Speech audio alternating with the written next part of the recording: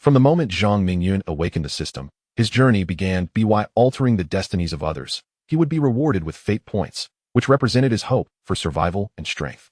Key point 1. One fate point equates to 1 day of survival. If his fate points were exhausted, Zhang Mingyun would be expelled from his original body, and the wheel of fate would obliterate his soul, rendering him eternally vanished. Key point 2. One of the heroines, Li Xue, is the leader of the Yuan sect and Zhang Mingyun's original master. Captivated by her beauty at first sight, after persistent pursuit, he finally touched her heart, and the two became partners on their path. Key point 3. Zhang Mingyun refuses to perish, and assassination attempts persist. Witness how he turns the tide against the odds and retaliates in dire straits. Chapter 1. Zhang Mingyun. In the Donglin region, within the Yuan sect, the world often deems the sect a nefarious organization that drains life essence. However, Zhang Mingyun holds a different view. He finds the women of the Yuan sect to be unparalleled in beauty and inherently kind-hearted. Lying on the bed was a stunningly beautiful woman, her oval face framed by delicate brows above a pair of sparkling eyes, complemented by a high nose that rendered her visage exquisite. As his gaze trailed down, Zhang Mingyun beheld a captivating sight, his body quivering slightly, and his heart stirred. This enchanting woman was Li Xue, his first client at the Yuan sect, and he was about to cast a spell upon her. With determination, he aligned his index and middle fingers, unleashing a beam of violet light that surged towards her brow. As the violet light penetrated Li Xue's mind, Zhang Mingyun quickly sensed a dense, dark fog shrouding her consciousness, a manifestation of misfortune. If not dispelled, it posed a lethal threat. The violet light intensified, transforming into a sharp arrow that pierced the depths of the black mist. Upon striking, the dark fog dissipated significantly, but remained intact. Zhang Mingyun gritted his teeth and activated the counterfeit technique. Again, the violet light surged into Li Xue's mind, this time morphing into a much larger arrow, its tip ablaze with violet flames, poised to eradicate the darkness. That moment, the black fog, as if alive, began to writhe within Li Xue's consciousness. Zhang Mingyun focused intently, honing the counterfeit technique to its utmost capacity, aiming to track the fog's movements. The violet arrow shot forth like a bolt, its speed leaving no room for the fog to react, striking directly at its core. With a crisp crack, the black mist erupted, scattering like a constellation of dark stars, gradually vanishing from Li Xue's mind. Li Xue cried out, clutching her head in pain. Yet within her heart, a sudden lightness emerged, as though a shackle had been shattered. She realized the young man before her had succeeded. "How do you feel?" Zhang Mingyun inquired with concern, noticing Li Xue beginning to rise. He instinctively offered his support. Her skin as pale as snow, Li Xue's soft hand flushed crimson under his assistance, the color creeping up to her cheeks. As she sat up, she scrutinized the young man before her. He possessed a handsome visage, his confident demeanor reflected in his sharp brows and bright eyes, his physique robust and powerful. Following his gaze down to her own form, her complexion deepened in hue, as if she could drip water. "Am I beautiful?" "Exquisite." Zhang Mingyun found himself entranced, his words slipping out before he could think them through, regretting them instantly. "Alas, I wonder if Li Xue has noticed my true identity." Simultaneously, a mechanical voice, audible only to Zhang Mingyun, resonated within his mind, a reward from the wheel of fate. "Congratulations, host, for successfully altering Li Xue's fate. Reward, 10 fate points. 10 points equate to 10 days. I, a prodigy of Blue Star, am granted merely 10 days to live. What a grand jest." Zhang Mingyun sighed internally, the enchanting sight of Li Xue unable to mask the sorrow etched on his face. "Do not presume that saving my sister's life grants you the right to brazenly take liberties with her," Li Xue warned, her gaze piercing as she playfully tugged at his chin. Her alluring figure on full displayed. "I asked this enchantress attempting to provoke me. Does she truly believe me a soft target?" Zhang Mingyun mused inwardly, a twinge of discomfort rising within him. Inhaling the fragrant scent emanating from Li Xue, he felt overwhelmed, his body betraying his thoughts. "How could this be? I merely wished to fix a stray strand of your hair, sister." Thankfully, I refrained from offering assistance. Otherwise, who knows what misunderstandings might have arisen. After years of cultivation, it seems my sister has lost her charm. Even you find her wanting. Li Xue turned her head, though a glimmer of mischief lingered in her eyes. She was testing Zhang Mingyun's intentions.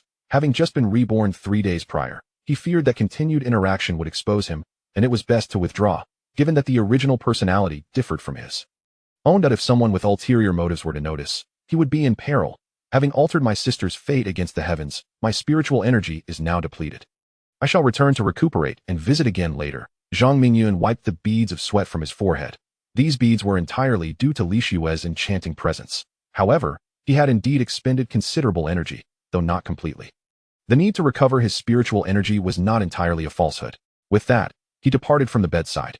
Li Xue, witnessing this, inwardly scolded herself for her suspicions. In her memory, this young man had always been earnest and respectful towards her. Faced with a string of misfortunes, she had no idea how he had come to her aid, actively seeking her out to dispel her calamities. Initially, she had doubted his abilities, but now, feeling revitalized, she recognized that he indeed possessed extraordinary powers of fate alteration. "Do not leave, I have not yet." Li Xue rose to grasp his sleeve, but a sudden wave of weakness overcame her, and she stumbled, nearly collapsing. Zhang Mingyun, who had taken 2 steps forward, noticed Li Xue faltering and instinctively reached out to prevent her from falling. Rip! To his surprise, the thin fabric of her clothing tore apart, and due to their momentum, they both tumbled onto the bed. The silence in the chamber was palpable, and Zhang Mingyun's face flushed with embarrassment, while Li Xue's complexion was a vivid crimson. Though she had been a member of the Yuan sect for many years, she had never been this close to a man. Had Zhang Mingyun not come to assist her in dispelling her misfortune, she would never have consented to his entrance into her quarters. "Am I truly old and unattractive?" Li Xue's voice was barely a whisper. "Sister, you are a celestial being, as beautiful as a goddess. Time has left no trace upon you, instead enhancing your radiant allure." Zhang Mingyun's words came from the heart, sincere and genuine. Upon hearing this, Li Xue's eyes sparkled with bashfulness. Chapter 2. You are truly beautiful. Li Xue's bashful demeanor suggested she had never been in such a situation before. As Zhang Mingyun pondered this, a fresh fragrance wafted into his nostrils, intoxicating him.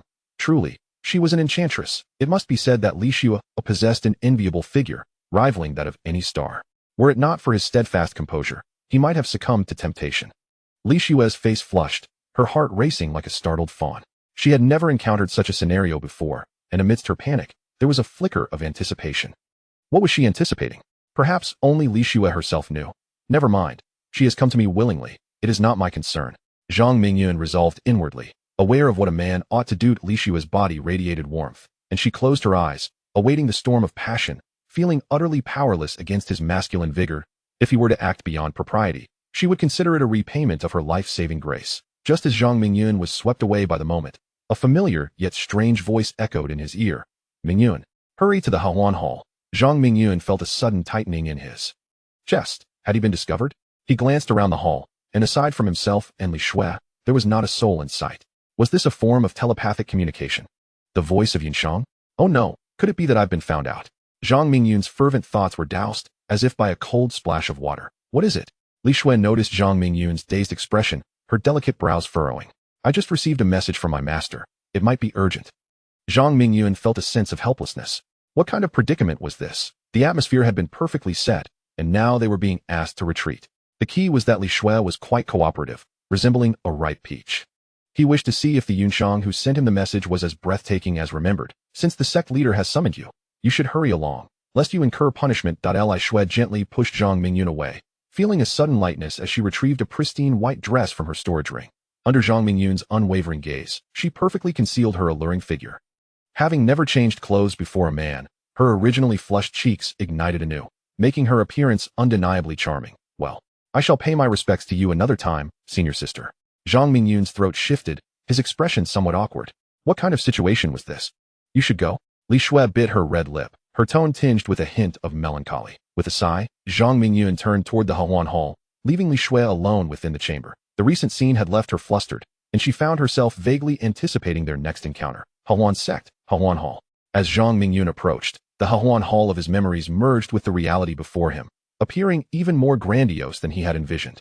The hall was spacious and brilliantly illuminated, thanks to the lamps hanging from the ceiling to either side. Tea tables and chairs were arranged, while a phoenix bed was embedded in the wall, harmoniously adorned with exquisite carvings of 9 phoenixes. Upon the bed lay a captivating figure, languidly reclining. "Master, you summoned your disciple. What urgent matters require my attention?" Zhang Mingyun called out as he hastened forward. Upon entering the hall, Zhang Mingyun found himself momentarily stunned, captivated by the unexpected scene before him. Reclining on the phoenix bed was a stunningly beautiful woman, her face so delicate it seemed almost ethereal. With a high nose and her dark hair elegantly pinned back, a resplendent phoenix hairpin cascaded down her locks, exuding an air of regal elegance. As his gaze descended, he noticed the golden phoenix embroidered on her bodice, appearing almost lifelike, fluttering with her breath. A white outer garment subtly draped over her figure, embellished with golden floral patterns that complemented the phoenix design on her bodice. The woman's perfect form was accentuated, her dainty feet casually resting on the edge of the phoenix bed, presenting an inviting allure that ignited a fiery sensation within Zhang Mingyun. Truly beautiful, Zhang Mingyun mused inwardly, his throat involuntarily moving. Even for one accustomed to beauty, he found himself irresistibly drawn to her, his heart racing. An impulsive thought crossed his mind. He decided to observe the fate of this enchanting woman, secretly activating his divination technique. A purple glow flickered in his eyes. The exquisite woman radiated a rich golden light from her core, while her destiny line was considerably robust, intricately connected to the vast river of fate among the stars. If all proceeded smoothly, she was destined to ascend to immortality. As Zhang Mingyun became animated, the stunning woman nodded in acknowledgement, mistakenly attributing his excitement to the aftermath of a great fall. Having survived a perilous ordeal has certainly transformed you. Do share the tale of your fall.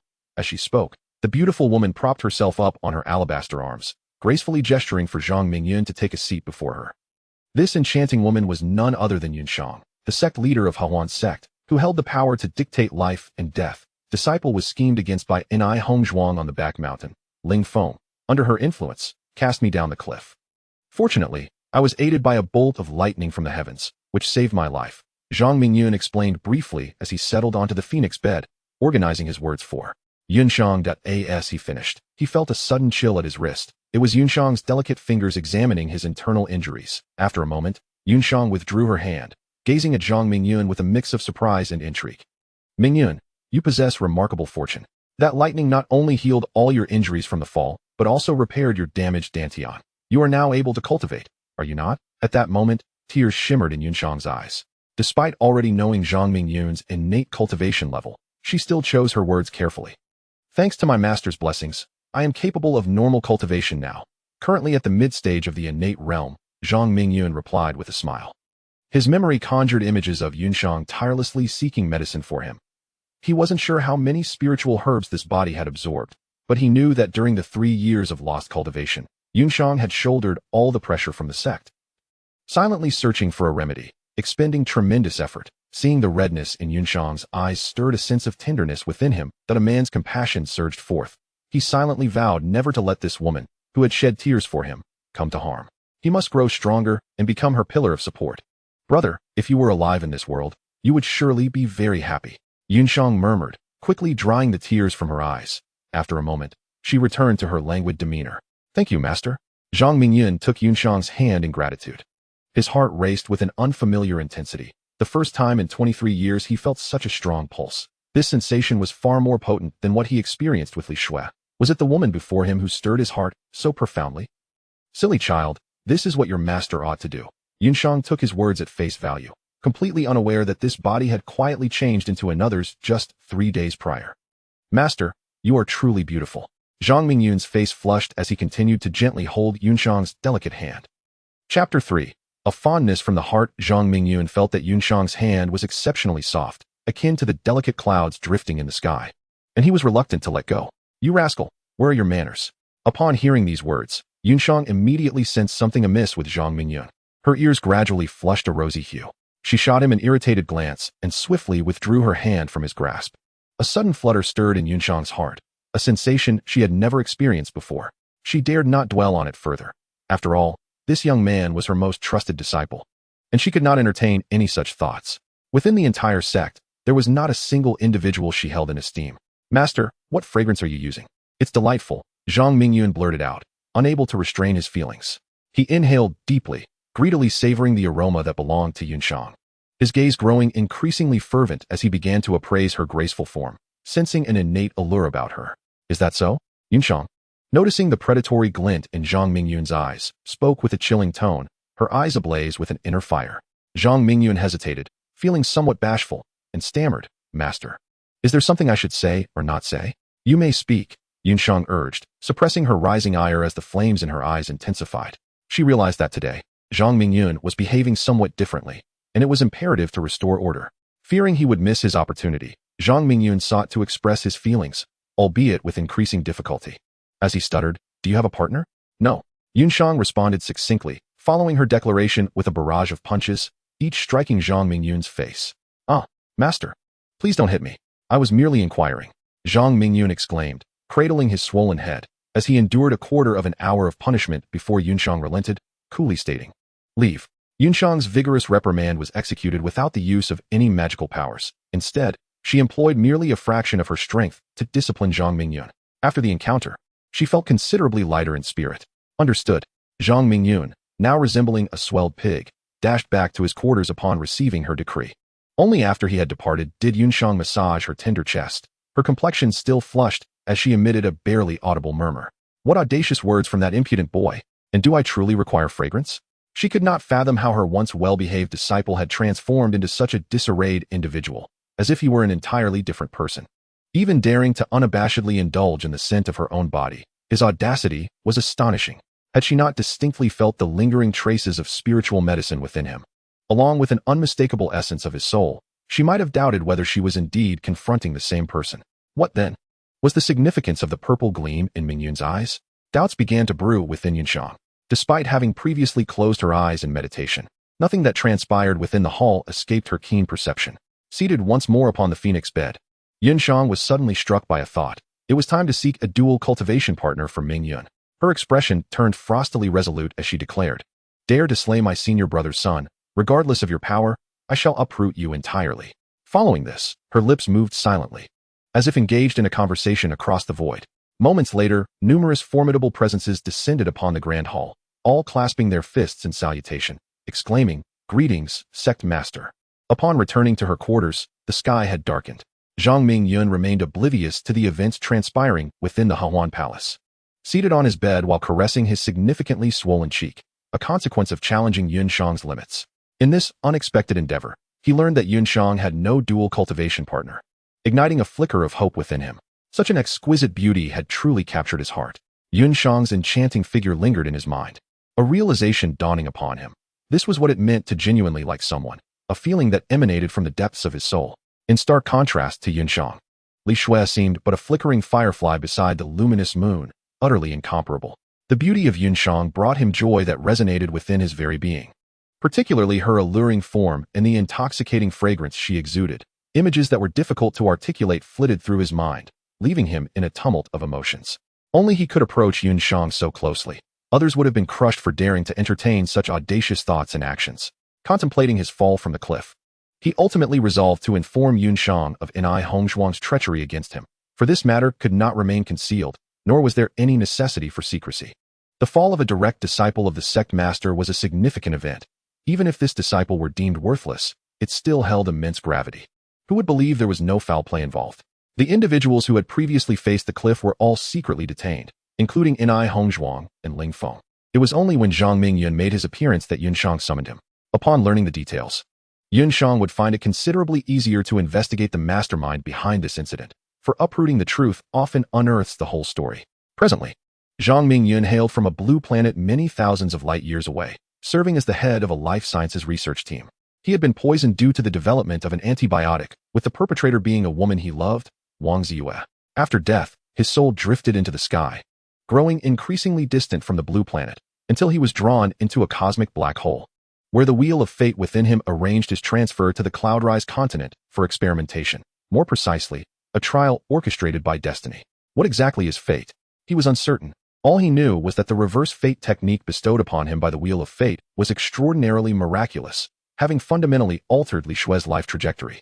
While he gained his first fortune in this world, he resolved to live on behalf of the already deceased Zhang Mingyun, albeit briefly, to continue rewriting the destinies of others, thereby extending his own life. Success in altering fate would trigger the reward mechanism of the wheel of fate, varying from person to person, with the rewards distributed differently. One fate point equated to 1 day of life. Naturally, fate points could be exchanged for other items, provided one possessed sufficient points to make the trade. In the land of Cloudrise, everything is dictated by strength.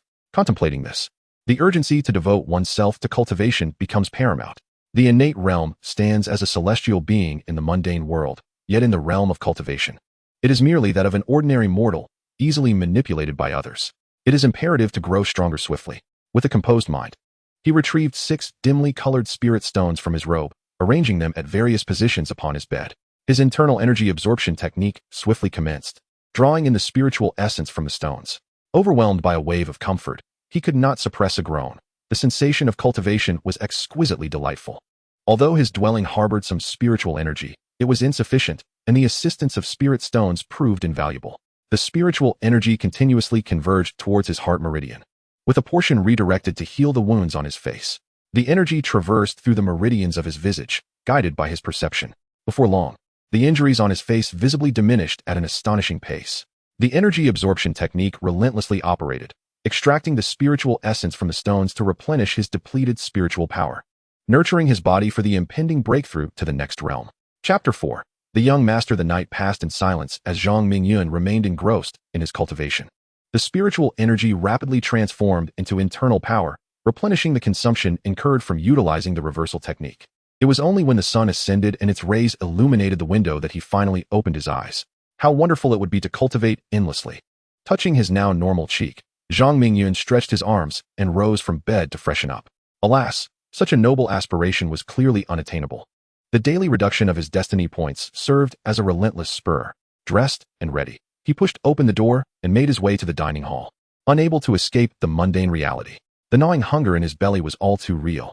In the sect's task hall, there were pills for fasting available for exchange, 10 spirit stones for 1 fasting pill, which could sustain a month's worth of energy.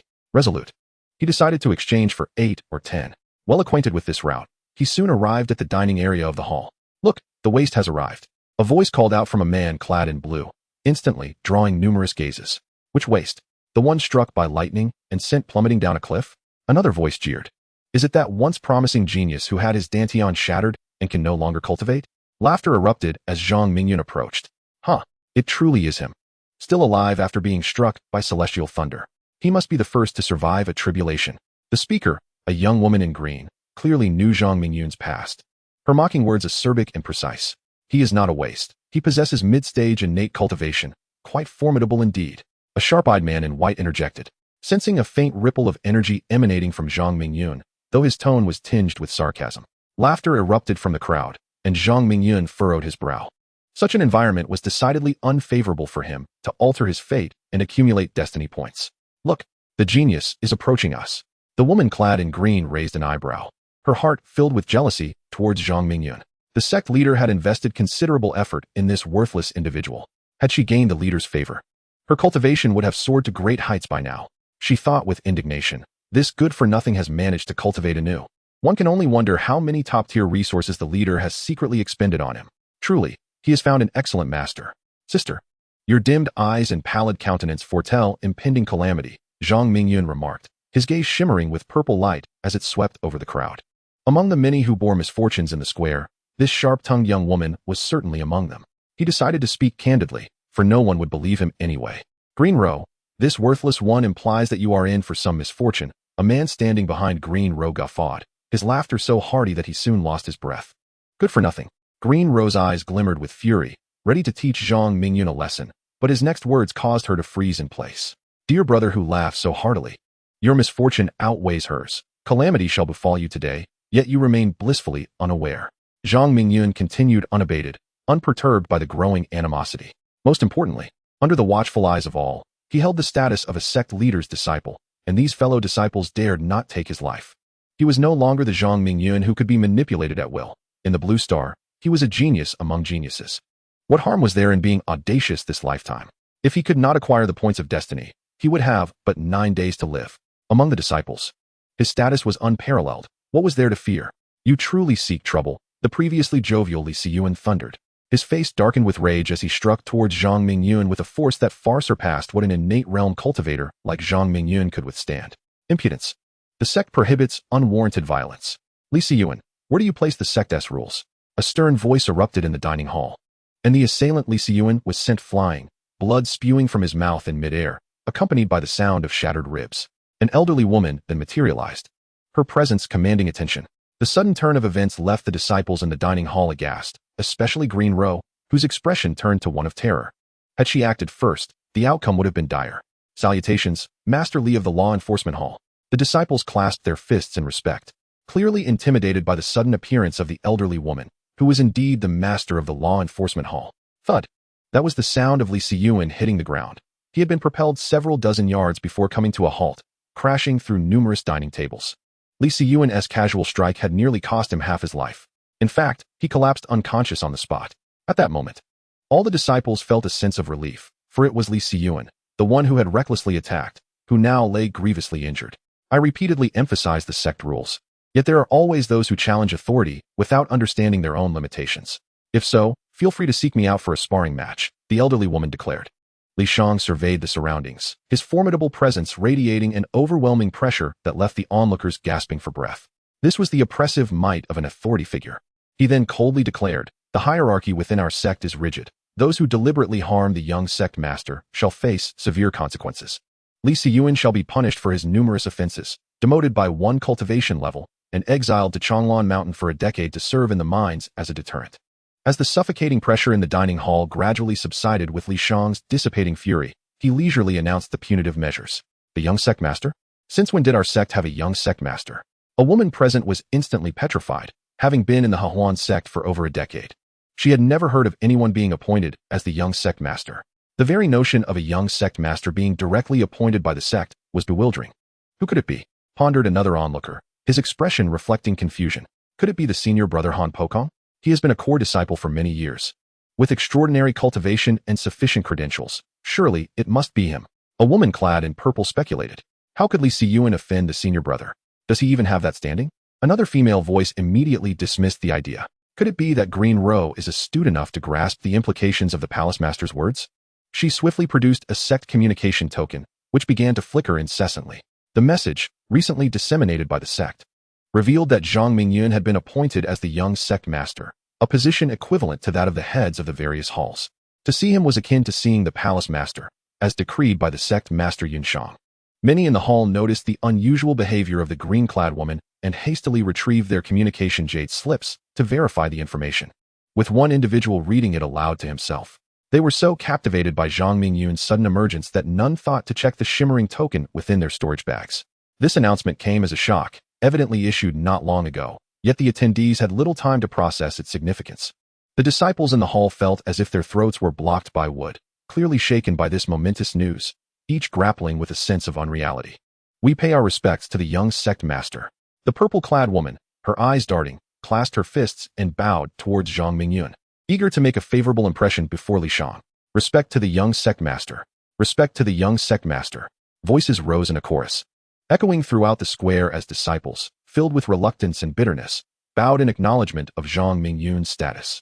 Chapter 5. The task hall. Should anyone dare to lay hands on Zhang Mingyun again, the unconscious Li Xue would serve as a cautionary example. 10 years of mining would be a far more tedious experience than cultivation, compounded by the bitter reality of falling behind in their cultivation levels, creating an ever-widening gap with their peers. Such a punishment was indeed difficult to bear. As these thoughts coursed through their minds, fear began to manifest in the eyes of the disciples. Rise. Despite possessing immense inner strength, Zhang Mingyun found himself grappling with the unexpected turn of events. His appointment as the young sect master by Yunshang filled him more with gratitude than pride. With this new identity, his fate no longer seemed a source of concern. This realization brought a bright joy to his countenance.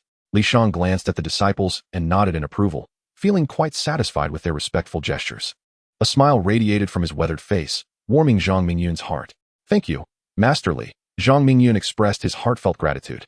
Had it not been for Li Xue's timely intervention, he would have lost half of his life. "Strive diligently in your cultivation. The Hahuan sect belongs to the youth," Li Xue encouraged before vanishing from the square. Zhang Mingyun had grown under Li Xue's watchful eye. 3 years prior, an unknown assailant had rendered him powerless, stripping him of his cultivation. The prior sect master's disappearance had left him in despair. Now that he had finally begun to cultivate anew, he could not allow Zhang Mingyun to falter again. Li Xue's departure filled Zhang Mingyun with yearning. He wondered when he could master the art of teleportation like Li Xue. "Congratulations, host. You have successfully rewritten Li Xue's fate and earned 5 fate points." A mechanical voice resonated within Zhang Mingyun. Hearing the wheel of fate's notification soured his mood. 5 fate points felt trivial, akin to tossing a few coins to a beggar. However, the additional 5 days of life brought him a modicum of comfort. Ignoring the wheel of fate, he made his way directly to the task hall. To acquire more fate points, the task hall was undoubtedly the best option, especially during the morning hours when disciples frequently embarked on tasks. "What are you so pleased about? Isn't it all thanks to the sect master being your master?" Elvira scoffed, a hint of bitterness evident in her tone. The other disciples present felt a sense of transformation, perceiving Zhang Mingyun as a phoenix rising from the ashes. They would think twice before speaking recklessly in the future. As for the prophecy Zhang Mingyun mentioned, none in the hall took it seriously, except for Li Xue, who truly faced the consequences of being assigned to mine. As Zhang Mingyun walked, he paused, startled by the abrupt announcement from the Wheel of Fate. Congratulations, host. You have successfully altered Ni Hongzhuang and Ling Feng's destinies, earning 30 fate points. This was indeed fortuitous, with the unfortunate Li Xue included. He now possessed a total of 44 fate points. Zhang Mingyun raised his eyebrows, calculating his remaining fate points. After a day had passed, 1 fate point was deducted. Upon awakening, he found the original host lying at the base of the cliff on the back mountain, severely weakened, with shattered bones and blood flowing like a fountain. His foundation had been completely destroyed, and he could barely open his eyes. It was a dire situation. Were it not for the restoration from the Wheel of Fate, he would not have been able to cultivate normally. At the cliff's edge, the Wheel of Fate prompted him to restore the original host's body, requiring 150 fate points for the exchange. With abundant resources, he readily agreed. Refusing would lead to inevitable death, a decision even a child could make. The original host's memories were essential for survival, and spending 220 fate points was a worthy investment. Otherwise, he could not pass the trial of Yunshang, as he resided within the original host, necessitating a match of memories. The prerequisite for altering fate was the cultivation of reverse fate techniques. He successfully exchanged 300 fate points with the Wheel of Fate, and then spent 1,000 fate points to gain a basic understanding of the reverse fate technique, thereby entering the initial phase of cultivation.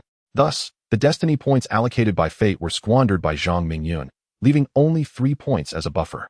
Fortunately, he alleviated Li Xue's misfortune and received his first reward. The art of reverse destiny is divided into 3 stages. The first stage is to observe fate, to clearly discern an individual's destiny trajectory. The second stage is known as fate cultivation, wherein the practitioner employs reverse destiny techniques to remove the misfortunes of others. However, this process can be quite painful, as exemplified by Li Xue. Should Zhang Mingyun advance to the later stages of fate cultivation, he would be capable of drawing talismans to enter the minds of others and extinguish their misfortunes, rendering the removal nearly imperceptible. The third stage involves altering fate, forcibly changing the destiny of one's enemies. Having expended all the destiny points bestowed upon him, he reflected with trepidation that had Li Xue not cooperated yesterday, or had he failed to find the one whose fate could be altered, he would have faced eternal oblivion. Contemplating this, Zhang Mingyun felt a pang of fear, realizing he had gambled with his very existence. Now, with 44 destiny points at his disposal, he could finally breathe a sigh of relief. Yet he knew that he must not neglect the art of reverse destiny, eagerly anticipating the mastery of the third stage. Yunshang's movements were remarkably swift, suggesting she had been quite busy the previous night. Indeed, it is pleasant to find shade beneath a great tree. The Wheel of Fate lay silent, and Zhang Mingyun's spirits lifted considerably. As if he had gained the power to dictate life and death, he mused to himself. Of course, he merely spoke in jest. It was the destiny points that constituted his true currency in this world.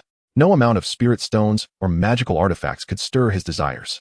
After the scene at the Hehuan Hall yesterday, Zhang Mingyun preferred to address Yunshang by her name rather than calling her master, which sounded far more melodious. With a gust at his feet, he passed by several pavilions and grand halls, winding his way to the task hall. Standing outside, he immediately spotted the bustling counters within. At that moment, dozens were queuing to claim tasks, while a few were engaged in task exchanges, far more lively than he had anticipated. Upon entering, he gazed at the lines of text dancing upon the wall and couldn't help but marvel. Beneath each civilization lies a unique manifestation of achievement. This was not akin to the screens used on Blue Star, but rather more agile and versatile. The wall was controlled by a piece of white jade, akin to the central processor of a computer on Blue Star. Greetings, young sect master. A duty-bound man stationed at the counter noticed Zhang Mingyun, who was lost in thought, and immediately clasped his fists in salute. Although the young sect master held no real power, his elevated status commanded respect.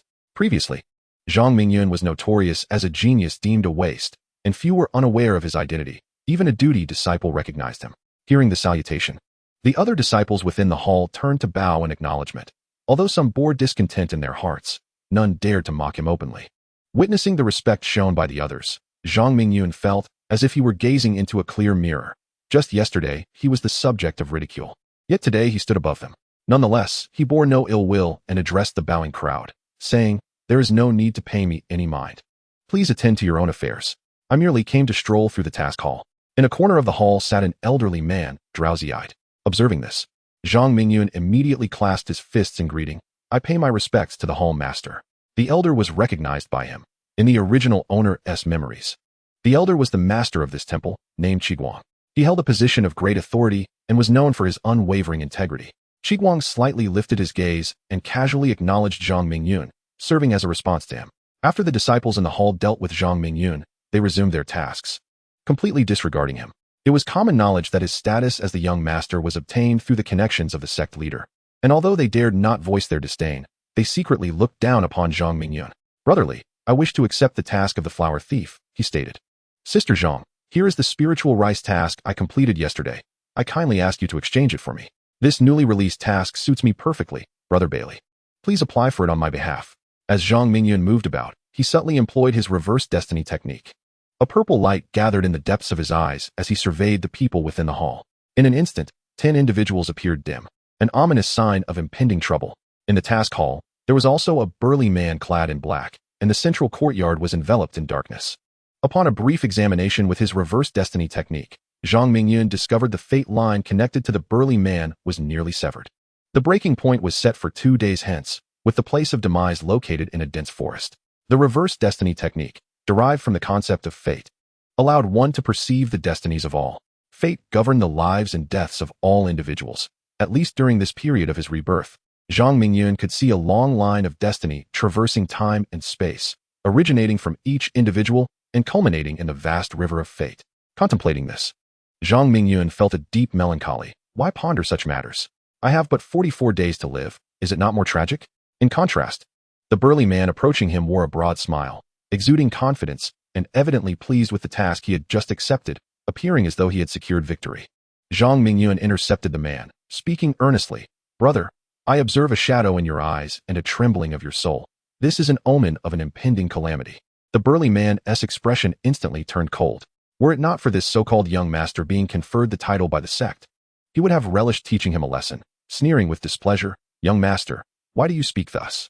Brother Wu Kuei's face darkened ominously, as the young master had seriously offended him. A disciple standing not far away mocked. "The young master is likely to meet misfortune. Brother Wu Kuei has already attained the golden core stage and is said to have escaped with his life from the hands of those in the nascent soul stage." Another disciple, possessing more information, added, "I believe the young master must possess some secret technique to discern Brother Wu's impending doom. Otherwise, he would not be so reckless." A young woman in green chimed in, analyzing the situation with clarity. Zhang Mingyun absorbed the reactions of everyone in the hall, achieving the effect he desired.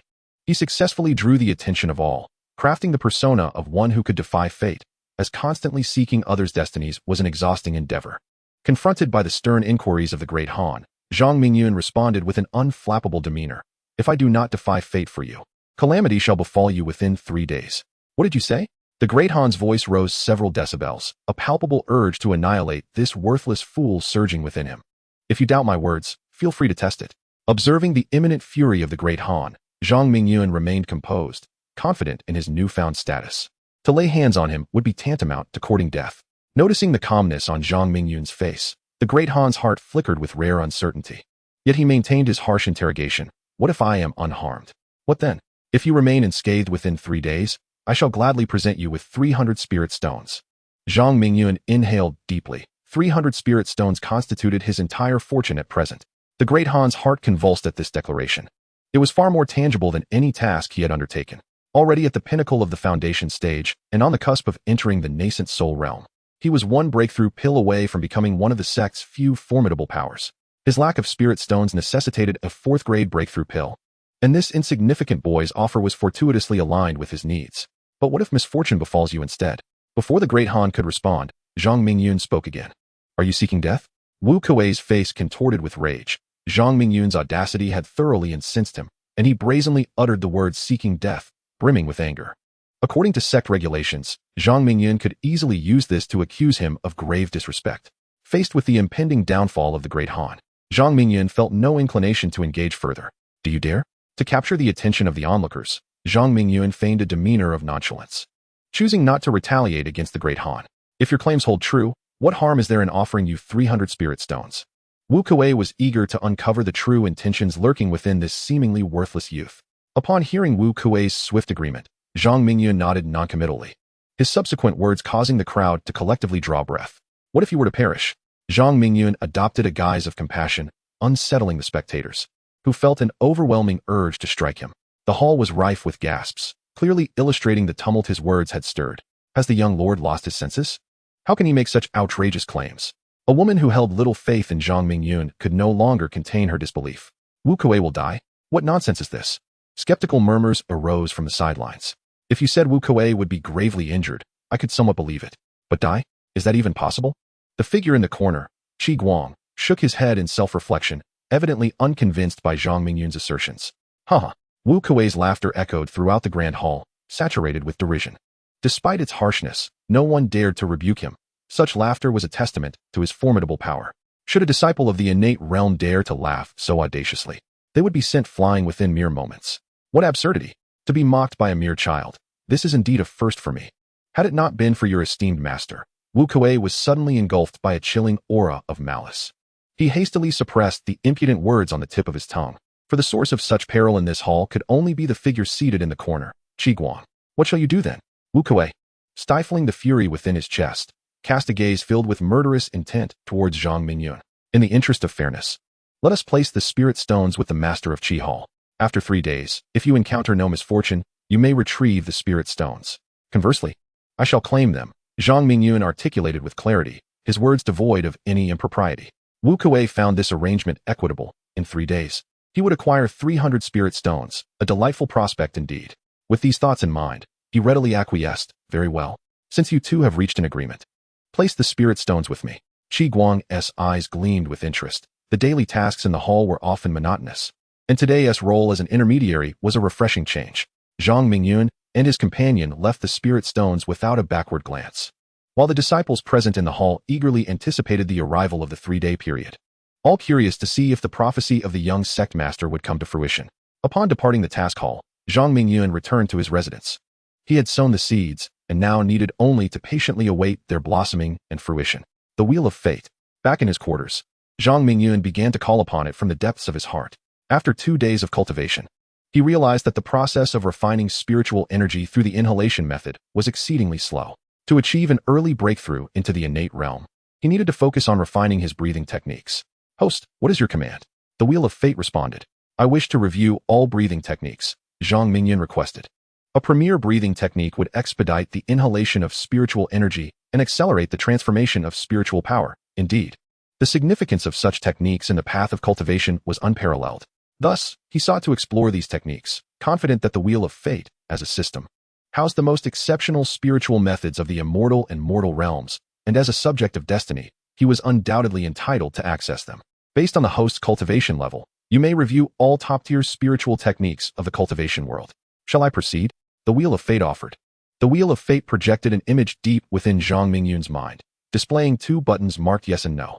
Yes, Zhang Mingyun affirmed. In his mind, a semi-transparent blue interface materialized, showcasing 100 names of breathing techniques, arranged in ascending order. Breath source technique, 2 fate points. Inhalation and exhalation technique, 4 fate points. Qi rhythm guidance technique, 5 fate points. Breath regulation sutra, 5 fate points. 9 heavens breath technique, 30 fate points. Zhang Mingyun perused the extensive list of breathing techniques, ultimately fixating on the last entry. As his gaze lingered, he entered the introduction page for the 9 heavens breath technique. Breathing technique, 9 heavens breath technique. Level, high-tier inhalation technique. Exchange, 30 fate points. Effect, minor success allows absorption of spiritual energy within a radius of 1 zhang. Major success expands to a circumference of 3 zhang. Spiritual energy absorption mimics respiration, with instant transformation of spiritual power. Mystical insight, available for fee-based viewing. After perusing the introduction to the 9 heavens Qi gathering technique, Zhang Mingyun felt a surge of enthusiasm. His current cultivation level was woefully inadequate, leaving him defenseless. This technique could indeed rectify his predicament. Fate Wheel, I implore you to exchange for the 9 heavens Qi gathering technique. With resolute determination, he issued the command. The exchange was successful, deducting 30 fate points from his total. The 9 heavens Qi gathering technique was now inscribed within the recesses of his mind. He was urged to explore it at his leisure. A cautionary note echoed in his consciousness. Host, you now possess only 14 fate points. Expedite your efforts to acquire more. Otherwise, you risk succumbing to death. The voice of the fate wheel reverberated, then fell silent. Zhang Mingyun sighed, lamenting how swiftly his resources dwindled. The relentless passage of time weighed heavily upon him. Setting aside distractions, he delved into the profundities of the nine heavens qi gathering technique.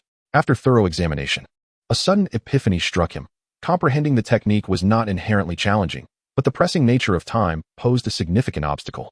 Thus, he called upon the fate wheel once more. Fate wheel. How many fate points are required for the direct exchange of the method for utilizing the nine heavens qi gathering technique? 300 fate points. Came the reply from the fate wheel. Zhang Mingyun resignedly thought, so be it. I shall discover it myself. Such an exorbitant price. As he had surmised, the techniques provided by the fate wheel were indeed immediately usable, yet the cost in fate points was exorbitantly inflated. The essence of the nine heavens qi gathering technique was as follows. Within a radius of 3 yards, gather qi. Let the qi settle in the dantian to refine the true spirit, traverse the heart meridians to generate ethereal force. The explanation, though concise, was not obscure. With his prodigious intellect, Zhang Mingyun found it readily comprehensible. He retrieved the slightly dimmed spirit stones from his recent practice, distributing them throughout his room, and began to circulate the nine heavens qi gathering technique within his body. With each inhalation and exhalation, he sensed the spiritual energy within the room. Yet he found it challenging to absorb it as freely as with the qi absorption technique. Instead, it proved troublesome, indicating that the nine heavens qi gathering technique was not flowing smoothly. A quarter of an hour passed, yet the technique remained awkward in its execution. After an hour, he encountered impediments with each attempt to draw the qi into his body, resulting in the dispersal of the surrounding spiritual energy. That day, Zhang Mingyun immersed himself completely in the practice of the qi gathering technique. Time flew by, and soon night fell. Upon opening his eyes, the room was illuminated as if it were daytime, unchanged as always. Rising from his bed, he retrieved the firestone from his storage pouch. Igniting the tea-making apparatus on the table, he added well water and tea leaves, watching as the flames flickered gently, patiently awaiting the water to boil. These tea utensils were procured from the sect's shop, reflecting the habits he cultivated on Blue Star. He believed that cultivation should not hinder a life of quality.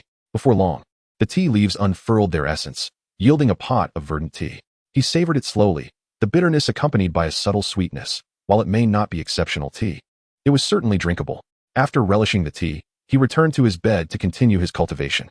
This time, the qi gathering technique flowed without urgency. After completing one cycle, he continued to circulate it, repeating the process. After countless attempts, the technique finally stabilized to a radius of about 1 yard, and he began to experiment with absorbing the spiritual energy within the room. Slowly, the first wisp of spiritual energy began to take shape within him, guiding it into the heart meridian and subsequently transforming it into spiritual power. The speed of this transformation was astonishing. Indeed, just as the Wheel of Fate had foretold, the 30 fate points had not been squandered. Savoring the sweetness of success, Zhang Mingyun could not conceal the excitement radiating from his face. Suppressing his elation, he closed his eyes, immersing himself in the fluid operation of the qi gathering technique within his body. Thus, the absorption of spiritual energy accelerated, and the spiritual power stored within him began to swell. This session of cultivation was particularly smooth. He lost track of time, as if he could remain immersed in his practice indefinitely. 3 days later, a graceful figure appeared in Zhang Mingyun's chamber. With delicate steps, a veil emanated from her form, enveloping the entire room before coming to a halt. She slowly seated herself upon the bed, gazing at the entranced Zhang Mingyun, a subtle smile gracing her flawless face as she watched in silence. The enchanting fragrance wafted through the air, causing Zhang Mingyun, still deep in his cultivation, to twitch his nose. Is that Yunshang? Upon opening his eyes, he noticed something different about her today. Draped over her magnificent curves was a sky-blue corset, accentuating her form to perfection. The corset was adorned with delicate white flowers, and her fragrant shoulders were veiled with a sheer outer garment. Dangling earrings sparkled beneath her ears, captivating Zhang Mingyun, who found himself unable to restrain his admiration, exclaiming, "Master, you are truly beautiful." A fiery passion ignited within Zhang Mingyun, yearning for immediate release. "You impudent boy, what nonsense are you spouting?" The woman seated on the bed replied, her cheeks tinged with a faint blush at the unexpected compliment. "Has your injury healed?" Yunshang inquired further, concern glimmering in her eyes. Recalling the bold words Zhang Mingyun had spoken in the Hahuan Hall, which had prompted her to take action, she had come to check on the wounds on his face. "Oh dear, there is still some pain on the left side of my face." Zhang Mingyun quickly covered his cheek, accompanied by a soft groan. "Strange, I didn't use any spiritual power when I struck you. How could it have harmed the meridians of your face?" Yunshang gently reached out her hand, tenderly caressing Zhang Mingyun's face, her spiritual energy permeating his skin to assess the situation. In Yunshang's eyes, this disciple had always been obedient, devoid of any deceitful intentions, and thus she held no suspicion. The meridians appeared intact, no reason for any pain to persist. Furrowing her brow, Yunxiang felt perplexed. As she continued her gentle examination, Zhang Mingyun's heart raced noticeably. And from the corner of his eye, he caught sight of Yunxiang's supple curves swaying gently, causing his face to flush with warmth as if he were running a fever. Chapter 8. Yunxiang, I adore you, master. My heart is trembling violently. I wonder if this is a sign of losing control. Zhang Mingyun anxiously took Yunxiang's hand, placing it over his heart. Why has this symptom emerged so abruptly? Yunxiang felt the powerful rhythm of his heartbeat. It seemed to infect her own heart, which began to synchronize with his. Her originally warm hands gradually grew warmer still. A flurry of emotions surged within her. As the leader of the Hahuan sect, though she had never experienced romantic entanglements, she understood this to be a sign of deep affection. In the Hahuan sect, scenes of passionate love between men and women are not uncommon. Yunxiang's consciousness frequently captures intimate moments. She cannot help but click her tongue in disbelief, secretly disdainful of the lewd dual cultivation techniques left by the ancestor. The women, lost in their emotions, emit impure sounds. She resolutely refuses to practice such shameful arts. Before her stands Zhang Mingyun, whose complexion mirrors that of certain palace attendants during intimate moments, flushed and abnormally vibrant. When she inadvertently extends her perception towards Zhang Mingyun, she is so startled that she hastily shuts off her senses, feeling a mix of anger and embarrassment. She is certain that Zhang Mingyun has developed feelings for her. How can this be allowed? It is absolutely unacceptable. 3 days prior, she had sensed this budding emotion and had taken steps to correct it, ensuring that this disciple would no longer entertain such absurd thoughts. Yet today, this disciple's audacity has grown, remaining undeterred. Yunxiang bites her red lip, her gaze darting nervously, burdened with unspoken thoughts. Yunxiang, I like you. Zhang Mingyun musters his courage to voice his feelings, unable to restrain the fervor in his heart. The very concern Yunxiang dreaded has manifested. The romance between master and disciple has never been accepted by society, and her expression turns grave. Mingyun, I am your rightful master. She attempts to counsel, but her words are abruptly silenced by Zhang Mingyun's passionate kiss. Yunxiang pushes him away with all her might. Yet she is hesitant to use her cultivation, fearing she might inadvertently harm him. Zhang Mingyun, unaware of the source of his newfound strength, grips Yunxiang's delicate form ever tighter. Her face flushes a terrifying crimson, her heart racing uncontrollably, feeling weak and powerless, unable to break free. Zhang Mingyun's unconventional advances leave Yunxiang in a state of utter disarray. Desperately resisting, yet caught in a whirlwind of chaotic emotions, her heart threatens to leap from her chest, a fragrant turmoil enveloping her senses. This dreamlike bliss thoroughly ensnares Zhang Mingyun, leaving him lost in its depths, as if he were trapped in an endless dream. The turmoil within Yunxiang only intensifies. Akin to ants crawling upon her skin, a mix of sweetness and discomfort she has never experienced before, caught between resistance and anticipation. A thought arises within her. Where did this brat learn such skillful techniques? After what feels like an eternity, Zhang Mingyun reluctantly releases Yunxiang, his gaze brimming with uncontainable affection. You little rascal. You big liar. You only know how to bully me. Yunxiang shoots a piercing glance at Zhang Mingyun, her voice laced with confusion. Yunxiang, my feelings for you are as vast as the heavens. Should I betray this vow, may the heavens punish me. Zhang Mingyun vows, only to have his mouth covered by Yunxiang's palm. Cultivators must not make oaths lightly. The fluttering of her heart feels like a fawn in distress. She senses Zhang Mingyun's sincerity. Chapter 9. I am your master. The only source of her internal conflict is their master-disciple relationship. Should this be revealed, she cannot bear to imagine the consequences, leaving her at a loss. 3 days ago, Zhang Mingyun had an unfortunate fall from a cliff, but upon awakening, he seemed transformed. The formerly obedient and mild-mannered Zhang Mingyun now bore an air of confidence that caused her great concern. In this ruthless world where the strong prey upon the weak, a timid disposition often leads to dire consequences. However, Zhang Mingyun now possesses an unwavering confidence, enveloped in an air of mystery that both captivates and eludes her. Their relationship has taken a significant step forward, filling Zhang Mingyun with unbridled joy as he strikes a chord within Yunxiang. Upon witnessing her attempt to restrain him from swearing an oath, he could not resist embracing her. A sense of unreality washed over him. Here he was, the leader of a sect, holding her close, quietly gazing at her. He resolved to live fully, even if it meant becoming a puppet manipulated by fate. Yunxiang's bashfulness enchanted him, igniting a desire to kiss her smooth cheek once more. Do tell me, where did you acquire your fortune-telling skills? Yunxiang inquired, her phoenix-like eyes narrowing as she detected the mischief in his demeanor. With a delicate gesture, she pinched his back. Ouch, it hurts. My lady, please let go. Zhang Mingyun grimaced, pleading with her. Yunshang's expression hardened, her grip tightening slightly as she playfully chided. What did you just call me? I called you my lady. What else would I call you? Zhang Mingyun replied, his face displaying an expression of innocent entitlement. I am your master. Yunshang retorted, her tone tinged with annoyance. Well, then you are also my lady. Zhang Mingyun, emboldened by their closeness, declared. When did I ever agree to be your partner? Besides, I am your master. Yunshang bit her red lip, her beauty radiating, her eyes filled with conflict. If she acquiesced to Zhang Mingyun's words, how would she face the world?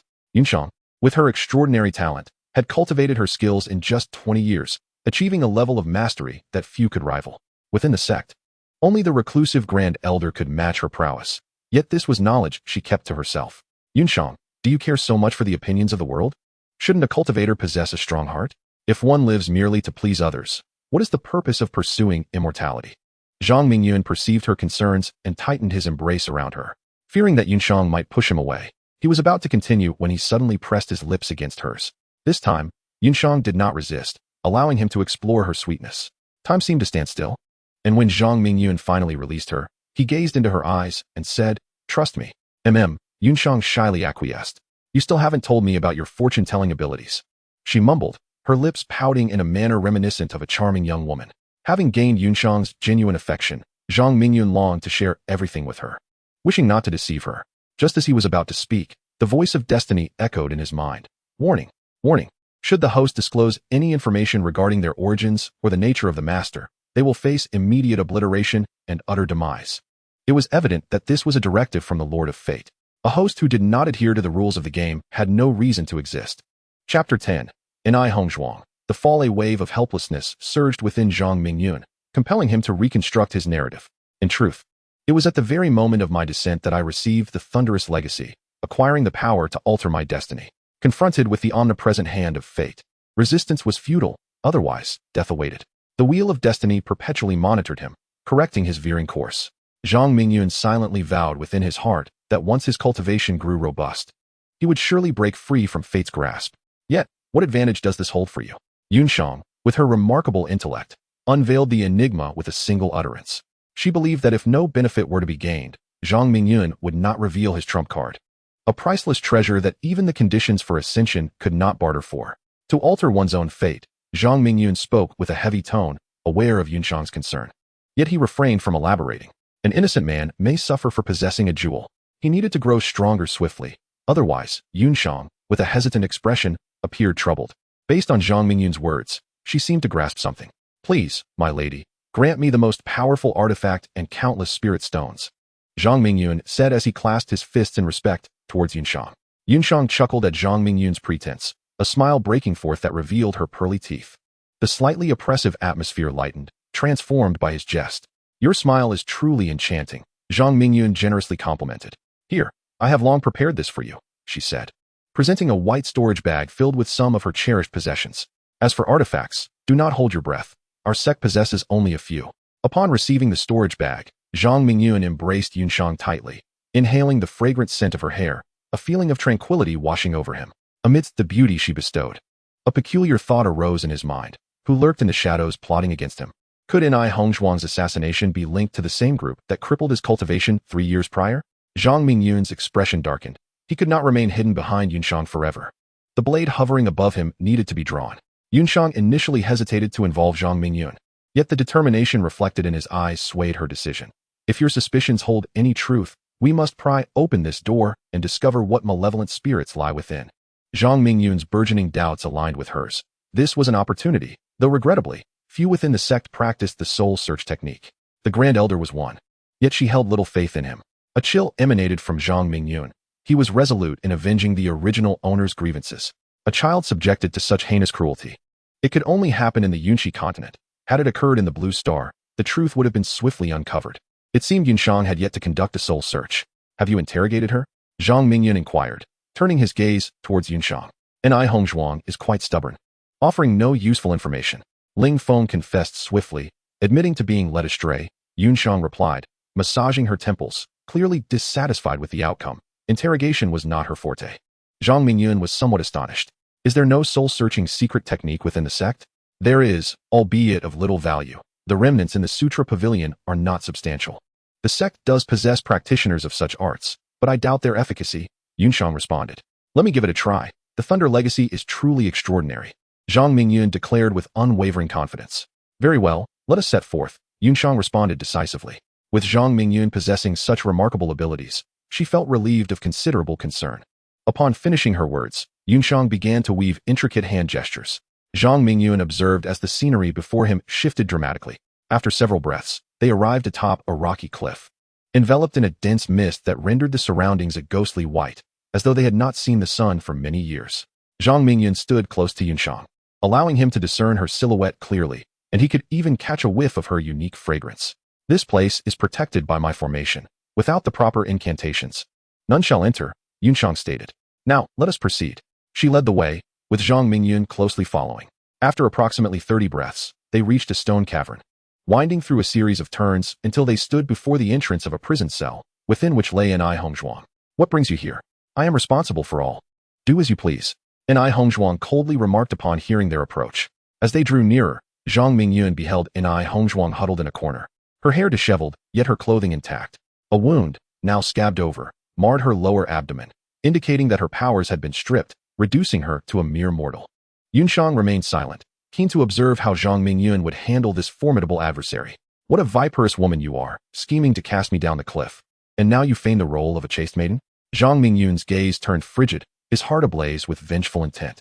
In a certain light, he felt a strange gratitude towards Anai Hongzhuang.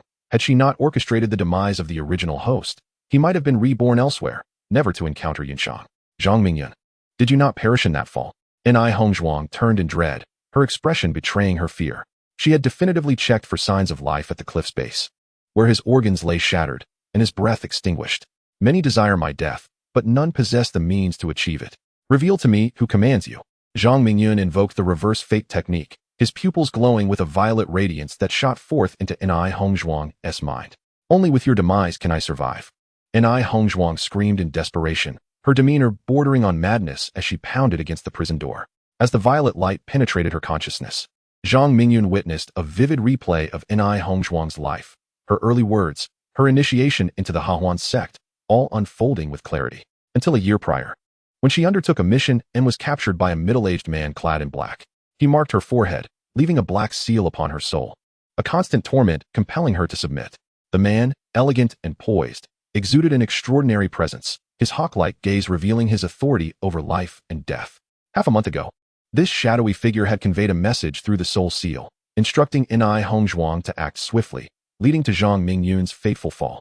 Zhang Mingyun filtered through the memories once more, affirming that the original host had never encountered this man. From whence did this enmity arise? Why was there such a relentless pursuit to eliminate the original host? With a thought, Zhang Mingyun gestured into the void, and a figure materialized, none other than the puppet master who controlled his fate, revealing how Anai Hongzhuang had become a mere pawn in this grand scheme. How could it be him? Yunshang's voice was icy, her delicate face shrouded in a layer of frost. How did you manage this? Anai Hongzhuang gazed incredulously at Zhang Mingyun, as though she were meeting him for the first time. She vividly recalled Zhang Mingyun's timidity atop the cliff in the back mountains. The fear radiating from his pupils, the contrast to his current demeanor was striking. Do you know him? Zhang Mingyun's expression brightened. As he had gleaned insight into the forces that sought to harm him, how could he not be pleased? As for Anai Hongzhuang's inquiry, he could not be bothered to provide an explanation. He is Huang Yulong, the leader of the Misty Sect. Our sect's territory borders that of the Misty Sect. Although there have been frictions between our disciples, the elders have never intervened. For a sect leader to disregard his status and resort to poisoning a disciple is quite remarkable. Yunshang's bold conjecture faltered as she turned to Zhang Mingyun. Suddenly, with a flick of her fingers, a surge of energy shot forth from her fingertips, piercing through Anai Hongzhuang's body. The first explosion erupted from her head, followed by her heart and dantian, splattering crimson and ivory matter throughout the confines of the cell. A visceral scent permeating the air. Zhang Mingyun felt a tumult within him. It was his first intimate encounter with slaughter. He forcefully suppressed the nausea rising in his chest. Having entered this realm of cultivation, such scenes were inescapable, and he could acclimate to them. Anai Hongzhuang had perished. Zhang Mingyun was not one to show mercy. He wholeheartedly approved of Yunshang's actions. It was likely that Huang Yulong could eavesdrop on their conversation through soul imprints, and swiftly eliminating Anai Hongzhuang was indeed the optimal outcome. He turned to Yunshang and inquired, could this be connected to my father's demise? Following Yunshang's words, Zhang Mingyun pondered the possibility, which seemed considerable. Yunxiang cast a deep glance at Zhang Mingyun, increasingly convinced of his perceptive nature. He grasped concepts with remarkable clarity. Since he had deduced this much, she decided to reveal the truth. To be precise, my senior brother is missing, but there is a significant probability that he has fallen. Zhang Mingyun's father, Zhang Yaoqing, was the former sect leader and also Yunxiang's senior brother. After Zhang Yaoqing's disappearance, Yunxiang took on the responsibilities of the sect and accepted Zhang Mingyun as her disciple. However, 3 years prior, during a mission, Zhang Mingyun had his dantian shattered and was rendered a cultivator unable to progress. Until now, Zhang Mingyun had been reborn, utilizing the wheel of fate to restore his severely damaged body and become capable of cultivation once more. My lady, how did my father go missing? Zhang Mingyun's expression remained calm, though Yunxiang perceived this tranquility as a facade of composure. Little did she know that Zhang Mingyun's calmness was genuine. It was not his father who was missing, and given the original owner's scant memories of paternal affection, he had received little care. Chapter 11. The setting sun is boundlessly beautiful. My senior brother went missing within the Dream Return Valley's secret realm. This realm lies at the convergence of the Donglin domain and the Qingcang domain, seemingly appearing out of thin air. Based on the information relayed by scouts, it is highly likely that the Dream Return Valley is the ascension site of the Nightmare Elder. As Yunxiang recounted the circumstances, she moved toward the exit, the lingering scent of blood making the atmosphere quite unbearable. Did he truly venture forth so recklessly? Zhang Mingyun followed her out, perplexed by her question. Yunxiang rolled her eyes in response. Is this not a matter of celestial destiny? The discourse resembles a casual remark about picking up litter. What is the essence of celestial fate? It signifies the opportunity to attain immortality. The Eastern Forest domain is inherently scarce in resources, and the Dream Return Valley likely harbors the legacy left by the Nightmarish Elder, making the allure of immortality exceedingly tempting. The resources left behind by the Ancestor of Harmony, after being depleted through several generations of sect leaders facing tribulations, have long been diminished, not to mention the multitude of individuals within the sect that require sustenance, all of which demands considerable resources. Yunxiang felt an overwhelming weariness and pondered to herself. Has Mingyun enjoyed a life of comfort these past few years? Yet, he has faced the consequences of his cultivation being dismantled and has endured countless cold glances. Reflecting on these thoughts, a pang of sorrow struck her heart. As the sect was filled with diverse voices, not everyone would share her concern for Zhang Mingyun. It was not only her senior brother who had ventured forth. Many prominent sects from the Eastern Forest domain had also participated, including the mysterious Mist sect. According to intelligence gathered, the battles at Dream Return Valley had been extraordinarily fierce, resulting in the annihilation of the core forces of the Harmony sect. With a sudden sigh, Yunxiang lamented the reasons behind such intense conflict and the uncertainty surrounding Zhang Yaoqing's fate. As for the mysterious Mist sect, Huang Yulong, what manner of person is he? Zhang Mingyun clenched his fist, resolved to seek him out for a discussion. As they conversed, they arrived at an expansive area atop the peak, where the thick mist dissipated upon their arrival. The sky revealed its true countenance, adorned with vibrant crimson clouds, while a resplendent red sun hung low on the horizon, casting a golden glow upon the rocky cliffs beneath their feet. The two figures at the summit became enveloped in the brilliance of the dawn, resembling celestial beings descending from the heavens. How breathtaking! Yunxiang exclaimed, stretching her arms wide to embrace the radiant glow and gentle breeze, lost in the beauty surrounding her. Her exquisite figure emerged, subtly illuminated by the refracted light, captivating Zhang Mingyun with the serene grace etched upon her delicate features. My lady is even more enchanting, Zhang Mingyun exclaimed with genuine admiration as he enveloped Yunxiang from behind, inhaling the fragrant aroma that emanated from her, a sensory delight beyond compare. When did your lips become so sweet? Yunxiang felt as if honey had been spread across her heart, cherishing Zhang Mingyun's praise above all else. It is but the effect of your nurturing, my lady, rendering you all the more delightful. Zhang Mingyun tightened his embrace, drawing nearer to her. He could distinctly feel the warmth radiating from her delicate form, a captivating allure that consistently drew him in. Gradually, Yunxiang sensed an unusual shift. She noticed Zhang Mingyun's breathing had grown labored, the heat of his breath brushing against her neck, sending tingles coursing through her. As the leader of the Harmony sect, if she could not discern such subtle cues, what worth would she have as a leader? The crimson clouds above seemed to cast a spell, tinting her ears a rosy hue that gradually crept towards her cheeks. Could she maintain her composure? A flush spread across Yunxiang's face, mingling with a hint of irritation in her gaze. The situation had become urgent, and yet this young man remained restless. She shifted her form, subtly distancing herself from Zhang Mingyun, easing their closeness. An impulsive wave surged within Zhang Mingyun, stirring a tumult of emotions that bordered on torment, a true trial of patience. In such a splendid moment, How can I possibly restrain myself? Zhang Mingyun felt an immediate surge of anger, a strong urge to deliver a few slaps to Yunshang's dairy Ri. However, upon reflection, he feared that such an action might backfire. Thus, he cautiously teased, "My dear wife, it is rather unreasonable of you to stoke the flames without considering how to extinguish them. Humph, the fire was not ignited by me. It was kindled by your own doing. If you wish to quench it, seek assistance elsewhere." Yunshang swiftly evaded, appearing several paces away. This young man had a propensity for igniting trouble, and she was not a fire extinguisher. He must learn to face the consequences of his actions. Noticing the awkward expression on Zhang Mingyun's face, Yunshang raised her delicate eyebrows, silently thinking, "You cheeky lad, I shall have my way with you yet. Let us return," she proposed, recalling Zhang Mingyun's earlier clenched fist. She prepared to offer some advice. "By the way, Huang Yulong, do refrain from provoking him for now. In this world of survival of the fittest, one's own strength is paramount. Elevate your cultivation before plotting revenge. There is a saying that a gentleman takes his time with vengeance. 10 years is not too long to wait." Without waiting for Zhang Mingyun's response, she swiftly performed a series of hand gestures, using her teleportation technique to send him back to their residence while she returned to the Hawan Hall. Zhang Mingyun lamented inwardly. The image of Yunshang's exquisite figure lingering in his mind, he resolved to win her over next time. As he surveyed the familiar surroundings, he mused, "There is a saying that haste makes waste, and indeed, my dear wife is akin to a tempting dish." Seating himself at the table, he quelled his restless thoughts and gently sensed the contents of his storage bag. His brow furrowed. He could not discern its treasures. Subsequently, a torrent of spiritual energy surged from within him into the storage bag. After 100 breaths, he successfully refined the bag's array, leaving only the final step to activate it: blood recognition. He pricked his fingertip, allowing a drop of blood to fall upon the storage bag. A brilliant white light flickered momentarily, a sign of successful refinement.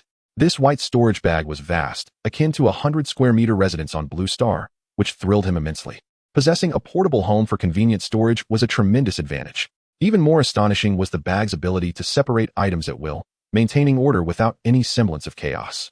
The ease with which he could retrieve and store objects was remarkable. Such a spatial storage device could not be conceived on the technologically advanced Blue Star. The world of cultivation was indeed filled with wonders, far surpassing the mundane realm. This enchanting continent awaited his exploration.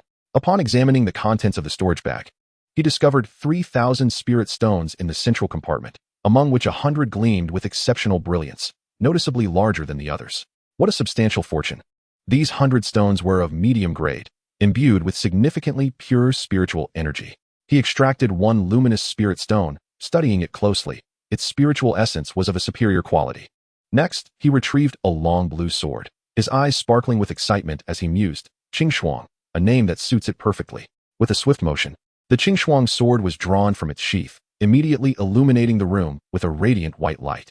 In his grasp, it exuded a sharpness that felt capable of cleaving through all creation. This was indeed a treasured artifact.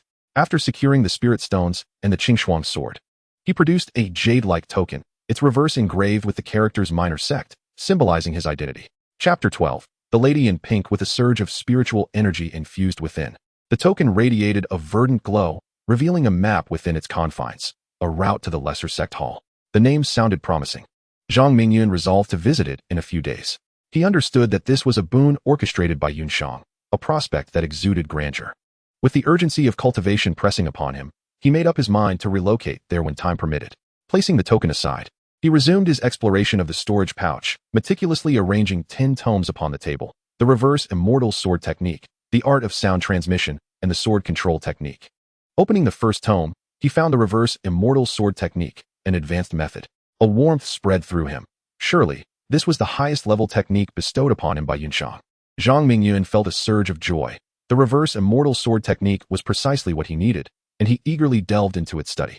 Before long, his eyes sparkled with newfound brilliance. This technique was exceptional, capable of defying and slaying immortals, a swift means of settling grievances. Most importantly, its power was formidable. Upon reaching minor mastery, one could slay foes beyond their realm, and at full mastery, transcendental beings could be vanquished. According to the records, the reverse immortal sword technique was of ancient origin, created by a transcendent immortal. The technique comprised 9 forms, and at complete mastery, its might could be amplified thrice. Zhang Mingyun aptly dubbed it the triple strike technique, a name both memorable and fitting. The triple strike technique was indeed remarkable. Having been passed down to the grand ancestor of harmony, and subsequently became one of the sect's foundational arts.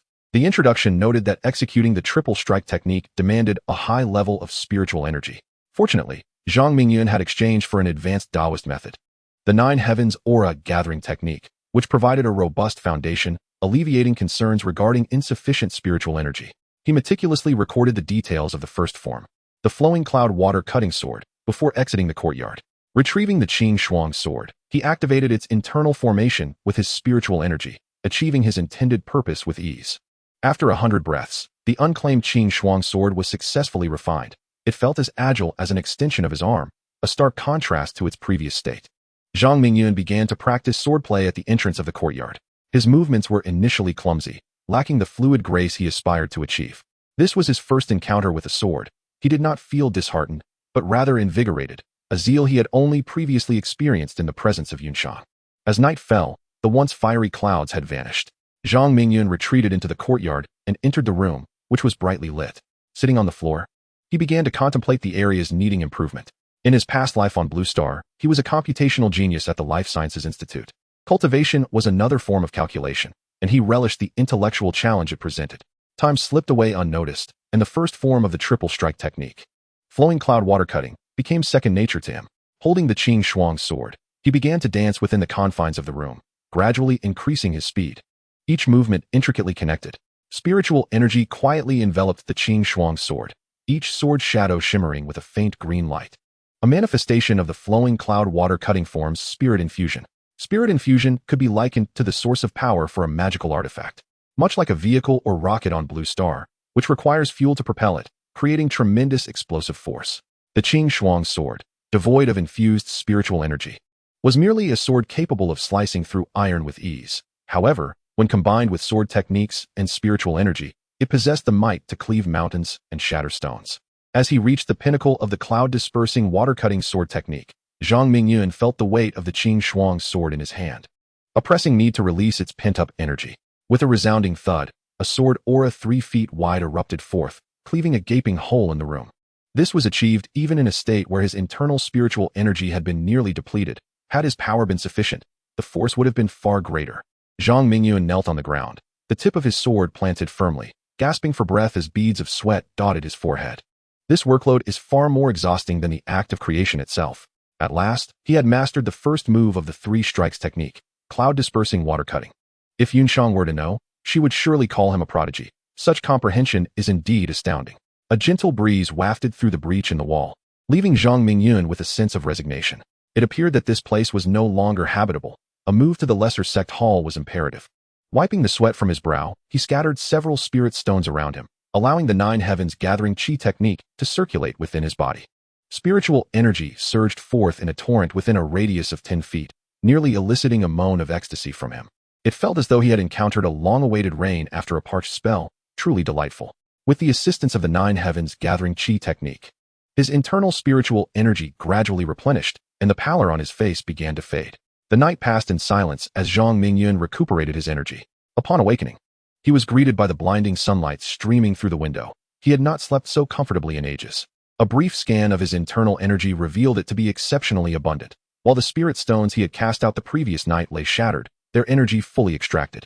Quietly counting in his mind, he realized that his destiny points were dwindling, leaving him with only 10, meaning he had but 10 days left to live. Rubbing his sore arms, Zhang Mingyun found himself momentarily lost in thought. 3 days had elapsed. Logically, his wager with Wu Kuei should have attracted the attention of the calamity-bringing figures within the sect. Why had no one come to visit him? It seemed futile to ponder further. It would be better to check the lesser sect hall, where thoughts of relocating began to take root. After ensuring he had not left anything behind, he tidied the room before stepping outside, only to collide with a figure. Oh! The young woman in his arms let out a startled cry, visibly shaken, and quickly stepped back. Zhang Mingyun then discerned her features.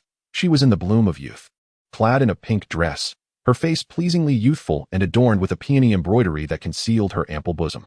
Her beauty, distinct from Yunshan's, captivated him. Having met the lesser sect master, Xian Yi had come uninvited, and he hoped she would forgive the intrusion. Upon seeing Zhang Mingyun, the girl quickly masked her fright, her face blossoming into a radiant smile as she offered a graceful bow. The moment Xian Yi appeared, Zhang Mingyun was enveloped by the scent of roses, a captivating aroma that stirred something deep within him. It undoubtedly evoked the illusion that women from the Hahuan sect possessed an innate fragrance. Just as with Yunshang, this young woman exuded a similar allure. Fortunately, his willpower was formidable, allowing him to remain undisturbed by such distractions. Understanding Xian Yi's unexpected visit as a sign that the mission hall seeds had borne fruit, Zhang Mingyun surmised that the dark-clad man must have encountered a calamity. Realizing this, a smile crept onto his lips. It seemed his destiny points were about to bear a promising outcome. The disciple Xian Yi has arrived. What urgent matter brings her here? As the reversal fate technique unfolded, he swiftly discerned her underlying predicament.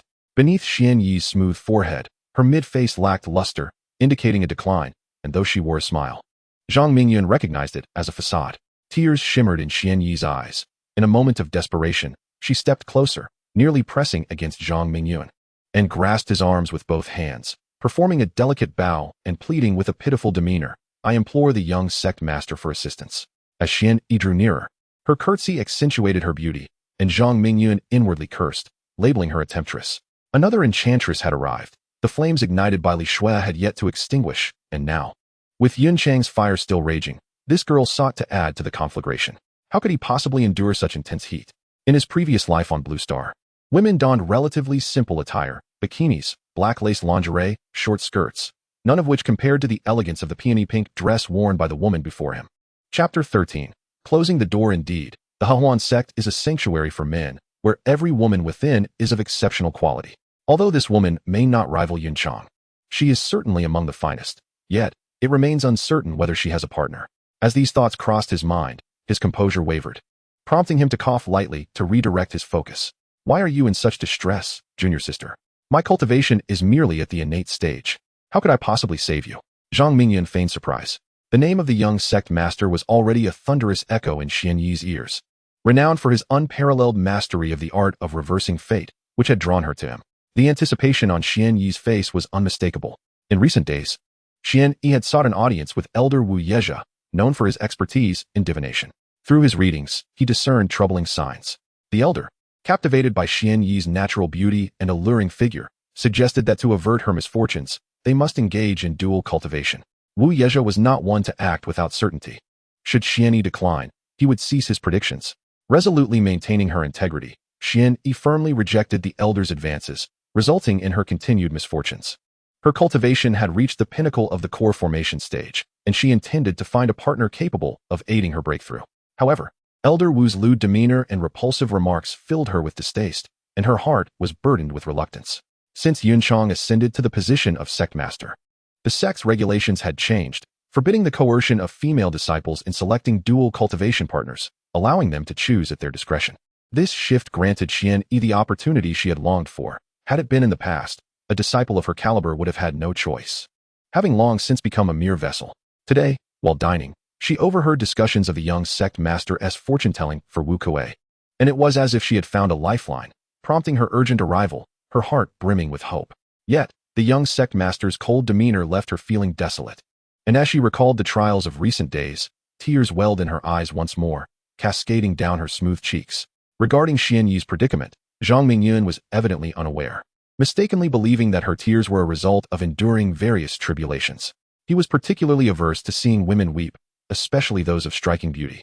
Xian Yi's delicate features and alluring figure, reminiscent of the finest stars of Blue Star, evoked a profound sense of pity in him when she cried, stirring an instinctual desire to embrace and cherish her. Zhang Mingyun inwardly chastised himself for his lack of humanity. For while the woman in the pink dress was already shedding tears, he found himself assessing her with an inappropriate gaze. "Xian Yi, if you remain in this state, I shall be unable to alter your fate," he thought, suppressing the thoughts that surged in his mind, his expression betraying his inner conflict. "Does this mean you're willing to assist me, senior brother?" Xian Yi's voice, akin to a celestial melody, filled her with overwhelming joy. As she perceived a glimmer of hope, the title of young lord was effortlessly exchanged for senior brother, and her fondness for the young man before her soared, contrasting starkly with the lecherous gaze of the elder Wu. "Cease your crying if you wish for my assistance," Zhang Mingyun remarked with a hint of resignation. "All right, I shall not weep," Xian Yi replied. To her, Zhang Mingyun appeared as a deity descended from the heavens to rescue her, prompting her to hastily wipe away her tears. "Xian Yi, let us converse inside," Zhang Mingyun sighed, aware that the matter of fate alteration would require a fee. He could not simply offer his aid based on someone's beauty or misfortune, For was his own fate not riddled with difficulties? Standing at the threshold was evidently not the appropriate venue for discussing terms, so he slightly pushed the door open and stepped inside. Was she truly destined to endure the fate of forced dual cultivation? Xian Yi was left in a state of bewilderment, her face reflecting her inner turmoil as her heart raced.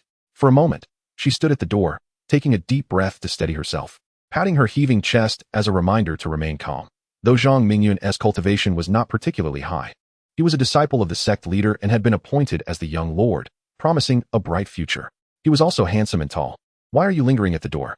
Come in. Zhang Mingyun's urging voice echoed from within. Flustered, Xian Yi made her way inside with great difficulty. And just as she reached the threshold, Zhang Mingyun called out again, "Close the door." Was she truly about to surrender her first experience of dual cultivation to a stranger? Although she felt a twinge of anxiety, a flicker of anticipation also stirred within her. After securing the door, she turned to Zhang Mingyun, who prompted her once more. Establish a barrier to prevent prying eyes.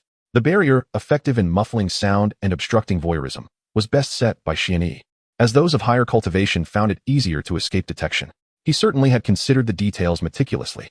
Her cheeks flushed. Xian Yi summoned a translucent veil from within her, which swiftly enveloped the entire room. Once this was done, she bit her lip, shedding her outer garments and loosening her pink corset, allowing them to cascade to the floor.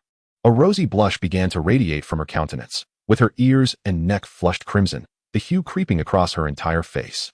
At that moment, Xian Yi resembled a ripe apple, inviting and tempting to anyone who cast their gaze upon her.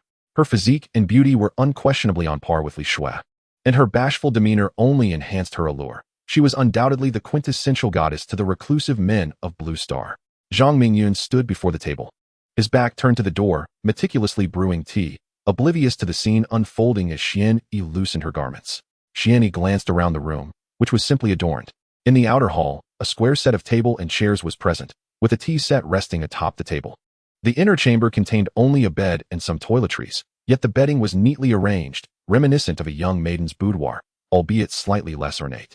Xian Yi approached Zhang Mingyun step by step, her breath quickening, palms growing clammy with sweat, until she found herself directly behind him. Once he completed the tea preparation and turned around, he was met with a sight that sent his blood racing and would linger in his memory. Xian Yi's bosom had noticeably expanded, her slender arms cradling it beneath, as if to mask her nervousness. Through her sheer attire, Zhang Mingyun discerned the absence of any excess flesh around her waist, her figure perfect and exquisite, leaving him momentarily entranced. The subsequent action she took left him in a fit of coughs. The once transparent fabric fell away, revealing a flawless, jade-like form before him, pure, smooth skin radiant with a rosy glow. The beauty was breathtaking, akin to a masterpiece crafted by the heavens. In this moment, Zhang Mingyun felt his breath quicken, as if he were gasping for air, his mind swirling with tumultuous thoughts. Was this woman offering herself as a gesture of gratitude? Or was her intent simply to extinguish the flames of desire within him? Even with his usual composure, a flush crept across his face, his heart ablaze. His throat parched as he stammered, "What are you doing?" Had he not already expressed his feelings to Yunshang and tasted the sweetness of affection? He might have been swept away by his emotions, yearning to explore that enticing realm. He was no saint, after all, harboring desires like any mortal. How could he remain unmoved in the presence of Xian Yi's offering? Even a primal fire ignited within his core. "I am prepared to begin our exchange of enlightenment," Xian Yi declared, her cheeks flushed, eyes closed, embodying a demeanor of surrender.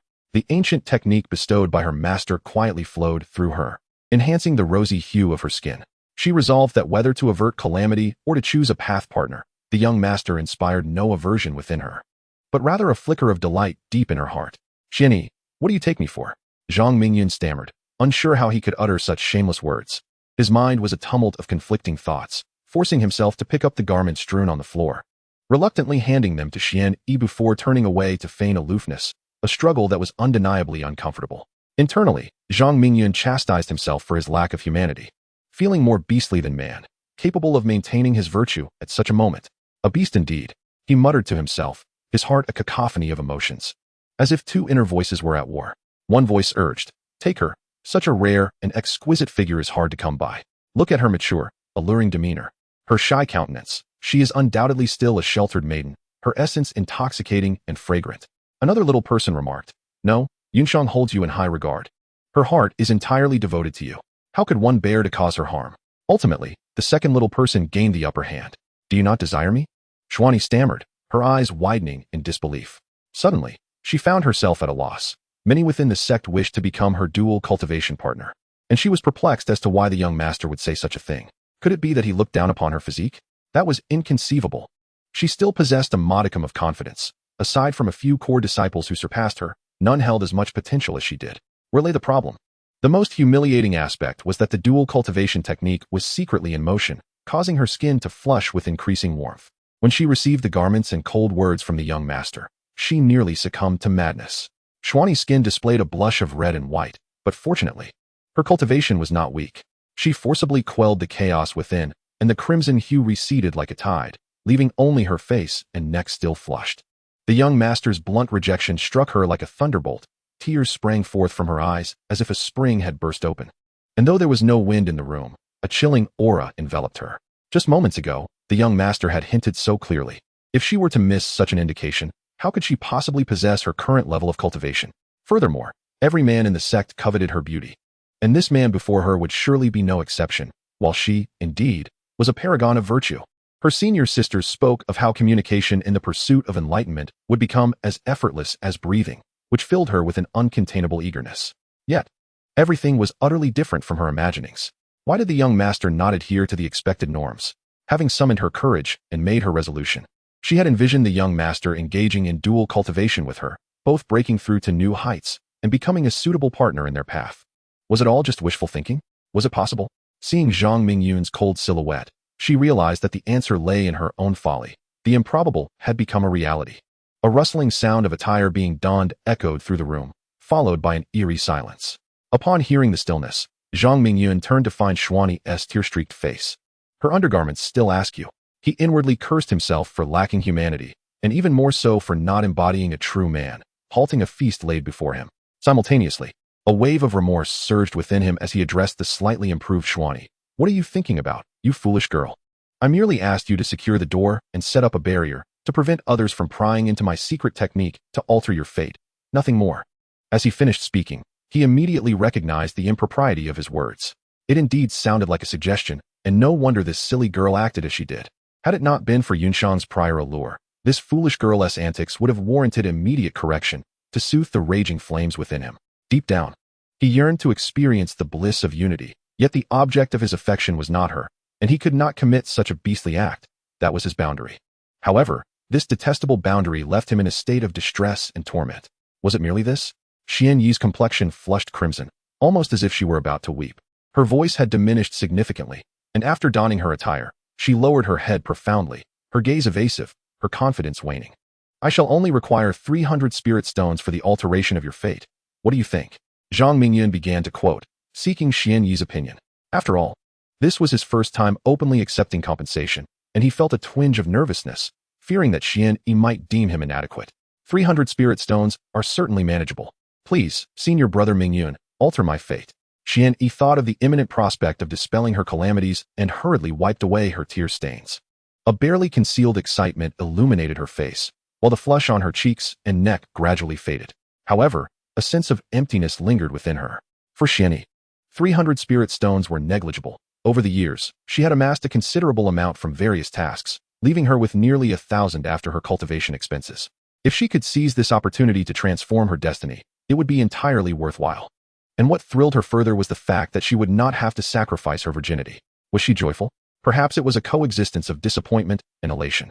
Junior sister Xian Yi, I shall now perform the incantation. I suggest you lie on the bed, as it may be quite painful, Zhang Mingyun said gravely. Upon hearing these words, Xian Yi could not help but think, does senior brother Mingyun want me to lie down for some ulterior motive? She then shook her head. After all, she had been completely undraped moments ago, and senior brother Mingyun had shown no reaction. How could that be? Xian Yi removed her shoes and socks, revealing her delicate, smooth feet, and obediently lay upon Zhang Mingyun's bed without covering herself with a quilt. She closed her eyes, quietly awaiting his incantation. Zhang Mingyun gazed at the woman reclining on the bed, her hands clasped over her navel, her bosom rising and falling, and he silently admired. What a splendid young woman. Chapter 15. Adding fuel to the fire, bear with it. It will be over swiftly, Zhang Mingyun reassured, having noticed Xian Yi's evident tension. The reverse fate technique operated quietly within him, his eyes emitting a violet glow as he peered into the depths of Xian Yi's mind, where a past node of fate resided. A fortnight ago, in a certain canyon, Xian Yi had harvested a Bodhi golden lotus. But the leaves of this lotus had been tainted with venom by a guardian beast, the golden toad. From the moment she plucked the lotus, misfortune had befallen her. Upon exiting the canyon, she was besieged by several rogue cultivators. With every ounce of her strength, she managed to escape, seeking refuge in a valley many miles away to tend to her wounds.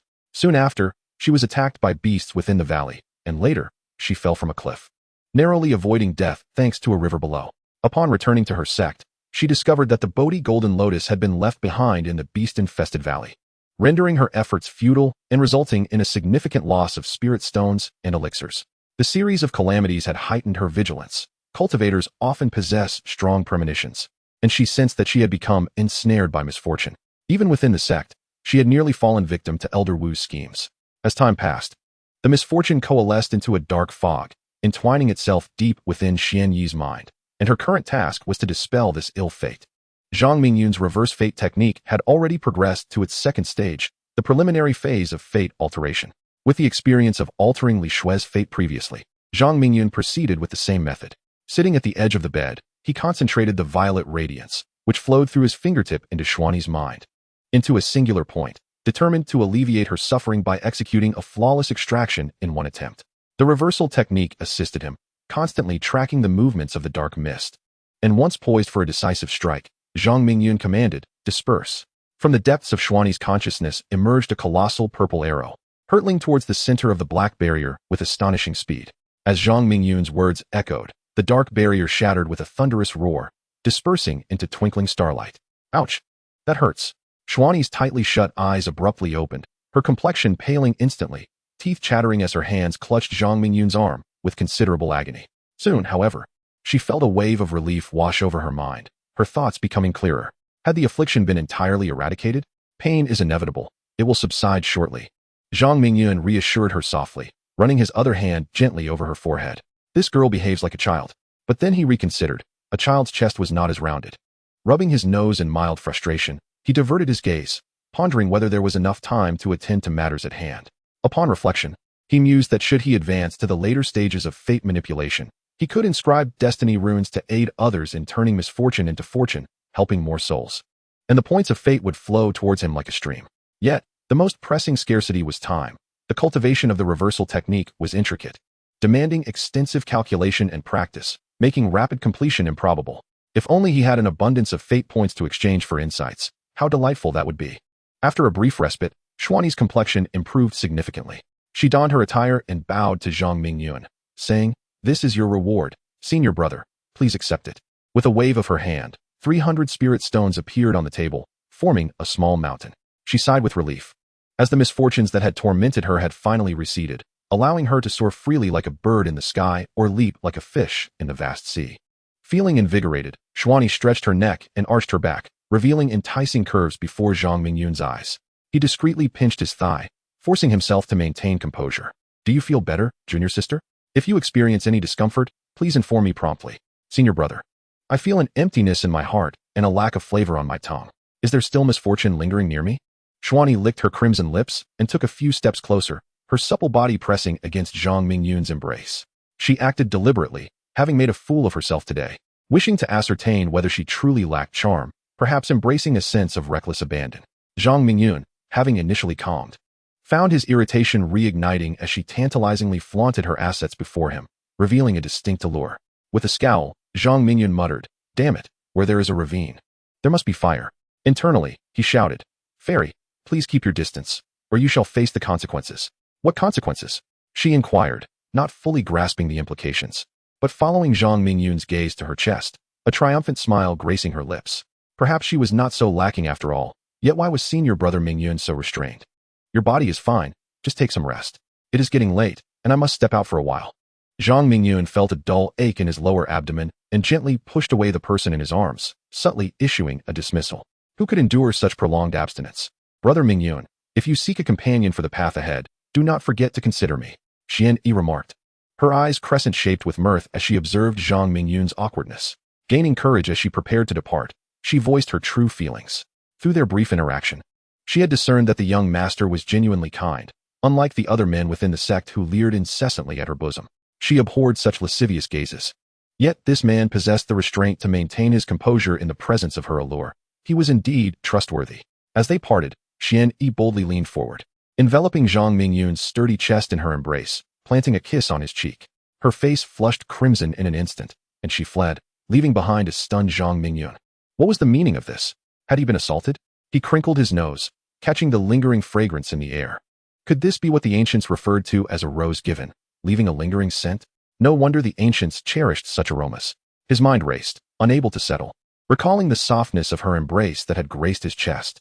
Xian Yi possessed true prowess. She would soar to greater heights, leaving an indelible impression on him. This girl was both a source of annoyance and delight. Zhang Mingyun shamelessly uttered a thought, then gently massaged his temples, considering her words and actions.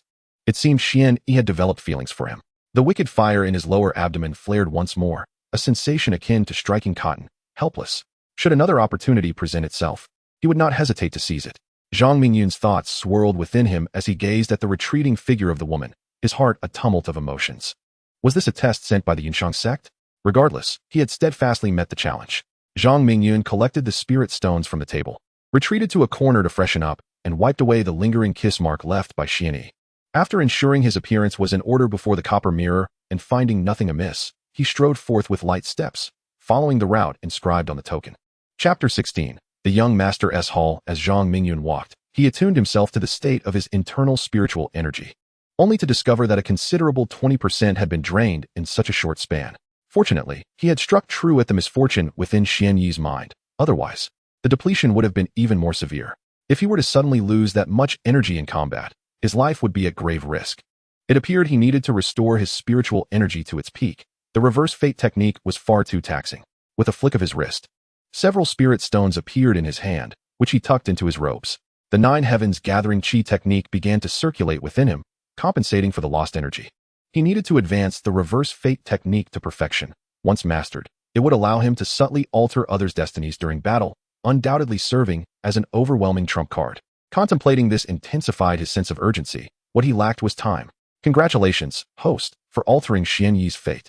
Reward, 10 fate points. The familiar mechanical voice echoed in his consciousness.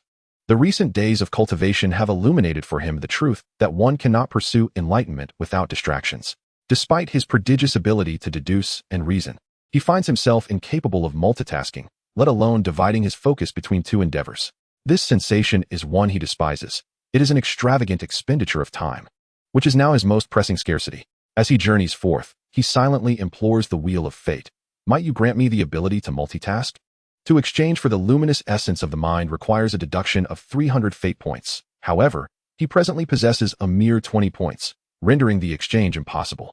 The wheel of fate responds with an ambiguous tone. 300 fate points. It is not an insurmountable sum. If he could indeed obtain the light of the mind as proposed by the wheel, he could potentially have or even multiply his time efficiency manifold. Along the way, numerous low-tier female cultivators cast flirtatious glances his way, harboring sentiments akin to those of Xian Yi. Though he has yet to encounter anyone of Zhang Mingyun's caliber, he has begun to carve out a reputation for himself. With Yun Shang's backing, no one dares to challenge him, and with Li Shang fortifying his standing, he strides confidently within the sect. The male disciples of the sect regard him with disdain. Their gazes are either frigid or dismissive, often accompanied by a derisive snort. Zhang Mingyun finds little interest in their attitudes. After a series of twists and turns, he finally arrives at the heart of the sect, where a magnificent 3-story hall, built against the mountainside, comes into view. The hall stands grandly, soaring dozens of feet into the sky, its walls adorned with lifelike carvings of golden-scaled dragons. The 3 gilded characters, Shaozong Dian, span the entrance, adding to the already imposing presence of the structure. The spiritual energy here is far richer than that of the old courtyard he departed, and upon closer inspection, one can perceive the unique substances permeating the air. The spiritual energy is intoxicating. Inhaling it into his lungs feels remarkably refreshing, far surpassing even the best retirement communities on Blue Star. It bears a quality akin to inhaling spirit stones. He revels in the air, greedily breathing in the spiritual essence, which transcends the definition of mere air. It is more aptly described as spiritual energy. If a Blue Star inhabitant were to reside in such an environment for a decade, their lifespan could easily extend by a century. It would not be extraordinary for an ordinary person to live to 200 or even 500 years. In his previous life, Zhang Mingyun was a member of a life sciences research team on Blue Star, possessing unique insights into prolonging human life. The antibiotic life water. highly esteemed by superpowers, was developed under his leadership, only for him to fall victim to a covert assassination by Prince Yu just as their research bore fruit. The great doors of the hall are firmly shut. Zhang Mingyun attempts to push them open in vain. After a moment's contemplation, he retrieves a token and infuses it with spiritual energy, triggering a mechanism that produces a series of clicks as the door swings open. Upon entering the hall, he ensures the door is securely closed. The interior is exquisitely adorned, reminiscent of a palace from Blue Star, resplendent with golden hues. The jade flooring glistens with clarity, and an octagonal table stands firmly in the center, accompanied by 8 dragon chairs arranged to face the respective directions. The table is laid with fine wine vessels and tea sets, instantly elevating the atmosphere to that befitting the title of Shaozong Master. Ascending to the second floor reveals 4 cultivation rooms, fully equipped for alchemy, weapon forging, talisman crafting, and all necessary items for cultivation. Zhang Mingyun's heart surged with excitement. These items were precisely what he urgently needed. It turned out that Yunshang had quietly prepared them for him. The drawing of talismans using the reverse fate technique could be elevated to a formal practice, and he felt an overwhelming impulse to commence his training. This place was indeed luxurious. However, he found it delightful. The third floor was clean and tidy, featuring a spacious bed that measured over a yard in length, with its headboard intricately carved with dragons and phoenixes, surpassing even the ancient dragon beds. How wonderful it would be to entwine with Yunshang upon it. The mere thought of such a scene was exhilarating. Then, there was nothing more to consider. Returning to his thoughts, he noticed several sets of garments piled upon the bed. Predominantly white in color, crafted from soft, comfortable fabric adorned with golden silk edges, exuding an air of opulence. Through the recesses of his memory, he recognized this attire as the standard for core disciples. He had truly transitioned from the countryside to the city. In a corner stood a bathing tub, already filled with clear water. Zhang Mingyun, detecting the scent of sweat upon himself, decisively shed his robes and entered the water. A refreshing chill invigorated him, and on the tub's surface lay what appeared to be soap. The fragrance wafting to his nostrils was delightful. He applied the bathing substance to his skin, feeling reassured as he soaked. After a considerable time, he emerged, dried himself with a towel, and donned fresh garments. Zhang Mingyun conjured a curtain of water to inspect his reflection, feeling quite satisfied. As a modern individual, he held high standards, and here, every item was impeccably provided, leaving him unable to find any fault. Yunshang had truly been thoughtful. Seated upon the bed, he sensed his internal spiritual energy had fully restored. Mentally commending the 9 heavens qi gathering technique, he resolved to continue his cultivation, striving for an early breakthrough into the innate realm. As for the 3 strikes technique and the reverse fate technique, they would be temporarily set aside. This time, he was financially generous. Scattering over 100 spirit stones upon the bed, spirit stones were no longer a vulnerability. Advancing his cultivation was of utmost necessity. Cultivation was about attaining realms and comparing spiritual energies. The more abundant the spiritual energy stored within, the longer one could sustain the use of techniques. Both the qi gathering technique from his memory and the recently acquired 9 heavens qi gathering technique were ancient breathing methods passed down through time. The breathing method was crucial for absorbing spiritual energy. The higher the level of the breathing method, the faster the absorption of spiritual energy, albeit more challenging to cultivate. The Huan sect revered the qi absorption method, which offered numerous benefits to novice disciples, facilitating their cultivation and enhancing their confidence in pursuing immortality. If a disciple possessed considerable talent for cultivation, they could transition to higher-level breathing methods within the sect. As for techniques, there existed a myriad of Taoist arts, some inherited from ancient times, while others were self-created. However, those capable of inventing techniques were invariably the pinnacle of this continent. Zhang Mingyun speculated that the reverse fate technique, exchanged for through the wheel of fate, could only be conjured by destiny itself, evoking a sensation of holding great power in his grasp, one that could rival even the most formidable of immortal arts. Once the 9 heavens qi gathering technique commenced within him, torrents of spiritual energy surged forth, entering his body with each breath, refining through his heart meridians, and dispersing as spiritual power throughout his being. Chapter 17. A play starring 3 women. Zhang Mingyun repeatedly inhaled and exhaled, his internal spiritual power having reached a state of saturation. Continuing his cultivation was essential for body tempering, allowing his cells to grow robust. The moment the cells began to divide would signify his breakthrough. He relished the sensation of this bodily evolution, and although it was not swift, he felt an exhilarating anticipation. As for the illumination of the mind, he was determined to acquire it. Destiny manipulation, the 9 heavens breathing technique, and the 3 strikes formula. All these Taoist arts awaited his indulgence, akin to simultaneously confronting 3 stunningly beautiful women, evoking a sense of helplessness within him. Given such an opportunity for advantageous advancement, why not seize it? Is this not the essence of the game of fate? As the cloud-rise continent ushered in the vibrant month of March, the season of flourishing grass and chirping orioles. At the Huan Sect, a crystal-clear stream meandered beneath the Jade Maiden Peak, winding gently through the valley. The brook glistened in the sunlight, surrounded by pavilions and fragrant blossoms, occasionally accompanied by the melodious sounds of birds. Groups of women gathered, sipping emerald tea and savoring delicacies, engaging in heartfelt discussions. Today, they were entirely at ease, their thoughts ethereal, except for one young woman in a pink dress, who gazed aimlessly at the horizon.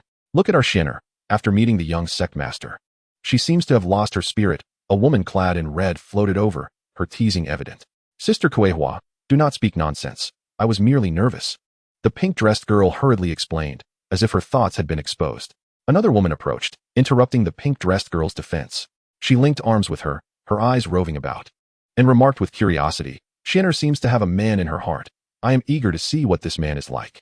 Upon hearing her words, the onlookers' gaze darted around, causing the pink-dressed girl to lower her head in embarrassment. With her thoughts elsewhere, the pink-dressed girl lifted her gaze to the newcomer, fixing her eyes upon her, and quickly turned away to avoid her probing stare. Sister Zixuan, even you are joining Sister Kuehua in this nonsense. There is nothing to it. This flustered and vexed pink-dressed girl was Zhang Mingyun's second guest, Xian Yi. Such substantial allure. The young sect master is indeed fortunate. Were I a man, I would surely seek to unite with you tonight. Zixuan licked her lips, envious of Xian Yi's figure. I shan't converse with the two of you, you mischievous sisters. Xian Yi pouted, stepping aside, determined to guard herself against the advances of the flirtatious Zixuan. I am equally curious about what this young sect master looks like. That my Xiener is so enamored. Could it be that he possesses exceptional prowess? Kuehua exclaimed, clearly understanding the ways of men. If the young sect master were indeed handsome, she might very well compete for his favor, as the power of the Yuan Yang was indeed a precious commodity. Xian Yi's peripheral vision caught sight of Zixuan inching closer, prompting her to swiftly draw a long sword from her storage ring. As she formed a hand seal, the sword transformed into a flying sword, hovering just 3 feet above the ground. With a gentle leap, Xian Yi landed gracefully upon the flying sword, ascending into the sky and calling down to the valley, sisters. I am feeling unwell. Let us gather again next time. In an instant, Xian Yi soared towards the peak of Jade Maiden, retreating to her abode, feeling somewhat shy amidst her frivolous friends. Why has Xiener departed? I have yet to inquire whether the young master is indeed as formidable as rumored. A woman hastily approached the pavilion, casting her gaze upon the two seated individuals. Xiener, already possessing a delicate disposition, found herself further provoked by Zixuan, prompting her to flee. Kuehua, smacking her forehead in exasperation, pondered why Zixuan had such advantages, having captured the heart of a man who would play with her in the future. Zixuan, with an innocent expression, glanced at her own figure, realizing with dismay that certain aspects had notably diminished, her countenance darkening gradually. It was said that Xiener had previously faced a streak of misfortune, but upon the young master's return, her cheeks glowed with vitality, reminiscent of a spring revival. Recently, I have encountered numerous obstacles in my cultivation, and I long to seek him out. The woman who followed, known as Kaiju, wore a troubled expression, her progress stagnating. Today's gathering in the low valley was organized by her. I shall accompany you and pay a visit to the young master, Zixuan declared, approaching Kaiju with her eyes darting about, noticing that Kaiju's assets were akin to her own, thus bolstering her confidence. You shameless woman, begone. Don't you have your own? Kaiju retorted, pushing Zixuan away, her cheeks instantly flushed, experiencing the same embarrassment that Xiener had. Zixuan, you have gone too far. Who would dare to play with you next time? Kuehua interjected, acting as the voice of reason, being the eldest sister whom everyone usually heeded. Just as she finished speaking, a sharp gaze swept across them. Ah, go die, you little lewd creature. Kuehua trembled, her heart stirred with conflicting emotions. The more she pondered, the angrier she became. And with a swift motion, she struck Zixuan on the shoulder, sending her flying dozens of feet away. Kaiju, witnessing this, rushed to assist, and the low valley resonated with the delightful sounds of a playful scuffle. Sister Kuehua is indeed formidable. Nonsense. Watch as I tear your mouth apart. Sister Zixuan, you are not lacking either. The three exchanged banter, their playful exchanges creating a delightful scene. There is an old saying that 3 women form a play, and it certainly held true. Such scenes frequently unfolded within the Harmony sect, with female disciples harboring curiosity about Zhang Mingyun, and even some elder women casting glances in the young master's direction. Meanwhile, the male disciples scoffed, their hostility visibly escalating. If Zhang Mingyun were to monopolize the entire market, would they not be left to starve? Given that the Harmony sect is renowned for dual cultivation, perhaps a name change would be in order. How about the sect of decency? Zhang Mingyun found himself caught in crossfire, greeted by two distinct gazes upon his exit. The time he had arranged with Li Xue had long passed, and seizing the opportunity, he visited the task hall. There, he learned from the hall master that Li Xue had perished in the line of duty, a fate that mirrored the outcome he had witnessed. After claiming his 600 spirit stones, he exchanged some for essential elixirs, such as the first-grade spirit-absorbing pill, hemostasis powder, second-grade detoxifying pill, spirit healing pill, third-grade rejuvenation pill, and fourth-grade boundary-breaking pill, among others, spending several hundred spirit stones to prepare for unforeseen circumstances. He then returned to his residence to resume his cultivation, fully aware that his time was limited. With a fervent interest in his practice and a clear objective, he engaged earnestly in his endeavors. As the notary's master was taken aback, he found himself intrigued by the departing instigator. Zhang Mingyun devoted himself to his cultivation, and after several days, the minor hall was graced with its first knock, alleviating his anxious heart. Knock, knock. Is the minor master in? With his legs crossed on the bed, Zhang Mingyun wore a slight smile. The seeds he had diligently sown had finally borne fruit. Chapter 18. The scripture pavilion. Time flowed swiftly, and a month had passed in the blink of an eye. During this month, Zhang Mingyun practiced diligently, while also aiding others in altering their fates. At this moment, his body began to tremble violently, his cells rapidly dividing, a clear sign of a breakthrough in his realm. He clenched his teeth, beads of sweat forming on his forehead, and with a flick of his hand, he scattered hundreds of low-grade spirit stones around him. Once this was accomplished, the nine heavens breathing technique surged within him, fervently drawing the spiritual energy from the stones, while his cells ravenously consumed it like countless starving infants. After a quarter of an hour, the cells were finally satiated, and they transformed into innumerable bubbles that shattered at lightning speed, only to begin reassembling in a perpetual cycle. This was a torment akin to having countless pores in his body pierced by silver needles, each pulled out after a brief pause. For the first time, he felt time dragging, his forehead drenched in sweat, his garments thoroughly soaked as if he had just emerged from a bath. Despite his extraordinary endurance, he could not suppress his cries of anguish. After 100 breaths, his cells were reborn. Zhang Mingyun clenched his hand slightly, feeling as though he could single-handedly vanquish 10 bulls. According to the memories in his mind, the shattering and reformation of his cells indicated he had attained the consummate stage of the innate realm. He had leapt from the mid-stage of the innate realm to its pinnacle, crossing 2 minor realms in one bound. How could this be? Confusion filled his heart. Was it due to this body's prior cultivation, or the accumulation of spiritual herbs over the past 3 years? Regardless, it was a fortuitous development. With a mere thought, he sensed that his meridians had expanded 5-fold, signifying a significant increase in his internal spiritual capacity, which surpassed all else. An unpleasant odor emanated from his clothes, a result of the metabolic waste expelled through his pores. Stepping outside, he began to form seals in the courtyard. In a moment, a column of water surged forth, cleansing the impurities from his body. He rinsed his garments repeatedly until they were spotless, then summoned a gentle breeze to dry himself, feeling a refreshing clarity wash over him. This month of cultivation had endowed him with a wealth of foundational Taoist techniques, such as the fire serpent technique, wind manipulation technique, and water summoning technique, all of which he now mastered with ease. Notably, his fate points had skyrocketed, just half a month prior. Upon surpassing 400 fate points, he immediately exchanged them for the light of the mind. Multitasking brought forth pleasurable groans. It was truly exhilarating. There is no need to remain confined within the walls for meditation. He has discovered that he can still absorb spiritual energy while running or walking, an exhilarating revelation.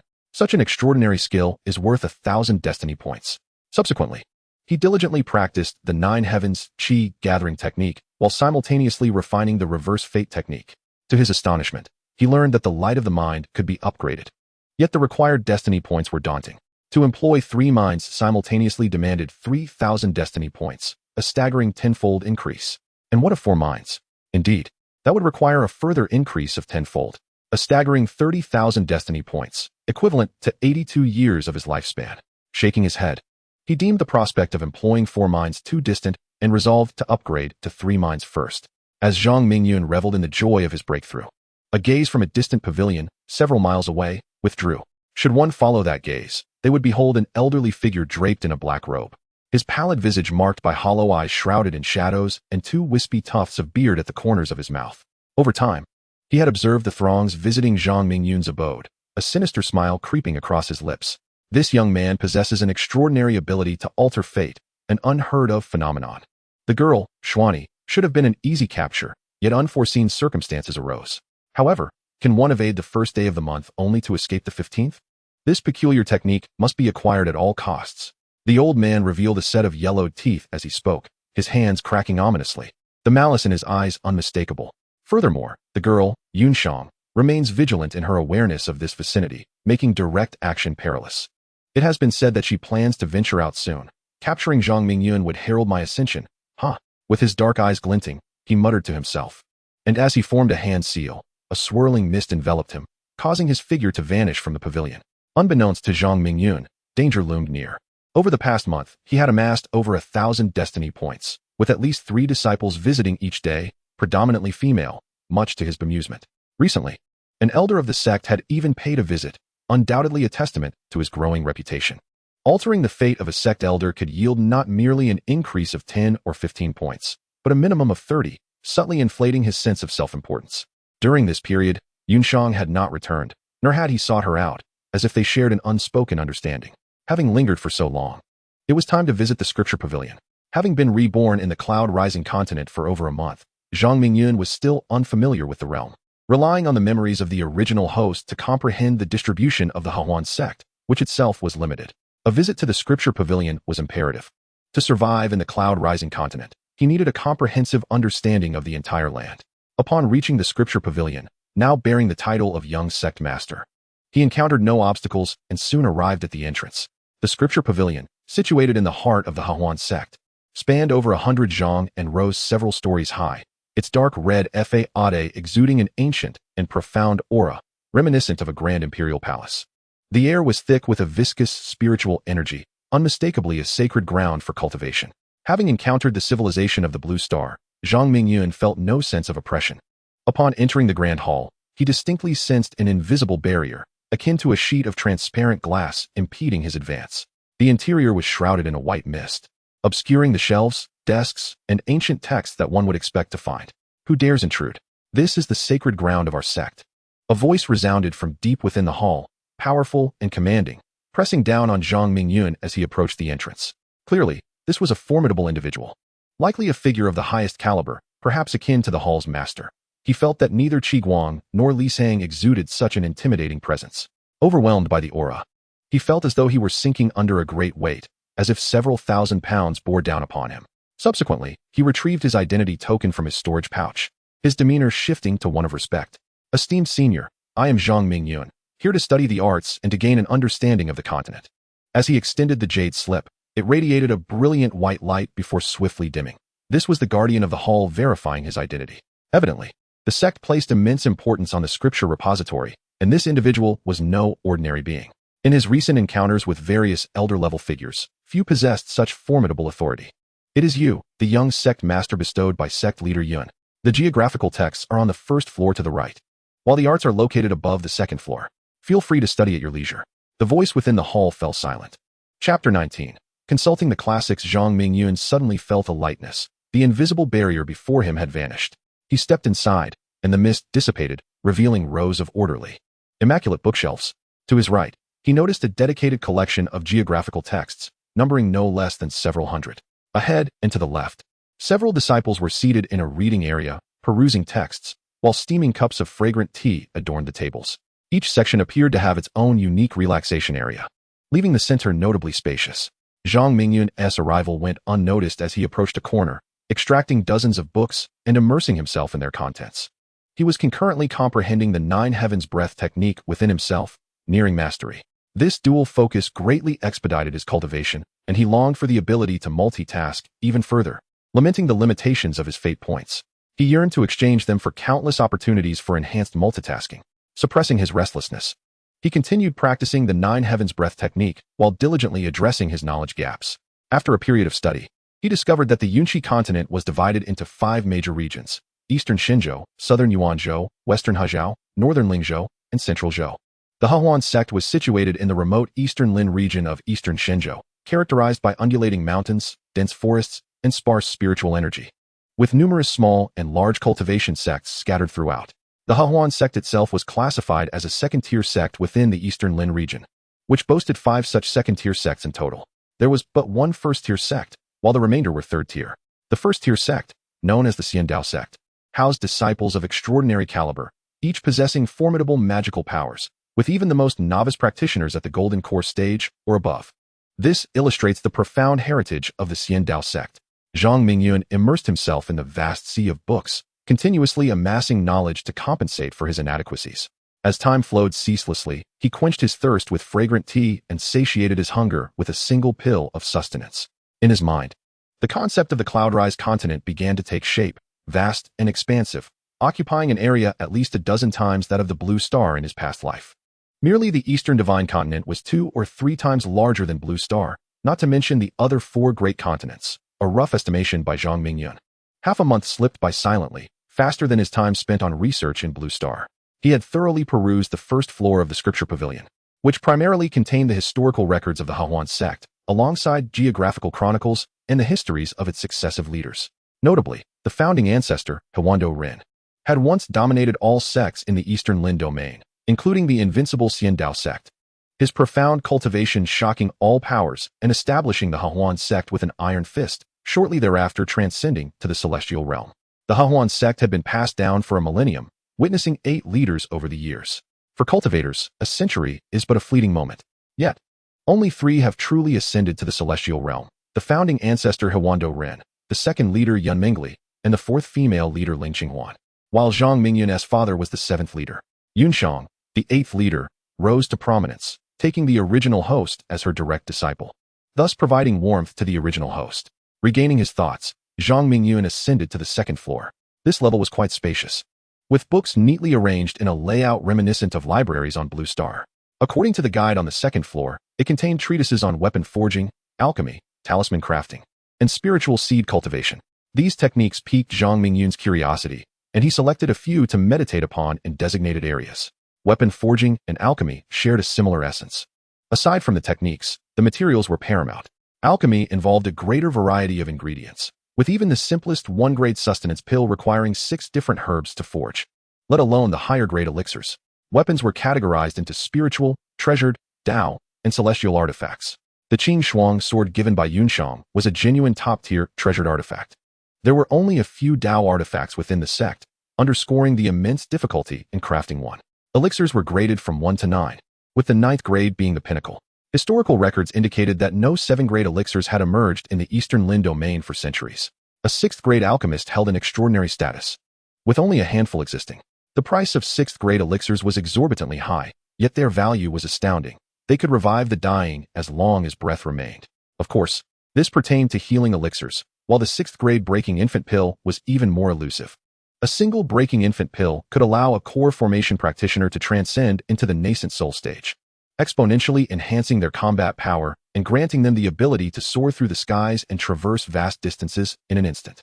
8th-grade elixirs were likely only found within certain super sects or major powers in the Eastern Divine Continent, and 8th-grade alchemists were as rare as phoenixes, seldom seen by ordinary individuals. The 9th-grade elixir is a legendary existence throughout the Yunshi continent.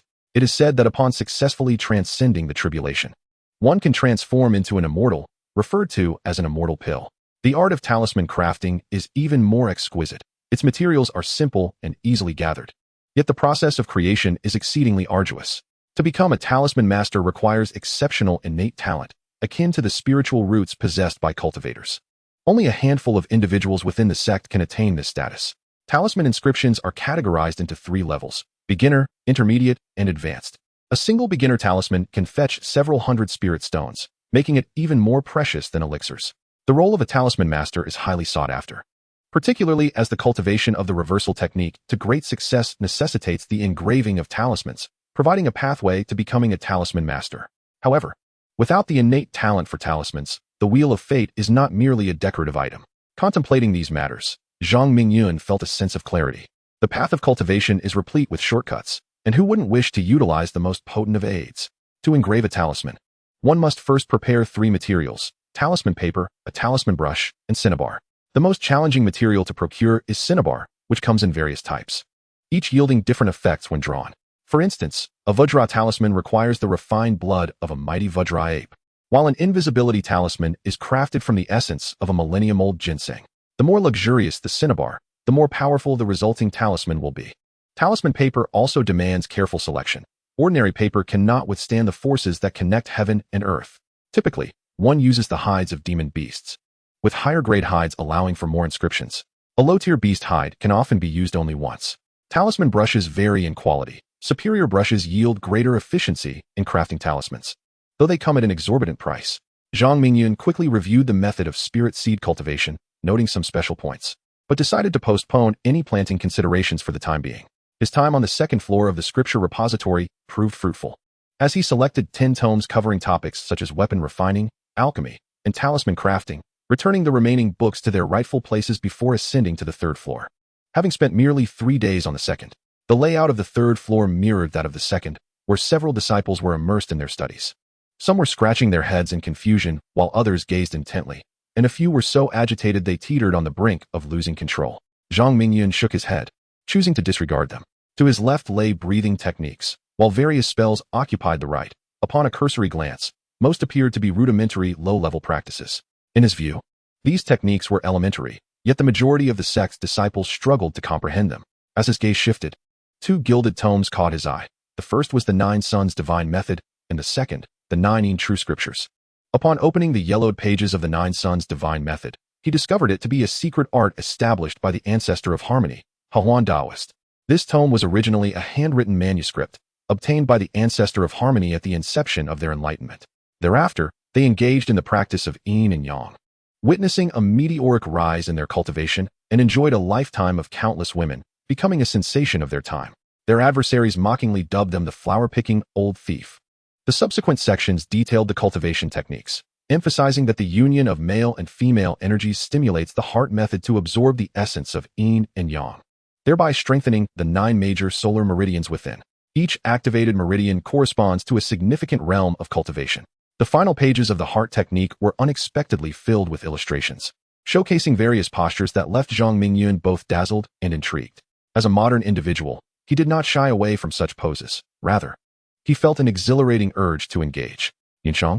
No, it was too premature. The two had only just confirmed their relationship, and such eagerness would undoubtedly lead to a thorough beating. It was best to let things unfold naturally. Qianni? An exquisite figure. How could he broach the subject? Zhang Mingyun tugged at several strands of his hair in frustration, contemplating strategies. If Yunshang were to find out, the consequences would be unimaginable. As Zhang Mingyun pondered the 9 Yang divine art, the figures in the illustrations seemed to come alive, causing his complexion to flush increasingly red and his breath to become labored. This was disastrous. He suddenly felt a wave of unease wash over him.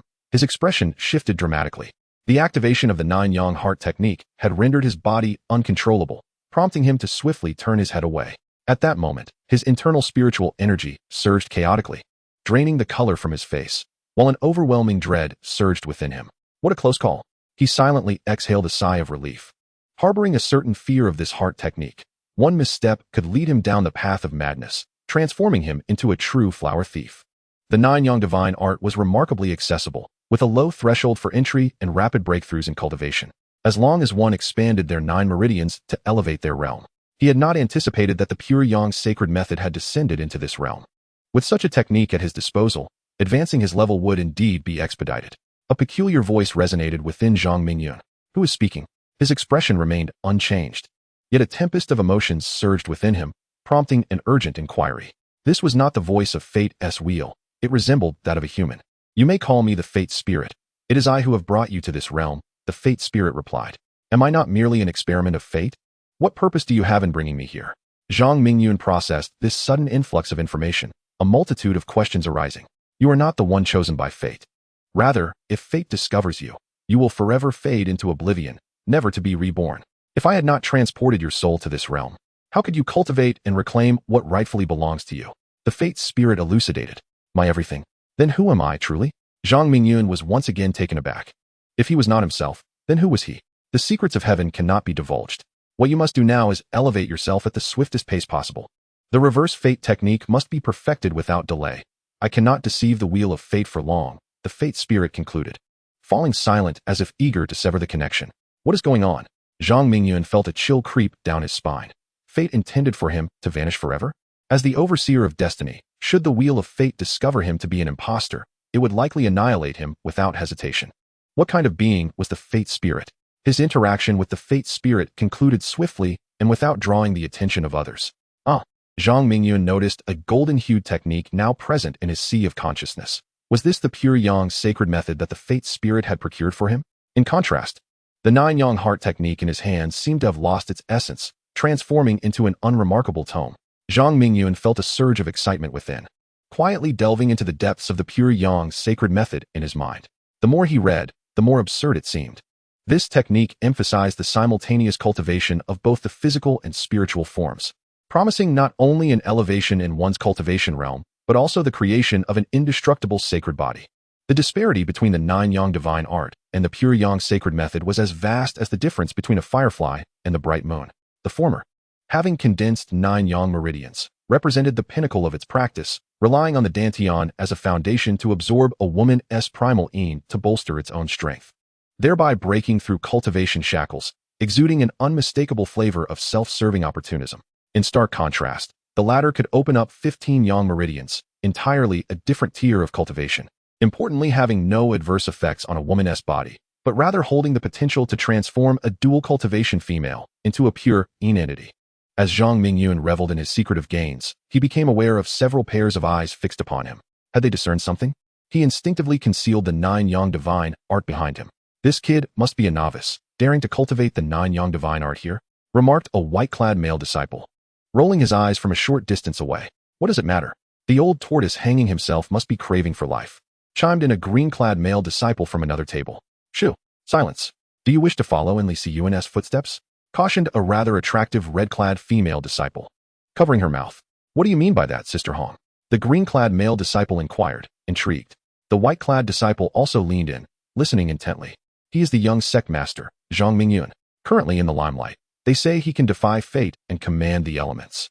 Sister Hong's expression turned grave, as she regarded the young sect master, whose reputation had been inflated by his female companions. Her two sparkling eyes scrutinized him closely. It's actually him. The white-clad male disciple, realizing he had spoken too soon, promptly fell silent. He dared not discuss the young sect master recklessly. Li Xue had suffered a prophetic downfall at the hands of the young sect master, now laboring in the mines, having plummeted from the golden core realm to the foundation establishment stage. Rumor had it that upon regaining consciousness, he fainted again, almost wishing for death. Clearly, he could not bear such a severe punishment. 10 years of mining was an inhumane ordeal. The other disciples nearby fell silent, their small frames incapable of withstanding such tumult. Most of the third-tier disciples were at the foundation establishment stage, and the white-clad male disciple, being at the golden core realm, dared not speak freely, let alone them. The crowd watched in awe as Zhang Mingyun expertly suppressed the backlash of the nine yang divine art. Their eyes nearly bulged out. The initial experience of cultivating this method without guidance bore a high risk of falling into madness. Among them were those who had practiced this art, supported by senior or junior sisters, and when necessary, harmonizing yin and yang, achieving a natural mastery of the technique. Zhang Mingyun, upon overhearing, let out a quiet sigh of relief. These individuals knew nothing at all. Maintaining a calm demeanor, he distanced the nine yang divine art from himself. After a while, he picked up the second volume of the Nine Yin True Classic. This heart method was created by He Huan Daoist's partner, Yunmeng, who, based on He Huan Daoist's extremely young and robust physique, had tested the method on herself, resulting in a truly remarkable auxiliary heart method. Yunmeng, the second ancestor to ascend after He Huan Daorun, can be regarded as the progenitor of the female disciples of the He Huan sect. It was her legacy, the 9 Yin scriptures, that enabled the female disciples of the sect to experience a remarkable enhancement in their cultivation. The 9 Yin scriptures, which harmoniously balance the principles of yin and yang, unlock the 9 major yin meridians within the body, complementing the 9 yang divine art. The benefits of this dual cultivation are unparalleled, and the scriptures are highly esteemed by He Huan Daorun. Upon ascending, He Huan Daorun appointed Yunmeng as the second sect master. Understanding the origins of this method, Zhang Mingyun felt a deep admiration for Yunmeng. The technique indeed possessed remarkable utility, and he noted it down, considering it may prove beneficial in the future. As for the curious gazes from the third-tier disciples, he paid them little heed and proceeded directly to the fourth tier. The fourth tier housed only a mere 6 individuals, each seated comfortably on plush cushions, engrossed in the contemplation of various scriptures around an ancient round table, enraptured by their studies. Among them were 3 men and 3 women.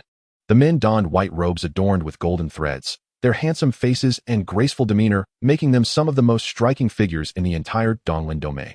The 3 young women wore garments of pink and red, embroidered with golden phoenixes on their chests, their figures notably alluring. This was Zhang Mingyun's initial impression. The mysterious figure who had scrutinized Zhang Mingyun at the entrance was conspicuously absent, seemingly vanished into thin air.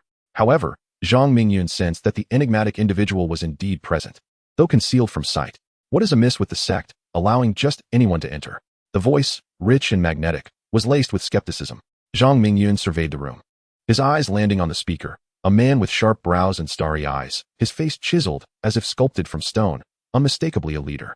He sat at the center of the round table, directly facing Zhang Mingyun. "Do not be vexed, master brother. This individual is quite renowned."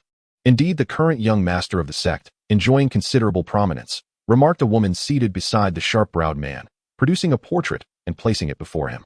It appeared this person had substantial credentials, truly deserving of a place on the fourth tier. The sharp-browed man regarded the portrait with disdain, giving a non-committal nod. The other four remained silent, evidently deferring to the sharp-browed man, while they scrutinized the newly arrived Zhang Mingyun. This area is a sanctum for sect disciples. Only the top 10 core disciples are permitted access, and today, 6 are present for contemplation. "Greetings to all esteemed brothers and sisters. I am Mingyun," he said respectfully, wishing to avoid conflict, hoping to engage in contemplation before departing. "Begone. The fourth tier is closed to outsiders this month. Return next month," the sharp-browed man declared, dismissing him without room for argument, before resuming his study of the ancient texts in silence. "I have no intention of leaving.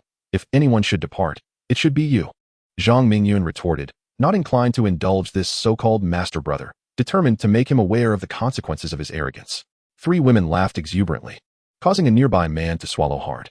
It was evident that this was their first encounter with such an amusing situation. Their laughter rang melodiously, yet to Zhang Mingyun, it was nothing short of grating. It felt like mockery and unabashed derision. Did they truly believe he was merely a trifling figure, a mere junior sect leader? A man with a shadowy gaze and a fierce countenance spoke brazenly. The 5th senior brother had no need for words with someone at the innate realm. He simply discarded any pretense. Another man flicked his fingers, sending a surge of energy hurtling towards Zhang Mingyun, who felt as if he were ensnared, utterly immobilized. With a thunderous crash, he was propelled like a sandbag, rolling down the staircase to the base of the 3rd floor. "7th senior brother is formidable," came a voice of admiration as Zhang Mingyun landed below, coughing blood, his back torn and chest caved in. Gritting his teeth against the excruciating pain, he propped himself against the wall. It seemed his adversaries had spared his life. Perhaps the title of junior sect leader held some measure of deterrence. After several breaths, he slowly rose and made his way downstairs. This was the greatest humiliation he had endured since his rebirth. Had that 7th senior brother exerted just a bit more force, he would surely have met his demise, destined for reincarnation. As he walked further away, he realized the 10 tomes he had acquired on the 2nd floor were now lost to him. He refrained from issuing any threats. Everything would unfold according to fate. "Shaoqi, you have gone too far." Suddenly, a golden figure appeared on the 4th floor of the scripture pavilion, shrouded in azure mist. "Great-grandfather, Shaoqi acknowledges his mistake," the 7th senior brother exclaimed, his face pale as he knelt, clearly overwhelmed by the immense pressure emanating from the golden figure. The other 5 also knelt, devoid of their earlier arrogance, bewildered as to why an innate realm insect could invoke the ire of the sect's illustrious figure, Taik Suzi. Zhang Mingyun, as the junior sect leader appointed by the sect master, was akin to striking at the sect master's dignity. "I did not prevent you from harming him because you require tempering. Sheltered flowers cannot withstand the storm," Taik Suzi sighed deeply. The tranquility that had enveloped the sect for a century had rendered all disciples complacent, and he could not help but feel concern. Zhang Mingyun remained composed. Despite his current weakness, his spirit was unyielding. He would serve as a crucible for these budding talents, which was precisely why Taik Suzi remained silent. The strength of a sect is not forged solely through cultivation, but is built upon the crucible of blood and fire. Dragging his injured body, Zhang Mingyun walked unabashedly, indifferent to the curious glances of passing disciples. The conflicts among the sect's disciples resembled children's play. Within the sect, no one dared to truly confront him. This security stemmed from the protection of Yunshang, and the enigmatic elder's absence signified that he was not at risk of death. Some grievances could certainly wait for retribution. Upon returning to the junior sect leader's hall, Zhang Mingyun radiated an aura of consummate innate realm mastery, his presence formidable, rivaling that of a typical foundational stage initiate. A visible membrane expanded outward from his body, enveloping a radius of 6 feet around him. With a wave of his sleeve, hundreds of spirit stones scattered around, ready for his cultivation and healing, allowing him to multitask with effortless precision. This is the barrier he comprehended in the sutra repository, its coverage rather limited, indeed quite narrow. A radiant smile adorned his face, clearly indicating that the initial execution had yielded promising results. As his cultivation advanced, the extent of the barrier would undoubtedly expand. Having completed the arrangement, he activated the Nine Heavens Qi gathering technique to absorb the almost viscous spiritual energy, guiding it towards his chest cavity to mend the damaged bones and meridians. The journey to the sutra repository proved to be immensely fruitful, with his focus fully attuned from the onset of the Nine Heavens Qi gathering technique to ascend the reverse fate technique to its later stages. The first step necessitated the drawing of various talismanic lines and unique symbols, initiating his practice. Zhang Mingyun became engrossed, oblivious to the passage of time as the sun rose and set. Suddenly, he felt a loosening in the bottleneck of the Nine Heavens Qi gathering technique. He was half a step into the stage of great accomplishment. A wave of excitement surged within him, and as he exerted his full strength, the sound of wind breaking echoed around him. Chapter 22.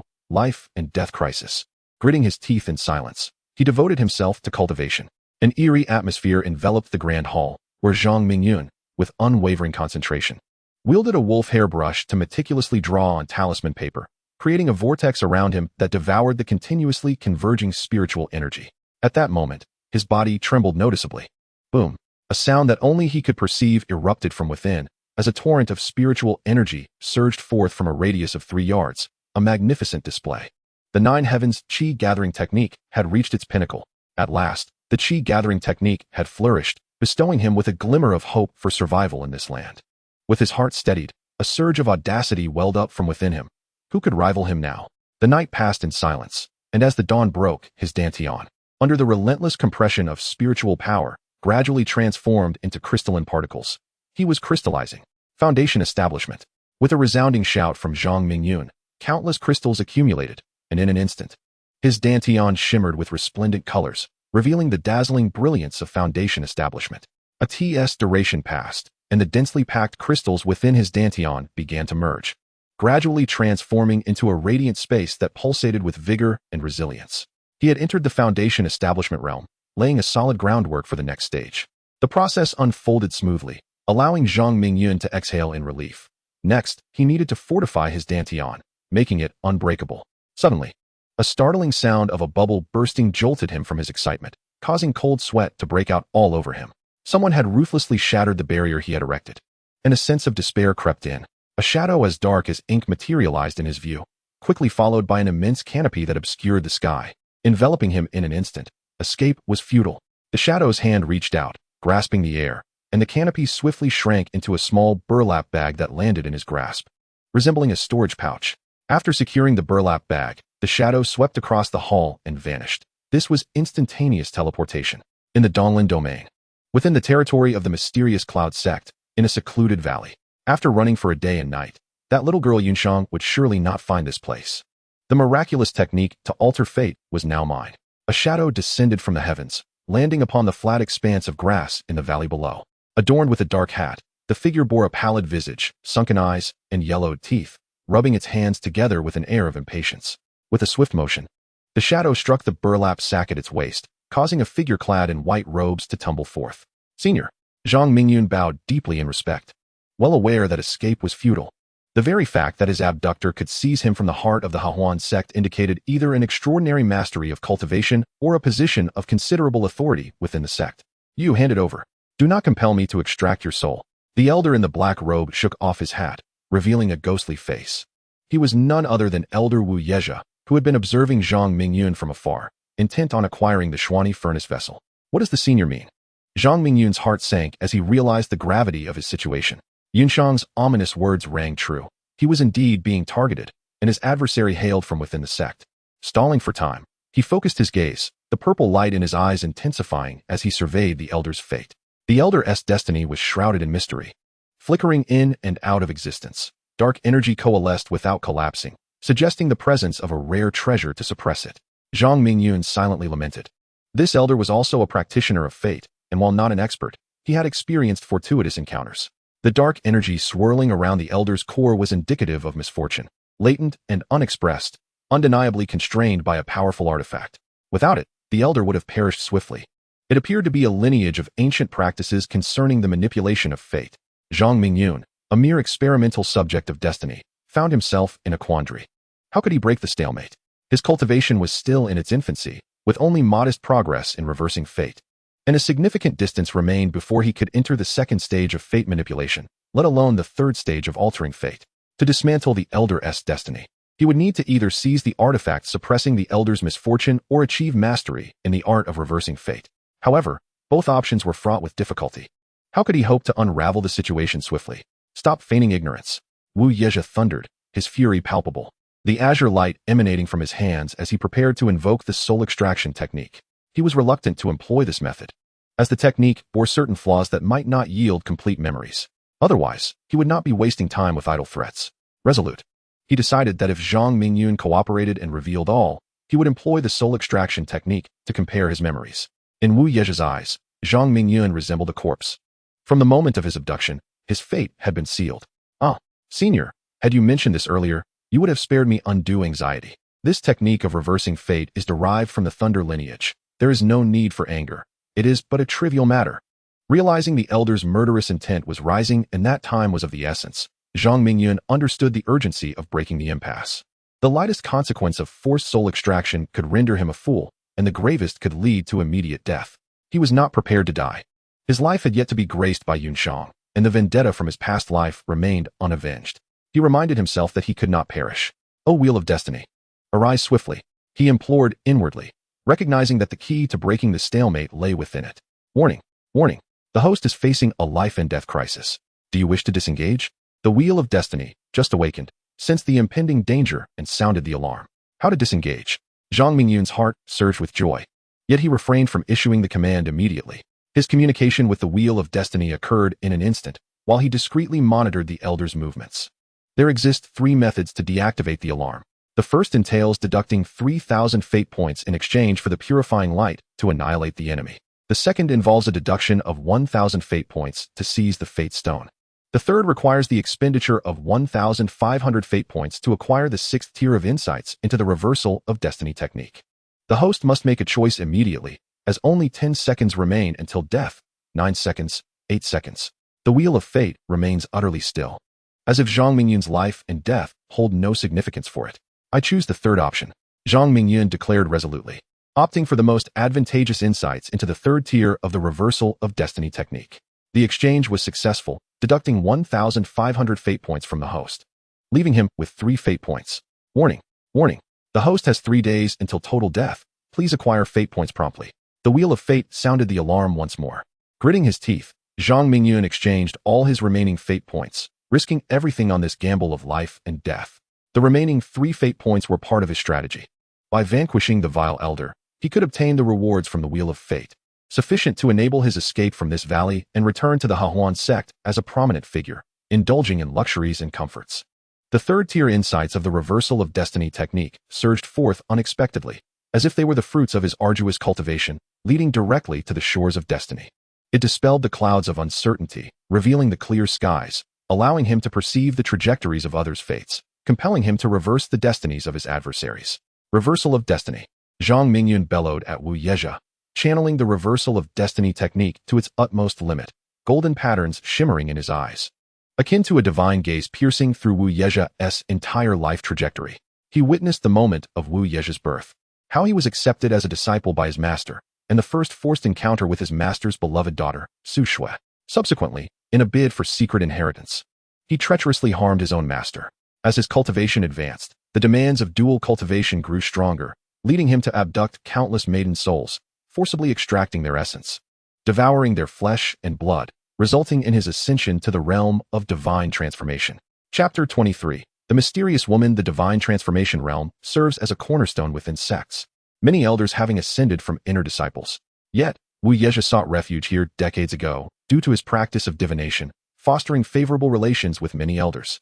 His audacity this time is closely tied to Zhang Mingyun's mastery of the reversal of destiny technique. The allure Zhang Mingyun holds for him is akin to a cultivator receiving a legacy of celestial techniques. Possessing such knowledge would elevate his cultivation to unprecedented heights, making ascension a tangible dream. Holding the fate stone, Wu Yezhe remains unaffected by karmic retribution. Logically, given his myriad of sins, he ought to have been hunted down and stripped of his cultivation, meeting a bitter end. Yet, he thrives, flaunting his power and committing further atrocities. All of this is owed to the fate stone, which successfully conceals the ripples of karma, binding him closely to the currents of fate. Unfortunately for him, he has crossed paths with Zhang Mingyun, who wields the assistance of the Wheel of Fate, not to mention the mysterious spirit of destiny hidden within him. Zhang Mingyun's expression turned frenzied, a nearly tangible golden light emanating from his eyes, piercing through the heavens and earth like a shooting star, descending upon Wu Yezhe with such swiftness that he could not react in time. Does a mere child dare to resist? You are courting death, do you not realize? Wu Yezhe was taken aback, the radiant golden light instilling a profound sense of dread within him. A wave of life and death crisis swiftly enveloped his heart, and in that fleeting moment, his hands surged with a vibrant azure glow as his consciousness locked onto Zhang Mingyun, rendering him utterly trapped. With the full force of his transformation realm unleashed, his right hand was poised to strike directly at Zhang Mingyun's forehead. Should he be struck, Zhang Mingyun would not survive. His soul would scatter, forever lost to the void. Wu Yezhe was not one to underestimate the gravity of the situation, unleashing his most formidable attack from the outset. Zhang Mingyun's eyes emitted an unusually peculiar golden light. Though he felt no discomfort, an unsettling anxiety coursed through him. He was convinced that by eliminating Zhang Mingyun, he could dispel this malevolent sorcery. What was fortune-telling compared to his own life? Achieving success would be optimal, yet failure would not be a matter of great concern. This cautious mindset had allowed him to survive thus far. As misfortune intertwined, Zhang Mingyun found himself immobile, as if awaiting death, hoping for a miracle to unfold. He had intertwined Wu Yezhe's deepest and most formidable misfortune with the threads of fate, merging them into one. Upon completing his incantation, a wave of weakness washed over him, followed by dizziness and pallor. The essence within him had been entirely siphoned by the reverse fate technique. He lamented inwardly about his inexperience in such audacious endeavors, for forcibly altering another's destiny demanded substantial spiritual energy. He had done what was necessary. Henceforth, life and death rested in the hands of fate, and wealth lay in the heavens. Wu Yezhe, unaware of the shifts in the threads of fate, felt an intense unease. Just as he was about to bring about Zhang Mingyun's demise, a profound malevolence surged from behind him, approaching with alarming speed. Should he fail to counterattack, his chances of demise would soar, surpassing even the most perilous tribulations of life. This was his death knell. Zhang Mingyun retreated to a mountainside, his legs trembling and heart racing. He had never anticipated that death would be so near upon his arrival. Crucially, his calls to the spirit of destiny bore no fruit. He was left uncertain whether the spirit lay dormant or if it had merely misled him with its prior words. "Old thief, come and take my life." The newcomer was a young woman wielding a jade sword, possessing an unparalleled beauty that was simply breathtaking. Her cascading hair was elegantly pinned back, and the radiant golden hairpin shimmered with an ethereal glow, exuding an aura of nobility beyond reach. Her slender waist and curvaceous form were enveloped in a knee-length white dress, accentuating her enchanting figure, while her long, straight legs and prominent curves presented a spectacle of grandeur unlike any Zhang Mingyun had ever encountered. "How beautiful!" Zhang Mingyun couldn't help but exclaim, momentarily forgetting the precariousness of his situation. The woman's beauty rivaled that of Yunshang, elevating them both to the same pedestal in his mind, far surpassing the core female disciples of the Sutra repository, who seemed utterly inferior in comparison. "You vile woman, dare to thwart my plans, and I shall crush you into dust." The elder in black robes unleashed a surge of energy, his hands emanating a green glow, capable of tearing through the sun and moon, aiming to suppress the woman with formidable force. "Capturing my junior sister and ravaging countless lives, today marks your end." The woman's hairpin radiated a brilliant light, and her sword resonated in harmony, revealing itself as an extraordinary treasure of immense power. An overwhelming force erupted from the sword, colliding violently with Wu Yezhe's palm attack. Boom! The two combatants unleashed sonic booms akin to those of nuclear weapons. Despite Zhang Mingyun retreating several dozen paces, the tremendous shockwave hurled him away. His body collided with a distant tree, causing him to cough up blood as he fell, with several ribs fractured and his injuries severe. Struggling, he managed to extract 2 porcelain vials from his storage bag, consuming a 2nd-grade healing pill and a 3rd-grade rejuvenation pill. In mere moments, his complexion improved considerably. Subsequently, he channeled the 9 heavens breathing technique to its utmost, absorbing spiritual stones to mend his bodily wounds and repair his meridians. Under the dual efficacy of the pills and his technique, he barely managed to prop himself up, his gaze fixed upon the center of the battlefield, intent on monitoring the situation. Should the young woman falter and flee, the outcome would remain unchanged. Yet he held faith that, as she was pursued by the black-robed elder, a remedy for his condition would be found. In the distance, the clash between the two intensified, with afterimages colliding and the sound of metal ringing incessantly. The heavens and the earth intertwined in a brutal struggle too swift for Zhang Mingyun to respond, save for the bursts of blinding light. A quarter of an hour passed, and the battle neared its conclusion. A figure plummeted from the sky, stirring up clouds of dust, revealing a shadow lying within the crater, gasping for breath. Bang! After a quarter of an hour of recovery, Zhang Mingyun's complexion returned to normal. His ribs and internal organs had healed to 80% through the nourishing effects of spiritual energy and pills, and his cells underwent a vibrant transformation, bursting with vitality. At this moment, he was largely unscathed and approached the battlefield's epicenter, yearning to witness the demise of the black-robed elder with his own eyes. Old thief of the Harmony sect, did you ever contemplate this day? Junior sister, elder sister has avenged you. The woman in white stood beside the crater, her eyes filled with unyielding hatred.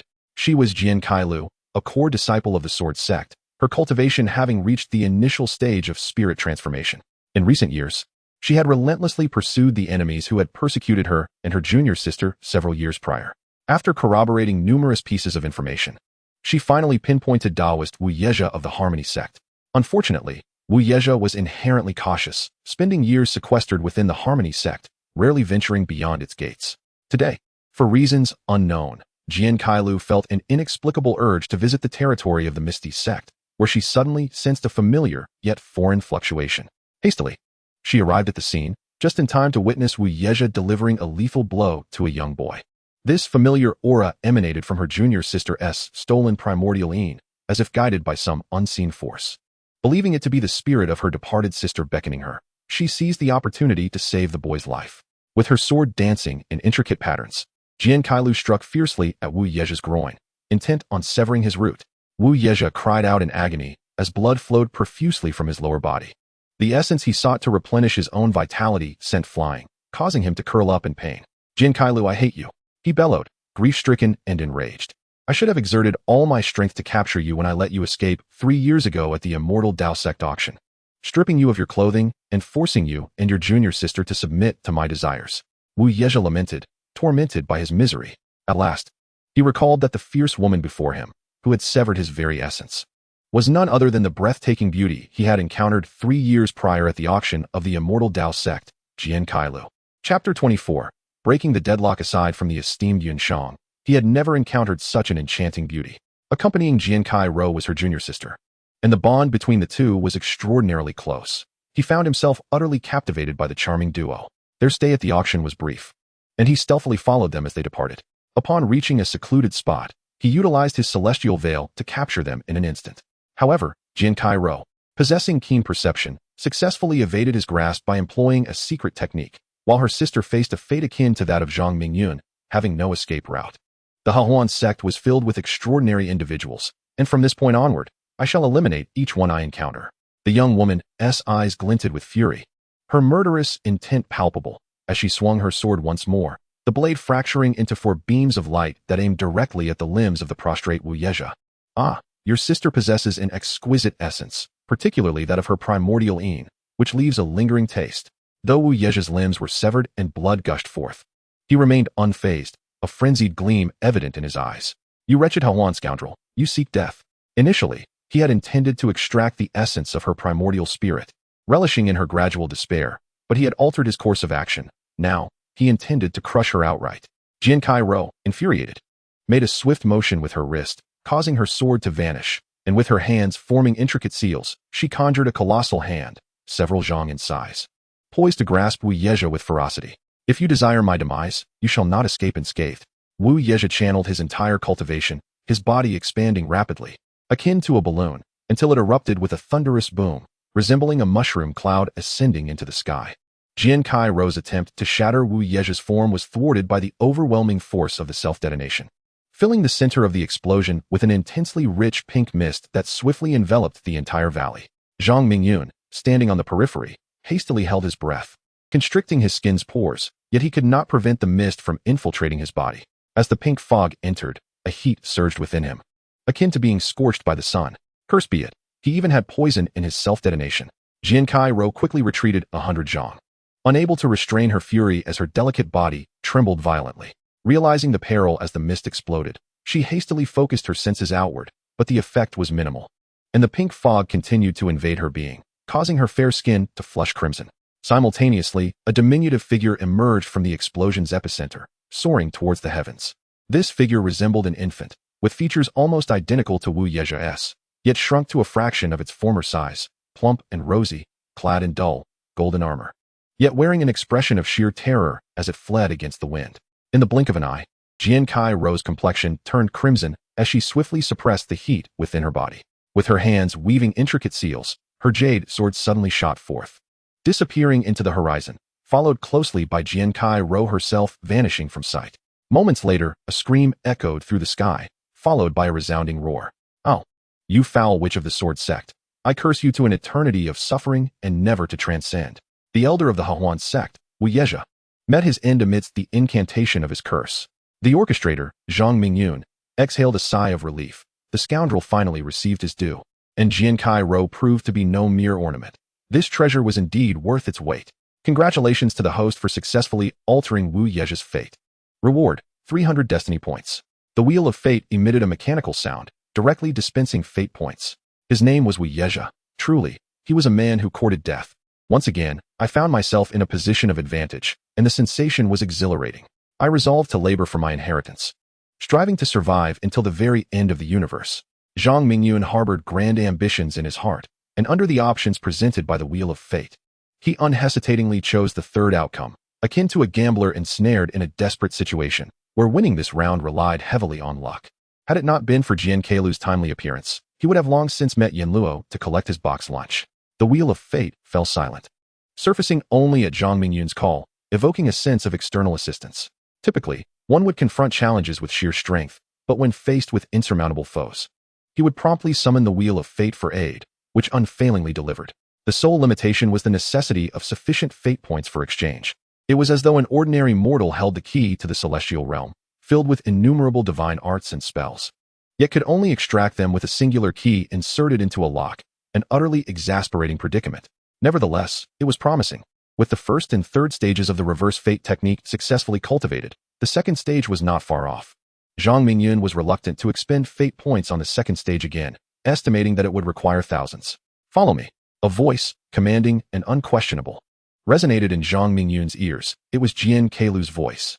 Just as Zhang Mingyun was momentarily dazed, a whirlwind enveloped him, rendering him immobile, as he vanished alongside another shadow into the valley, which had witnessed fierce battles. Shortly after their disappearance, four formidable presences approached in succession. "Master, there are residual fluctuations of the transformation realm here, belonging to two individuals of comparable cultivation," remarked an elderly man with white hair, who, using telekinesis, examined the aura emanating from a middle-aged man ahead.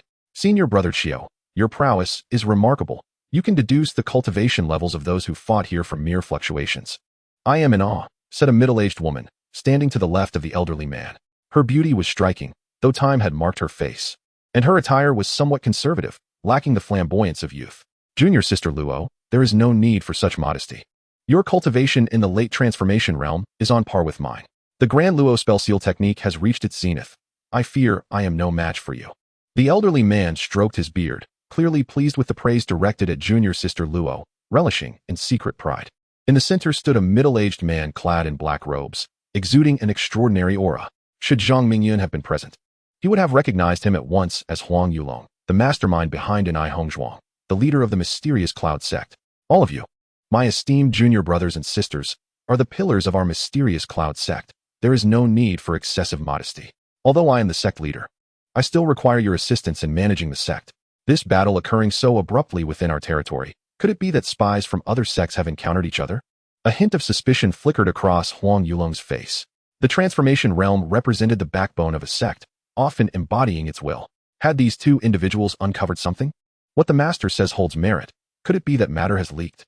remarked another, a robust middle-aged man whose exterior appeared rugged, yet whose mind was exceptionally sharp. He was the newly appointed hall master of the mysterious Cloud sect. Yen Shidi's words are not without merit. A detailed arrangement must be made upon returning to the sect, as this matter cannot afford the slightest oversight. Huang Yulong's expression tightened. If the scheming sect were to notice, it could spell trouble. "Understood." The trio responded in unison, vanishing along with Huang Yulong into the depths of the valley. In the realm of the Piaomiao sect, at the southernmost edge lies an unknown precipice. This cliff, rarely visited by humans, is devoid of spiritual energy, resembling the mortal realm. Cultivators arriving here find it impossible to absorb spiritual aura, let alone enhance their cultivation. Chapter 25. We are poisoned as the sun set and the moon ascended. The night gradually enveloped the land. At the summit of the cliff, a wind tunnel harbored two intense figures standing face to face. One of them flung several precious orbs, illuminating the tunnel with radiant brilliance. What is your background? Why are you entangled with that old scoundrel of the Hahuan sect? Speak, or I shall run you through with my sword. Jian Kai-ro, her complexion flushed, aimed her jade sword at the throat of a panting youth, ready to execute him should his answers fail to satisfy. Do not be angry, fair maiden.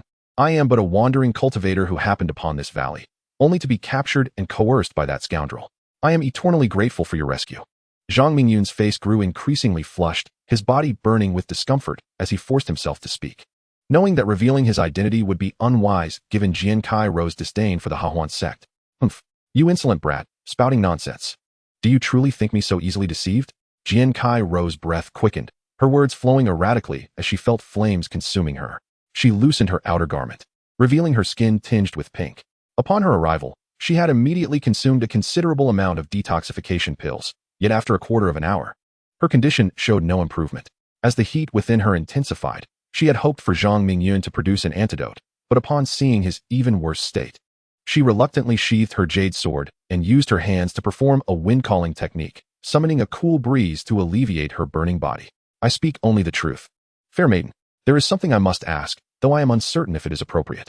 Zhang Mingyun, sensing Jian Kai-ro's lack of hostility, felt a slight relief. Yet he was still consumed by an unbearable heat, his throat feeling as if it were ablaze. The exquisite beauty before him resembled a ripened apple, tempting him with its sweetness. The gentle breeze failed to soothe his fiery heart. Jian Kai-ro ceased her wind-calling, her gaze becoming somewhat dazed as she looked at Zhang Mingyun. She suddenly noticed that the handsome young man before her possessed a tall and elegant stature, a rare beauty indeed, prompting her to urge him to continue. If you have something to say, then speak. Jian Kai-ro's speech became increasingly slurred, her condition deteriorating as she struggled to suppress the heat within her. Then, without a second thought, she removed her shoes, revealing her delicate, slightly flushed feet, which made contact with the cool stone floor, the luminescence reflecting on her fair visage, indicating her relief. Zhang Mingyun silently admired Jian Kai-ro's cleverness and followed suit. Shedding his excess clothing and shoes, his throat dry and stammering, he managed to utter, "We are poisoned." Fool, have you only just realized this? Jian Kai-ro retorted. The Hahuan sect is despicable and shameless. This is a rare and potent drug. As long as we endure, we shall be fine. Jian Kai-ro cast a sidelong glance at Zhang Mingyun, having exhausted all the antidotes she carried, only to find them utterly ineffective. With a sense of resignation, she removed her shoes to savor the coolness of the ground beneath her feet. Almost immediately, Jian Kai-ro undertook a daring action that left Zhang Mingyun thoroughly unsettled. Unconsciously, she shed the outer garment draped over her shoulders, her consciousness clouded and heavy, her delicate hands weakly waving as if to fan herself.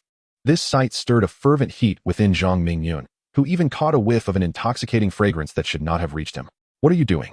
Jian Kai-ro suddenly questioned with an icy tone, realizing that Zhang Mingyun had tightly grasped her small hand, the distance between them having vanished without her notice. A wave of panic surged through her as she felt the strength of his grip, akin to a thunderbolt striking her. This audacious man dared to take liberties with her. No man had ever held her hand before, let alone gazed into her eyes from such proximity. Chapter 26. Foundation completion. The robust masculine aura of Zhang Mingyun brushed against her cheeks, rendering her utterly powerless.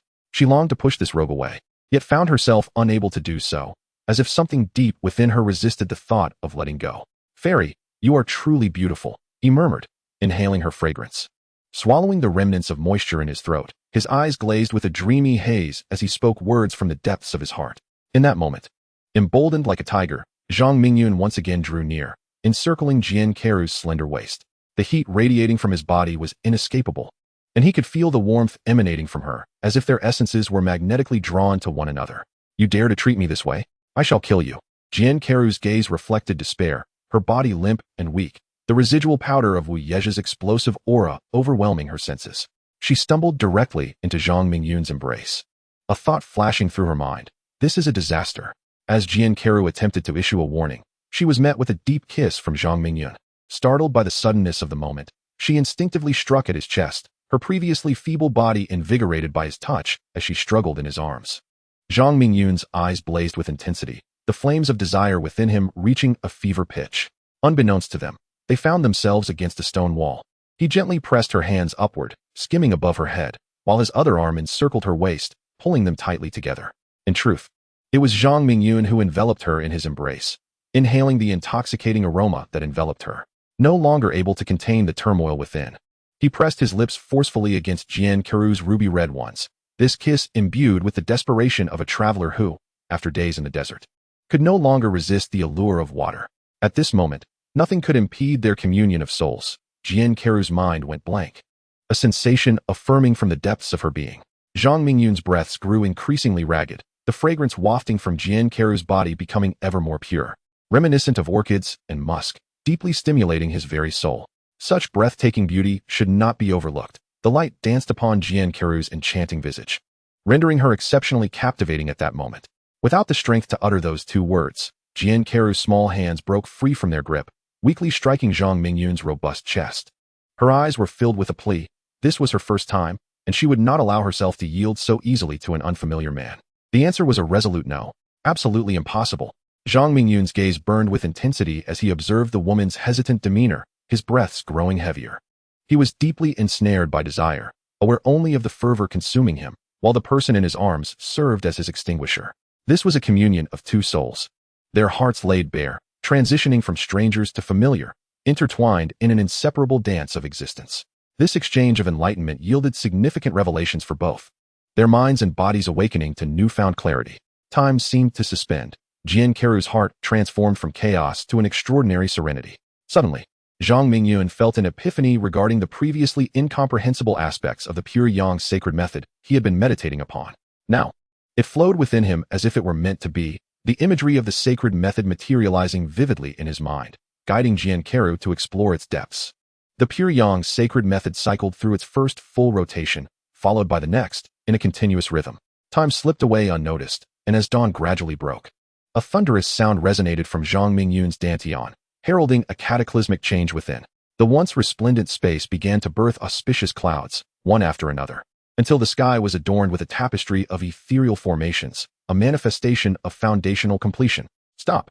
Zhang Mingyun suddenly commanded, halting the operation of the pure yang sacred method. At that moment, Jian Qiru was utterly exhausted. If the process continued, her cultivation could suffer irreparable harm, even leading to her demise. Jian Qiru's eyes fluttered gently before she succumbed to slumber once more, a clear sign that Zhang Mingyun had drawn too much of her primal essence during this ordeal. Her feverish temperature returned to normal, and her enchanting visage displayed a rosy hue. Cradling the one in his arms, Zhang Mingyun felt as though he had traversed a prolonged dream, where reality blurred. The sudden brush with life and death irrevocably altered their fates, binding them together with an invisible thread. Resolute, Zhang Mingyun vowed not to let this woman down in her lifetime. Nearby, two storage bags lay. He summoned them to his hand, one belonging to him and the other to Wu Yezha. Chapter 27. You are my woman. Zhang Mingyun retrieved two sets of pristine garments from his storage bag, one laid upon the ground, while the other was draped over Jian Qiru's delicate form, placing her gently on the prepared attire. Once this was accomplished, he donned a clean white outfit to cover his bare body, securing the two storage bags at his waist. Jian Qiru's discarded clothing was carefully placed in his storage bag, a token of remembrance. With a gesture, he summoned a gentle breeze to whisk away the dust scattered across the cavern floor, rendering the space immaculate and orderly. The pink storage bag, belonging to Jian Qiru, fell to the ground and was carefully placed into her hands by Zhang Mingyun, who then leaned down to bestow a gentle kiss on the forehead of the slumbering woman beneath him. She was the first woman he encountered in the Yunchi continent, and her innocence was entrusted to him, aiding him in his cultivation breakthrough. His heart brimmed with affection, yet he was compelled to depart. The first thought that would cross Jian Qiru's mind upon awakening would likely be to exact swift and ruthless vengeance upon him. Imagine, if you will, a pure and unblemished maiden, her virtue easily claimed by a stranger, devoid of any emotional foundation, having only met him once. And to add to this indignity, the man was but a weakling in terms of cultivation. Who could endure such an affront? Should this man practice the nefarious dual cultivation technique of yin and yang, and further impose himself upon her, it would no longer be a matter of simply seeking justice. It would require the soul to be refined and the heavenly lantern to be lit, ensuring an eternal damnation without hope of redemption. After much contemplation, Zhang Mingyun found himself unable to simply walk away. He held the Qing Shuang sword and channeled his spiritual energy into the stone wall, etching a message: Rower, my destined partner. This unforeseen twist was beyond my anticipation. Your life-saving grace, I shall never forget. The relics of the villain weigh heavily upon me. One night as husband and wife, a bond of 100 days. The future is long, and we shall meet again. Having inscribed his message, Zhang Mingyun approached Jian Kai-ro, activating the reverse fate technique. His eyes shimmered with a brilliant purple light as he observed the trajectory of her destiny.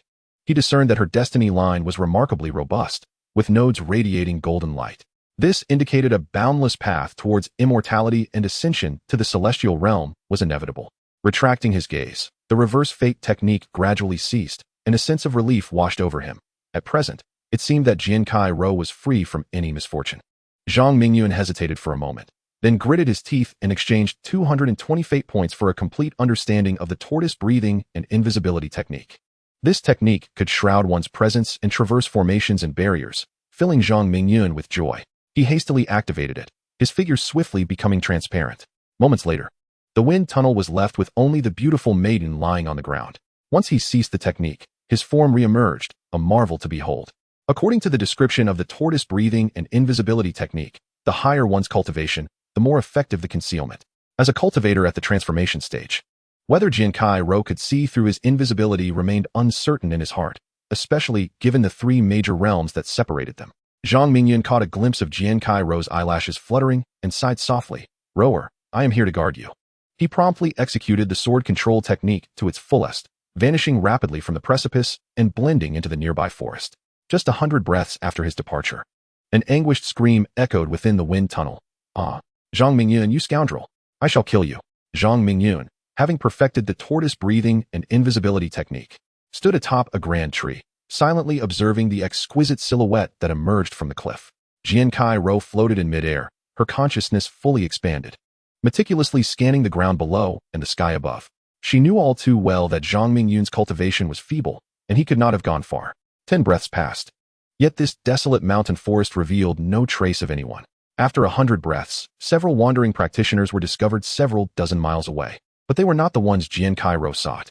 A quarter of an hour passed when Jian Kai-ro suddenly spat out a mouthful of blood, her heart aflame with rage. That scoundrel Zhang Mingyun, after taking advantage, he had the audacity to flee? Jian Kai-ro felt a murderous intent surge within her. Yet she could not find him to exact her vengeance. Who could she kill? Herself? Zhang Mingyun had vanished completely from her perception. In this vast world, where could she find him? Tears cascaded from the corners of Jian Kai-ro's eyes, her heart heavy with despair, an overwhelming sense of unexpressed anguish washing over her. This matter concerned her reputation. She would eventually track down Zhang Mingyun. One stroke to sever his head. "Zhang Mingyun, come out so I can slay you." "Zhang Mingyun, if you do not appear, I will ensure you suffer a fate worse than death."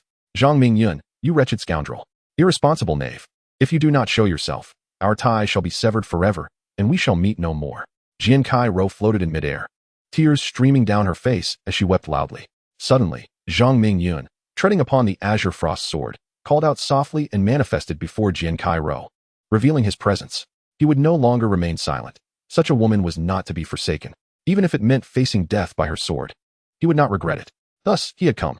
He was a man, unwilling to retreat or evade. The fruits of his own actions would not be borne solely by the woman he cherished. Jian Kai-ro rubbed her glistening eyes, wiping away her tears, and pinched herself fiercely in the shadows.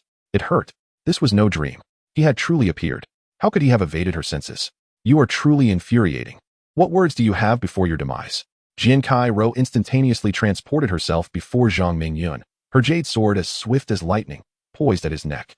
"I cannot bear to part with you." Zhang Mingyun's voice was hoarse, a pang of pain stirring within him. He could not afford to lose this woman. "Why do you wish to see me?" Jian Kai-ro's heart softened, her tone still icy, yet her hand drew back slightly from the sword. "I do not wish for our ties to be severed, for you are my woman." Tears swirled in Zhang Mingyun's eyes, grateful he had not slipped away quietly. Had he done so, their next encounter might indeed have led to drawn swords and irrevocable severance. Jian Kai-ro's jade sword vanished in a reverse motion, her delicate shoulders trembling as she wept incessantly, resembling a helpless little girl. "I have returned. Never will we part again." Zhang Mingyun, brimming with tenderness, swiftly enveloped her in his embrace, holding her tightly as if to merge her into his very being, vowing never to separate again. Chapter 28. The fury of Yunshang. Zhang Mingyun gently grasped the hand of the one beside him, their eyes meeting in a tight embrace. "Scoundrel! Great scoundrel!" Jian Kai-ro struck Zhang Mingyun's back, her eyes glistening with tears. Just as she prepared to continue her accusations, her lips were captured by his, her entire being succumbing to weakness, allowing him to savor the sweetness. This time, Zhang Mingyun's hands were notably honest, resting motionless upon Jian Kairou's waist. After a moment's pause, Zhang Mingyun was abruptly pushed aside, her cheeks flushed as she turned her head away. Just as Zhang Mingyun and her companion found solace in each other, the Hehuan sect erupted in turmoil. A resounding crash echoed through the Hehuan hall as a stunningly beautiful woman, her eyes ablaze with fury and her countenance as cold as frost, sat at the helm. In a vast sect, the abduction of the young master had brought them to disgrace. What face did they have left to exist in this world? Yunshang's eyes glimmered with a chilling light as she cast her gaze upon the dozen or so individuals who bowed their heads in shame. Her fury was palpable. 3 years prior, someone had dared to cripple Zhang Mingyun's foundation, rendering him a mere shell of a person. 3 months ago, he had been cast off a cliff, narrowly escaping death. 3 days prior, he had mysteriously vanished from the sect. The moment she stepped out, her sanctuary was ransacked. Zhang Mingyun had been taken right under her nose. Was she to be disregarded so easily? The audacity was overwhelming. And the leaders of the various halls within the sect were nothing but useless. None among them could accomplish anything of significance. Yunshang harbored suspicions regarding Huang Yulong, who seemed intent on removing Zhang Mingyun at all costs, as his misfortunes were eerily intertwined with hers. Li Xue stepped forward, kneeling to offer his apologies. His face awash with shame as he spoke. Sect Master, it is my incompetence that has betrayed your trust. Let us employ the Haotian mirror and investigate this matter thoroughly. Li Xue had been entrusted by Yunshang, his consciousness focused on the young master's pavilion, where Zhang Mingyun had been diligently cultivating in seclusion. At that moment, a core disciple had narrowly avoided assassination, prompting her to investigate. In that fleeting distraction, the assailant seized the opportunity and abducted Zhang Mingyun with astonishing swiftness, leaving her unable to react. This was a classic ruse to draw the tiger from its mountain lair. By the time Li Xue realized the gravity of the situation, it was too late. He hastily sent out an emergency signal, contacting Yunshang, who was far afield, and called upon the hall masters to seal the mountain and lock down the sect. Upon her return, Yunshang summoned everyone to the hall, and naturally, Li Xue offered the most prudent counsel. I advise against recklessly using the Haotian mirror, Sect Master. Our ancestor once stated that it should not be activated unless in the face of dire calamity. A frail, elderly man in a white robe stepped forward, his back hunched yet exuding an aura of immense power. His hair was completely white, and his every movement seemed to resonate with the forces of the universe. He was Yun Kunzi, the second-in-command of the Hehuan sect, responsible for the Elder Council and the Treasure Hall, as well as holding the title of Grand Elder. Sect Master, he continued, Elder Yun is not without reason. The Haotian mirror is a high-grade artifact, demanding an unimaginable amount of spiritual energy each time it is activated. I have just checked the young master's soul lamp. The soul fire within is vigorous, indicating he is not in mortal danger. Another elder, aged beyond 50, with a notably well-preserved complexion, joined the discourse. He was Elder Chi Tian, of Yun Kunzi's lineage. At that moment, a drowsy elder rubbed his eyes and yawned, declaring, Elder Chi Tian, your words are misguided. Zhang Mingyun is the son of the former sect master, Zhang Yaoqing, and he is our unanimously recommended young master. Now that he is missing, we must rescue him. We cannot solely rely on us old folks for the sect's revival. Chapter 29. The Isolated Inquiry. The drowsy elder before us is Qi Guang, the master of the mission hall. He expresses considerable sympathy for Zhang Mingyun's plight and is a steadfast supporter of sect master Yunshang. Bang! Yunshang forcefully strikes the phoenix bed, her demeanor sharp as she declares, enough. Since there are no alternative solutions, let us utilize the Haotian mirror. Who possesses such audacity to brazenly abduct my disciple? Should anyone dare to oppose again, I shall not hesitate to demonstrate my strength. Understood. The assembly bows in unison, refraining from further dissent. Yun Kunzi's countenance betrays his discontent. He resents Yunshang's authoritarian tendencies, yet he remains compliant with her orders. With a sweeping motion of her sleeve, a golden light suddenly materializes before the assembly. It is a golden-handled mirror, its surface no larger than a bowl, intricately inscribed with numerous glowing runes. Spirit, heed my will, reveal the truth. Yun Kunzi's once stooped body stands tall, emanating a formidable aura. His long hair, defying the absence of wind, flows as he approaches the conclusion of his incantation. And a celestial canopy envelopes the grand hall. The sky above rapidly rewinds, freezing time at the moment 3 days prior when Zhang Mingyun's cultivation and abilities reached a pivotal breakthrough. What kind of mental technique is the young master practicing? His capacity to absorb spiritual energy is astonishing. The previously dissenting Chi Tian is left agape.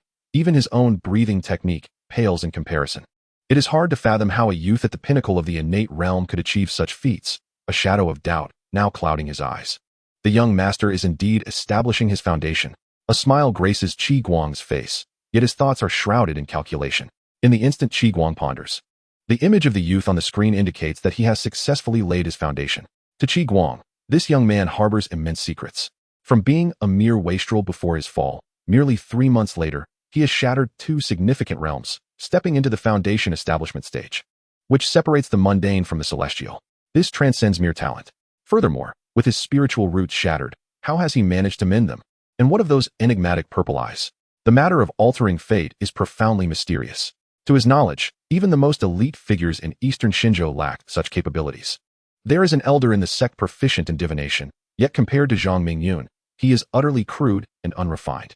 Thoughts begin to take shape in Qi Guang's mind, stirring a fervor within him. Beneath his unassuming facade lies a devilish malice. He yearns for the youth in the vision to survive, so he might unveil this enigmatic veil and seize the path to immortality. The assailant has made their move. Why does this celestial canopy seem so familiar? Li Xiang's eyes reflect confusion, as if she has encountered this scene before. It is he. A middle-aged woman at the back covers her mouth in shock, staring at the obscuring celestial canopy. Who is he? Yin Kunzi's gaze sharpens as he turns to the middle-aged woman. Though he has altered his appearance, I recognize this celestial canopy. It is the low-grade innate artifact, the celestial veil, belonging to Elder Wu Yezha. Once the middle-aged woman concludes her statement, she feels an immediate release from the pressure enveloping her. The images projected by the Haoyan mirror continued to play, accelerating as if someone had pressed the fast-forward button. Within the frame, Wu Yezha was seen teleporting and leaping continuously. Then, abruptly, the screen darkened and vanished, returning the Haoyan mirror to the hands of young Kunzi. Why did the image suddenly cut off? Li Xiang could hardly believe it. The sect's treasured Haoyan mirror was typically infallible. This disconnection was orchestrated by Zhang Mingyun from thousands of miles away, within a wind tunnel. The wheel of fate sensed the intrusion of the Haoyan mirror and, upon obtaining Zhang Mingyun's consent, severed the connection within the boundaries of the Haoyan sect, rendering any trace untraceable. Chapter 30. I am a disciple of Haoyan sect. Zhang Mingyun contemplated using the sect's talisman to contact Yunxiang and inform her of his safety. However, the distance was too great for the talisman to establish a connection. He considered employing a sound transmission technique, which would only require a distance of several dozen miles. In his previous life, although Blue Star could not cultivate immortality, it was replete with technological advancements. Satellite communications spanned the entirety of Blue Star, allowing seamless conversations worldwide. And even 3-year-old children could operate mobile phones. Zhang Mingyun sighed and shook his head. These thoughts flickered momentarily in his mind, and his gaze returned to the delicate figure beside him. The two within the wind tunnel once again shared tender moments, and Zhang Mingyun experienced the gentleness of Jian Keru anew. Jian Keru traced circles on Zhang Mingyun's robust chest with her fingers, one after another, voicing her inner curiosity. Mingyun, what kind of identity do you possess? Why are you so mysterious that you have driven me to madness? Rower, I must warn you not to be angry. Zhang Mingyun replied, gently patting her back, taking precautions. He feared losing her. Go on, I love you and will love everything about you. What is there to be unable to accept? Jian Keru blinked, presenting herself with an innocent demeanor. I am a disciple of the Haoyan sect. Zhang Mingyun casually dropped a small bombshell. Jian Keru was taken aback. Just yesterday, she had vowed to eliminate all members of the Haoyan sect, and today she was betraying her promise. Stealing herself, she retorted, what of it? I am still a core disciple of the Sword sect. Is there more? I am the closed-door disciple of the sect leader of the Haoyan sect, and also recognized as a young sect leader. Zhang Mingyun felt a twinge of unease, fearing an outburst from the person in his embrace. Just wait until I pummel you. How dare you take on the mantle of a beastly sect's young master? Jian Keru playfully unleashed a flurry of light punches upon Zhang Mingyun. Rower, please stop.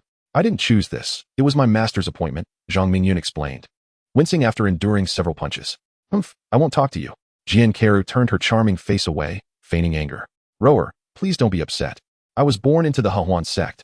Not everyone in the sect is wicked, Zhang Mingyun reassured her, his gaze drawn to her graceful figure, igniting a fire within his heart. The atmosphere had reached its peak, and Zhang Mingyun unconsciously fell into a state of longing, licking his dry lips.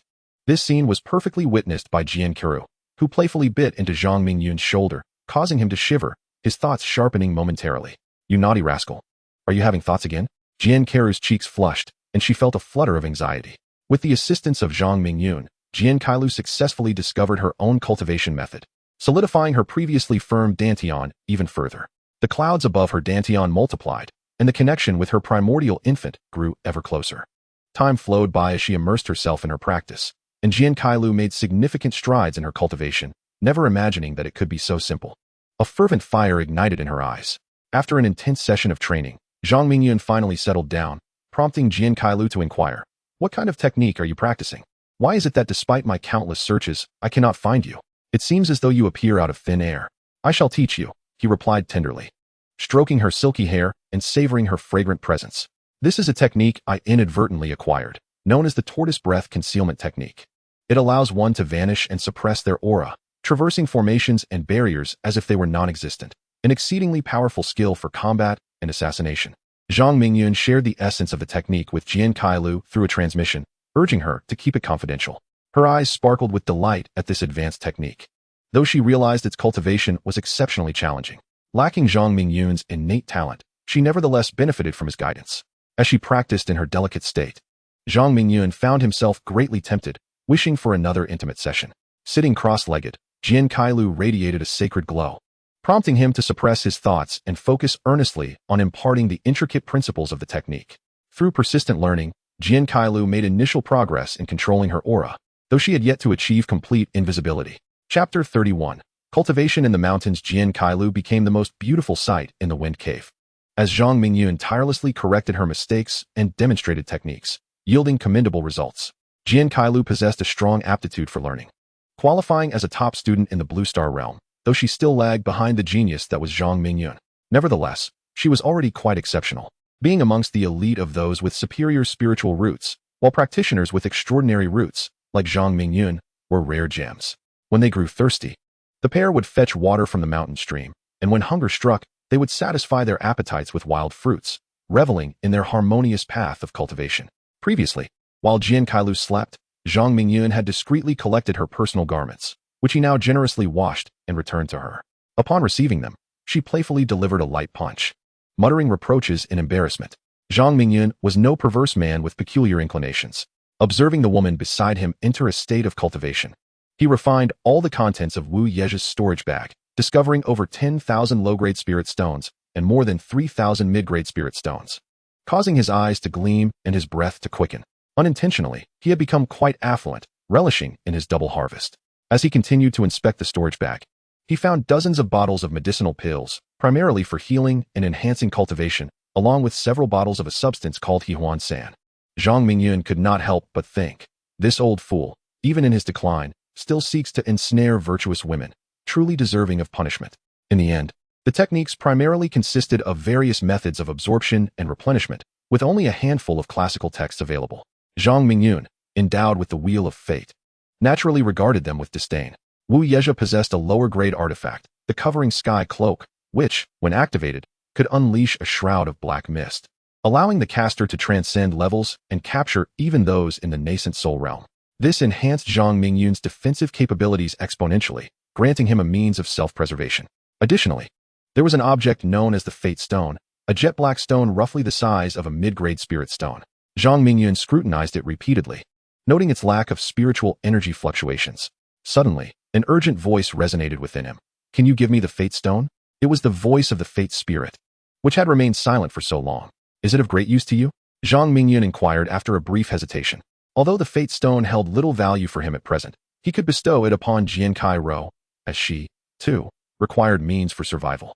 "The Fate Stone will aid me in restoring my vitality and prolonging the discovery of your destiny." The Fate Spirit did not conceal its intentions, speaking candidly. "Very well." A fleeting shadow of reluctance crossed Zhang Mingyun's brow. He felt a pang of loss. He had gained nothing while the Fate Spirit benefited from him.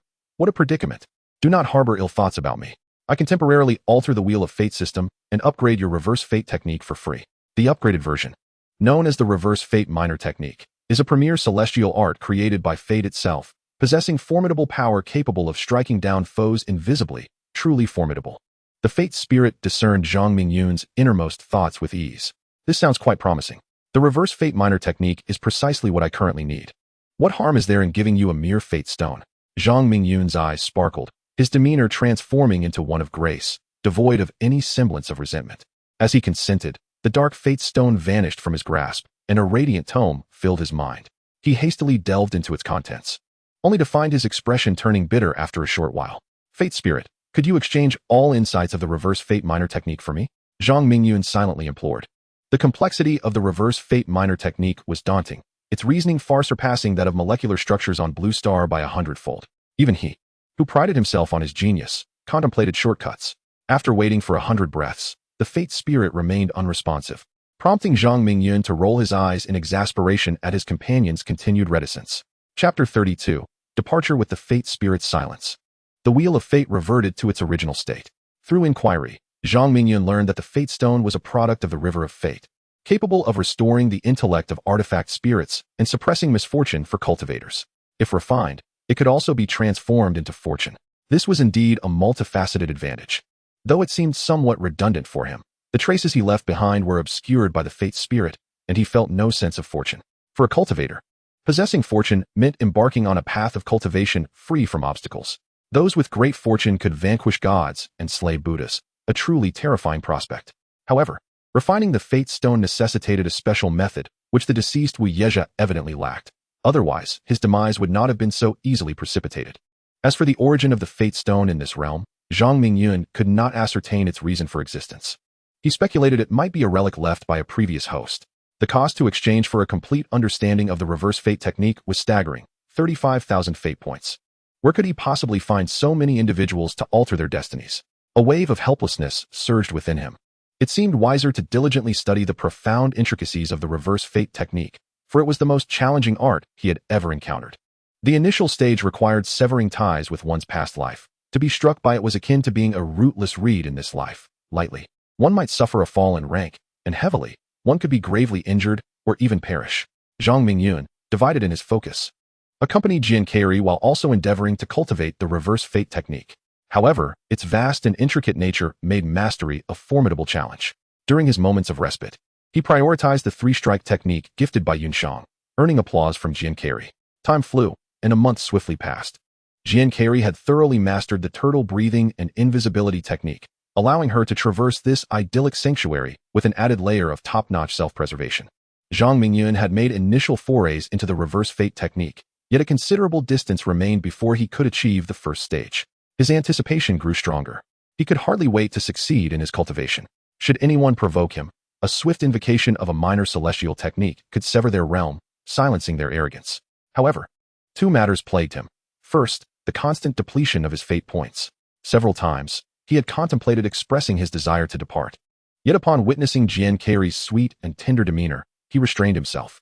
Second, there was Yunshang. Having been inexplicably captured, he imagined her anxieties must be unbearable, and he longed to return to his sect to assure them of his safety. Today, he could no longer remain idle. It was time to leave this paradise. The path of defying fate could not be halted. It was destined to be a solitary journey, and to pause was tantamount to courting death. Hesitating at the entrance of the wind tunnel, Zhang Mingyun was at a loss for words. "Mingyun, are you about to leave?" Jian Carey asked, swiftly organizing her belongings. Her movements efficient and devoid of any sign of reluctance. In this past month, Jian Carey had achieved remarkable progress. Apart from practicing the turtle breathing and invisibility technique, she had engaged in relentless dual cultivation, successfully opening 4 pathways of her meridian, bringing her realm to the pinnacle of the transformation stage. Just one step away from the integration stage. In the resource-scarce Donglin region, she ranked among the elite, a fact that stemmed from the man before her. Her man, Jian Carey, harbored a premonition. She felt that she was now capable of sweeping through all the core disciples of the Sword Sect. While she was uncertain about defeating figures like the Hall Master, she was confident in overcoming certain elders. Conversely, Zhang Mingyun's progress was sluggish. The second Sunny Yang meridian remained elusive in its condensation, and he remained at the peak of the foundation establishment stage. Jian Carey's primordial energy had nearly been depleted by him, and although this energy had been gathering like a trickling stream, it was insufficient to meet Zhang Mingyun's growing needs. It is worth mentioning that after a month of arduous training, the 3 strikes technique has reached a remarkable level of mastery, with 3 enhancements that can compensate for the gap between minor realms. Zhang Mingyun feels a surge of confidence, believing that even in the late stage of the core formation realm, he could hold his own in battle. If he were to incorporate the reverse fate technique, even an old ghost like Li Xue would find himself at a disadvantage, and perhaps even those in the integration realm would fall victim to his cunning strategies. Alas, not a maleficent hand, but rather an excellent method. During his time in the Wind Cave, Zhang Mingyun has valued not only his cultivation, but also the warmth and companionship he shares with Jian Carey. At this moment, seeing her so considerate, He strides forward to embrace the woman who resonates with his heart, feeling an inexplicable emotion swell within him as he softly calls out, Ruer. It is truly wonderful to have you. Our unexpected union over this past month has brought me immense satisfaction. I know you possess the heart of a warrior, and I wish to grow stronger alongside you. Jian Kara beams with joy, reassuring Zhang Mingyun. Let us return to the sect together, he declares, holding the enchanting woman close. This marks Zhang Mingyun's resolute decision to bring Jian Kara back to the sect, yet he remains uncertain about how to convey this to Yunshang. Yunshang harbors feelings for him, and his own feelings for her are far from trivial. Suddenly, Jian Kara appears, unexpectedly capturing his heart and affection. No, I wish for you to come honorably to marry me, not to sneak away with me to the Harmony sect. I am a core disciple of the Sword sect, and the sect will not permit me to make hasty decisions. Jian Kara's tone is firm, reflecting her pride. Very well, I shall escort you back to the Sword sect. Zhang Mingyun replies, not one to procrastinate. Since Jian Kara has made her decision, he naturally respects it. Chapter 33. The Gift of Techniques. Earlier, he had granted Jian Kara the tortoise breathing and invisibility technique, and the Wheel of Fate did not intervene to halt it. Now, having acquired the Reverse Fate Minor Immortal technique, Zhang Mingyun wishes to test whether he can bestow it as well. Ruer this. Before he can finish his sentence, the voice of the Wheel of Fate resonates within him, warning, warning, warning. If the host reveals my master's immortal techniques, he will be utterly annihilated. Zhang Mingyun comprehends that this is fate's way of restraining its subjects to prevent them from being exploited by those with ulterior motives, thereby safeguarding its own foundation. The Wheel of Fate operates as a system, perpetually capturing his thoughts and intervening in a timely manner, serving as fate's vigilant observer, which undeniably reinforces his belief in the existence of a guiding spirit. What exactly is fate? Its test subjects are as numerous as fish crossing a river. What is the purpose of such actions? Furthermore, what role does the mysterious guiding spirit within him play? If the spirit's claims are true, what significance does he hold that warrants such protection? A cascade of questions swirls in Zhang Mingyun's mind. Without absolute strength, he cannot unravel any of these mysteries. He cannot help but lament internally, Ah, power, you are both my love and my bane. Whether in dialogue with the Wheel of Fate or in his own musings, it all transpires in the blink of an eye. Jian Kara, unaware of anything amiss, simply senses that Zhang Mingyun has yet to finish his thought and playfully inquires, what is it? Zhang Mingyun did not rush to respond. Instead, he took out a transparent jade tablet and, using his thoughts as a quill, began to inscribe the profound principles of the Nine Heavens Qi gathering technique within its confines, providing detailed annotations for its more obscure aspects to facilitate Jian Kara's understanding. Gradually, his complexion grew pale, his cultivation was still nascent, having yet to enter the divine transformation realm, and his consciousness could not manifest, forcing him to laboriously etch the teachings. He had considered using sound transmission to convey this knowledge, but quickly dismissed the idea. The intricacies of the Nine Heavens Qi gathering technique were challenging to grasp, and forcing them to memory would not be an easy endeavor. Moreover, his unique annotations amounted to at least 1,000 characters, making the jade tablet far more convenient. Additionally, he inscribed a set of sword techniques, naturally the three strikes technique, as he noticed the genuine envy reflected in Jian Kara's eyes while she observed his sword practice. A woman of her caliber deserved such mastery. As for how to explain it to Yunshang, that was simple. I have copied the three strikes technique for your sister. You don't mind, do you? The thought brought a surge of excitement to Zhang Mingyun's heart. The prospect of the three of them convening to share insights was a delightfully enchanting vision. After a cup of tea had passed, the jade tablet was finally completed. Wiping the beads of sweat from his forehead, he handed it to Jian Kara, saying, this is an advanced heart method, the Nine Heavens Qi gathering technique, which is among the finest in this realm. You may attempt to cultivate it. Absorbing and exhaling spiritual energy will undoubtedly yield great results. There is also a complementary set of sword techniques for you to practice in your leisure. As they prepared to part ways, Zhang Mingyun wished to leave her with the very best. I love you, Jian Kara said as she accepted the jade tablet. Rising on her toes to press her ruby lips against Zhang Mingyun's cheek, she then gently embraced his strong chest, her delicate face resting against his, tears glistening in her eyes. Reluctant to part, yet not wanting Zhang Mingyun to see her weep, she quickly blinked away the tears and smiled as she stepped away from his warm embrace. Let us go, Jian Kara exclaimed, taking Zhang Mingyun's hand. And together they vanished into the enchanting wind tunnel, leaving behind the inscriptions etched upon the wall. Chapter 34. Valley of Death. Within the confines of the mysterious sect lay the Valley of Death. The sky loomed dark and oppressive, casting a thin veil of mist over the already chilling valley, intensifying its eerie atmosphere. A white figure approached the valley's entrance, slowly making its way inward. A cold gust swept through, causing the figure to shudder slightly. Achoo! The sound, though soft, echoed throughout the valley, amplifying its sinister aura. Crack! Behind the figure. It seemed someone had stepped on a decayed wooden plank, the noise muddled and indistinct. The white figure glanced back repeatedly, anxiety evident in every gesture. The swirling mist obscured visibility, allowing only glimpses of the sparse trees nearby, devoid of any human presence. After a prolonged moment of observation, the figure withdrew its gaze, hoping that the unsettling sound was merely an auditory illusion and not a harbinger of something ominous. Moving cautiously, the white figure treaded deeper into the valley. Brother Mingling, can you be trusted? How could you lead me to the valley of death? Just listen to that name. It is most inauspicious. You lack a physical form and cannot feel the chill here, but I cannot shake the sensation of a cold shiver creeping down my spine. Zhang Mingyun gazed at a stone tablet in the distance, upon which the twisted characters Death Valley were inscribed. His expression grew increasingly troubled as he recalled the ominous voice that had just echoed in his mind, sending shivers down his spine. Although Zhang Mingyun was not timid by nature, the environment he found himself in inevitably caused a sense of unease. Otherwise, he would not have pressed onward. To understand this scene, one must start from the moment Zhang Mingyun and his companion departed from the wind tunnel. As they were about to return to their respective sects, Jian Keru received a distress signal in the form of a sword talisman from a disciple of the sword sect. She warned Zhang Mingyun to exercise caution before hastily departing.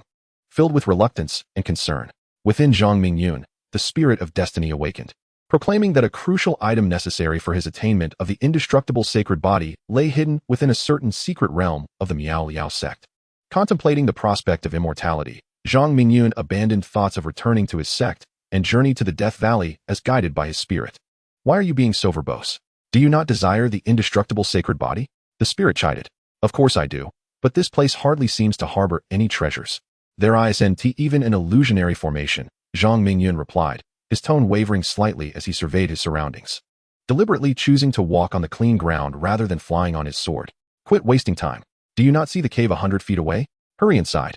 The spirit urged, clearly exasperated by Zhang Mingyun's hesitance. Upon closer inspection, Zhang Mingyun indeed discovered the cave and, propelled by an unseen force, dashed forward. The wind howled past his ears, yet he felt a sense of relief. With his currently agile form, he reached the location indicated by the spirit within moments. The cave was dark and profound, and he activated the reverse fate technique, allowing a violet glow to emanate from his eyes as he peered into the depths. But he could discern nothing. With a determined grit of his teeth, he stepped forward only to be met with a sudden thud, clutching his head and grimacing in discomfort. You fool. Did you not exchange for the tortoise breath concealment technique? You could have easily passed through the formation. The spirit's voice dripped with disdain, sensing the dim-wittedness of its host. Why did you not say so earlier? I must have owed you in a past life. Zhang Mingyun retorted, his expression darkening. The spirit fell silent, seeming to slumber, but when it spoke, it could leave him utterly flustered. As soon as his words faded, Zhang Mingyun drew forth the Qing Shuang sword, finding some solace in its presence. He then activated the tortoise breath concealment technique and advanced. The formation that had previously obstructed his path was traversed with ease, prompting Zhang Mingyun to silently commend the technique. Upon entering the formation, the light before him became blinding, and he raised his hand to shield his eyes, which gradually adjusted to the brightness. Chapter 35. The marvels of the mountainside through the gaps between his fingers. Zhang Mingyun beheld a blazing sun suspended high in the sky, surrounded by billowing flames of cloud. The sun radiated an intense heat, enveloping the entire secret realm in a crimson hue.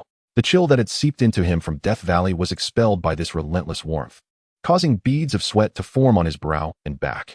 Before him lay an extensive celestial staircase that spiraled into the clouds, disappearing into the depths of the sky. It felt as though he were embarking on a journey to ascend to the heavens, yet whether anyone traversed the stairs remained obscured from view.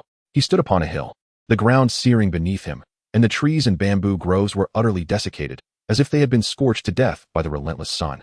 Below the hill lay an expansive area that led directly to the distant ladder to the heavens. Occasionally, Zhang Mingyun caught sight of a figure darting from a towering peak nearby, heading straight towards the heavenly ladder, suggesting that this mountain held some hidden secrets. Upon closer inspection, he noticed several individuals scattered across the open ground below, none of whom seemed inclined to ascend the ladder. They bent over, as if harvesting something. The faithful spirit had once again gone silent since his entry into this mysterious realm, leaving him to face his challenges alone, regardless of how he called out in vain. He pondered whether the wheel of fate possessed treasures capable of altering one's appearance and essence. It was crucial to conceal his identity, and if the price was reasonable, he would not hesitate to make an exchange. According to the remaining fate points of the host, the illusory Thousand Shadows, a superior magical artifact, met the exchange conditions, requiring 30 fate points. Would you like to proceed with the exchange? The Wheel of Fate presented this valuable item. Confirm exchange. Zhang Mingyun gritted his teeth. One must risk something to gain something. With a face-changing technique, wouldn't he be invincible in the secret realm? Whoever caught his fancy could be transformed into. Exchange completed. Warning. Warning.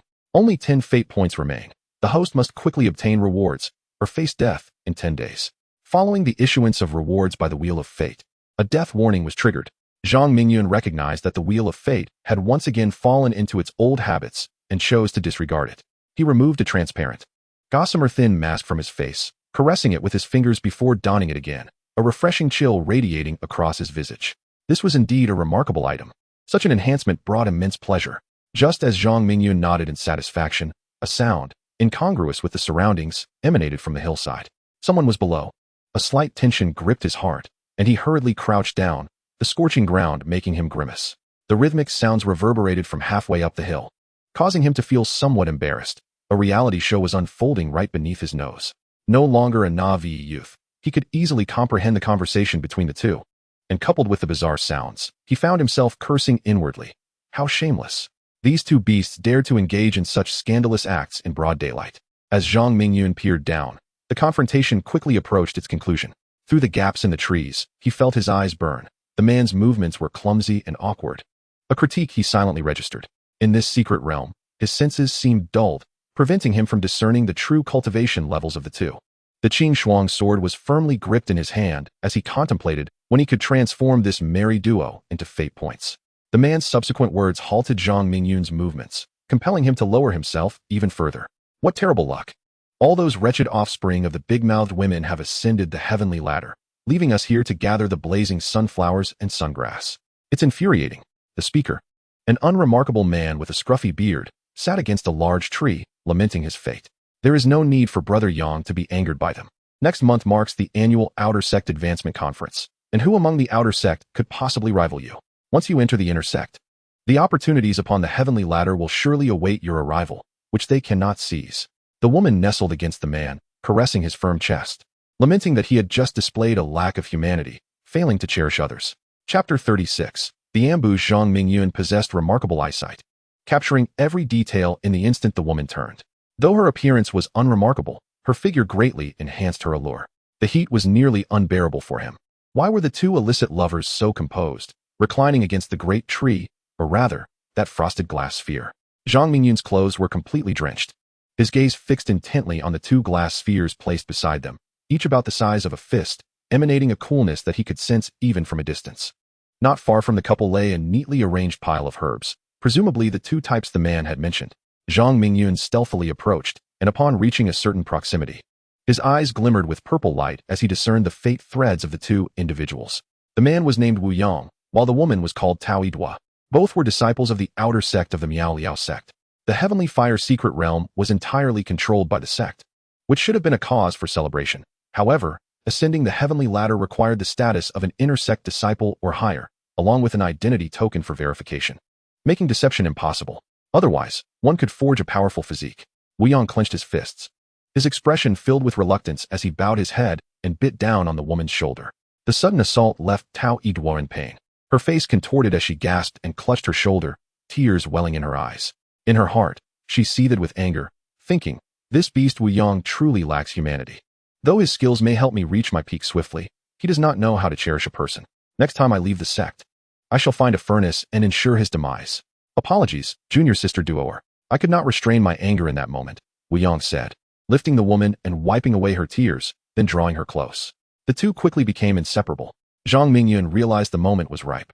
His features transformed instantly into that of a pale, sharp-eyed youth, the very inner sect disciple Wu Yang feared, Zhang Yanxin.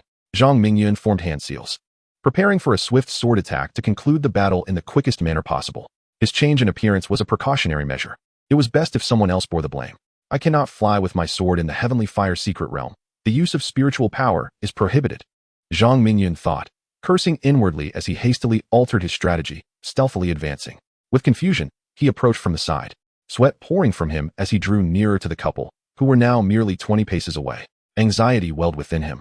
The pair remained within his line of sight, using the thick tree trunks to conceal their forms as they moved forward. Approaching a youth who was evidently twice his size without the support of cultivation or spiritual power was not a wise choice.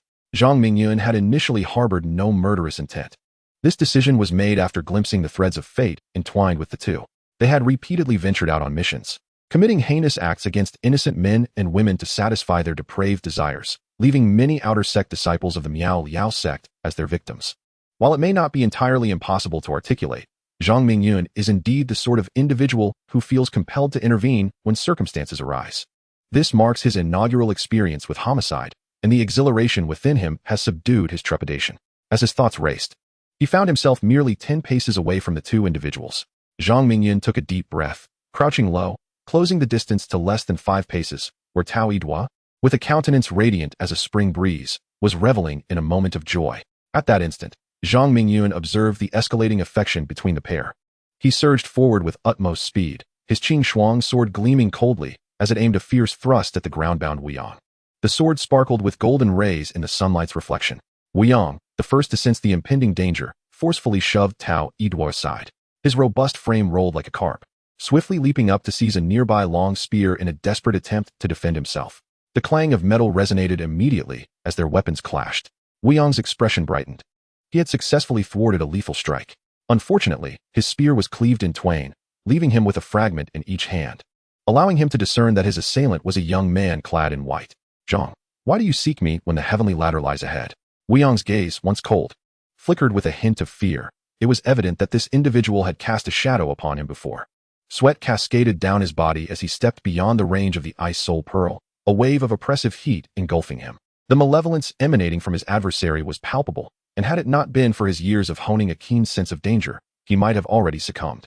Chapter 37. The sorrow of flowing clouds. Tao Yidua, now disheveled and covered in dust, had been flung aside by Wuyang in a moment of peril. Landing on the ground with her elegant form marred by the debris, she hastily seized her sword and positioned herself beside Wuyang, forming a defensive stance.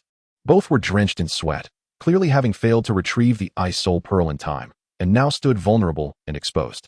Her gaze involuntarily narrowed as she recognized the newcomer. Brother Zhang, what brings you here?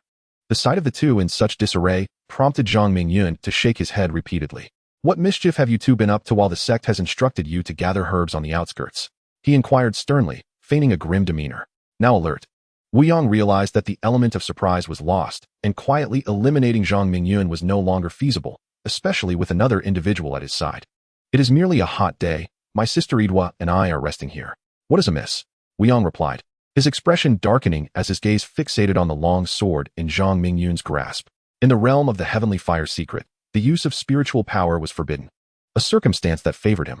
The pale visage before him manifested his inner demons, making this an opportune moment to vanquish them. Yet, his trusted spear, upon their first encounter, had been severed, revealing the disparity in their respective weaponry. With Wuyang's discerning eye, he recognized that the sword wielded by Zhang Mingyun was a treasure of exceptional quality, capable of slicing through iron like mud, instilling a sense of caution within him. Surrender the fire sunflower, the sunward grass, and the ice soul pearl, or I shall report this matter to the Lord of Huaifeng Hall. You two will find yourselves on a path to ruin. Zhang Mingyun remained composed, the formidable Qing Shuang sword firmly in hand, while Wuyang's spear lay in ruins, rendering them powerless in a contest of strength. Wuyang's face turned ashen, and upon hearing the name Huaifeng, an overwhelming fear enveloped his heart. Huaifeng, the master of the enforcement hall, was notorious for his ruthlessness, instilling great dread among the disciples. Initially inclined to resist, Wuyang felt as though his throat had been seized, rendering him immobilized. Tao Yidua, perceptive to the atmosphere, turned and walked aside, intending to present the herbs she had gathered. When she returned, she reverently placed a pile of herbs in hues of green and yellow, along with an ice soul pearl, before Zhang Mingyun. Due to her proximity, the distinct bite marks on her right shoulder were evident, indicative of her torment. Zhang Mingyun remained taciturn. This was akin to Zhou Yu and Huang Gai, one willing to strike and the other to endure. He picked up the ice soul pearl and tucked it away, taking the herbs with him. Wuyang observed this with growing anxiety, his mouth opening several times to voice his thoughts, yet each time he swallowed them back down, firmly resolving that this vendetta could not be postponed for long. After collecting the herbs, Zhang Mingyun gradually lowered the Qing Shuang sword aimed at the two, continuing his descent down the mountain while remarking, "Let this matter conclude here. Do not let there be a next time." Upon hearing this, Wuyang's brows slightly unfurled. Seeing Zhang Mingyun had reaped benefits, he understood this affair had been settled. Given his understanding of Zhang Yinxin, it was undoubtedly a matter of mutual agreement, alleviating some of the displeasure within him. After all, their encounter amidst the mountains during their pursuit of enlightenment had been fortuitously interrupted. Concealing the past would have been preferable. Just as Zhang Mingyun passed the two, a low shout reverberated through the mountains, the sorrow of flowing clouds. Zhang Mingyun discarded the herbs and, with a swift motion, unleashed a sword strike. The Qing Shuang sword glimmered suddenly, and a sword aura, 2 fingers wide, shot forth, aimed directly at Wu Yang's head. How is this possible? You can wield spiritual power? Wu Yang bellowed in shock at the sudden turn of events, a sense of impending doom enveloping him as his legs trembled. He had no opportunity to evade this despairing sword aura. Desperately, he thrust his short spear forward, attempting to parry the formidable sword energy. Yet, the speed and ferocity of the sword aura were unmatched, instantly shattering Wu Yang's spear, its momentum undiminished, striking his head in the blink of an eye. With a thunderous impact, Wu Yang's head exploded like a watermelon, red and white matter splattering everywhere, followed by his lifeless body collapsing to the ground. This all transpired in the blink of an eye. Zhang Mingyun, having executed the flowing cloud sorrow amplified by the triple strike technique for the first time, felt his stamina plummet, cold sweat pouring from him. He dared not breathe heavily, coldly fixing his gaze on Tao Yidua, who stood a short distance away.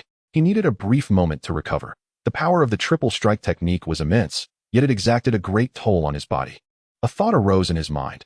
Unless in dire circumstances, he could not afford to wield it again. What is this? Why has Zhang Yinxin become so formidable?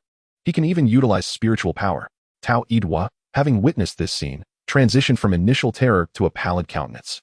Especially the undisguised killing intent in Zhang Mingyun's eyes sent chills down her spine, prompting her to flee in haste. Peach Yiduo, hastily unclad, dashed down the mountainside. Glancing back intermittently, in mere moments, Zhang Mingyun pursued her down the slope. With a voice raised in alarm, she cried, Zhang Yinxin has committed murder. Why are you running without your clothes? If others see you, it could lead to misunderstandings. Zhang Mingyun, agile as a rabbit, quickly caught up with Peach Yiduo and thrust his sword towards her heart. With a pained scream, she lurched forward, the steep incline causing her to tumble several yards down. Zhang Mingyun followed her descent and found her still clinging to life. He delivered a fatal blow to her neck, then struck at her heart and dantian, completing his grim task. Taking a deep breath, he realized this was his first act of killing, relying solely on physical prowess. His muscles thrumming with adrenaline, he retraced his steps to the mountainside, where he delivered additional strikes to the lifeless body of Wu Yang, only ceasing when the wheel of fate rewarded him, indicating a successful alteration of their destinies. However, the wheel was rather stingy this time, granting only 10 points, leaving Zhang Mingyun speechless at the disproportionate effort required to end their lives. After this ordeal, sweat poured from him anew, and he felt that if he continued to perspire, he might succumb to dehydration. He had never anticipated that the 3 strikes technique could unleash sword energy. If empowered by spiritual force, its potential would be unfathomable. Contemplating this, warmth blossomed in his heart, and his longing for Yunshang intensified, for the technique was hers. Leaning against a withered tree, he gasped for breath, his strength waning.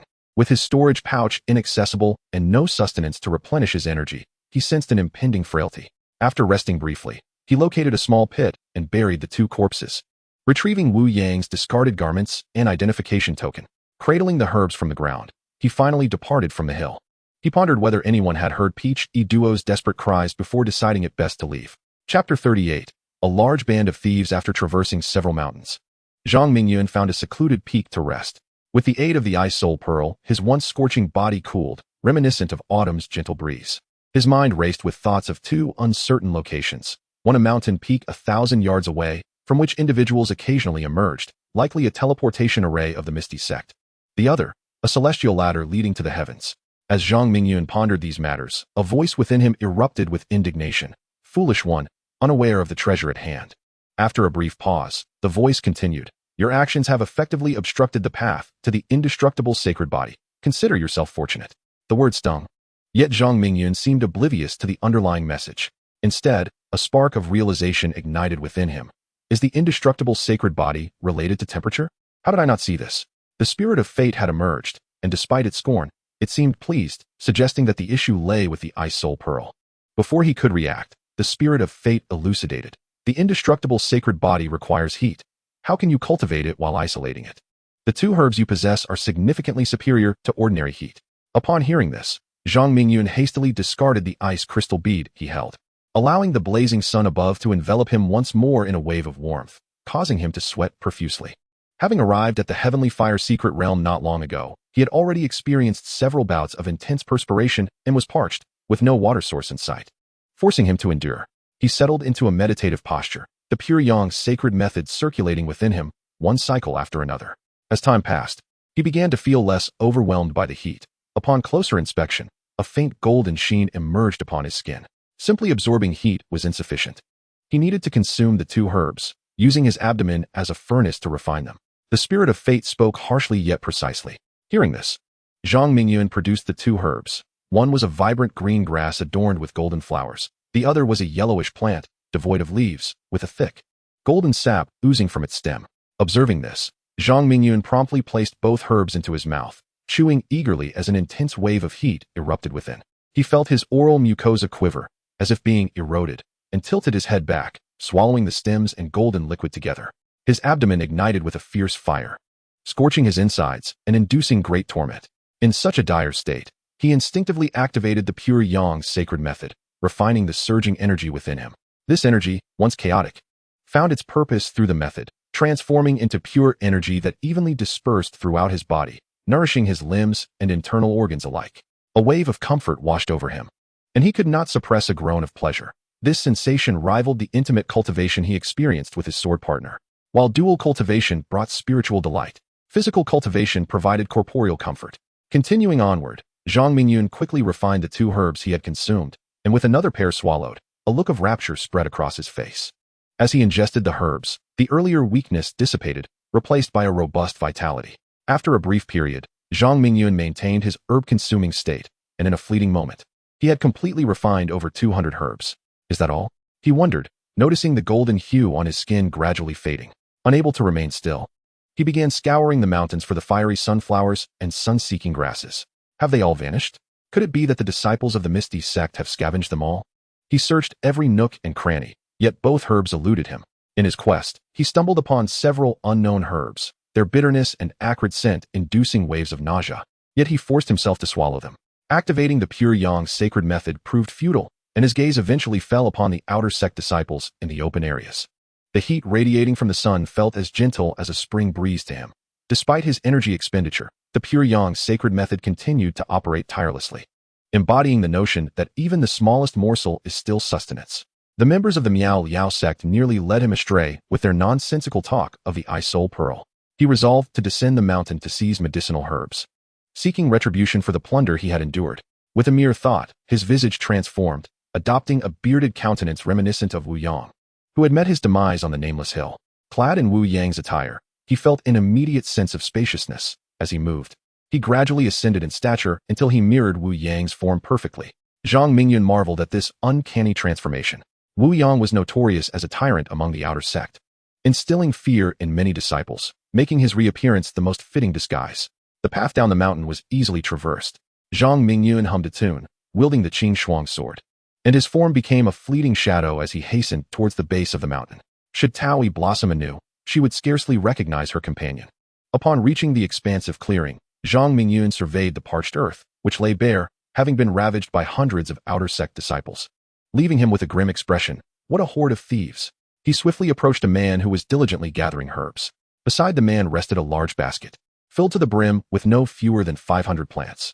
Elation surged within Zhang Mingyun, yet his demeanor remained stern. He placed a hand on the man's shoulder and said gravely, "Brother Quanxue, would you be willing to sell me this basket of herbs? I assure you, my offer will surpass what the sect would give." Given Wu Yang's trajectory, Zhang Mingyun recognized most of the outer sect members, hence he confidently addressed the man by name. Quanxue turned to him, his face lean and glistening with sweat, marred by a prominent mole.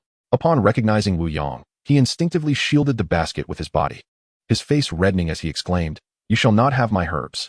I am not afraid of you." However, Quanshue's voice trembled, his legs quaking, betraying the bravado of his words.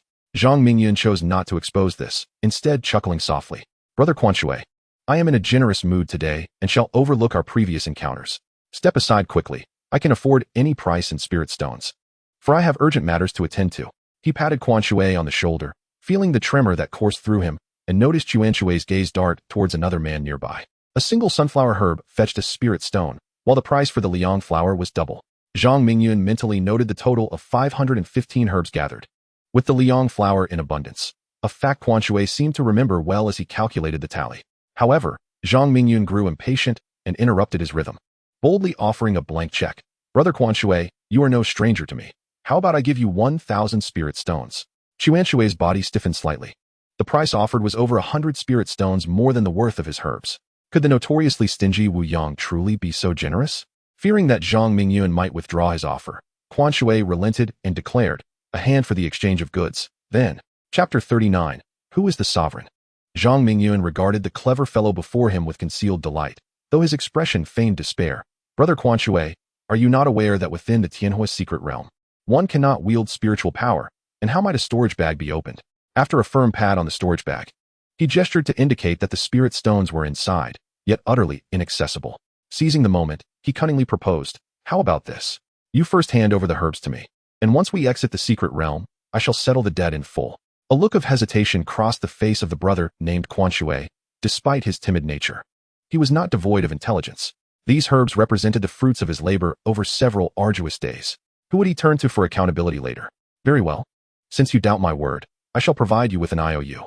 Once we are out of the secret realm, you can present the note to claim your spirit stones. After a brief moment of contemplation, Zhang Mingyun devised a plan that Quan Shui nodded in agreement to. Bring me a pen. I have no pen. Who would carry a pen into a secret realm? Quan Shui's mind buzzed. It was not his habit to bring such an item. This was, after all, a secret realm. A place for spirit stones. Did he expect him to bring a pen?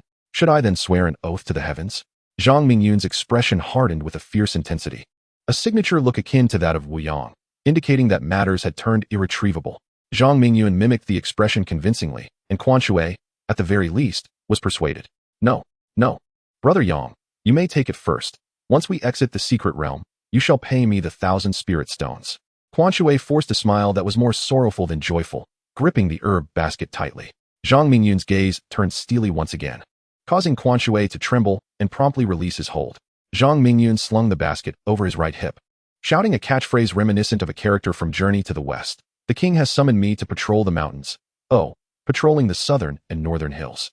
As Quan Shui observed Zhang Mingyun heading towards the auspicious direction, his smile transformed into something more genuine, yet a question lingered in his heart. Who was the king?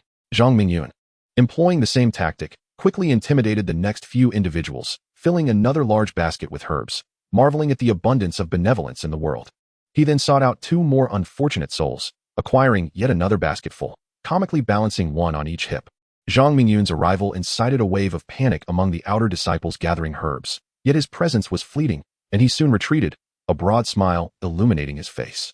Returning to the mountain, Zhang Mingyun felt as though he had found his home, reveling internally as he breathed into his palms.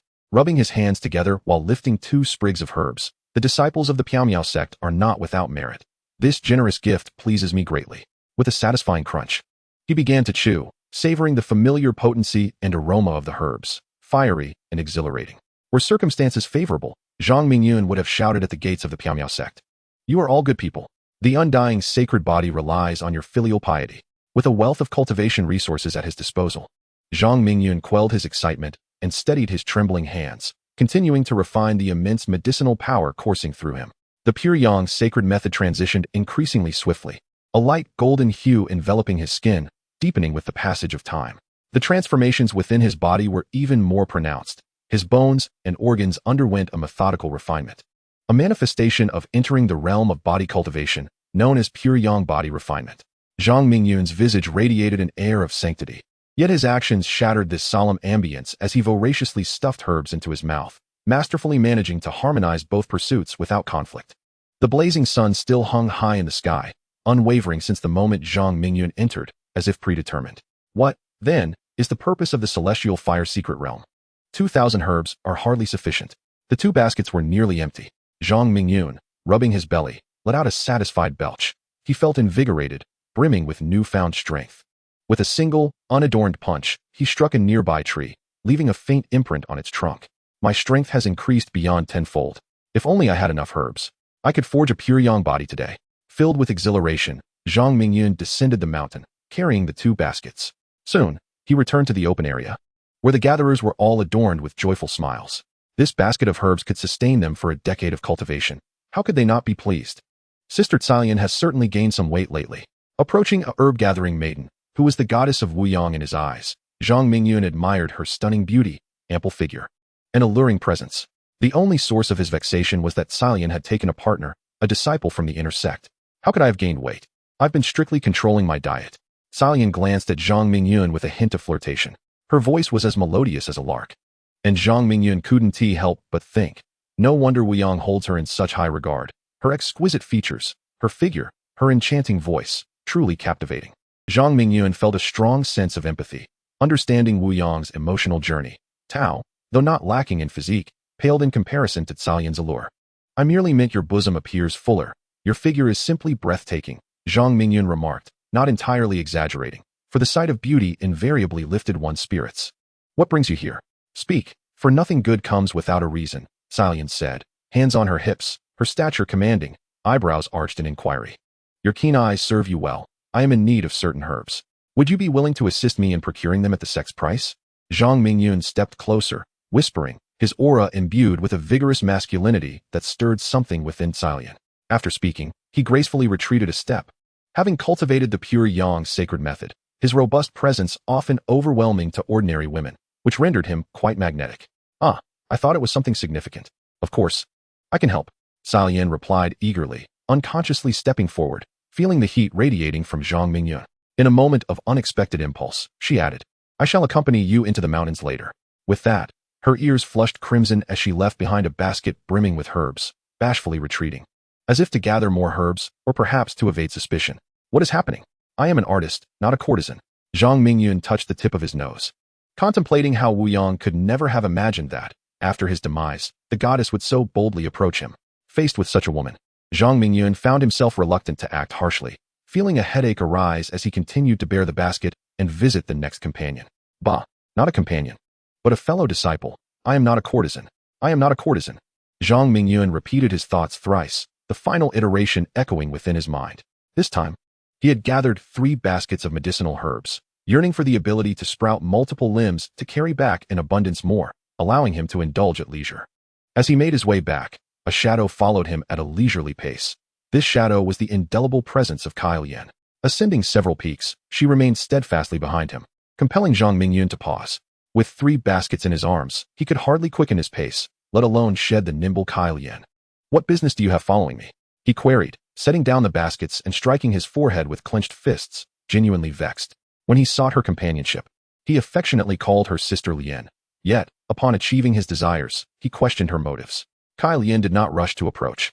Standing at a distance with tears brimming in her eyes, cascading down her cheeks, and transforming her into a picture of sorrow, Zhang Mingyun felt a torrent of frustration within.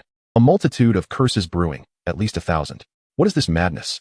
In Chapter 40, Trust in Medicine, upon entering the secret realm of heavenly fire, Zhang Mingyun embarked on the path of physical cultivation, yet he did not perceive any newfound attraction towards women, suspecting instead that Lian was suffering from a fever. He approached her, intending to render her unconscious, for her constant following was untenable. He aimed to continue refining his body and reach the first realm of the indestructible sacred body, but Lian's next words nearly caused him to choke in disbelief. Is something amiss with you? I understand. Once we exit this realm, I shall consult Elder Qiuxing on your behalf. He is reputed to be the nemesis of cowards, and his concoctions are undoubtedly effective. The moisture in Lian's eyes diminished slightly, as if she had uncovered the inconsistency in Zhang Mingyun's demeanor. Her gaze imbued with encouragement, bearing an expression of patience as she awaited his response. Lian was puzzled. Why had Wuyang, who once revolved around her, changed so drastically? It must be due to that vile Peach Edwa, who had surely tainted his essence. Otherwise, why would she not be by his side? Peach Edwa had a notorious reputation, obsessed with the pursuit of enlightenment, and her union with Wuyang was undoubtedly for that purpose. I am perfectly fine, merely fatigued today. I shall seek you out in due time, if that pleases you, Zhang Mingyun hastily denied, his voice tinged with resignation. How could such matters be trifled with? Was he incapable? Enough of this jesting. I've only just parted from Jian Karamir hours ago, and I am as vigorous as ever. I am the one who coined the term fierce for myself. This matter could not be rushed. He assured her not to burden herself with worry, for Elder Qiuxing was not fond of strangers, and he would devise a plan. Lian, noticing the flush on Zhang Mingyun's face during their debate, assumed that the entrance to Elder Qiuxing's abode was not easily traversable. Fortunately, she had a sister who shared a deep bond with the elder. Please return for now. I wish to be alone for a while, Zhang Mingyun stated, a grimace of frustration upon his face. Such misunderstandings were insurmountable. Should Yunshang dare to question him so, he would feel compelled to prove himself on the spot. Very well. Do not dwell on it too much. Trust in the healing arts, Kai Lian replied obediently, launching herself at Zhang Mingyun for a grand embrace, even planting a lingering kiss upon his cheek before reluctantly parting. Xilian yearned to inhale the distinct aroma emanating from Zhang Mingyun, a sensation that intoxicated her, yet she found it delightful. As Zhang Mingyun observed Xilian's retreating figure, graceful and alluring, he mused silently that she would undoubtedly excel in motherhood. With a bemused expression, he wiped his cheek, internally lamenting that while her physique and beauty were undeniable, she was, alas, not to his taste. Embracing 3 baskets of herbal medicine, Zhang Mingyun dashed forward, navigating around several mountain peaks before finally pausing. He was the type to strike and then relocate. After ensuring he was not being followed, he began to chew on the herbs, the golden essence coursing down his throat, allowing him to once again immerse himself in his cultivation.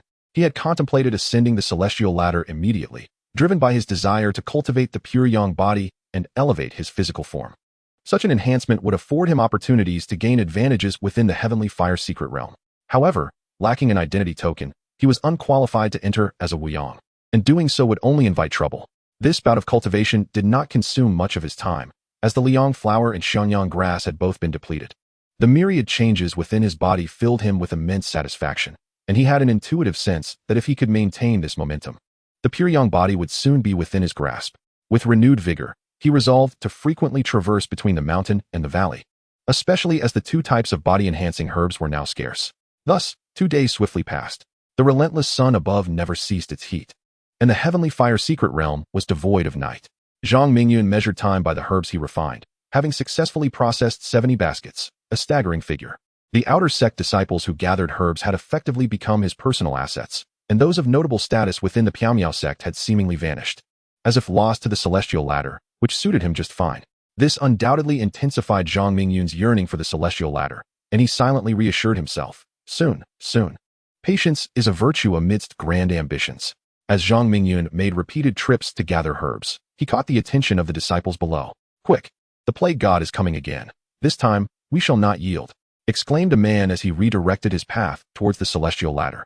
Recalling the last time he was coerced into surrendering his herbs, a memory that pained him deeply.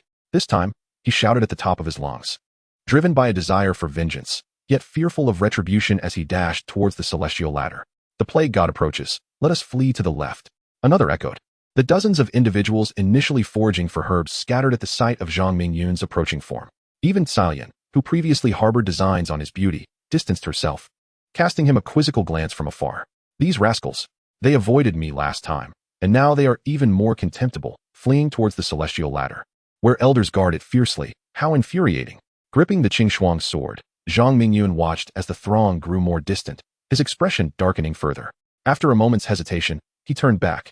He had initially planned to ascend the celestial ladder only upon achieving the full realization of the pure yang body, but now he would have to expedite his plans. By his estimation, he had achieved 70% completion of the pure yang body, and the remaining 30% would require a significantly greater quantity of herbs than those previously refined, as his body had developed a resistance to the medicines. The scorching sun in the sky posed no threat to him at present. It bore no distinction from the sunlight outside. With confident strides, he advanced towards the highest peak, seeking to acquire a new identity. The herbal infusion had indeed proven extraordinary. His steps felt light as air, and when he ran, he could leap with remarkable agility, transforming into a fleeting shadow that rivaled the speed of flight on a sword. As he adapted to his newly refined body, preparing himself for the impending battle, Zhang Mingyun soon arrived at his anticipated destination. The base of the mountain appeared unremarkable, devoid of any human presence, suggesting that the mystery lay within. This peak bore no difference from other hills. The vegetation on its slopes was withered, and a wide path led upward. Zhang Mingyun ventured along the thicket towards the summit. The mountain path offered no cover, making concealment difficult, yet he pressed on with enthusiasm, having discovered the fiery sunflowers and sunward grasses flourishing there. As he harvested the herbs, he chewed and swallowed them to refine their essence, all the while keeping a vigilant eye on the expansive road nearby. The mountain was steep and towering. In areas devoid of herbs, Zhang Mingyun utilized the strength of the treetops, soaring upward until he reached the peak, breathless. in stark contrast to the mountain's rugged terrain. The summit was remarkably flat, featuring a central clearing devoid of any vegetation, as if meticulously cultivated by human hands.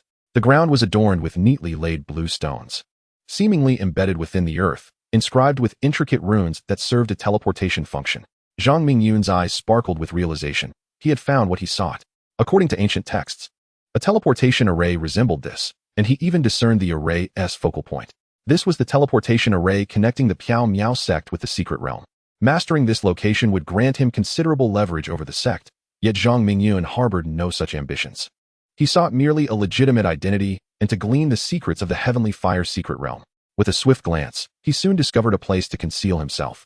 Having gathered numerous herbs at the summit, he nestled behind a large tree, extracting the golden juice from them. Chapter 41. Ascending the heavenly ladder. Zhang Mingyun was a patient hunter, quietly awaiting the appearance of his prey. 2 hours slipped by in his stillness. His gaze remained fixed on the teleportation array, when suddenly it illuminated, albeit briefly. In the blink of an eye, a golden silhouette emerged within his view. He instinctively shrank back behind the tree trunk, exercising caution in the face of uncertainty. The golden figure stepped out of the array, scanning the surroundings with vigilance. After a moment of scrutiny, it hastened down the mountain. A woman? Judging by her attire, she appeared to be a core disciple.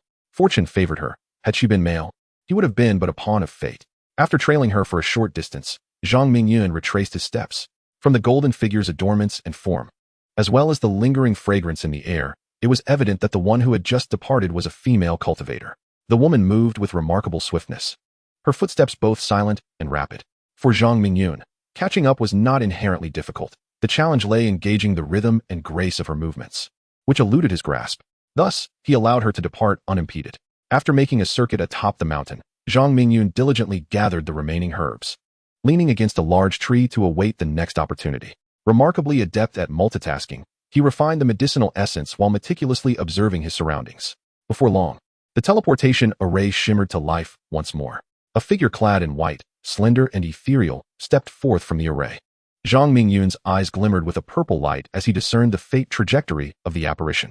Drawing upon his previous experiences, his movements were swift and decisive, intent on assessing the newcomer's true strength. To know oneself and one's enemy is the key to victory in every battle. The inner sect disciple, Li Xue, was in the late stage of foundation establishment, a novice in body cultivation, and possessed a vengeful spirit. Zhang Mingyun scrutinized Li Xue's fate trajectory before transforming into a fleeting shadow, pursuing him down the mountainside. This identity was one he coveted. Who goes there? Li Xue exclaimed, turning sharply at the sound of a yellow figure charging towards him, its speed far exceeding his own. He pondered. The heavenly fire secret realm is under the sect's control. Such a clandestine teleportation array must harbor an ambush.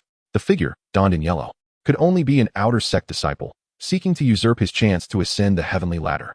Understanding the situation, Li Xue's initial trepidation began to wane.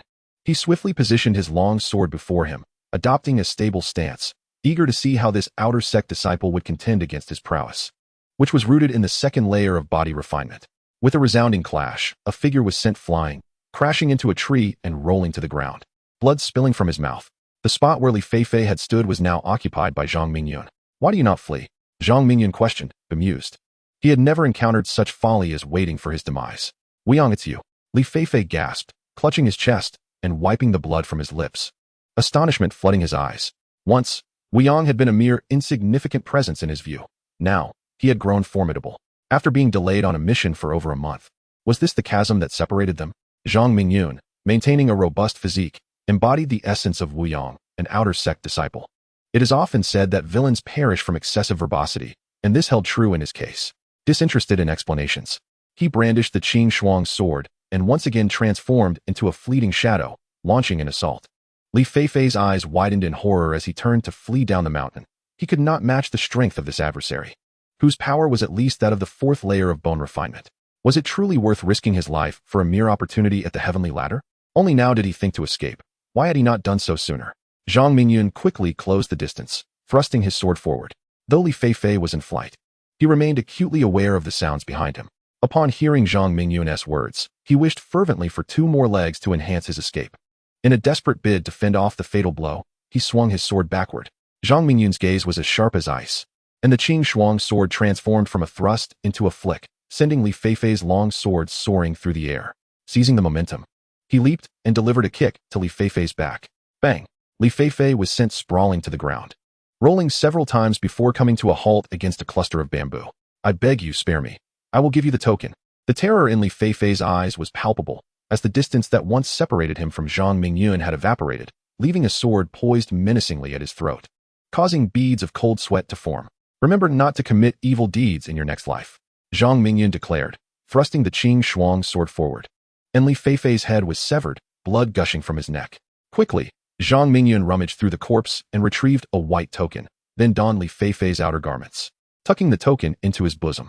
With a flicker of intent, his appearance and form morphed, startlingly identical to the deceased Li Feifei.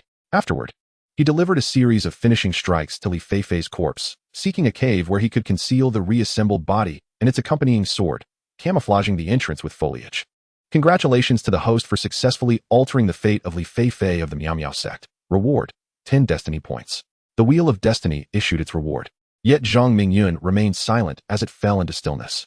This system indeed adhered to its protocols. He currently possessed 27 destiny points, inclusive of the rewards from his encounters with Wu Yang and his companions. Zhang Mingyun pondered briefly. If he were to run out of destiny points, would the Wheel of Destiny obliterate him? Could the old spirit save his life? Such thoughts flitted through his mind as he hastened toward the heavenly ladder. Passing through an open area, he encountered several familiar faces gathering herbs, their envious gazes following him as he ventured further away. After a considerable time had elapsed, Zhang Mingyun finally arrived at the platform at the base of the heavenly ladder, where he beheld a colossal ladder piercing the sky. A cursory glance revealed its width to be no less than 10 zhang, guarded by 2 elderly figures. One was stout, the other lean, both possessing well-defined muscles, evidently masters of physical cultivation.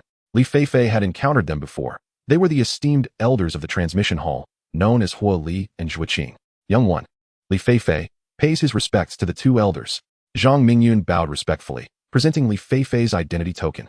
The lean elder accepted the token, rubbing it briefly before returning it to Zhang Mingyun, his murky gaze filled with suspicion, causing an uneasy sensation to stir within Zhang Mingyun. Had he been exposed? Damn it. After all the effort to obtain this identity, were there still hidden issues unresolved? As moments dragged on, Zhang Mingyun felt the tension mount. He observed Hua Li let out a slight sigh and hand over a jade token 3 fingers wide, which relieved his heart. It seemed he had passed the test. Hua Li then spoke leisurely. You may ascend. Should you find yourself unable to withstand the scorching rays of the blazing sun, crush the transmission token and return to the sect. Thank you, Elder Hua Li. Zhang Mingyun accepted the jade token, bowed once more to Hua Li, and then stepped forth onto the heavenly ladder. As Zhang Mingyun ascended the heavenly ladder, Hua Li couldn't help but sigh. This young man, accustomed to solitary ventures, seemed oblivious to the necessity of carrying medicinal ointments and the invaluable firestones required in the secret realm of heavenly fire. He was poised to squander a golden opportunity. Chapter 42. The first glimmer of talent. Numerous disciples approached the heavenly ladder, each laden with various packages. Yet this lad bore nothing but a long sword hanging from his waist, devoid of even a single vial of ointment. What constitutes an opportunity? Only those who can grasp it emerge as the strong. Who else can be blamed for failing to seize it? Zhuqing, stroking his burgeoning belly, glanced once more at Hua Li. Are you contemplating gifting him a firestone? I must say, you seem rather astute. Should you part with it, regret will come swiftly, for that is a truly precious item. Hua Li was taken aback that Zhuqing had discerned his thoughts. Indeed, he felt a pang of compassion. But firestones were of immense value to body cultivators, and he possessed very few. Moreover, Li Feifei would likely encounter significant challenges on the path of body cultivation. Unbeknownst to Zhang Mingyun, the 2 guardians were engaged in such discourse while he felt the warmth emanating from the steps. With each stride he took, the heat of the blazing sun intensified. What a splendid place! Zhang Mingyun's heart brimmed with joy. Despite the oppressive heat of the mountain, he was not perspiring. This was a testament to the antibodies formed through his rigorous body refinement. He ascended 100 steps in one breath before pausing, mindful of not drawing too much attention to himself. Upon turning, he noticed the 2 elders below, indeed observing him. If he were to ascend too rapidly, would he not expose his true capabilities? Uncertain, he feigned breathlessness, lingering a moment longer before continuing his ascent. This lad possesses commendable physical prowess. He is a promising candidate for body refinement. Hua Li nodded, acknowledging the merit in his ability to ascend 100 steps in one breath. Feeling a twinge of regret within, more challenges awaited him. Beyond this point, the Ice Soul Pearl would lose its efficacy, leaving him to rely solely on his physical strength. Zhuqing shook his head, clearly skeptical of the young man on the ladder. Zhang Mingyun soon discerned that the 100 steps of the heavenly ladder marked a watershed moment. The heat intensified dramatically, causing him to sweat. As the pure yang sacred method circulated within him, tendrils of warmth penetrated his skin, further refining his body. While its effects may not rival those of the flame sunflower or the sunward grass, it was nonetheless stable. At this moment, Zhang Mingyun had reached the 200th step of the heavenly ladder and could faintly perceive silhouettes on the steps ahead, a misty white mass. Unmistakably, the inner disciples continuing their ascent. With the aid of the pure yang sacred method, Zhang Mingyun's steps became lighter, a look of enjoyment gracing his face. Initially, having exhausted his medicinal herbs, his body refinement had stagnated, yet now he sensed a gradual advancement once more. Press on, he urged himself, climbing ever higher. The figures ahead becoming increasingly distinct. Another young one approaches. He seeks to snatch my chance at transcendence. A ruddy-faced young man, bare-chested, gritted his teeth. He observed the climber behind him, whose speed was formidable. It would not be long before he surpassed him. The young man with a flushed face glared fiercely, retrieving one of the few remaining vials of ointment from his possession. He evenly applied it across his body, a sense of relief washing over his features, though a pang of regret struck his heart as he realized the vial was nearly empty. He glanced back at the individuals behind him, his eyes filled with resentment, before momentarily averting his gaze and strenuously continuing his ascent. Not far above the flushed-faced youth, a large group of disciples clad in white robes gathered. One of them, upon noticing the youth's pursuit, shouted at the top of his lungs, "The little red man is closing in. Fellow junior brothers and sisters, do not let him outpace you. The opportunities ahead are far greater. Move. We cannot allow ourselves to lag behind the little red man." Another voice echoed in agreement. Zhang Mingyun, positioned ahead among the inner disciples, exerted himself to the utmost, perspiration streaming down as he climbed. Meanwhile, Zhang Mingyun, trailing behind, could hear the derisive laughter from above, but he remained indifferent, quickening his pace. By the time he reached the 500th step, the flushed-faced youth was drenched in sweat, his legs trembling, his face a deep crimson. He watched as Zhang Mingyun leapt past him, deflating like a punctured balloon, collapsing to the ground in despair. Why am I even inferior to that bratly Feifei? Zhang Mingyun, advancing from behind, had no intention of targeting the flushed-faced youth. He yearned to uncover the secrets of the heavenly fire's secret realm. Li Feifei has surpassed the little red man. I must push harder. Someone recognized Zhang Mingyun's identity and urged the others to keep moving forward. I can't go on.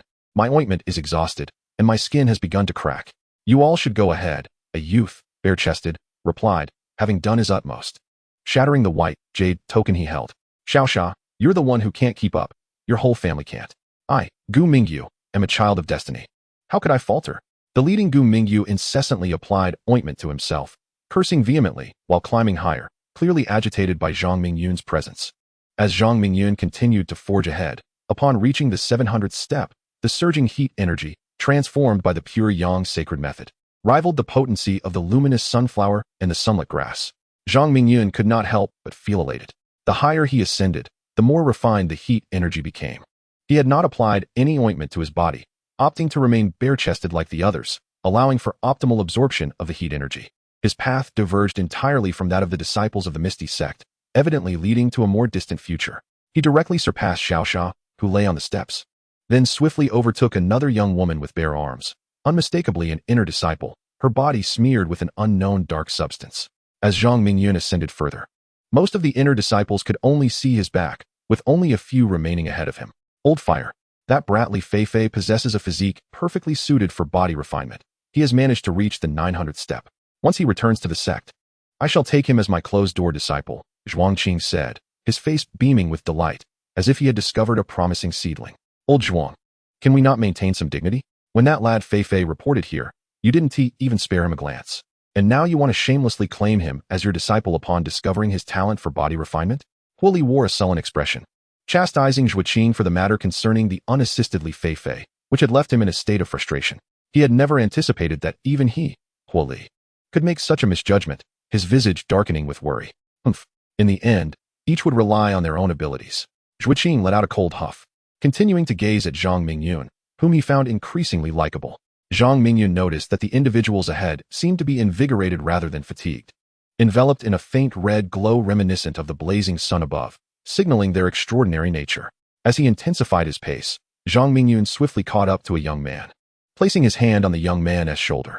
Junior brother, I observe that the red stone in your hand appears to be problematic. May I inspect it? The young man, Lu Tianjiao, startled by the sudden presence behind him, glanced at the hand resting on his shoulder. He hastily tucked the fiery stone into his bosom, regarding it with great reverence. His expression shifted from shock to a dark scowl. This firestone was bestowed upon me by my master. If there is an issue, it is none of your concern. Chapter 43. The powerful Li Feifei Lu Tianjiao was ranked among the top 10 in the inner sect, boasting a cultivation level of the great perfection of the nascent soul. So this object is called a firestone, junior brother. You are quite ruthless, having inflicted internal injury upon me with your words. To compensate for my suffering, you shall use the firestone as restitution. Zhang Mingyun clutched his chest, yet his eyes glimmered with fervor. The energy contained within the firestone was precisely what he required. If he could gather over 100, his pure yang body would surely reach perfection. Without a moment's hesitation, he tightened his grip, rendering Lu Tianjiao powerless. Zhang Mingyun soon realized that Lu Tianjiao's physical cultivation was lacking, having only attained the second level of the copper skin realm, making him no match for Zhang Mingyun. He mused inwardly. So it is that the disciples of the Piaomiao sect tread the path of physical sanctification through 10 realms, entirely unlike my cultivation of the indestructible holy body. Realizing this, a smile broke across Zhang Mingyun's face, revealing his pearly white teeth. Will you hand it over? Or not? Li Feifei, you have no idea how painful this is. Release me, or my shoulder will shatter. Lu Tianjiao lifted his head, ready to threaten. But to his dismay, Zhang Mingyun tightened his grip further, causing him to tremble with pain.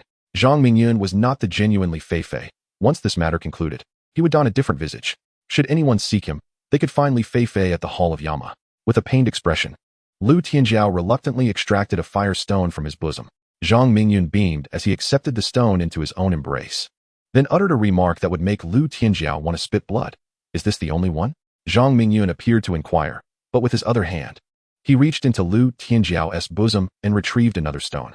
I told you, good fortune comes in pairs. How could your master bestow only a single stone upon you? As Zhang Mingyun relaxed his grip, Lu Tianjiao greedily gasped for air, as though he had just returned from the gates of hell. Zhang Mingyun expressed his gratitude and strode away. Once Zhang Mingyun had distanced himself, tears involuntarily streamed down Lu Tianjiao's face as he cried out in anguish, Li Feifei, curse your ancestors. Zhang Mingyun turned to glance back down the stairs, observing Lu Tianjiao sprawled on the steps, sobbing uncontrollably. He rubbed his nose and muttered to himself, is it truly necessary to be this furious?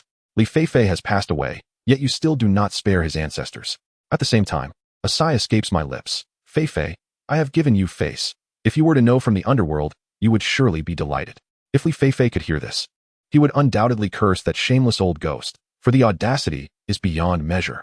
To kill him, and yet bear the weight of such a heavy burden. Lu Tianjiao regards the firestone as a treasure. I am curious to discover its remarkable nature. As I grasp a firestone, the pure yang sacred method within me operates with remarkable swiftness. A surge of the purest energy courses through my limbs, requiring no extensive refinement from the method. My body trembles with delight. This is indeed a splendid item. I lick my lips, distinctly sensing my physical refinement advancing. As the extraction of energy intensifies, the firestone dims at a visible pace. From absorbing the firestone's energy to its transformation into ash, I have merely traversed 50 steps. And my physical refinement has markedly progressed, nearing 80%. I am one step closer to achieving the pure yang body. At this moment, I perceive the scorching heat radiating from the blazing sun to be less appealing. My eagerness for the firestone intensifies. I decisively retrieve another firestone from my bosom. No treasure can rival the indomitable sanctity of the body. Once again, I immerse myself in comfort. After traversing another 50 steps, the firestone disintegrates into ash, completely vanishing. Just as despair begins to settle within me, I spot a flicker of red light not far ahead. Someone is utilizing the energy of the firestone to shield themselves from the sun's relentless heat. A most misguided act, utterly inexcusable. Upon closer inspection, it appears to be a woman, a disciple of the inner sect clad in white garments. A surge of delight fills my heart. It seems I have a profound connection with the inner sect of the Piaomiao sect. My footsteps quicken as I pursue her, instinctively reaching out, reminiscent of my first encounter with Lu Tianjiao. Junior sister, your firestone bears a flaw. Allow me to mend it for you. Remove your hand, or I shall not hesitate to sever it and feed it to the dogs. The woman turns her head, revealing a youthful and exquisite visage, ruby lips, a delicate nose, and cheeks adorned with a rosy hue, a beauty to behold. However, the cold indifference in her gaze detracts from her perfection. This is the renowned ice-cold beauty of the inner sect, Xue Jizi, whom I have glimpsed in the fate of Li Feifei. Indeed, she exudes a frigid aura that seems to seep from her very bones. That is my initial impression. Junior sister, there is no need to be angry. Please allow me to finish, I assert, increasing the pressure of my grip upon Xue Jizi's collarbone. Ah, shameless scoundrel. Release me at once. Xue Jizi's brows furrow tightly. As if she is enduring immense pain, she swiftly draws the sword at her waist, intending to sever the hand that rests upon her shoulder. Still a fierce one. Are we? Junior sister, why do you refuse to heed my counsel? My good intentions have been so egregiously disregarded. You owe me reparations, I say with a smile, though my demeanor grows serious as I tighten my grip once more. Should she make another move, her collarbone shall surely shatter. Xue Jizi truly exemplifies the pinnacle of the inner sect. Zhang Mingyun perceives that many parts of her physique have undergone transformation, endowing her with remarkable resilience. Indicative of the third level of body refinement, the easy muscle realm. It is astonishing that a woman could cultivate her physical form to such an extent. Had it not been for his pure yang body nearing completion, he might have found himself at a disadvantage against her. A sharp cry of anguish escaped Xue Jizi's lips as her long sword, once firmly gripped in her left hand, clattered onto the steps. Her right shoulder was seized, rendering her right arm powerless, while her left hand futilely attempted to pry away the grip on her collarbone. Do you know who I am? Her eyes, bloodshot and filled with agony, bore into the gaunt visage of the man she despised. With a resounding slap, Zhang Mingyun struck her delicate form, producing a sharp sound that echoed with a heart-wrenching wail. Ah, Li Fei, I shall kill you. Her bosom heaved in agitation, incensed by the indignity. It is said that one should never provoke a tiger, yet how dare Li Fei encroach upon her? The sensation of vulnerability coursing through her was akin to being defiled, a feeling that overwhelmed her heart. So you know me, then what more is there to discuss? I shall retrieve the firestone myself. Why is it so difficult for you to relinquish it? Zhang Mingyun found himself at a loss for words, unwilling to act in such a manner. Yet the woman's obstinacy was insufferable. There is a saying, one who has not faced the harsh realities of society remains oblivious to the treachery of the human heart. These disciples of the sect, accustomed to a life of luxury, often pose the question, do you know who I am? Why should I care who you are? I shall strike without hesitation. After all, I am Li Fei, the formidable Li Fei. Fortunately, Li Fei had already reported to the king of hell, otherwise, she would surely be burdened with this predicament. Chapter 44. I await your return. Xue Jizi felt as though she had never uttered so many words in her life. Her cries were a response to the individual who dared to rummage for the firestone within her embrace, occasionally brushing against a forbidden area. Her body was pure and unblemished, yet the offenses she endured exceeded those of 10 lifetimes combined. Woo, Li Fei, I am determined to kill you. Xue Jizi wept and swore, experiencing an immense humiliation that drove her to the brink of madness. Indeed, how delightful to laugh and cry in tandem. How unbecoming it is to wear such a frosty expression. No need to thank me. I appreciate your 5 firestones.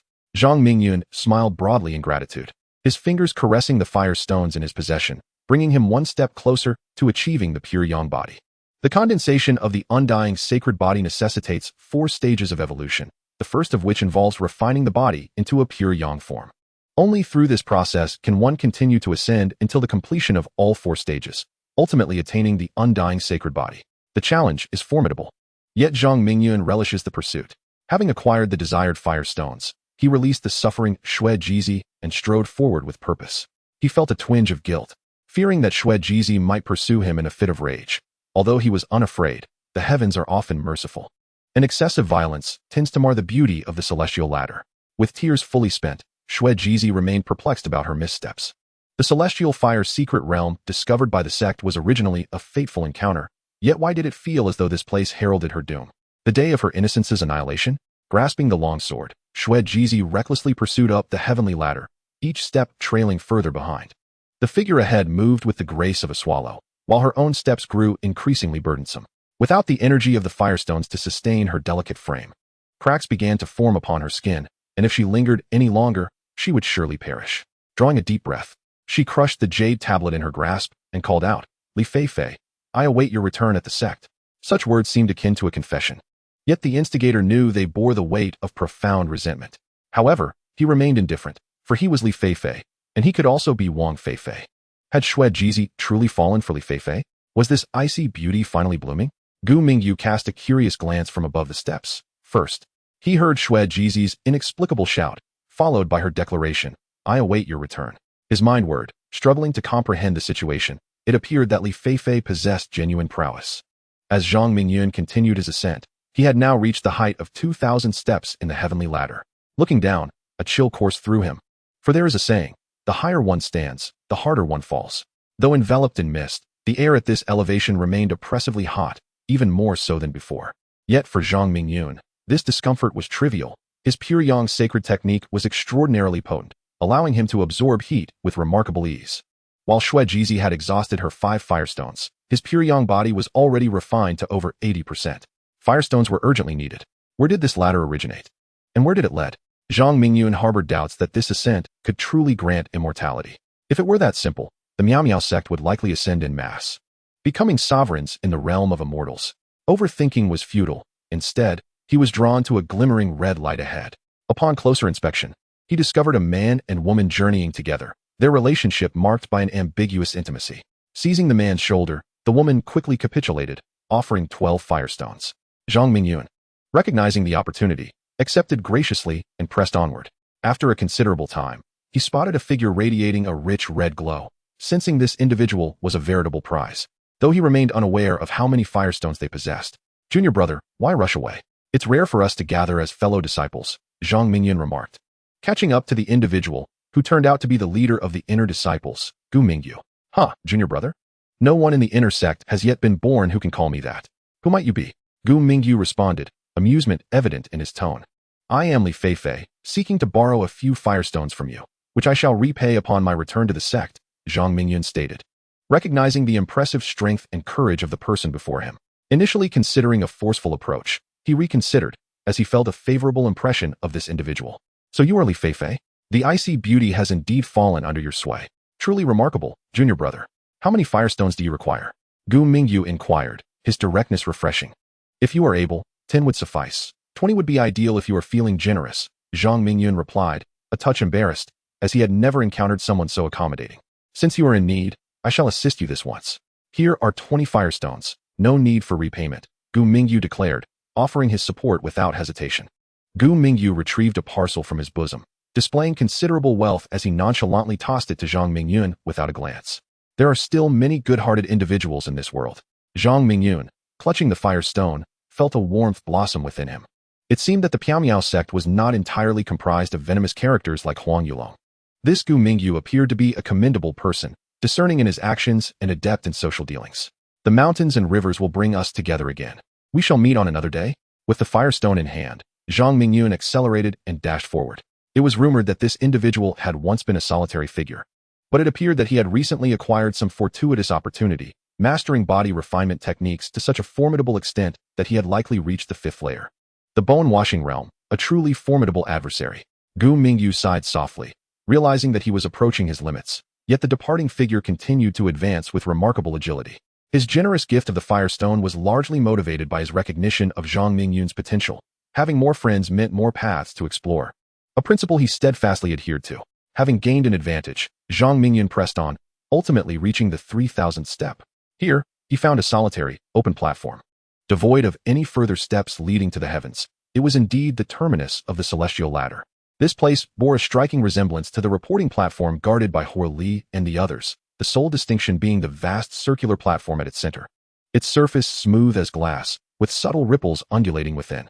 Zhang Mingyun, captivated by the peculiar patterns, or perhaps unwilling to accept the emptiness surrounding him, chose to stand upon the circular platform. Upon stepping onto the platform, he felt an overwhelming sensation of vertigo. After a fleeting moment of blankness, he was met with a vivid expanse of verdant scenery. Was he in the mountains? Had he exited the heavenly fire secret realm? Zhang Mingyun was momentarily dazed. The low growls of beasts and the fierce winds brushing against his face undeniably reminding him that this was a tangible world, starkly contrasting the scorching desolation of the celestial ladder.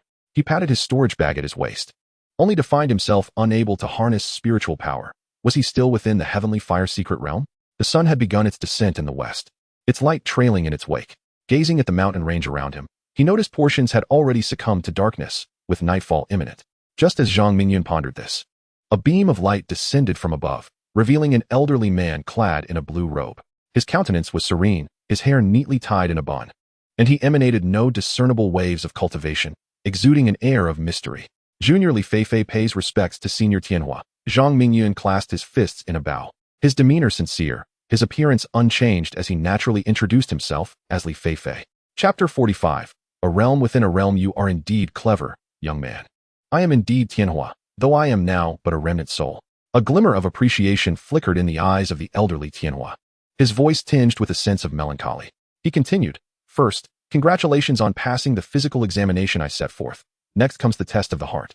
If you succeed, I shall bestow upon you rewards as deemed appropriate. What rewards can one expect? And how many have participated?" Zhang Mingyun's eyes brightened. The strength of the elderly Tianhua was undoubtedly transcendent, and the physical examination of the solar ladder was remarkable, not to mention the peculiar realm he currently inhabited. As long as one survives in the heart trial, rewards such as celestial techniques, divine artifacts, and elixirs may be obtained. However, the number of participants is not large, totaling only 10,000.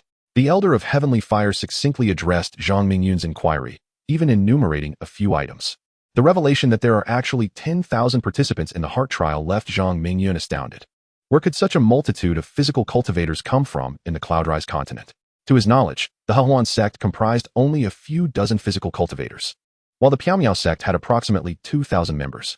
Even if the Piaomiao sect were to mobilize their entire sect for physical training, they would not reach the count of 10,000. A conjecture arose in Zhang Mingyun's mind. Could there be other paths leading to this place? The Elder of Heavenly Fire continued to elucidate the rules of the heart trial. It is quite simple. Reach the safe zone and survive. When you feel the sun's gaze upon you, the trial will conclude. A safe zone. Zhang Mingyun could not help but envision a scene from a zombie movie. Surely many would perish during the heart trial. A place illuminated by light is deemed a safe zone, while areas shrouded in darkness I refer to as the abyss of death. If you doubt this, you may test it for yourself. The elder stated with a cryptic smile before transforming into a streak of light and shooting toward the heavens. What a peculiar test. The elder's enigmatic smile left Zhang Mingyun with an unsettling feeling. He seemed to have forgotten to inquire how to depart. The elder had not disclosed this either. And a grim suspicion arose within Zhang Mingyun. One must either survive to claim rewards or perish within the Heavenly Fire secret realm. Time was of the essence. The darkness was encroaching. A profound terror welled up within Zhang Mingyun as the mountain he stood upon was gradually engulfed by shadows. Not far from him, a powerful aura emanated from the encroaching darkness, one that evoked a sense of despair and invincibility. Zhang Mingyun took flight, realizing that the Elder of Heavenly Fire was no benevolent figure. Instead of discovering celestial fortune, he had encountered 1,000 others akin to himself. Out of the corner of his eye, he saw another peak from which someone swiftly emerged, racing toward the sun. It appeared that the elder treated all participants equally, failing to impart survival strategies to him alone. The darkness signified death, and it seemed all contestants were being driven into the light, where conflict would not linger for long. As Zhang Mingyun continued to flee, he arrived at a valley, finally escaping the oppressive darkness. Strangely, it seemed as though the darkness had hesitated, and the descending sun paused as if entering a protective phase. Suddenly alert, he dropped to the ground as a stone the size of a basin flew overhead. Someone was attempting to kill him. Why must we, mere beasts, turn upon one another? Zhang Mingyun quickly rose and glanced back, spotting two apes. One wielded a large stone, while the other pounded its chest, seemingly dissatisfied with its missed opportunity to ambush him. Realizing they were merely two beasts, Zhang Mingyun felt a measure of relief. One was tall, and the other short, both in their beastly forms, indicating they did not belong to the category of Earth-level demonic beasts. Earth-level demonic beasts could transform into human forms, mingling among humans to gather intelligence or seek chances to strike. The high monkey thumped its chest vigorously once more, then pointed at Zhang Mingyun, commanding the short monkey with an implication to crush him for a meal. Another stone hurtled through the air, but Zhang Mingyun deftly evaded it. In an instant, the two monkeys transformed into mere phantoms, their speed astonishingly swift. With remarkable agility, they quickly approached Zhang Mingyun, fists propelled by a potent gust of wind. Zhang Mingyun, quick on the uptake, drew the Qing Shuang sword, targeting the high monkey that had cast the first stone. With a deft flick, the sword sliced through flesh, resulting in a brutal disembowelment. The high monkey grimaced in agony, clutching its belly to prevent a complete rupture. Witnessing this scene, the short monkey's face registered sheer terror, prompting it to flee. Yet Zhang Mingyun was not inclined to grant it mercy. He swiftly pursued and pierced its heart. The short monkey collapsed, blood gushing forth, emitting frantic cries, seemingly blaming the high monkey for its ill-fated scheme. Zhang Mingyun, adept in the art of the sword, ensured the short monkey's demise as its once vibrant eyes rapidly dulled to a ghostly gray, its body twitching momentarily before falling still. Turning back, Zhang Mingyun followed the trail of blood to hunt down the fleeing high monkey. 100 paces away, the high monkey leaned against a tree, gasping for breath, sweat streaming down its face. So much suffering. I shall escort you on your journey. As a token of gratitude for your treachery, Zhang Mingyun declared, sweeping his sword in a decisive arc, severing the high monkey's head. Its eyes widened in disbelief, unable to fathom that it had been slain by a mere human. According to ancient texts, demon beasts possessed demon cores, akin to a human's dantian. Zhang Mingyun skillfully opened the high monkey's abdomen, intestines and blood spilling forth, revealing a pale red stone at the heart's location. Could this be a firestone? He pondered, his breath quickening, as if he had stumbled upon the secret to wealth. He wondered, were the firestones in the possession of the disciples of the Miao sect derived from hunting demon beasts? The more he contemplated, the more plausible it seemed. As he activated the pure yang sacred method, the pale red firestone quickly dimmed, its internal energy exceedingly scant, soon depleting entirely, reducing the stone to mere ash. Subsequently, he located the high monkey's severed head and cleaved it open with the Qing Shuang sword, finding only red and white substances within, devoid of anything else. Has the firestone replaced the demon core? He mused, perplexed by the implications. The ancient texts described that demon cores typically resided in the hearts of demon beasts, resembling walnuts, and their hues varied across species. What formidable power did the Elder of Heavenly Fire possess to fundamentally alter the anatomy of these beasts, and to what end? Zhang Mingyun struggled to comprehend the intricate details, but surmised part of the truth. Originally, the Liang Heavenly Ladder was inhabited by numerous demon beasts. After the Miao sect seized the Heavenly Fire secret realm in the Eastern Forest domain, the sect leader, Huang Yulong, promptly ordered a lockdown and deployed the sect's formations to envelop the area. He then led the core members to cleanse the site, exterminating all demon beasts and acquiring a substantial quantity of firestones. This presented a lucrative opportunity, rather than blindly seeking to extort firestones from others. It was far more prudent to harvest them directly from these living, mobile firestones. With a deep breath, Zhang Mingyun rubbed his hands together and approached the short monkey, meticulously slicing open its heart to uncover a firestone, identical in hue to that of the high monkey, evidently the most inferior grade of firestone. As I advance, I shall undoubtedly encounter formidable demonic beasts. The destructive power of my fists pales in comparison to that of the Qing Frost sword. It appears I must hasten my body refinement. Zhang Mingyun harbored a notion that should his body refinement succeed, transforming him into a pure yang physique, he would stand on par with a 6th-level body cultivator of the golden body realm. At that moment, he would possess the confidence to shatter the Qing Frost sword with his fists, ensuring his survival in this trial of the heart. He held no interest in celestial artifacts or elixirs. With the wheel of fate at his side, what superior treasures did he lack? Chapter 46. Do not flee. Save this king. One peculiar aspect troubled Zhang Mingyun. He had not received any rewards from the wheel of fate.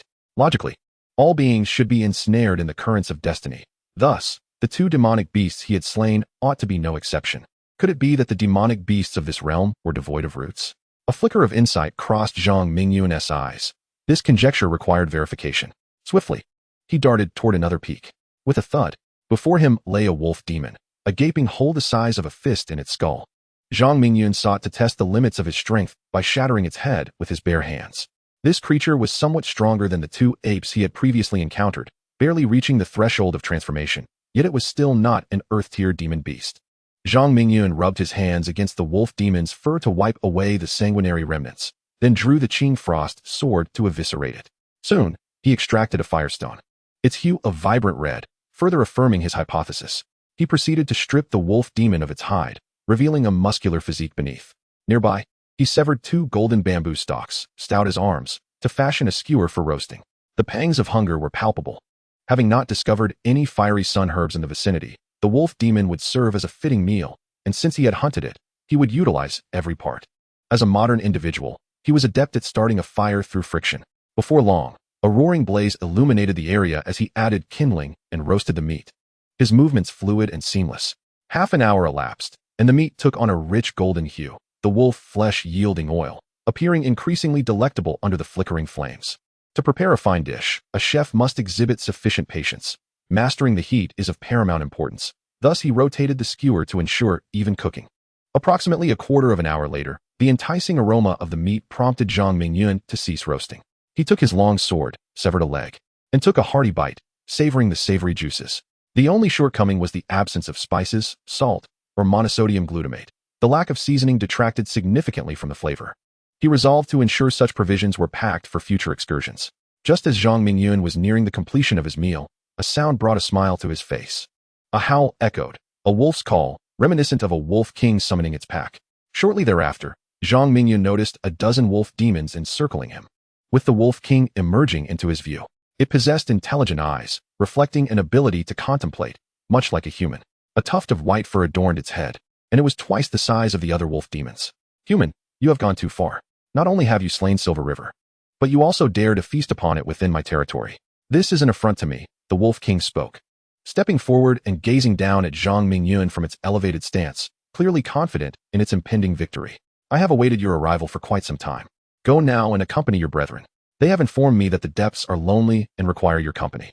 Zhang Mingyun, perhaps due to a full stomach, was in high spirits and spoke with greater ease. Howl and slay him. The Wolf King emitted a long, mournful howl, followed by words that seemed directed at Zhang Mingyun. A dozen wolf demons bared their fangs and lunged ferociously, for the Wolf King's command transcended all, especially since this man had devoured their kin. Through the relentless refinement of herbs and firestones, Zhang Mingyun's body had become harder than bronze and iron. At the moment the wolf demons charged, his skin shimmered with a faint golden hue. His fists, as solid as fine iron, struck the fastest among them, a wolf demon most obedient to the Wolf King's commands. The impact on its skull produced a heart-wrenching wail as it crashed against a tree, half dead. Then came the second and third, and Zhang Mingyun unleashed a flurry of blows, each finding its mark, his fist stained with blood. The Wolf King howled again, urging his pack forward, altering their strategy to encircle Zhang Mingyun, with wolf demons attacking from all directions. Huh, come at me.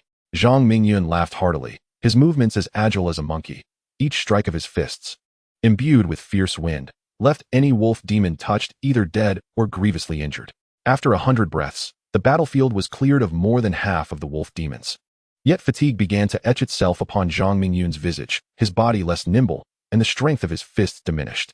A few remaining wolf demons lunged once more, their fangs gleaming with a chilling light. These were the elite among their kind, possessing enduring combat prowess. Under the relentless assault, Zhang Mingyun faltered and was sent flying by one of the beasts. Coughing, he fell to the ground, spitting blood, his face paling. His sword at his waist remained unyielded. He was determined to vanquish the wolf demons solely through his own strength. Observing this, the Wolf King laughed heartily. My sons, splendid work. He is weakening. Go forth and feast upon his flesh. It is said that human blood and meat are the most delectable. You are my loyal guardians, and the first taste of human blood shall be a gift to you. A cacophony of 6 wolf howls erupted around Zhang Mingyun, sending a shiver down his spine. The strength of the wolf demons was formidable, and with the Wolf King's adept command, they once again forced him into a dire predicament. Fear flickered across Zhang Mingyun's face as he was struck down once more, this time by the Wolf King himself, who delivered a crushing blow from behind. Blood gushed forth again, and he crashed into a great tree, rolling for several yards before coming to a halt. The Wolf King approached with graceful strides, exuding arrogance, as 6 wolf demon sentinels surrounded Zhang Mingyun and their ruler, an absolute deadlock. Human, you shall perish. Prepare to bear the brunt of my boundless wrath. The Wolf King opened his massive, blood-stained maw, aimed at Zhang Mingyun's neck, fast and close, leaving him no avenue of escape. As he rose, his legs trembled, overtaken by sheer dread. To the wolf demons, Zhang Mingyun appeared doomed, yet lamentably, the first taste of human blood would not be theirs to consume. At that moment, Zhang Mingyun's stature seemed to soar infinitely, a glint of mockery flickering in his eyes. With a sweeping motion of his hand, he unleashed a formidable gust of wind, striking the Wolf King's head with a force that was utterly incomparable. Ah, it hurts. The Wolf King howled in anguish. Despite its cautious demeanor, having sent its guards to probe the situation multiple times, it did not anticipate that this individual was a cunning trickster, deceiving it merely to draw closer. Realizing this, the Wolf King retreated in terror. However, Zhang Mingyun would not grant it the chance to escape. With the grace of a dragon and the might of a tiger, he unleashed a flurry of punches upon the Wolf King's head, causing it to weep and suffer from excruciating pain. In stark contrast, the Wolf King's guards scattered in disarray. While the wolf pack was known for its strong cohesion, there existed a critical scenario. Once their leader was subdued or slain, instilling fear within their ranks, they would flee as they were now. Come back. Don't run. Save your king. The Wolf King, witnessing its guards abandon it, turned ashen and felt an overwhelming dread rise within it towards the human before it. This power was something it had only sensed deep within the Tianwu mountain range. Zhang Mingyun paid no heed to its wails and continued to rain down punches, reveling in the satisfaction of the moment. Having feigned weakness earlier, nearly exhausting the blood on his tongue, he felt fortunate that the Wolf King had lost its composure. Otherwise, capturing it would have proven quite the challenge. Chapter 47. If you wish to live, flee immediately. The wolf demon began to flee, and Zhang Mingyun knew from experience that catching up would be exceedingly difficult. If he allowed the Wolf King to escape, all his previous efforts would have been in vain. Transform for me, and show your true form. I've heard that Earth-level demon beasts can shapeshift. Perhaps if you do it well, I might spare your life. Grasping the Wolf King by the throat, he delivered a kick to its abdomen. This Wolf King was no small creature, standing as tall as his shoulder. Are you speaking the truth? No turning back now. The Wolf King replied, its eyes shining with hope. It had trained hard for its life, and who truly wished for death. Even the most insignificant of creatures valued their existence, let alone one of its considerable stature. Zhang Mingyun unsheathed the Qing Shuang sword, wary that the Wolf King might flee at any moment. Should it attempt to escape, he would not hesitate to strike. Why draw your sword? I want to run, declared the great silver mist wind Wolf King, its resolve unwavering. The silver mist wind glanced apprehensively at the chilling sword, realizing that this human had yet to reveal his true power, instinctively retracting its neck. Will you transform or not? Zhang Mingyun inquired calmly, running his fingers along the blade of the Qing Shuang sword. As soon as he finished speaking, the silver mist wind swiftly morphed into a handsome young man, standing at the same height as Zhang Mingyun, with distinct facial features that were quite remarkable. The only flaw was his utter nakedness. Zhang Mingyun cast a glance, finding it rather distressing, and quickly averted his gaze. I did not expect you to take on human form with such decent looks. Change back, for you are without clothing. If we were to exit together, and someone saw your bare body, I would be utterly embarrassed. Exit? Where would we go? I have grown up here. These mountains belong to me, and I shall not leave. The silver mist wind resolutely refused, reverting to its original form. Then you shall remain here, Zhang Mingyun stated, his voice devoid of warmth as he rested the blade of his long sword against Yin Mufeng's neck. Do not, elder brother, I was merely jesting. I have long desired to explore the distance, yet have lacked the opportunity. I am grateful to you for providing it. A sycophantic smile emerged on Yin Mufeng's face. His life was spared, yet his heart was laden with distress as he contemplated his escape, his eyes darting about as he devised a plan. I see you with your shifty eyes. Where do you intend to flee? Zhang Mingyun, discerning Yin Mufeng's thoughts, felt a surge of murderous intent. Rather than allow him to escape, he preferred to ascertain the quality of the earth-grade demon beast's firestone. The sword pressed ever closer to Yin Mufeng's throat. Whatever you command, I shall heed. If you direct me east, I shall not venture west. I shall brave fire and water without hesitation. Yin Mufeng professed his loyalty, pondering why this individual was so obstinate. He himself was rather impulsive, hastening to seek vengeance upon receiving news from the guards, only to find himself captured. Observing the coldness in Zhang Mingyun's gaze intensifying, he quickly prostrated himself on the ground, presenting his soul imprint. Master, this is my soul mark. Your will determines my fate, be it life or death. So you possess this trinket. It would have been prudent to reveal it sooner, Zhang Mingyun replied, contemplating how to accommodate him. The chill in his eyes waned as he accepted the soul imprint. He could perceive all of Yin Mufeng's thoughts. If he chose to crush it, the soul imprint would shatter, and Yin Mufeng would perish. I am entirely at your command, Yin Mufeng wept, lamenting how moments prior he had referred to this youth as elder brother, only to now be forced to address him as master. What a peculiar turn of events. The most terrifying aspect was that if his master were to die, so too would he. The soul imprint was a unique ability of demon beasts, and such an act was rarely undertaken except in extraordinary circumstances. Zhang Mingyun paid no heed to Yin Mufeng's plight, instead taking up the Qing Shuang sword to extract the heart and retrieve the stone, causing Yin Mufeng to tremble in fear. What manner of master have I pledged myself to? One who slays demons and extracts hearts with such ruthless precision. Yin Mufeng despaired inwardly. After extracting the firestones from 10 of his guards, he noted their low grade and resolved to make do. Why have these firestones supplanted your demon cores? Zhang Mingyun finally voiced his lingering curiosity. Reporting to you, master, these are indeed our demon cores. Could it be that demon cores manifest in other forms? Yin Mufeng gleaned the incredulous information from Zhang Mingyun's inquiry. Lead me to the territory of the heaven-grade demon beasts. Zhang Mingyun did not respond, but his countenance darkened. He had little time to squander and sought to ascertain the quality of the heaven-grade demon beasts. If favorable, he intended to seize their cores. Why has the sky suddenly darkened? Yin Mufeng observed the ominous clouds gathering, confusion evident in his eyes. If you wish to live, run immediately, Zhang Mingyun exclaimed, taking flight without a second thought for Yin Mufeng. The encroaching darkness grew increasingly menacing, perspiration beading upon his palms.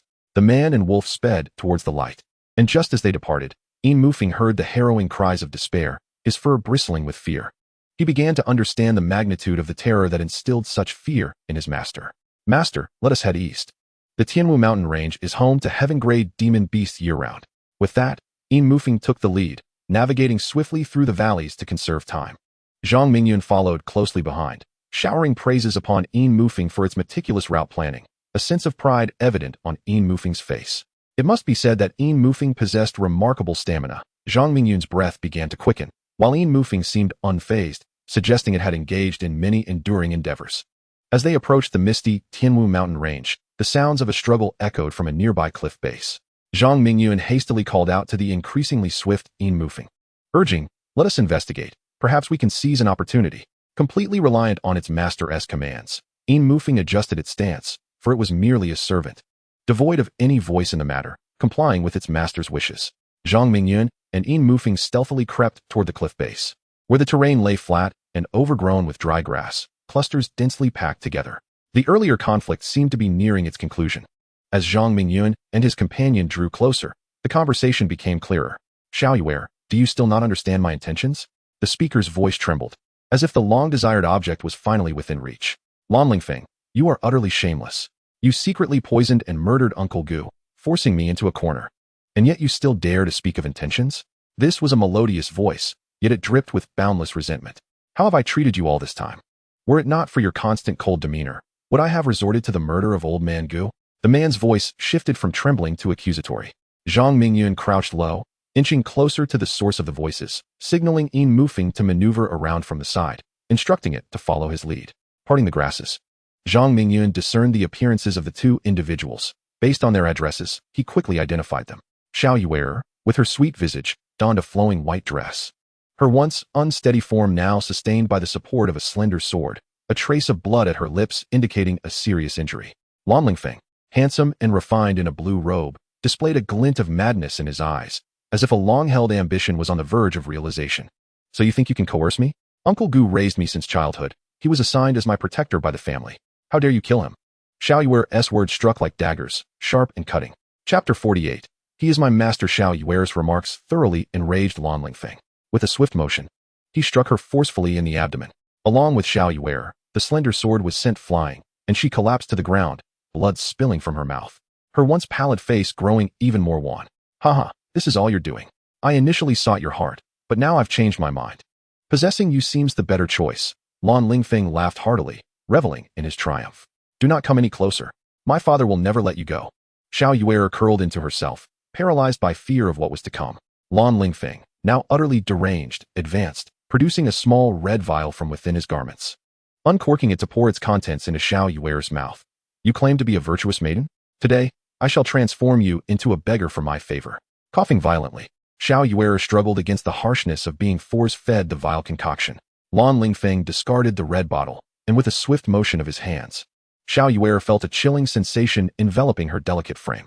With a voice choked with tears, she vociferously cursed, "Wu Lan Lingfeng, you are a beast. May you meet a terrible end."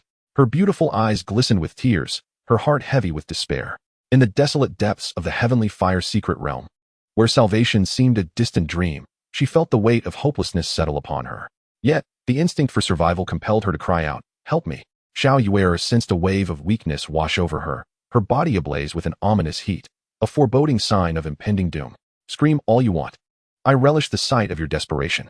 Even if you howl until your throat is raw, who in this desolate wilderness could possibly save you?" Lan Lingfeng bellowed, leaning down to kiss her crimson lips. Zhang Mingyun hesitated momentarily, but ultimately surged forward, determined to intervene. It was utterly intolerable for him to witness Lan Lingfeng, this beast, perpetrating such a heinous act right before his eyes. "Release that girl. Allow me to rescue her," he declared, delivering a powerful kick to Lan Lingfeng's back, his voice resonating with righteous indignation. Yin Mufeng, observing Zhang Mingyun's delay, inwardly scoffed, "My master is hardly a paragon of virtue himself," seeing another maiden drugged yet remaining unmoved. "If I were in control, I would have already dashed out to reduce this scoundrel to a mere pulp. Ah, from whence do you emerge, you insignificant wretch? Daring to disrupt my plans? Do you even know who I am?" Lan Lingfeng screamed in utter frustration, regretting his own words as they seemed to invite misfortune upon him. "Xiaofeng, enlighten him about my identity." Zhang Mingyun called out to Yin Mufeng behind Lan Lingfeng, rubbing his aching back. It was evident how painful Zhang Mingyun's kick had been.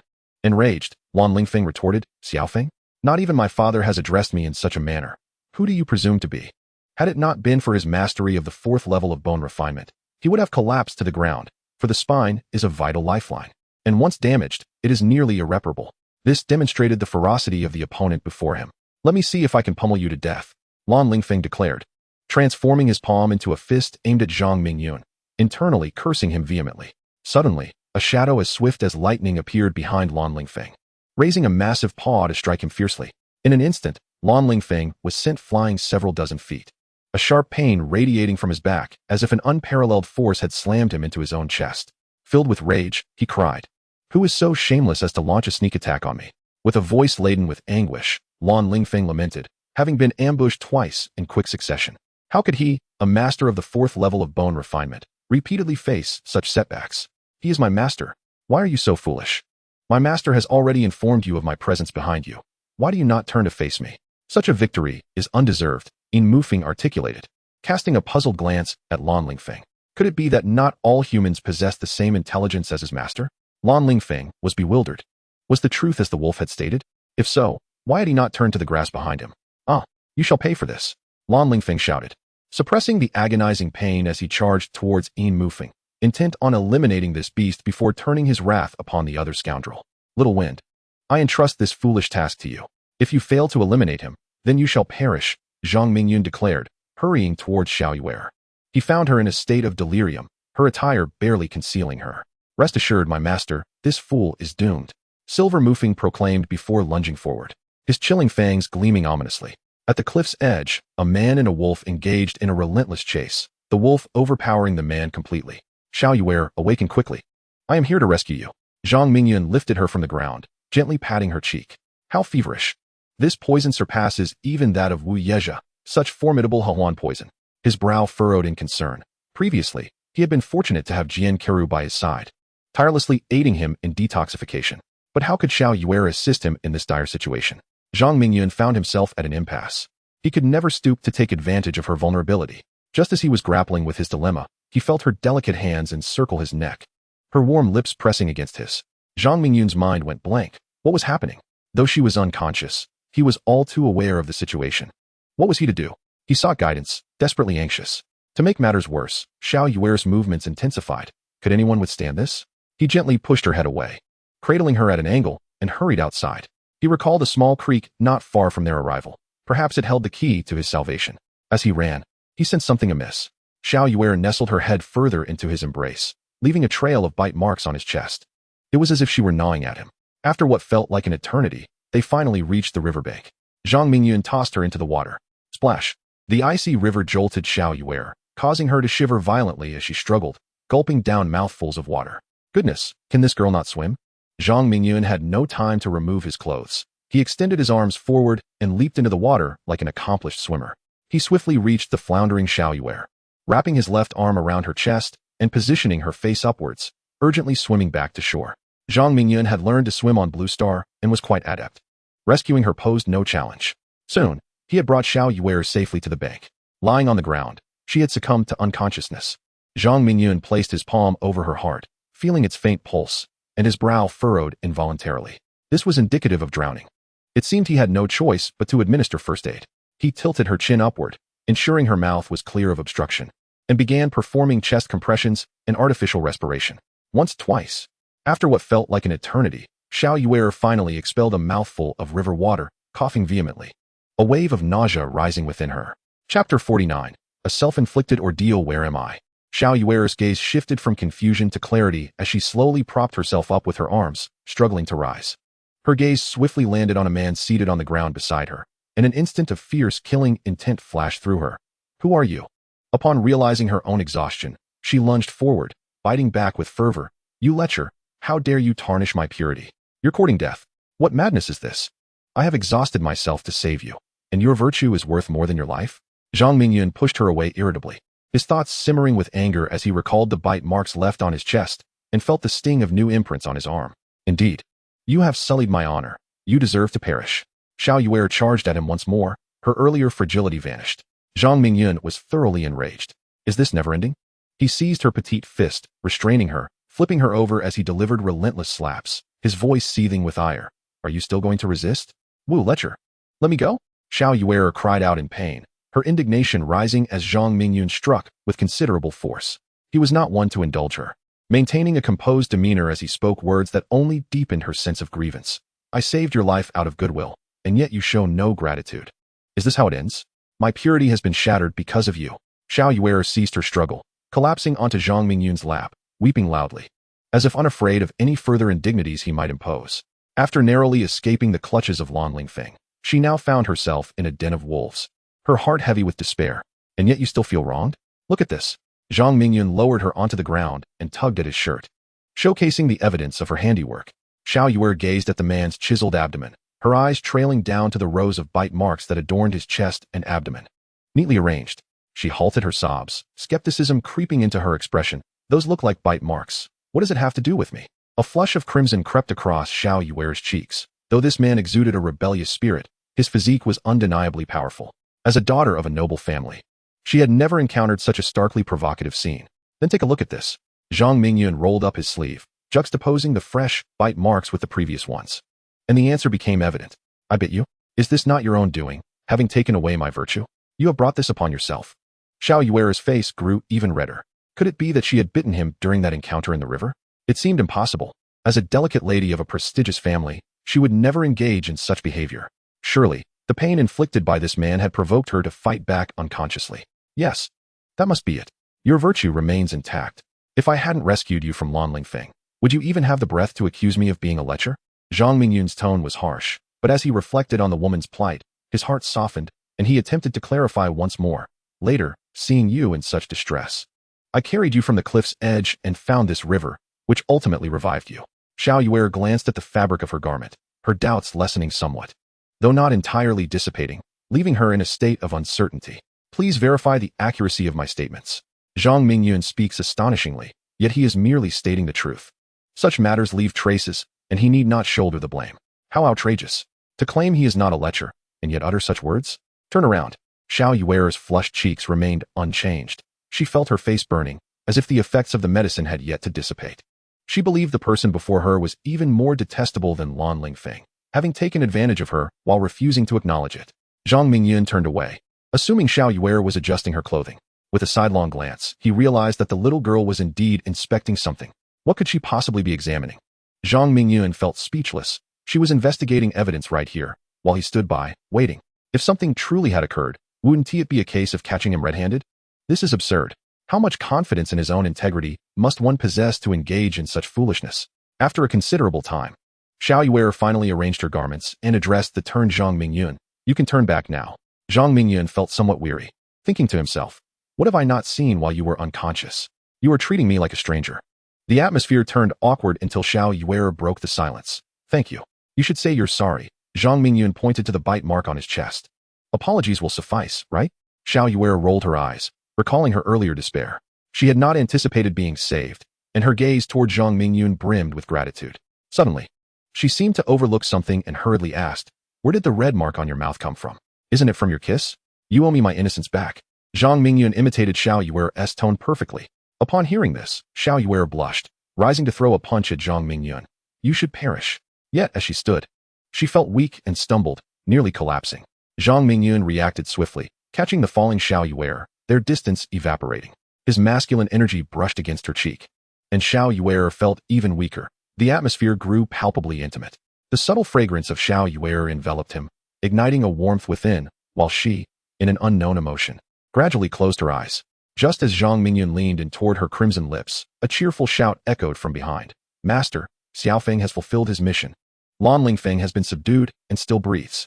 Xiao Yuer was the first to awaken, hastily extricating herself from Zhang Mingyun's embrace, resembling a startled rabbit. Her face flushed red with cuteness, as if caught in an embarrassing situation. Soon, In Mufeng appeared at the shore, carrying another person on his back. Upon seeing the individual's face, Xiao Yuer's breath quickened. May I handle him? Xiaofeng, hand Lan Lingfeng over to Xiao Yuer. You have done well this time. Zhang Mingyun instructed, offering a compliment. No problem. Miss Yuer, catch him. In Mufeng exerted a force from his back, sending Lan Lingfeng hurtling toward Xiao Yuer, who made no effort to catch him but instead sidestepped, allowing him to tumble to the ground.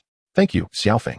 Xiao Yuer expressed her gratitude, realizing that this formidable wolf demon bore such an endearing name. Approaching Lan Lingfeng, she noticed his labored breathing, a flicker of satisfaction igniting within her. She lifted her foot and forcefully stepped upon one of his legs. With a sharp crack, a guttural roar escaped Lan Lingfeng's throat.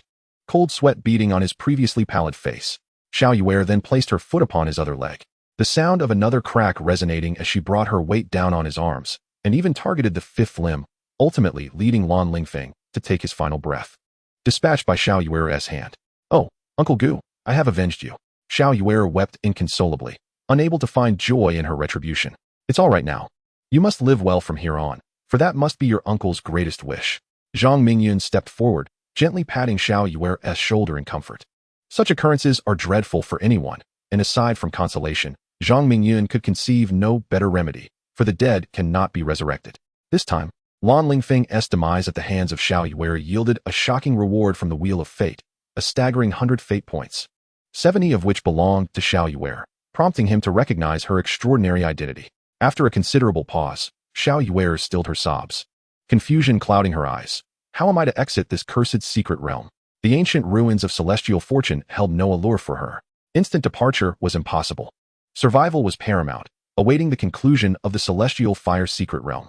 Zhang Mingyun's voice was tinged with sorrow, acknowledging the perilous nature of the realm, where safe passage was fraught with challenges.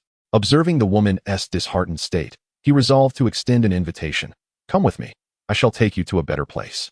Reflecting on the harmonious atmosphere moments prior, he felt an unexplainable sentiment, pondering what might have been had Mufeng not interfered. "Sure, I have nowhere else to go," Xiao Yue replied after a moment's contemplation. Following this man to explore the vistas of the celestial fire secret realm seemed appealing. Suddenly, a humorous thought struck her. "You haven't yet told me your name." "My name is Li Xue."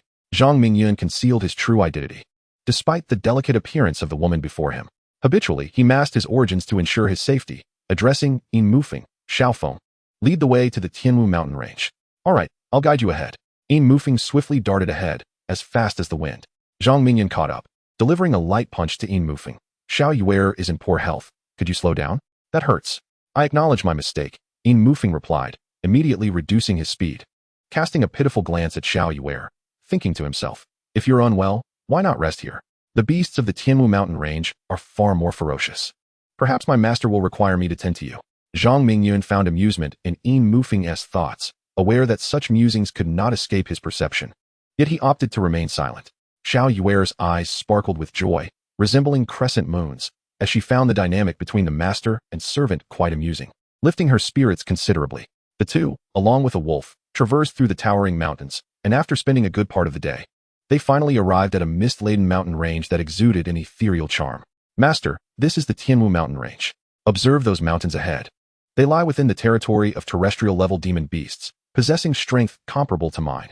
Beyond that ridge, there are celestial-level demon beasts, and it is said that deeper within lurks a demon lord." Mufeng explained the distribution of demon beast strengths in the Tianwu mountain range, a hint of trepidation surfacing in his eyes as he spoke of the latter. To think that the heavenly fire secret realm harbored such a formidable entity as a demon lord, it was indeed equivalent to the 8th level of body cultivation, a realm of extraordinary prowess. Xiao Yue's eyes gleamed with longing. Such formidable strength could indeed move mountains, representing the pinnacle of physical refinement. "Let us first find a terrestrial-level demon beast to practice our skills. Xiaofeng, you shall take the lead," Zhang Mingyun commanded, exuding a semblance of authoritative presence. Mufeng, upon hearing this, wore a bitter expression, nodding as he headed towards the first mountain, all the while cursing Zhang Mingyun for his inhumanity, deeming him less than human, inferior even to beasts. Who would have thought that Xiaofeng would be so obedient? "I too desire such a demon beast," Xiao Yue remarked, her eyes sparkling with excitement as she seemed to discover something of great interest in the heavenly fire secret realm. "That is simple enough. Let Xiaofeng subdue one for you, and we shall go take a look," Zhang Mingyun replied, heading straight towards the Tianwu mountain range. Xiao Yue, filled with joy, completely forgot her earlier displeasure and readily agreed. "You must keep your word, no tricks allowed." As the two reached the foot of the first peak of the Tianwu mountain range, they heard the sounds of fierce clashes from the summit. Zhang Mingyun hurriedly soared towards the top. "Wait for me," Xiao Yue shouted, stamping her foot in frustration before sprinting after him.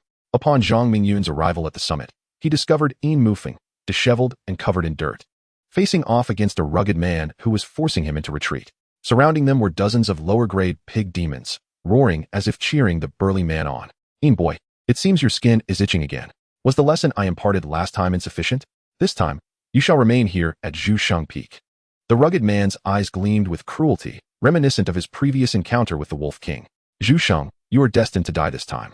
I suggest you call upon your good friends to accompany you to the grave. Yin Mufeng retorted boldly, undeterred by the threat. Since you are so eager to meet your end, I shall oblige. Zhu Sheng's fury ignited as he quickly closed the distance, raining down punches upon Yin Mufeng's head. The group of pig demons, sensing Zhu Sheng's advantage, erupted into further roars. Ouch, that hurts. Yin Mufeng yelped, dazed and seeing stars. Fearing that if Zhu Sheng continued with such relentless blows, he might very well be crushed to death. Seeing this, Zhang Mingyun immediately dispatched several lower-grade pig demons that stood in his way, charging into the fray. He raised his fist, aiming directly at the back of Zhu Sheng, delivering a powerful strike that sliced through the air with a resounding whoosh. Bang! The ambush proved effective, and Zhu Sheng was sent flying several dozen feet away, crashing through multiple trees before finally coming to a halt. Zhang Mingyun, devoid of mercy, approached Zhu Sheng with unyielding steps, his fist poised to strike once more. Zhu Sheng, finally regaining his senses, beheld the audacious assailant and could scarcely believe that anyone could possess greater strength than himself. In defiance, he retaliated with a punch, and their fists collided with a resounding crack, echoing the sound of bones fracturing. A figure was sent sprawling, crashing heavily onto the ground, curling up like a defeated beast, followed by a thunderous wail. "Ah, my arm is broken." The anguished cry belonged to Zhu Sheng, who lay on the ground, clutching his right arm with his left hand, beads of cold sweat cascading down his face, a testament to the brutal blow that had shattered his limb. Witnessing Zhu Sheng's plight, dozens of pig demons rushed towards the fray, intent on providing assistance. Silver Mufeng, perceiving the threat, sprang into action, engaging in a cacophony of clashes as he cleared the surrounding pig demons for Zhang Mingyun. In mere moments, more reckless pig demons surged forward, but Silver Mufeng, with his gaping maw, swiftly dispatched several of them, deterring any further advances. Zhu Sheng, caught between an unknown assailant pursuing him and Silver Mufeng blocking any hope of rescue, bellowed in desperation, "Who the hell are you? I haven't harmed your family. Why do you attack me?" Chapter 51. Misbehavior must be punished. I am his elder brother. If you intend to harm my kin, you must face the consequences, Zhang Mingyun declared, gesturing towards Silver Mufeng, then delivering a forceful stomp upon Zhu Sheng's chest. "I jest with my brother. Do not take it to heart. I implore you, great elder brother, to spare me. Treat me as nothing more than a fleeting nuisance." Enduring the pain, Zhu Sheng pleaded for mercy, recognizing that under the looming presence of his assailant, he had no choice but to submit.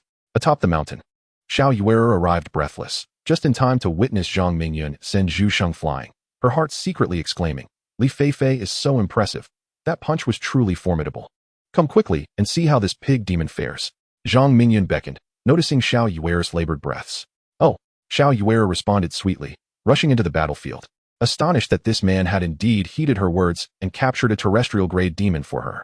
Encountering lower-level pig demons in her path, Xiao Yue dispatched them effortlessly, her physique in the third stage of the muscle transformation realm granting her strength surpassing that of typical lower-level demons, enabling her to contend with recently promoted terrestrial-grade beasts. Though she had previously been fatigued, the firestone provided by Zhang Mingyun had revitalized her, and after trekking through the mountainous terrain for much of the day, her stamina was restored to its peak, allowing her to easily send dozens of lesser pig demons flying.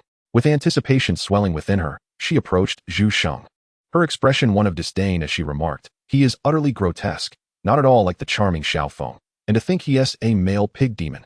Brother, I am of use. I do not wish to perish." Zhu Sheng, his face a mask of despair, felt as if he had been condemned to death, the execution imminent, and his heart raced with trepidation. Zhang Mingyun unsheathed his sword, pointing it menacingly at Zhu Sheng's head, leaving the latter's eyes wide in terror, refusing to close for the inevitable. As Zhang Mingyun withdrew his sword, Zhu Sheng's corpse transformed into a massive black pig several meters long. The remaining lowly pig demons, upon witnessing Zhu Sheng's demise, were so petrified that they fled in all directions. Silver Mufeng, seizing the moment, immediately pursued and exterminated the pig demons, collecting firestones for Zhang Mingyun amidst the cacophony of anguished cries echoing through the mountains. Zhang Mingyun, meanwhile, focused on dissecting the heart of Zhu Sheng's true form, causing Xiao Yue to retreat in distress, not from the brutality of the act, but due to the overwhelming stench that assaulted her senses, prompting her to cover her nose and move away. After a while, Zhang Mingyun extracted a vibrant red firestone from Zhu Sheng's body, cleaned it, and tucked it away with a beaming smile, for this was a prized earth-level firestone earned through his own labor. "So this is how you obtain the firestone?" Xiao Yue couldn't help but ask as Zhang Mingyun approached. Though firestones were indeed valuable, she felt a strange unease about them. Otherwise, the allure of firestones is unparalleled for body cultivators. They offer a shortcut to rapid elevation of one's realm, Zhang Mingyun explained to Xiao Yuer, his gaze drifting to Silver Mufeng darting through the forest, a smile gracing his lips. Silver Mufeng was commendable, possessing a spark of vitality and a diligent spirit. However, time was of the essence, and there was no need to squander it here. Communicating through a soul imprint, he instructed Silver Mufeng to lead them to the next location. And soon, Silver Mufeng returned to the peak, guiding Zhang Mingyun and his companion toward the territory of another Earth-level beast. Zhang Mingyun cut through the Earth-level beasts with ease, as they posed no challenge for him, while Xiao Yuer successfully tamed a white Earth-level fox demon, her joy palpable as she named it Xiaobai. Xiaobai, which mountain peak should we go to? She inquired of the slightly leaner white fox. The white fox lay still, seemingly indifferent to Zhang Mingyun's insistence on addressing its master. Xiaobai, do you wish to be utterly obliterated? Your master is speaking to you. Zhang Mingyun's voice turned cold as he delivered a few sharp slaps. Refusing to coddle the fox demon, the white fox grimaced in pain, its fur bristling. Ah, you little brat, I've tolerated you for long enough. When will you cease this torment? This white fox, named Bailing, was a seasoned Earth-level female demon, on the cusp of ascending to the heavenly tier. Were it not for her survival, she would never have entrusted her soul imprint to such a frail girl. Zhang Mingyun's pressure left her with no option to retaliate, and her annoyance grew with the incessant questioning from the girl.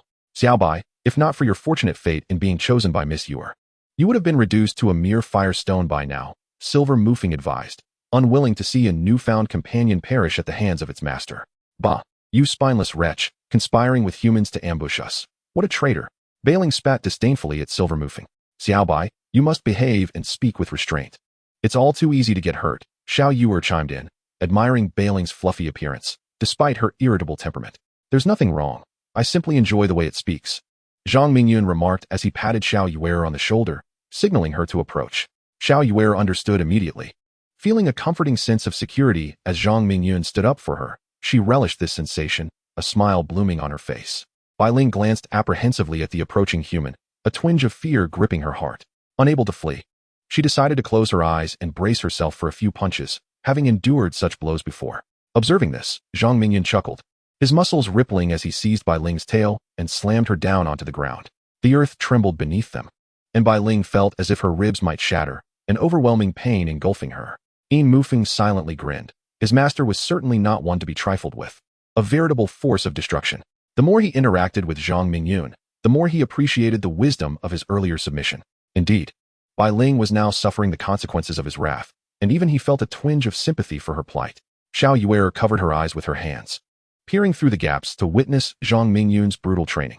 She repeatedly hesitated to intervene, reminding herself that disobedience would lead to punishment. Bailing thought the agony would soon pass, unaware that this was merely the beginning of her ordeal. With a resounding thud, she was hurled from the ground and gradually flung against towering trees, each impact breaking them asunder. The pain compelled her to plead for mercy, fearing she might be beaten to death. Big brother, I was wrong, Bailing whimpered weakly, expecting that her plea would spare her further suffering. However, she quickly realized how mistaken she was as she collided with a jagged stone. Crack. Inside her body, it felt as though several ribs had fractured, threatening her very foundation and potentially trapping her at the earth level for eternity. Chapter 52. Moving forward, what did you say? I can't hear you. Zhang Mingyun continued his merciless onslaught, sensing that he had ignited true fury within himself. A few more strikes, and Bailing would surely perish. Master, I was wrong. Bailing gasped, her voice barely above a whisper, a stark contrast to her previous desperate pleas.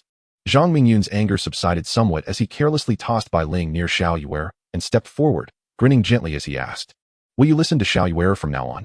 Bailing nodded weakly, genuinely frightened. It seemed that following the young girl would be far preferable to being with the man before her. Suddenly, she comprehended Mufeng's predicament. Little Bai, how are you holding up? I told you that you would suffer, didn't I? Xiao Yuer approached, stroking Bailing's fur, tears welling in her eyes at the sight of Bailing's pitiful state, unable to contain her emotions. This time, Zhang Mingyun did not rush to the next territory. Instead, he gathered materials from the surroundings, constructing a framework and capturing 2 low-level fox demons, skinning and roasting them. Bailing's eyes traced 2 tear-streaked paths down her cheeks as she shut her eyes, unable to witness the scene before her. Xiao Yuer obediently assisted by tending the fire, while Mufeng rotated the meat, ensuring it cooked evenly. Not long after, the fragrant aroma enveloped Fox's spirit peak, and Mufeng swallowed hard. Accustomed to consuming raw food, It had never savored such cooked delicacies. The enticing scent of roasted fox meat made its claws twitch with desire. Be cautious with your claws, Xiao Yue warned, quickly casting a glance at Yin Mufeng. Following her gaze, Yin Mufeng noticed Zhang Mingyun glaring coldly at it. No, I merely noticed some dust on the fox meat and intended to remove it, lest it spoil Miss Yue's appetite, Yin Mufeng hastily explained. It was indeed feeling quite hungry. After all, it had been toiling tirelessly without a proper meal, occasionally hunting small demons and discreetly consuming them to stave off starvation.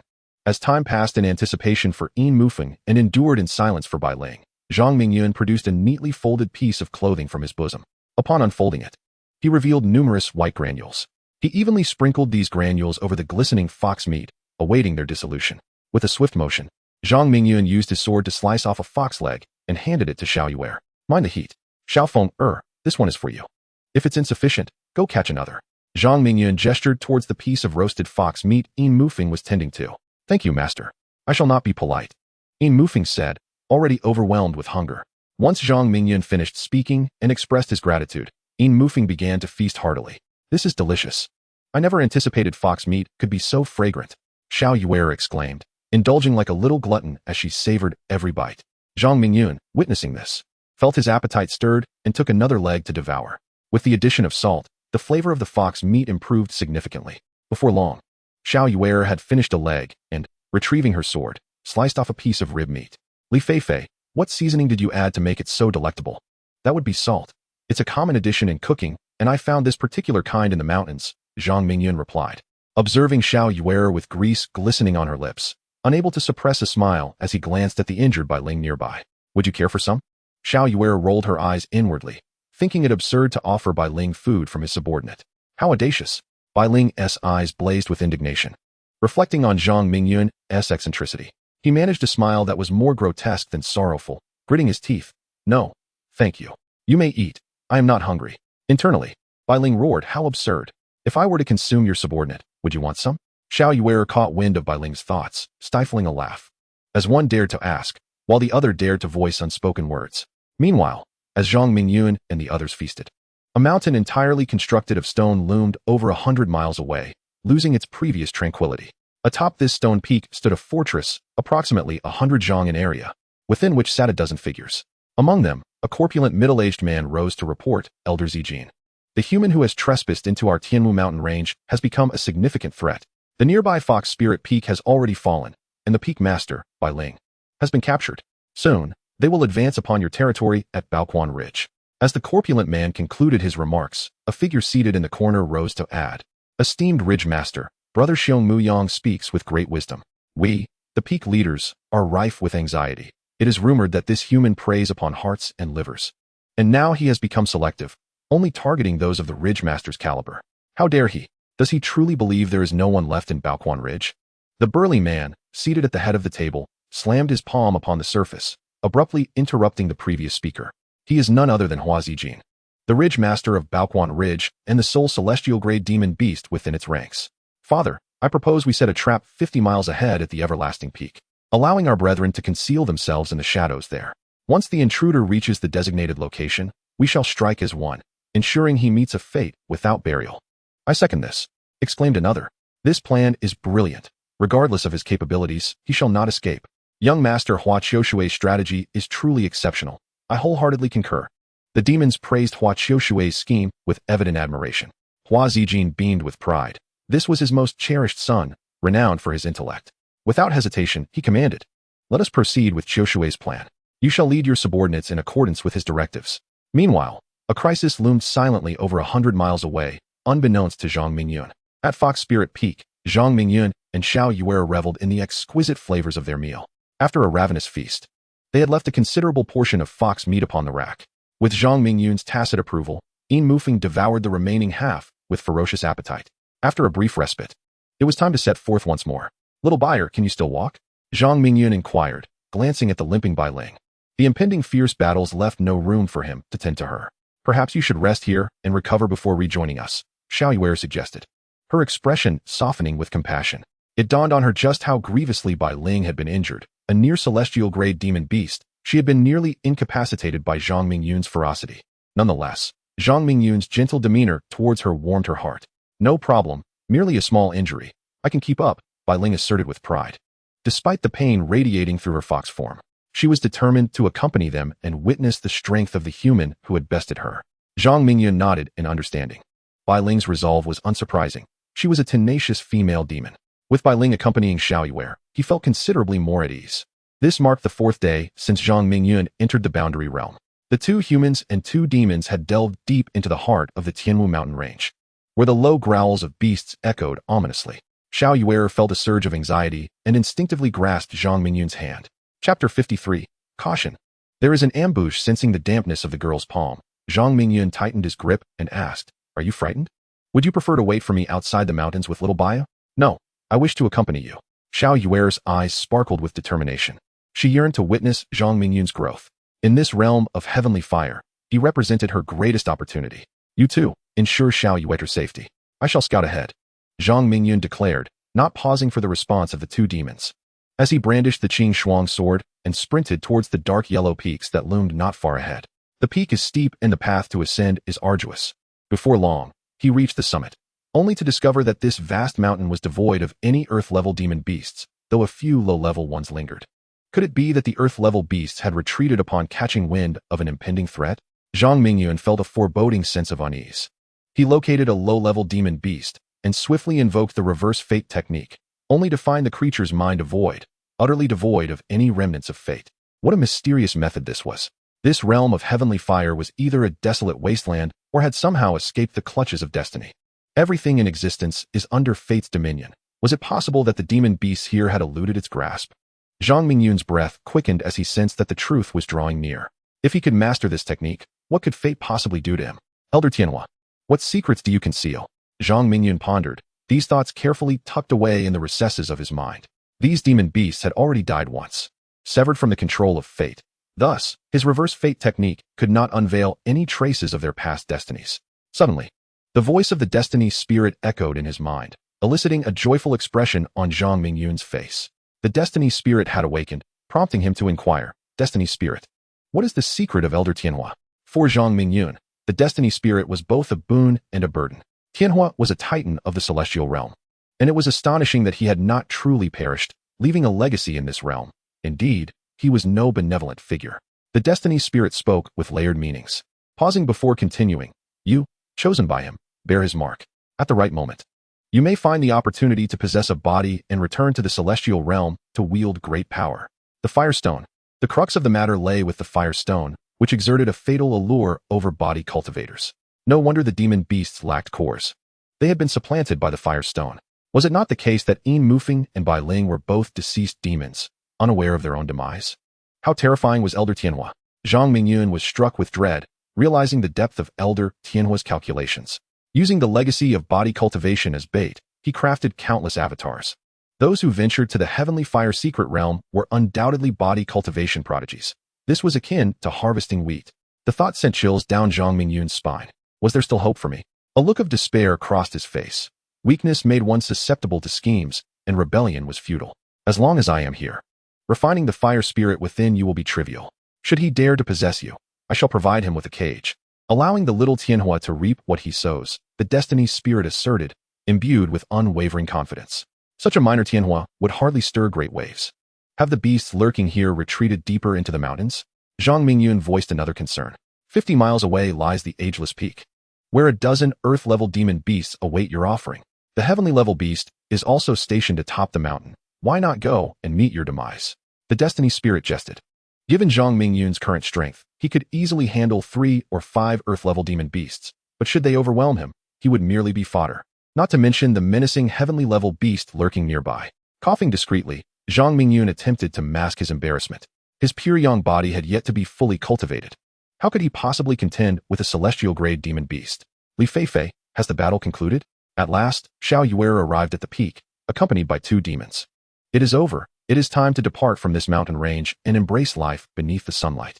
Zhang Mingyun cast a glance at the 2 demons trailing Xiao Yue, his heart heavy with unshakable emotions. Very well, I shall heed your words. The anxiety that had gripped Xiao Yue's heart finally dissipated. As they ventured deeper into the Tianwu mountain range, her unease only intensified. Yin Mufeng scampered ahead, nuzzling against Zhang Mingyun's arm. At last, we can leave this wretched place. The world is vast, and I shall accompany my master on this journey. Bai Ling remained silent, simply following in Xiao Yuer's wake. The two humans and two demons retraced their steps, their pace leisurely. Zhang Mingyun constantly absorbed the energy from the firestone nestled in his embrace. His pure yang body had already undergone 9/10 of refinement. The final layer must be hastily completed to ensure his survival in the realm of heavenly fire. Scaling peak after peak, they soon beheld their previous resting place, when suddenly, an unforeseen change occurred. Be cautious, there is an ambush. Zhang Mingyun noticed several arrows hurtling towards them from both sides at incredible speed, striking in the blink of an eye. He and Xiao Yuer were at the forefront of this assault. Drawing his Qing Shuang sword, he immediately executed the 3 strikes technique, cleaving towards the incoming arrows. Clang, clang. He successfully deflected all arrows aimed at him, but Xiao Yuer was not so fortunate. She narrowly avoided 3 arrows, yet the final one struck her right shoulder. Ah! Xiao Yuer cried out in agony, collapsing to the ground. Xiaofeng, you two, head to the right and eliminate the assailants. Zhang Mingyun barked an order filled with fury.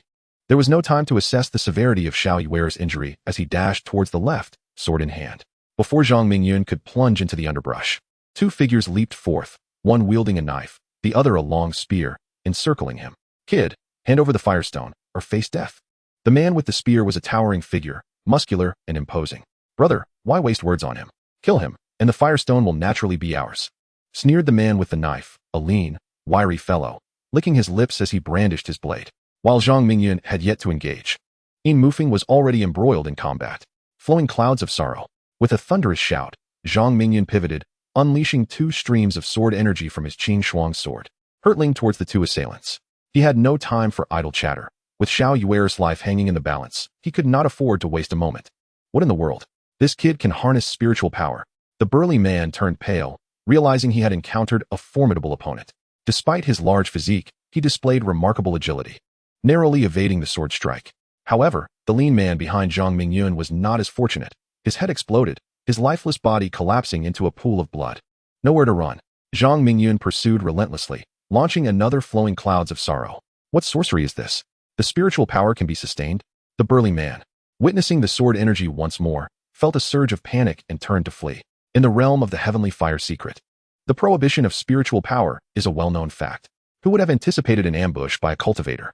Such an occurrence defies logic. Chapter 54. Xiao Yuer is struck by an arrow. As the burly man pondered, he sprinted forward, yet he could not possibly outrun the sword qi. In an instant, the ethereal energy pierced through his back, leaving a gaping wound 3 fingers wide. Stumbling ahead, he ran on, his vital organs unscathed due to his formidable physique. As long as his heart remained intact, he would recover swiftly with the aid of medicinal herbs. Zhang Mingyun pursued him relentlessly, delivering a swift strike that severed the man's head from his shoulders. Throughout this encounter, Zhang Mingyun did not resort to using his fists. Turning to provide support in another direction, Zhang Mingyun arrived to find that Bai Ling was oozing blood from her front paws and back, while Silver Mufeng bore a visible gash on his abdomen, indicating that both beasts had sustained serious injuries. Their adversaries were a man and a woman. The man, clad in scholarly attire, wielded a curved long blade, fiercely battling Silver Mufeng. The woman, brandishing a short sword, occasionally thrust her weapon into Bai Ling, clearly gaining the upper hand. Approaching the woman, Zhang Mingyun noticed her ample bosom, long legs, and a well-formed figure, though her beauty could only be deemed average. However, upon catching sight of her, Zhang Mingyun lost interest, and with a flick of his wrist, unleashed a surge of sword qi aimed at her head. The woman, not to be underestimated, deftly leaped upward to evade the sudden attack. Seizing the opportunity, Zhang Mingyun closed in, releasing another wave of sword qi. Despite its swiftness, the woman's agile footwork allowed her to evade once more. Frustration marred Zhang Mingyun's countenance as he faced repeated failures. Just then, the voice of the Wheel of Fate resonated. Congratulations, host, for altering the destinies of scattered cultivators Lu Buixin and another. Reward, 30 points of fate. Realizing his oversight in forgetting the second Wheel of Fate, he quickly engaged in dialogue. Wheel of Fate. May I exchange for a top-tier movement technique suitable for use in the Heavenly Fire Secret? I require complete comprehension, based on the host's description and verification. The Heavenly Ghost Illusion technique meets the requirements. The total cost for complete comprehension is 150 points of fate. Would you like to proceed with the exchange? The Wheel of Fate promptly provided an answer. Confirm exchange. Without hesitation, Zhang Mingyun proceeded with the transaction. Instantly, he felt a new technique manifest within his mind and began to activate the Heavenly Ghost Illusion technique. A sensation of lightness akin to a swallow accompanied a remarkable increase in speed as Zhang Mingyun executed the technique. In that moment, he perceived a fleeting stillness surrounding him. With only one individual moving slowly, Zhang Mingyun unleashed the three strikes technique, amplifying it with the shadow of the dark moon. A sword chi, a foot wide, erupted from the Qing Shuang sword, swiftly and accurately targeting the woman's head. The woman, in a flurry of evasive maneuvers, was suddenly gripped by fear. No matter how she dodged, she could not escape the lock-on. The sword chi closed in rapidly, and this time, fortune was not on her side. Her head exploded in a terrifying display. What? The renowned Mei Nyang's elusive steps, which had allowed her to navigate the heavenly fire secret with ease, had enabled her to achieve numerous ambushes and victories. Yet she lay dead. The man, in disbelief, immediately turned and fled, deprived of the support of a woman. He was certainly no match for the youth before him. Moreover, the extraordinarily eerie sword energy extinguished any desire for combat within him. As the man turned to flee, a chilling voice echoed in his ear. Is it not too late to contemplate escape now? Terrified, he felt as if his soul had fled, despite the distance between them. The voice resonated as though it were near, and this was no mere transmission across space. Glancing toward the source of the voice, he was met with a flash of white light. With a gasp, the man clutched his bleeding neck, his eyes wide in disbelief at the reality of his impending demise. As he collapsed lifelessly to the ground, his head rolled away from his body, the severance remarkably smooth. Zhang Mingyun, having mastered the celestial phantom technique, not only exhibited changes in his steps and form, but the sword moves of the three-strike technique transformed into mere afterimages. This exemplified the principle of drawing connections. Understanding one concept led to the understanding of many. Soon, the wheel of fate rewarded him. For the 2 lives he had extinguished, he received a total of 40 fate points. Zhang Mingyun exhaled heavily. The amplified power of the shadow of the dark moon from the three-strike technique had significantly drained his stamina, yet the potency had ascended several levels, leaving him quite satisfied. Without regard for the 2 demons, he hurried to Xiao Yuer's side. An arrow had struck her right shoulder, the tip fully embedded in her flesh. Her complexion was not only pale, but her forehead glistened with cold sweat, and she had slipped into a state of unconsciousness. Zhang Mingyun lifted her and made his way back to the Tianwu mountain range, locating a cave on the outskirts to serve as a refuge. The injured demons followed him to the cave, standing guard at the entrance, careful not to utter a sound, well aware that their master was in a foul mood. Gazing at the girl lying on the stone, Zhang Mingyun was beset by a tumult of emotions. Originally, Xiao Yuer need not have accompanied him on this perilous venture. They could have simply passed as strangers, their paths never crossing. Yet, he could not bear the thought of their fleeting encounter, which had led to this dire situation, and he silently reproached himself for making a misguided decision. Spirit of fate, hasten to save her, Zhang Mingyun implored inwardly. Noticing that Xiao Yuer's body temperature was rising and dark blood was oozing from the wound, poison had been laced upon the arrowhead. You may exchange 30 fate points for a bottle of revitalizing pill and a bottle of hemostatic powder, then promptly remove the arrow, apply the hemostatic powder, and administer the revitalizing pill to Xiao Yuer, awaiting her awakening. The spirit of fate responded swiftly, presenting a solution. Following the spirit's guidance, Zhang Mingyun exchanged his fate points for the 2 vials of medicine, then approached Xiao Yuer. He tore away some fabric around the wound, grasped the arrow, and with a forceful tug, a jet of blood erupted from the injury. Xiao Yuer let out a pained cry, her consciousness clouded. The arrow had penetrated 2 inches into her flesh, not excessively deep. Zhang Mingyun produced the prepared hemostatic powder, evenly sprinkling it over the wound. The previously flowing blood began to staunch. He sighed in relief, then opened Xiao Yuer's jaw, placing a revitalizing pill within, sealing her mouth to facilitate its descent into her abdomen. Tearing a strip of fabric from Xiao Yuer's long skirt, he fashioned a makeshift bandage to cover the wound, shielding it from potential infection. After completing these tasks, Zhang Mingyun wiped the beads of sweat from his brow. It was his first experience tending to injuries, and lacking in expertise, he was fortunate that the spirit of fate was well-versed and resolved Xiao Yuer's crisis. Zhang Mingyun possessed over a dozen quality firestones. Holding them tightly, he continued to temper his body. Until he perfected his pure yang physique, he felt uncertain about surviving in this realm of heavenly fire, let alone safeguarding those on the ground. Over the course of several days, Xiao Yuer had become his friend and companion, a presence that brought him immense comfort. 2 hours later, he heard a soft sigh and hurriedly supported the young woman, cradling her in his arms, and inquired, "How are you feeling? Are you better?" Xiao Yuer opened her eyes, realizing she lay in his embrace, where Zhang Mingyun gazed at her with tenderness. "I'm still alive. This can't be a dream, can it?" She touched the site of her wound, now covered in a thick crust. "It is not a dream. You are indeed alive," Zhang Mingyun replied. The woman before him lacked the stunning beauty of Yunshang or the graceful figure of Jian Kai. Yet she radiated a sweet and tender charm that stirred an indescribable feeling within him. Xiao Yue, emboldened, reached out to caress Zhang Mingyun's face, her heart racing as she bit her soft, rosy lip. Li Feifei, how can I repay you for saving me once more? Chapter 55. Return my Yue. Xiao Yue's unexpected inquiry ignited a warmth in Zhang Mingyun's core, especially given the captivating view from his position, causing his breath to become uneven. In this charged atmosphere, he uttered, why don't we engage in something more adult-like? Let us try it. If we do, we won't be children anymore. The second half of that thought echoed in Zhang Mingyun's mind.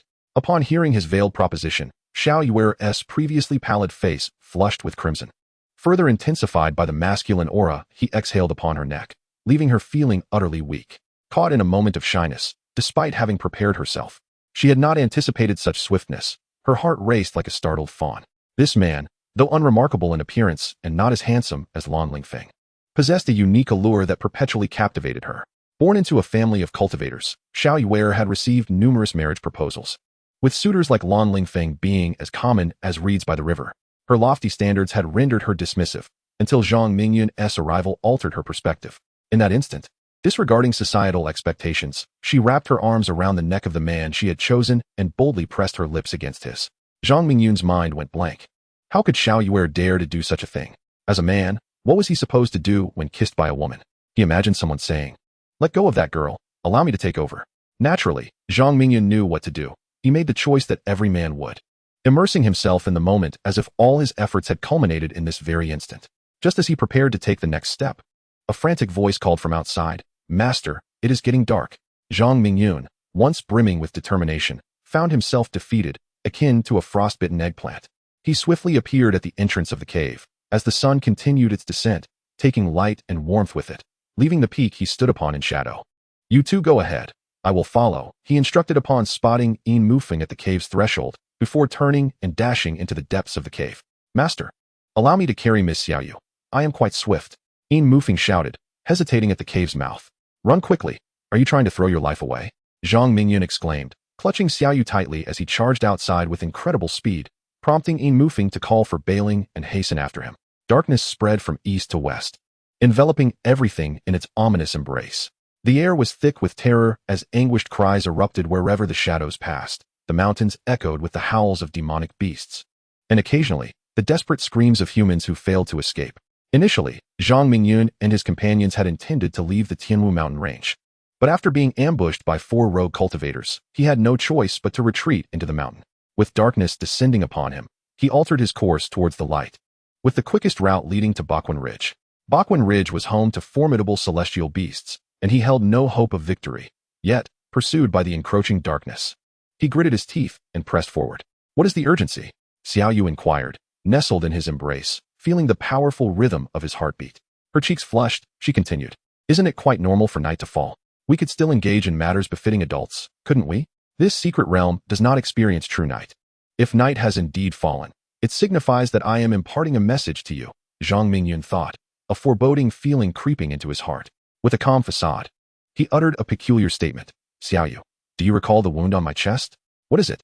Xiaoyu asked, looking up at him, her breath fragrant. That was a mark left during my battle with Lan Lingfeng, a series of strikes, and it still aches slightly, he replied, gesturing as if to validate something. Is it healed? Let me see, she urged, swiftly pulling aside his garment to reveal his robust chest, leaving her momentarily captivated. It appears to have recovered. Anyone who entered the Tianhua secret realm would have been informed by the elder of the secrets surrounding the night. Indeed, there was no wound on his chest, but rather a bite mark left by Xiaoyu. Yet, was the person in his arms truly Xiaoyu? Or had she gone? The injury on his shoulder was irrefutable, and while the essence of Xiaoyu remained unchanged, had her soul transformed. Her life force has been usurped. Xiaoyu has been possessed. How can I rescue her? Zhang Mingyun's heart raced with anxiety. You must hold on to Xiaoyu's body. Do not let her escape. The life force sensed something amiss, urging Zhang Mingyun to capture the person in his arms. Suddenly, he tightened his grip, but to his astonishment, Xiaoyu slipped away like an eel, darting to the edge of the night, exhibiting none of the weakness he expected. Ah, my cautious young lord, how astute you are to test me with words. Had my vessel of possession fully integrated, I would have played with you thoroughly today. Xiao Yue chuckled charmingly, her form gracefully turning as she stepped into the abyss. It seemed as though she were the very embodiment of darkness, traversing every shadowed corner of the world, reaching even the most obscure realms. Return my Yue, Zhang Mingyun bellowed, his heart wrenched with anguish. Xiao Yue had been stripped of her corporeal form. Surely her soul had been engulfed as well. No matter how fervently he called out, she appeared to have evaporated, leaving no trace behind. The spirit of destiny, observing Zhang Mingyun's dazed expression, said brusquely, "Why do you tarry? Do you wish to await your demise? She is merely one woman, and you have other attachments." Noting Zhang Mingyun's despondent demeanor, the spirit offered further consolation. "Rest assured, the girl has not been consumed. Otherwise, you would not be able to discern her essence. You must first grow stronger to have any hope of rescuing her." The two hers referred to two distinct individuals, and Zhang Mingyun nodded in understanding. "Master, what has become of Miss Yue? Why has she taken flight?" Yin Mufeng finally caught up, followed closely by Bai Ling, both eyes reflecting the same bewilderment. Zhang Mingyun's speed had been so extraordinary that they could scarcely keep pace. It was indeed perplexing, particularly as Miss Yue had soared effortlessly into the darkness. "Let us move." Zhang Mingyun offered no explanation, invoking the celestial phantom technique once more, his form becoming ethereal and swift, vanishing into the distance. "Master, wait for me." Yin Mufeng felt as if he had run through a wall of injuries. Zhang Mingyun was akin to someone invigorated by a potion, accelerating with fervor, while Bai Ling, still nursing old wounds, could not match his pace. Once a group of four, now he was alone, with Xiao Yue's body taken from him. Yin Mufeng and Bai Ling appeared to him as mere vessels bearing souls, filling Zhang Mingyun's heart with profound sorrow. As he delved deeper into the Tianwu mountain range, he had entered the realm of Baquan Ridge. The once menacing immortal peak, which had been set to ensnare him, was now devoid of any beasts, likely having retreated upon realizing he had not arrived. The darkness behind him did not relent, pursuing him like a parasite. Taking a deep breath, he resolutely chose to enter Baquan Ridge, prepared to confront the cunning celestial-grade demon beast within. Chapter 56. A ferocious battle. Zhang Mingyun pressed on with unyielding speed, heading straight for the depths of Baquan Ridge. As he approached, the sounds of combat reached his ears. He gradually slowed, drawing nearer to the source of the tumult. Before him lay a formidable mountain, its summit connected by a wide stone pathway, from which the sounds of battle emanated. Along the route, remnants of demon beasts littered the ground, their blood staining the earth, the scent of carnage heavy in the air. As though those ascending were brazen intruders, a tightness gripped Zhang Mingyun's chest. It was evident that the climbers possessed formidable strength. Upon reaching the mountain's edge, he observed the extensive signs of destruction surrounding him. In the center, 5 battlefields raged with intensity, each having reached a fever pitch. Each battlefield featured 3 individuals engaged against a single demon beast. Zhang Mingyun could not help but admire the strategist overseeing the chaos. Dispersing the beasts to defeat them one by one was indeed a wise tactic. Could these individuals be the core disciples of the Miao Miao sect? Zhang Mingyun observed the 15 individuals clad in matching attire, his gaze lingering until he regained his senses. It was then that he noticed a woman emerging from the Sun Ladder's teleportation array, adorned in a resplendent golden gown, engaged in a fierce battle with a ground-level beast.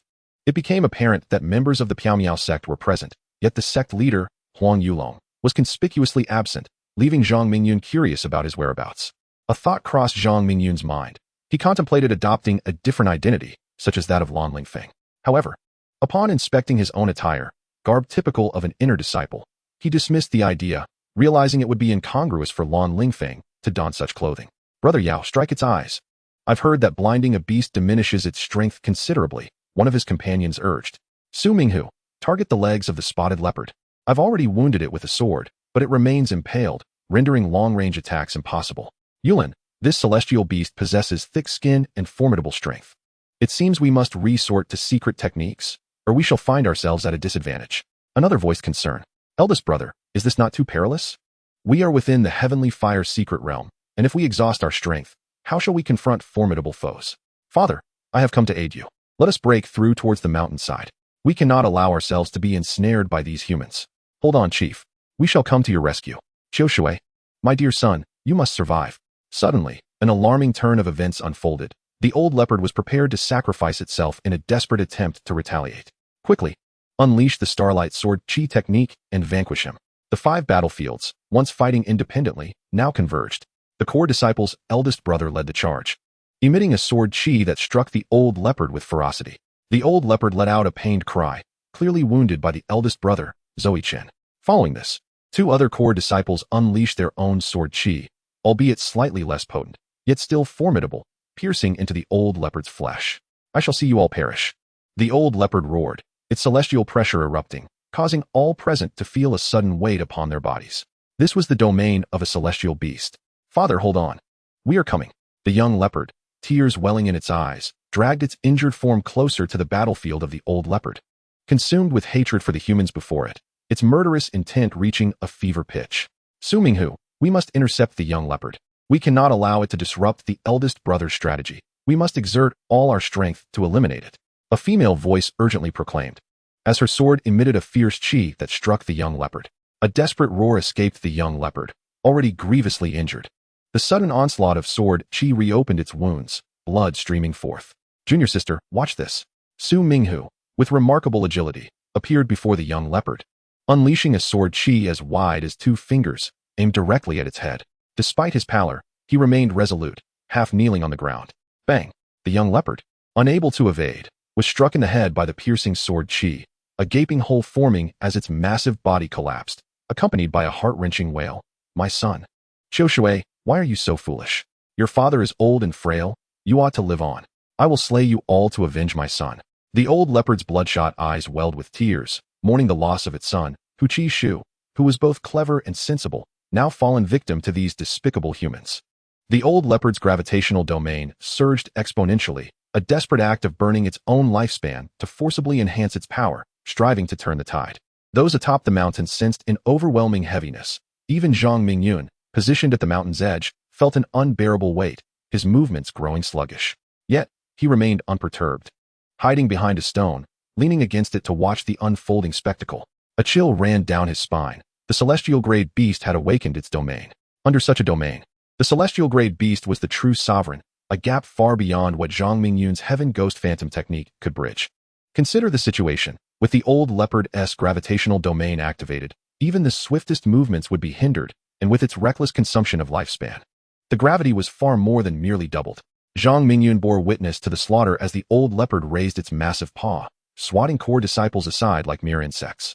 The elder brother, Zhou Yicheng, appeared as pale as a ghost, leaning against the wall, while his comrade, Yulin, lay gasping for breath, teetering on the brink of death. Another battlefield was unfolding. The equilibrium had been shattered. The old leopard, at any cost, amplified its gravitational domain, resulting in the demise of half the core disciples. It showed no signs of halting, resorting to a gruesome display of tearing and biting, the scene drenched in blood, as 2 more core disciples met their tragic end. Zhou Yicheng staggered to his feet, his countenance shrouded in darkness, bitterness etched on his lips. He had never imagined a celestial-grade beast could be so formidable. One ill-fated choice had led to the decimation of the sect's elite. Even if he survived, how could he face the sect? I want you dead, Zhou Yicheng proclaimed. His footsteps heavy as he advanced, his sword clanging with a menacing resonance, unleashing waves of sword energy into the old leopard's form, a reckless gambit. Elder brother, no.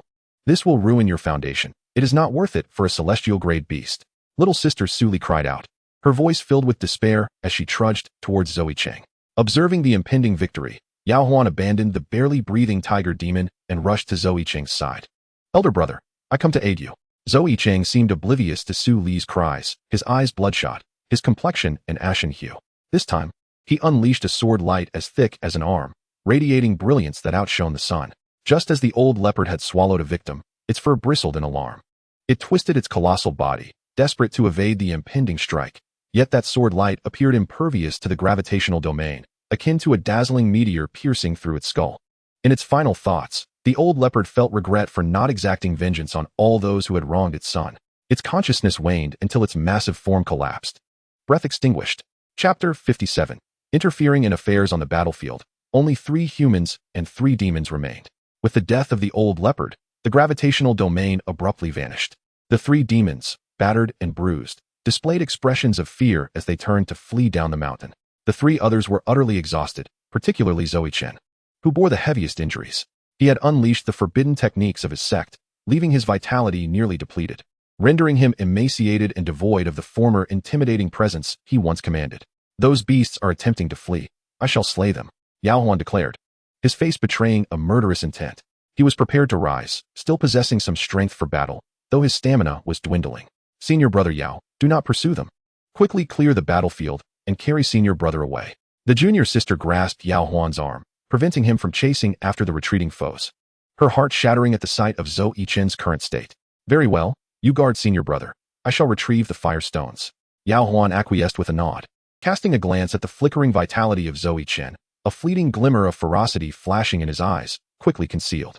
Su Li stood protectively before Zoe Chen, tears streaming down her cheeks as she called out, "Senior brother, please awaken." When Yao Huan turned his head, the expression in his eyes was entirely captured by Zhang Mingyun, who discreetly stepped aside, silently invoking the phantom technique of the heavenly ghost, darting toward the three demonic beasts with ghostly swiftness. Upon reaching the foot of the mountain, Zhang Mingyun did not hesitate. He unleashed 3 waves of sword energy, unceremoniously piercing through the skulls of the 3 earthly-level demon beasts. These creatures were no trifles, their strength nearing the celestial tier. Given time, they could potentially advance to that level. Heavily injured and taken by surprise by Zhang Mingyun's sudden assault, the 3 demons were swiftly dispatched, and he began to excavate the stones, securing 3 vibrant fire stones within his embrace. After completing this task, he returned to the mountaintop just in time to overhear a conversation unfolding, prompting him to crouch down, contemplating. Indeed, it is as I suspected. Amidst Su Li's loud weeping, she confronted Yao Huan. "You wretched beast, why did you kill senior brother? He saved me." Before she could finish, her words were cut short by a scoffing retort. Are you implying he saved me? I never required his salvation. I could have left at any moment. Had it not been for you, I would have departed long ago." Yao Huan's gaze turned frigid as he regarded Zoe Chen, whose eyes still reflected disbelief despite the wound on his brow. "Oh, for my sake, you should not have killed him." Su Li sank to her knees, heartbroken, and tearfully closed Zoe Chen's eyes. "My affections for you have been disregarded. Had it not been for that scoundrel Zoe Chen meddling, you would have been mine long ago." "Mine?" Yao Huan roared, madness evident in his eyes. Su Li's tears had dried, her grip tightening around her sword as she unleashed several waves of sword energy, declaring, "What heart do you possess, you beast? If you truly had one, it would be as treacherous as a wolf's and as dark as the depths of despair. I love you day and night. Yet your eyes only see Zoe Chen, that wretched scoundrel who should have perished long ago." Yao Huan's expression turned wild, his movements light as he sidestepped and lunged forward, seizing Su Li's sword and sending it clattering to the ground. Blood trickled from Su Li's lips, the impact of Yao Huan's strike quite severe. Yet she braced herself against the ground, striving to rise. Yao Huan would afford her no opportunity to regain her footing. With a tearing sound, he unleashed his formidable strength, madness gleaming in his eyes. "You beast, I shall kill you." Su Li furiously pounded her fists against Yao Huan, even resorting to biting him. "You seek death." The madness in Yao Huan's eyes gradually subsided, replaced by a chilling calm. With a swift slap, he struck Su Li's delicate face, causing the dried blood at the corner of her mouth to flow once more. Tears streamed down Su Li's cheeks as she struggled desperately, though her efforts proved surprisingly futile. "You are mine now. You are finally mine," Yao Huan declared before leaning in to kiss her. A wave of terror washed over Su Li as she sensed an increasing chill. This beast, Yao Huan, sought to tarnish her purity. Turning her head away, she cried out in humiliation, "Help! Someone help!" Zhang Mingyun felt utterly exhausted. How could there be so many brutes around? Though he bore no fondness for the Misty Sect, he could not stand idly by while a woman was sullied. Without hesitation, he rushed out and delivered a powerful kick to Yao Huan's back. The sudden blow sent Yao Huan flying several dozen feet, landing on the ground in a pitiful heap, howling in agony. Su Li was momentarily stunned. She had never imagined her cries for help would be so effective. Had she truly been rescued? Even celestial beings do not appear so swiftly, do they? A sense of coldness enveloped her slender frame, and she quickly wrapped herself in the garments scattered on the ground. She had come perilously close to losing her innocence. And alongside the fear lingering in her heart, curiosity about her savior began to stir. Lying on the ground, Yao Huan rubbed his body for a moment, seemingly alleviating some of his pain. He rose, fists clenched, and bellowed, "Who the hell are you? Mind your own business. You're dead." An old saying states that it is better to dismantle 10 temples than to destroy a single marriage. This wretched brat, could he not see he was on the verge of marriage? How utterly disgraceful. I truly feel ashamed for our sect, producing a creature like you. Before Zhang Mingyun could complete his sentence, he had already closed the distance. Dealing with a scoundrel like Yao Huan did not require a sword. His fist connected directly with Yao Huan's face. Yao Huan howled in pain, the intensity of the blows not severe, but he felt a numbing sensation in his mouth and a gust of air escaping through his teeth, tears cascading down his face. One punch followed another, each landing with brutal force, swelling Yao Huan's features until he appeared grotesquely bloated. Once Zhang Mingyun sensed that Yao Huan had lost his fighting spirit, he seized him by the neck and hurled him to the ground at Su Li's feet, prompting her to scream in fright. "Ah, no need to shout. I've handed him over to you," Zhang Mingyun replied, showing no courtesy simply because Su Li was a core disciple. With Su Li glaring in fury, Zhang Mingyun proceeded to collect a number of fire stones from Yao Huan's discarded clothing, among which one particularly large stone glowed a deep crimson. He hastily tucked it into his robe. Even more infuriating was the sight of Zhang Mingyun casually sitting nearby, absorbing the energy from the fire stones to refine his body, completely disregarding Su Li's icy gaze. Possessing this celestial-grade fire stone, Zhang Mingyun felt a premonition that he would surely break through the bottleneck troubling his pure yang body. Su Li withdrew her gaze from Zhang Mingyun, fixating instead on the wretched Yao Huan lying at her feet, her eyes blazing with fury. "You despicable beast, go die?"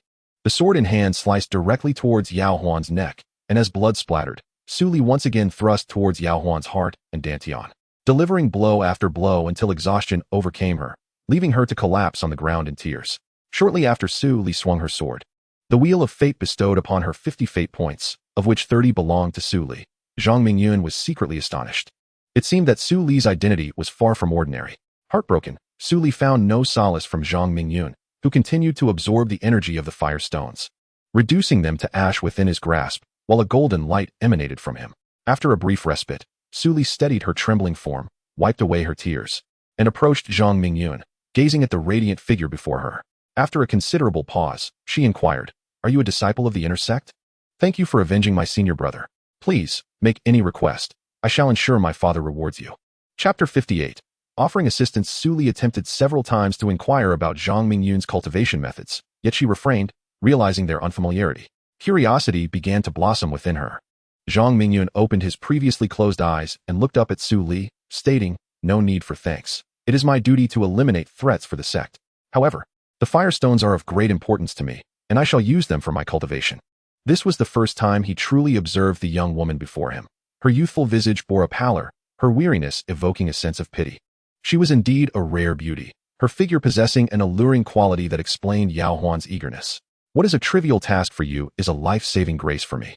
I shall repay you," Su Li asserted, her lips pressed together stubbornly.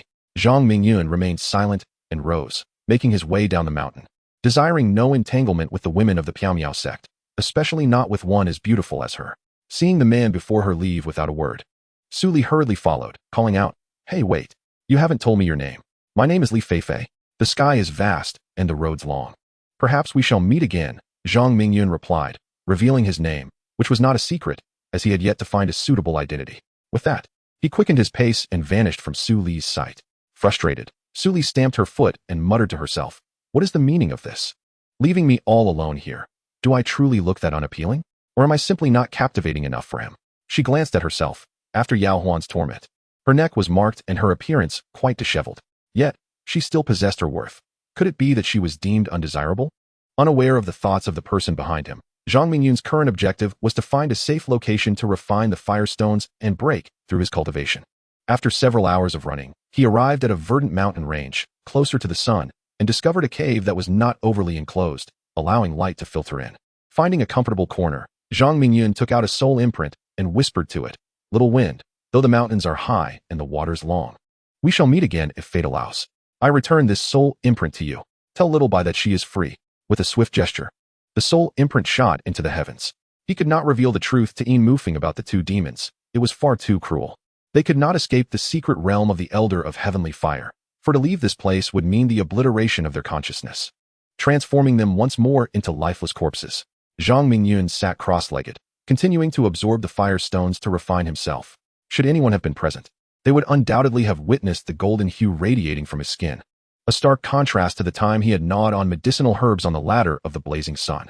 He resembled a small golden figure, shimmering with brilliance. Zhang Mingyun remained vigilant, attentive to the beam of light penetrating the cave. Any sign of change would compel him to act, to move in tandem with the sun. Another 3 days passed, and his fate points surged to 58, with all the fire stones in his possession reduced to mere ash. At that moment, a dazzling golden light erupted from his body, illuminating the entire stone cavern, as a colossal aura emanated from him. He felt an exhilarating sense of invincibility, confident even against celestial-level demon beasts, and secretly yearned for a clash to test the limits of his physical prowess. To his astonishment, Zhang Mingyun noticed his hearing had significantly improved. He could discern the sounds of battle resonating from afar. With his cultivation breakthrough, remaining in the cave held no further significance. Moreover, he was in dire need of fire stones, urgently seeking higher grade ones to elevate his pure yang body into the pure yang Dao body. With a gust at his feet, he dashed towards the distant valley, where he beheld a chaotic melee involving a dozen individuals and 3 demon beasts. His senses were heightened. Indeed, he felt his body had evolved. Not only was he as light as a swallow with enhanced resilience, but his vision and hearing had also sharpened. Was this the essence of the pure yang body? How formidable it was! In an instant, he was invigorated, making all his efforts worthwhile. This body was undoubtedly on par with top-tier treasures, and the Qingxuang sword could scarcely harm him. Zhang Mingyun swiftly approached the valley's entrance, where the 3 demon beasts had gained the upper hand, their domains fully unleashed. Under the layered pressure of their triple domains, the group of 10 or so individuals found themselves in a dire predicament, some of whom shimmered with golden light. A young man in a black robe, panting and bearing multiple wounds, grew increasingly disheartened, shouting, "Brother, the 3 celestial-level demon beasts are too powerful. Should we retreat or advance? All you ever suggest is retreat. Are you so quick to surrender? The celestial firestones are invaluable. Are you certain you wish to forego them?" A man in white questioned, licking his lips and raising his head defiantly. In that moment of distraction, the bear demon seized the opportunity, delivering a vicious punch that sent him flying for 100 yards, only to come to a halt upon colliding with the mountainside, blood spurting from his mouth. "Dare to harm my brother? I will take your life," exclaimed another man, brandishing a long spear that emitted beams of golden light. Although the display seemed formidable, upon striking the bear demon, it dissolved into nothingness, as if the golden light lacked sufficient power. This bear demon was particularly vile, devouring everything within its domain. Only overwhelming strength could subdue it. How could they possibly prevail? The white-robed man, having been struck down, slammed his fist into the ground, his expression one of bitter resentment. The man in the white robe, named Li Xue, is the legitimate eldest son of a prominent family of cultivators in Zhehezu. He leads his siblings into a trial of strength, but as he witnesses his companions suffering one blow after another, a thought of retreat begins to stir within him. The battlefield is decidedly unfavorable. Zhang Mingyun appears abruptly, his gaze fixated on the chest of the 3-headed demon beast, as if he can perceive the fiery heart within. Indeed, it is quite disadvantageous. Can my brothers lend me their strength? Lu Xuanfeng's countenance remains unchanged, yet a tempest brews within him. How did this person arrive at his side without his awareness? The implications of an attack are unfathomable. This individual is a master of physical cultivation. An opponent he cannot afford to confront. Lu Xianfeng formulates a plan. 3 firestones. I shall take only 2. Is that agreeable? Zhang Mingyun reveals a broad smile, his face adorned with an expression that exudes innocence. Lu Xianfeng initially furrows his brow, only to relax it moments later. This swift change does not escape Zhang Mingyun's notice, causing him to regard Lu Xianfeng with newfound respect. It is a deal. Lu Xianfeng readily agrees. Upon his declaration, the figure that stood beside him moments ago has vanished, only to be discovered engaging in a fierce exchange with the bear demon, thereby rescuing his younger brother. What a formidable individual. Fortunate he is not our enemy. Lu Xianfeng elevates Zhang Mingyun further in his estimation, noting that he holds his ground against the bear demon with at least the prowess of a peak golden body realm cultivator. How dare he meddle in our battle? He seeks to seize the fruits of our victory. A young man, armed with dual swords, steps forward, casting a malevolent glance at Zhang Mingyun. Beside him stands a woman clad in a fitted attire, exuding an air of confidence. She delivers a sharp slap to the young man's head, admonishing him. Do you truly believe your words? Do you think he could not crush you with a single punch? The young man recoils, clearly intimidated by the warrior woman. The skirmish between Zhang Mingyun and the bear demon is brief, quickly approaching its climax, with the bear demon left battered and bruised, a gaping hole now visible in its chest. Chapter 59. The fox demon's tribulation. Is he truly this ferocious? The warrior woman's eyes sparkle with excitement as she clenches her fists, as though she herself has triumphed over the bear demon. Subsequently, Zhang Mingyun enters the fray against the tiger demon. The gravitational field of the tiger demon proves as insubstantial as paper to Zhang Mingyun, who relentlessly pounds the tiger demon's head until it bursts. The previously vibrant battlefield, filled with dazzling sword energies, transforms into a spectacle solely of his making. With onlookers exclaiming in awe, "This man is astonishingly powerful. I feel he could obliterate the demon lord. Do you require my assistance in dispatching the final beast?" Zhang Mingyun addresses the spectators, his gaze landing on the last remaining bull demon. Lu Xianfeng approaches, clasping his fists in gratitude. "I appreciate your assistance, brother. But we can handle this bull demon ourselves. What are you all staring at? Do you believe you can simply watch the bull demon perish? Get to work." Lu Xuanfeng's face flushes with indignation as he shouts, "How shameless these youngsters are. Others have vanquished 2 heavenly-level demon beasts in succession, yet with a dozen of their own. They cannot defeat a single bull demon, and they stand idly, waiting for assistance? Zhang Mingyun paid no heed to these matters. Wielding the Qing Shuang sword to cleave his heart, and seized the 2 pieces of heavenly fire stone, which remained a striking crimson, he tucked them into his bosom. Sister, that person has consumed the heavenly fire stone. I am not mistaken, am I? He has come to snatch the fruits of victory. The young man, while unleashing his sword aura, relayed this to the woman beside him. Continue to unleash your sword aura. Not producing 100 strikes means no meals for you. The woman, clad in combat attire, glared fiercely. How could her brother be so adorably foolish? This young man possessed an astonishing physical prowess, capable of dominating the entire scene. Even if they all rushed to obstruct him, it might not suffice to thwart him. What of 2 pieces of firestone? Before long, the bull demon was overwhelmed by the torrent of sword chi, succumbing in a pool of blood.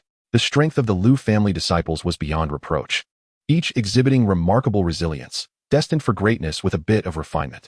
I have yet to inquire your esteemed name. My name is Liu Xianfeng, hailing from the West Hezhou. I am grateful for your assistance. Liu Xianfeng clasped his fists in a solemn bow. Mingyun, hasten to the depths of the mountains. Within lies the substance for the ascension of the pure yang body. The spirit seemed to sense something and urgently reminded him. Zhang Mingyun maintained a calm demeanor, yet his heart surged with fervor. He returned Liu Xuanfeng's gesture with a fist salute. I am Li Feifei. There is no need for courtesy. We merely assist each other. I have matters to attend to, so I shall take my leave. With that, he vanished like a wraith into the valley, heading deeper into the mountains. The combat-clad woman gazed at his receding figure, a flicker of disappointment crossing her eyes as she approached Liu Xuanfeng's side. Brother, who is he? Why does he leave in such haste? Liu Xianfeng withdrew his gaze and replied, Li Feifei, a remarkable individual. As for why he departed so hurriedly, how could I possibly know? He called upon the others to retreat from this place. The deeper they ventured into the mountains, the more perilous it became. Should they recklessly enter, he could not assure everyone's safe return. Zhang Mingyun swiftly traversed the peaks, guided by the spirit, deftly avoiding numerous powerful auras. After several hours, he discerned that the sun now hovered directly overhead, the closest point to it.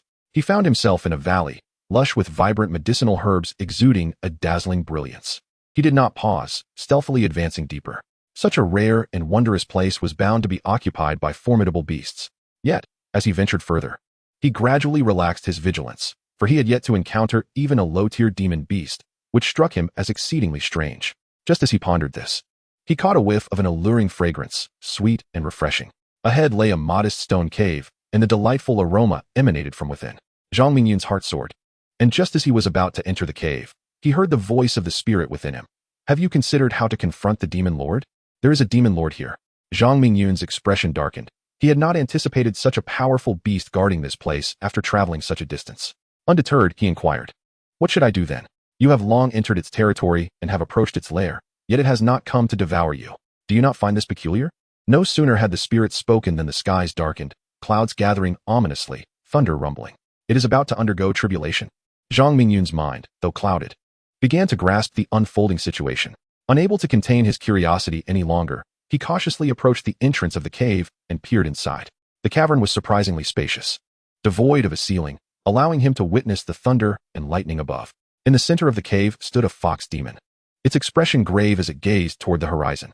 In a nearby corner, there grew a half-human tall spiritual mushroom, surrounded by swirling circles of Tao essence, an invaluable treasure.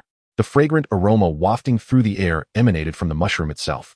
This particular mushroom, named Lingyang Daoji, possessed astonishing medicinal properties. The intricate patterns on its surface indicated its age, with 5 circles representing 5,000 years.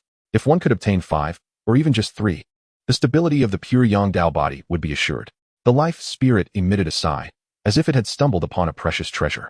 Understanding the life spirit's implication, Zhang Mingyun recognized the rarity of this mushroom.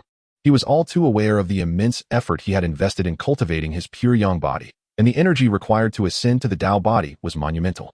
Yet, the life spirit suggested that merely 3 of these mushrooms could facilitate his upgrade. Was this mushroom truly so extraordinary? He felt compelled to test it out. I shall procure one and wait for the opportune moment, when the heavenly tribulation reduces this fox demon to ashes. Zhang Mingyun's heart raced with fervor as he contemplated his next move. At that moment, the secret realm of heavenly fire erupted in chaos, as various hidden powers emerged like spring shoots. Such phenomena were undoubtedly heralds of the emergence of celestial treasures. Li Xue, a practitioner at the 7th layer of body refinement, was destined to shine brightly this time. acquiring treasures, and forging a 10th-layer holy body. A gaunt old man, his eyes gleaming with anticipation, stepped forward, each stride covering no less than 10 zhang, a manifestation of extraordinary spatial mastery. Huh, it seems this is the grand finale of the old man of heavenly fire, he exclaimed. Indeed, gathering together brings forth excitement. Clad in a black robe, with eyes like a hawk, he exuded an overwhelming presence. Had Zhang Mingyun been able to see him, he would have recognized the figure. A strikingly beautiful woman donned in a purple gown, her icy gaze fixed on the thunderous skies, sped away like lightning. Her voice echoed through the mountains, declaring, "The inheritance of heavenly fire shall belong to me. I will avenge my mother." The area where Zhang Mingyun stood resembled a celestial body encircled by stars, as countless meteors streaked toward the ground with incredible speed. This spectacle could signify either the emergence of celestial treasures or the formidable beasts undergoing tribulations. Regardless of which possibility it was, both held irresistible allure for the powerful. The fox demon's tribulation unfolded before Zhang Mingyun's eyes, as 9 bolts of thunder cascaded down. The fox demon, battered and bruised, bore a once lustrous coat now turned ashen. Yet, within its eyes, a palpable excitement shimmered. The essence of thunder was refining its form, rapidly reorganizing it. Should this reorganization succeed, it would transform into a veritable demon lord. However, this moment marked its period of vulnerability. Chapter 60. Lingyang Daoji, what are you waiting for? Go. The life spirit's voice thundered with urgency. Realizing that Zhang Mingyun remained crouched, seemingly biding his time, it sensed hundreds of formidable auras approaching, growing closer, and its tone turned frantic. Why are you so anxious? My dear life spirit? I shall charge forth at once. Zhang Mingyun's body darted into the cave like an arrow, and he could see the fear in the fox demon's eyes.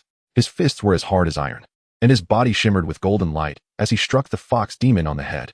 Ow! The fox demon cried out in pain. It hurts too much. It had not anticipated that someone would dare to strike first, had it not been for its recent tribulation. It would have long since burst forth from the cave and torn him apart at the valley's mouth. After the tribulation, its vitality was severely depleted, and it was still in the process of recovery. Given just a moment's respite, it would regain the strength of a demon lord, rendering the assailant nothing more than an ant. The fox demon stifled its cries and, with a fierce demeanor, declared, "You audacious brat! How dare you sneak into my lair? Just wait until I devour you." With that, it revealed its gleaming fangs, exuding a ferocious appearance, and soared into the air, attempting to intimidate Zhang Mingyun. It had tapped into a portion of its demon lord's flight capabilities, though only a third of its internal restructuring was complete. It raised its massive claws to strike at Zhang Mingyun. Anticipating this, Zhang Mingyun evaded effortlessly. The fox demon, instead of feeling disheartened, was elated and darted towards the corner where the Lingyang Daoji was, hoping to escape with the treasure and evade danger. Not so fast. Leave that behind. Zhang Mingyun's eyes ignited with fury. The fox demon had crossed a line. Had it fled the cave, he might have let it go. But he was determined to obtain the Lingyang Daoji, and not even the mightiest of beings could dissuade him. In an instant, Zhang Mingyun transformed into a blur, catching up to the fox demon and delivering a powerful blow to its low-flying form. The force was tremendous, sending it crashing against the wall. "Ah, do you not have any pity for the fairer sex? My chest aches." The fox demon shrieked, transforming into a human form, rubbing its injured area, igniting a fire within Zhang Mingyun's heart. Before him stood a woman of graceful figure, her beauty rendering him breathless, a beauty so exquisite it seemed unreal. "The path of cultivation is fraught with challenges. You should flee while you still can, before I change my mind." He felt a twinge of reluctance. After all, they bore no enmity towards each other. It was he who coveted the Lingyang Daoji. "You seek to take my Lingyang Daoji, yet you speak of righteousness? I shall not leave. Let us see what you can do."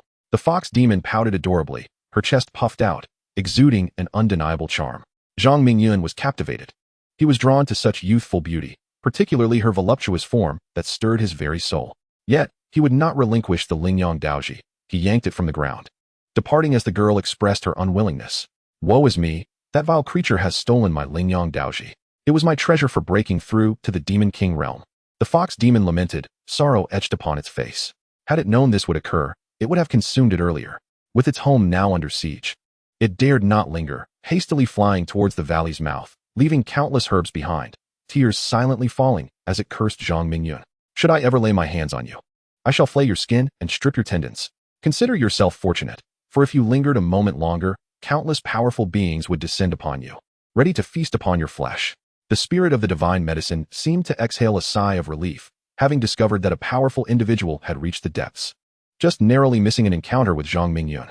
It was no wonder he felt a flutter in his heart. It was the formidable presence summoned by that thunderous force.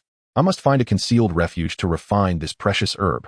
Zhang Mingyun glanced at the Lingyang Daoji he bore on his shoulder, drooling in anticipation, hastily wiping his mouth. His pure yang body grew increasingly fervent, a sign of his body urging him forward. Boom!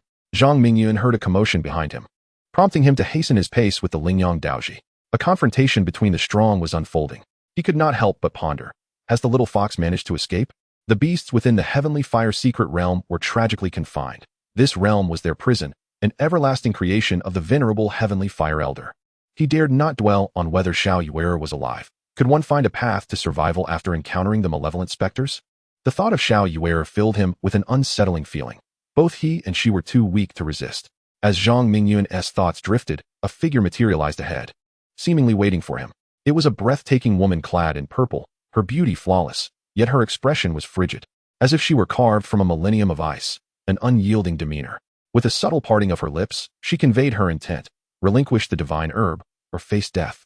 Zhang Mingyun felt speechless. After laboriously seizing the Lingyang Daoji from the little fox, how could he part with such a treasure? No matter how exquisite the woman in purple appeared, nothing was more vital than the precious item upon his shoulder, especially given his disdain for her icy gaze. With determination, Zhang Mingyun bit into the Lingyang Daoji, a wave of scorching heat enveloping him, as if his very teeth were on the verge of melting. Having already cultivated a pure yang body, his flesh and spirit were as resilient as the finest treasures. Yet he was taken aback by the terrifying essence of the Lingyang Daoji. The pulp was like magma, seething and boiling within his mouth.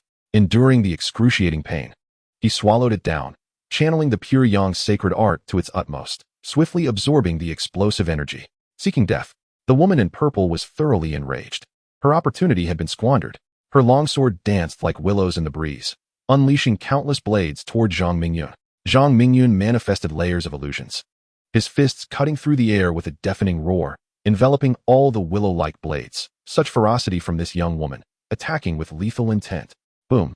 His fist shattered all the blades, restoring clarity to the realm. Those who utter foul words shall perish. The woman in purple furrowed her brow, astonished that Zhang Mingyun's strength rivaled her own. Possessing a unique tracking method, she was able to discern the approximate location of treasures, which had led her to wait here for Zhang Mingyun, intent on seizing the divine herb. The coldness in her gaze began to shift, transforming into a fierce determination. The tip of her sword expelled a glimmering golden thread, deftly weaving into a vast net that swiftly descended upon Zhang Mingyun, threatening to engulf him. Alarm flickered in Zhang Mingyun's eyes. Such exquisite swordplay was unparalleled, especially in this place devoid of spiritual energy, making the assault all the more perilous. Break for me. With the herb on his left shoulder, he unleashed a punch with his right arm. This punch was unparalleled in its might, for Zhang Mingyun had refined the seething energy within him, once again enhancing his pure yang body that had been shackled. The force surged exponentially.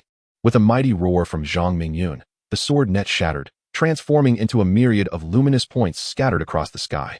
How could this be possible? The woman in the purple dress could scarcely believe her eyes. This was her relied-upon killing move. She stood at the pinnacle of the golden body realm. And with this technique, even those in the 7th layer of body refinement, the divine power realm, would struggle to withstand it. Yet before her stood a man of merely the golden body realm. How could he possibly counter her lethal strike? Zhang Mingyun shattered it with a single punch, advancing rather than retreating, closing the distance with a ferocity akin to hammering chestnuts. Chapter 61. The Manifestation of Tao Essence. Witnessing Zhang Mingyun's valor, the woman in the purple dress dared not confront him head-on. Her long sword was a Tao weapon, its hardness incomparable to that of mere treasure. She aimed a strike at Zhang Mingyun, contemplating cleaving him in two. The young woman was not without her appeal, but her heart was as venomous as a serpent, evidently devoid of a suitable outlet for her frustrations. Zhang Mingyun, fully aware of the sharpness of the woman's sword, still chose to engage directly. With a decisive bite into the spirit sun Tao mushroom, the familiar searing sensation surged through him, filling his limbs with formidable energy, further augmenting his strength. It was this increment that gave him the audacity to confront a Tao weapon head-on. The clash of iron echoed sharply, as if it had struck the very core of the woman in purple, causing her arm to ache and her wrist to tremble. She could not help but frown, pondering, such a robust physique must surely have reached the 7th layer of divine power realm. You were not this strong moments ago. Was it merely because you consumed my spirit herb? The woman in purple was incredulous, her eyes reddening as she pointed her sword at the youth who had ingested her precious medicine. The tremor in her wrist betrayed her inability to maintain composure. Had it not been for her formidable physique, her sword would have long since fallen to the ground. Do you have no shame? Your spirit herb? You shameless little vixen. Zhang Mingyun, in a fit of anger, found himself cursing vehemently, an uncharacteristic display for one who had once exuded grace. Now only wishing to deliver a wake-up call through his fists. With fury surging within him, he unleashed the heavenly ghost mirage technique to its utmost. His fists imbued with an overwhelming force, once again enveloping the evading woman in purple. Zhang Mingyun would not allow her to evade. He aimed a punch at her chest. At this moment, seeing no celestial maiden, no voluptuous figure, only a ruthless female bandit. Terror ignited in the eyes of the woman in purple as the seemingly frail form of the man before her transformed into a towering presence, exuding a formidable aura. She hastily thrust her long sword, unleashing an unmatched sword energy to clash against his punch. Hope flickered in her gaze, wielding the mid-grade Dao weapon, the Breaking Sky Sword. Alongside the sword energy of the Flying Fluff sword technique, there was no reason she could not shatter this detestable punch. With a fierce shout, she commanded, "Break." As she countered, Zhang Mingyun's fist ignited with flames, a manifestation of the energy burning within him. The woman in purple had obstructed his path and was now intent on delivering a lethal strike, forcing him to retaliate with equal ferocity. Moreover, he had already discerned the limits of the sword energy emanating from her blade. How could it possibly breach his pure yang golden body?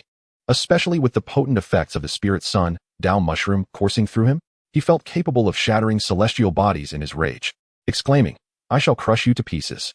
The two combatants swiftly amassed their strength, their collision occurring with astonishing speed. Fiery fists shattered the sword aura, striking the tip of the blade. The scene the woman in the purple dress had hoped for failed to materialize. Instead, a sound reminiscent of shattering glass echoed, a sharp crack. The treasured sword she held with pride began to crumble inch by inch. Zhang Mingyun's fist surged forward without hesitation, suddenly crashing into her chest. Her delicate form instantly radiated a brilliant golden light, the hardness of her flesh reaching its zenith. This was a primal instinct to confront danger, a manifestation of her perfected golden body state. As fist and golden flesh collided, Zhang Mingyun bellowed, "If you don't perish now, what are you waiting for?" His fist erupted anew in a blaze of flames, piercing through her chest and impaling her on his arm, blood cascading down like a torrential stream.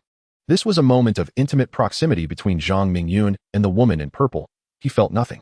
With a swift motion, he flung her lifeless body to the ground, her pupils losing focus. A look of unwillingness graced her face, her eyes wide open, breathless. Zhang Mingyun's punch had obliterated her iron-like innards, leaving her utterly lifeless. "In your next life, open your eyes. Some individuals are not to be trifled with." He stepped over her corpse, carrying the spirit sun Dao Ji, rapidly disappearing into the depths of the mountains. Having claimed the life of the woman in purple, the Wheel of Fate rewarded him with 50 fate points, bringing him joy. Alongside the medicinal elixirs, fate points were among his most cherished possessions. Before long, several figures descended upon the scene, observing the gaping hole in the woman's chest. Some remained impassive, others displayed fear, while a few sniffed the air, attempting to discern something. Zhang Mingyun remained completely unaware, continuously shifting his position until he settled in a dense forest cave. The battle with the woman in purple had been swift, and his departure was equally rapid. What he needed to do now was refine the spirit sun Dao Ji nestled in his arms. Time was of the essence, as powerful beings were gathering in the mountains, and the decisive battle was imminent. Outside, the sounds of conflict reverberated, yet Zhang Mingyun focused on alchemy, consuming the herb bite by bite, a satisfied smile gracing his face. As his fate points diminished, a faint halo began to appear around his abdomen. Though minimal, he was able to perceive it. This was the manifestation of Dao essence. His pure yang body was evolving. If his entire being were suffused with Dao essence, it would signify the culmination of his pure yang Dao body. Zhang Mingyun was elated. He felt his body strengthening moment by moment. This transformation was remarkably evident. His flesh was continuously fortified, and he sensed himself nearing the prowess of the 7th level of body refinement. With half of the spirit sun Dao Ji remaining, he gritted his teeth and continued to consume it. No matter how reluctant, he could not hold back. True strength lay in one's own power. Days passed, and Zhang Mingyun fully refined the entire spirit sun Dao Ji, Dao essence enveloping 1/3 of his body. Just as the spirit had foretold, should he acquire 3, his Dao body would hold promise. Zhang Mingyun felt himself nearing the 8th level of body refinement, a self-assessment of his strength yet to be validated. Exiting the cave, he found himself not far from the night's embrace, rushing towards the sun, accompanied by numerous concealed figures, all moving with remarkable speed. As night swiftly encroached, Zhang Mingyun's expression grew grave. This time, the darkness arrived with an urgency and swiftness that consumed many fleeing alongside him, their anguished cries spurring him to hasten further. With a determined stride, the throng nestled among the mountains seemed to be driven forth, converging towards a valley. By the time Zhang Mingyun reached the mouth of the valley, hundreds remained within, swords drawn against one another. A chaotic battle had erupted, with the night lingering ominously at the valley's edge, instilling a sense of urgency. Zhang Mingyun's breath quickened as he spotted several individuals evading capture, burdened with precious herbs. Among them, one approached him, muttering to himself, "Such good fortune. A welcoming gift upon my arrival." This newcomer was a burly man with squinting eyes, his imposing physique draped with a large bag from which he frequently extracted fist-sized crimson fruits, stuffing them into his mouth.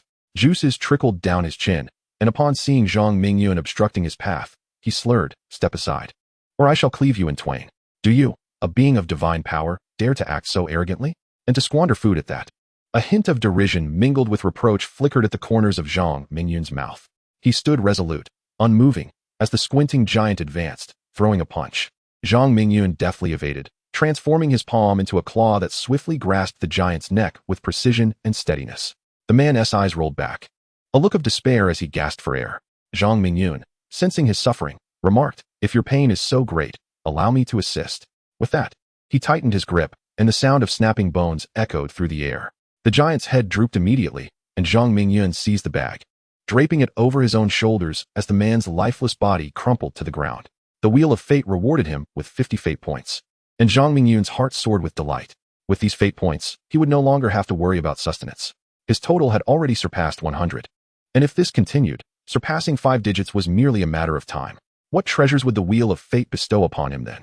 Would he still require the old man of heavenly fire to grant him rewards? As he casually plucked a crimson fruit and savored it, a warm energy flowed into his abdomen, quickly refined by his pure Yang's sacred method, enhancing his physique. Accustomed to potent elixirs, Zhang Mingyun found the taste rather unpalatable, and soon he spat out the pit. The throng pursuing him soon encircled him with fierce expressions, yet none dared to approach. The sight of Zhang Mingyun dispatching the squinting giant too daunting. After a brief moment, one stepped into the circle, a middle-aged man clad in fine garments, his demeanor exuding confidence. With a smile that lit up his eyes, he approached Zhang Mingyun, clasped his fists, and said, "Esteemed friend, I extend my greetings. This scoundrel bore a deep-seated grudge against us, and with your assistance, we have finally avenged ourselves. However, the fire serpent fruit was procured at great peril, costing us several brothers' lives. I implore you to return it." Zhang Mingyun's eyes shimmered with a violet gleam as he swiftly examined the fate thread of the middle-aged man, who introduced himself as Chu Hui, a body-refining rogue cultivator from Beihai Prefecture, inadvertently entering the realm of heavenly fire while fleeing from pursuers. Before entering the secret realm of heavenly fire, he was at the initial stage of the 6th layer of body refinement, yet now, after a mere fortnight, he has ascended to the perfect 7th layer of divine power. It is undeniable that the secret realm has bestowed upon him unparalleled opportunities, allowing him to consume countless treasures of heaven and earth. Chu Hui serves as the leader of this hunting party, comprising dozens of individuals he has recruited, all scattered cultivators from various states. With a silver tongue, he shamelessly covets the fire pansy fruit of others while justifying his actions with audacity. Chu Hui, your audacity knows no bounds. Zhang Mingyun, amused yet enraged, discerned through Chu Hui's fateful connections that he was adept at killing and seizing treasures, possessing a truly thick skin. "Brother, why waste words with him? Let us slay him," urged one of the followers behind Chu Hui. Zhang Mingyun's subsequent actions ignited fury in the speaker's eyes, silencing him. Zhang Mingyun then took out a fire pansy fruit and began to bite into it, savoring each mouthful. "Brother, are we going to act or not?" He'll finish the fruit at this rate. Another younger follower pressed, swallowing nervously. The sight of the young man in white robes audaciously calling out his name left Chu Hui perplexed. He was certain he had never encountered this youth before. How could he possibly know his name? The audacity of the youth to accuse him of theft deepened his frown. Yet witnessing Zhang Mingyun devour the fruit ignited his insatiable greed, attributing the youth's uncanny knowledge to the dying words of the squint-eyed man. Realizing this, Chu Hui swiftly issued his command. "Kill him. That bastard has consumed another. Damn it, I haven't had a single one yet."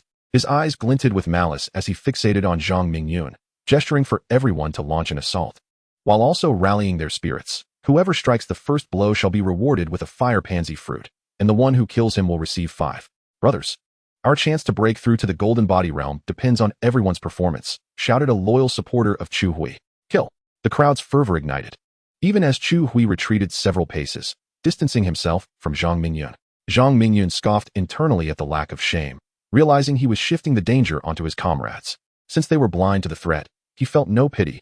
They must be dealt with. Calculating his strategy, Zhang Mingyun clenched his fists, radiating golden light from head to toe, with an aura of power emanating from his abdomen. Just as he underwent this transformation, the first to strike at him was an elderly man, his face riddled with age spots and yellowing teeth, a pitiful figure at the fifth layer of body refinement. Such a decrepit individual dared to bare his teeth for a meager profit? The sight of those yellowed teeth revolted him. Zhang Mingyun sighed in disbelief. But the elderly man's fist had already collided with his face, and the elder's expression shifted to one of delight as he thought. The first fire pansy fruit promised by leader Chu Hui is as good as mine. The elder was acutely aware of his own strength. With a single punch, the young man before him did not even flinch, which was quite terrifying. It felt as though his fist had struck solid iron. Just as he intended to withdraw his hand, the young man unexpectedly seized his arm, propelling him forward. In the next moment, he realized that his neck was being constricted, and the fresh air he was inhaling diminished rapidly. With a few desperate struggles, the elder was swiftly dispatched by Zhang Mingyun, who then hurled him aside, sending him crashing into several others. The clang of metal echoed constantly as the crowd behind Zhang Mingyun launched a surprise attack, wielding knives, guns, and clubs as though they were worthless, raining blows upon him. Sparks erupted from his back and abdomen, and his garments bore numerous holes. Zhang Mingyun ignited a fierce fire within him. No longer content to merely choke his opponents, he began to retaliate. As he spun around, his fist struck the heads of the nearest dozen adversaries, each punch resulting in shattered skulls, as if he were effortlessly breaking through tofu. What a fearsome demon! Someone cried out, fleeing toward the sullen-faced Chu Hui, having been thoroughly terrified. With one fleeing, another followed suit. Soon, Zhang Mingyun was surrounded by nothing but the remains of over 20 headless corpses left on the ground. The remaining few were paralyzed by his ruthless methods. Had it not been for Chu Hui's presence, they would have long since vanished. It was utterly horrifying to witness the slaughter of their ranks in a mere moment. Brother, this is a misunderstanding. We meant no offense. We shall take our leave. Chu Hui managed a bitter smile, astonished by Zhang Mingyun's formidable combat prowess. He no longer dared to entertain thoughts of seizing treasure. Misunderstanding? Allow me to show you what a misunderstanding truly is, Zhang Mingyun declared, his body transforming into a blur as he charged toward Chu Hui. Such a treacherous scoundrel deserved no mercy. Ah, run, the demon approaches. Someone shrieked, having been cast into shadow by Zhang Mingyun's wrath, prompting a mass exodus toward the valley. In the blink of an eye, those surrounding Chu Hui had fled. Chu Hui was equally stricken with dread as he turned to escape into the valley. Yet, scarcely 10 paces from his flight, he felt a searing pain rip through his back, and suddenly, he was propelled skyward. Zhang Mingyun's fist had sent him soaring hundreds of feet into the air before he crashed back to the ground, coughing up blood, his golden aura dimming, as if a flame without a source, ready to extinguish at any moment. Please, spare my life, Chu Hui pleaded as he landed, his gaze catching the youth with a slanted bundle close by. He was now alarmingly near, and disregarding the agony coursing through him, he hastily begged for mercy. As a practitioner at the 7th level of body refinement, he found himself utterly powerless against the relentless onslaught. Chapter 63, Call Me Young Master. Was it not better to transform into a point of fate? Why plead for mercy? Zhang Mingyun stepped forward and smashed Chu Hui's skull with a single punch. Blood and brain matter splattering everywhere. As a body cultivator, he was a weapon in himself, engaging in close combat. It was inevitable that he would be stained with the blood of his foes. Zhang Mingyun had grown immune to such filth, had his spiritual energy still been intact. Such impurities would not have dared to approach him. My goodness, Chu Hui has caused great harm. I must run. One individual, his gaze fixed on Chu Hui's lifeless corpse, hastened toward the safety of the valley, truly terrified of having crossed paths with such a harbinger of death. Zhang Mingyun observed the remnants of the group that had besieged him, now scattering in disarray. Some fled to the edges of the valley, while others ventured deeper within. A smile, devoid of genuine warmth, graced his lips. He swiftly dealt with the fiery fruits in his arms, finding their burden too cumbersome amidst the unfolding scene, while simultaneously eliminating the remnants of those who had provoked him. In no time, he caught up with one individual, delivering a merciless end to their trembling form, only to pursue the next. His retaliatory actions were strikingly unique, leaving an impression on the observing elites. His unwavering strength signified a zero-tolerance attitude. Like a relentless harvester, he reaped those who had left their marks on his mind and body. As his hand delved into his garment, he found it empty. He had consumed every last fiery fruit. With a swift motion, he discarded the cloth bag, for there were 3 more lives he intended to claim. These three were adept at hiding, already retreating into the depths of the valley, navigating through the intersections of various factions. With his formidable prowess, Zhang Mingyun emerged as a new star within the valley's power dynamics. Brother, I feel a profound kinship with you. Let us forge a brotherhood today, what say you? A youth clad in yellow addressed a man adorned in jade, his face radiating a sincere smile. Wang Ju, do you truly wish to become my sworn brother? My strength is but that of a mere cleansing marrow realm, while you have achieved perfection in the golden body realm, soon to ascend to the divine power realm. Entering the circle of true elites, I would only be a burden to you in this valley. The jade-clad man's eyes sparkled with joy. Such a youthful prodigy regarded him highly and desired a genuine bond, even offering to take the role of elder brother. Brother, there is no need for such hesitation. Your strength lies not solely in power, but in your connections, and it is I who shamelessly seeks to form ties with you. Despite Wang Ju's outward smile, an intense nervousness brewed within him as he spotted a figure approaching from afar, headed straight for him, targeting him. Wang Ju was in dire need of a scapegoat. The stronger the better, and this jade-clad man fit the bill perfectly. Very well, I shall accept you as my brother. The jade-clad man felt genuine elation, realizing that within this valley, there indeed existed those with the discernment to recognize true talent. Brother, a brotherhood must be sealed with an oath. I shall speak a line, and you shall follow suit. Wang Ju's smile was a facade, his hidden anxiety nearly impossible to conceal, as the figure that had previously been miles away was now but 100 paces from him. All right, the jade-clad man, unfamiliar with the rituals of brotherhood, felt a moment of discomfort, but quickly suppressed it. I, Wang Ju, today wish to become sworn brothers with Chu Lufeng. I do not seek to be born on the same day, in the same month, or even in the same year, but rather to share the same fate in life and death, sharing fortune and facing adversity together. Wang Ju hastily recited the oath, his fear unmistakable as he turned to Chu Lufeng with an encouraging gaze. I, Chu Lufeng, wish to become sworn brothers with Wang Ju, he began to declare, but was abruptly interrupted by a gaunt figure nearby. Think carefully. If you truly wish to forge this bond, you will become entangled in its consequences, and I may soon have one more soul to claim. Zhang Mingyun observed the farcical scene before him, as Wang Ju, in a brief span of time, had managed to hoodwink someone into assuming the role of a leader. What an extraordinary skill. Curiosity etched itself upon his face. Even the dim-witted Chu Lufeng realized he had been duped by Wang Ju. The sudden arrival of this individual exuded an intimidating aura. With a solidified golden body and unparalleled ferocity, he was indeed a true heavyweight.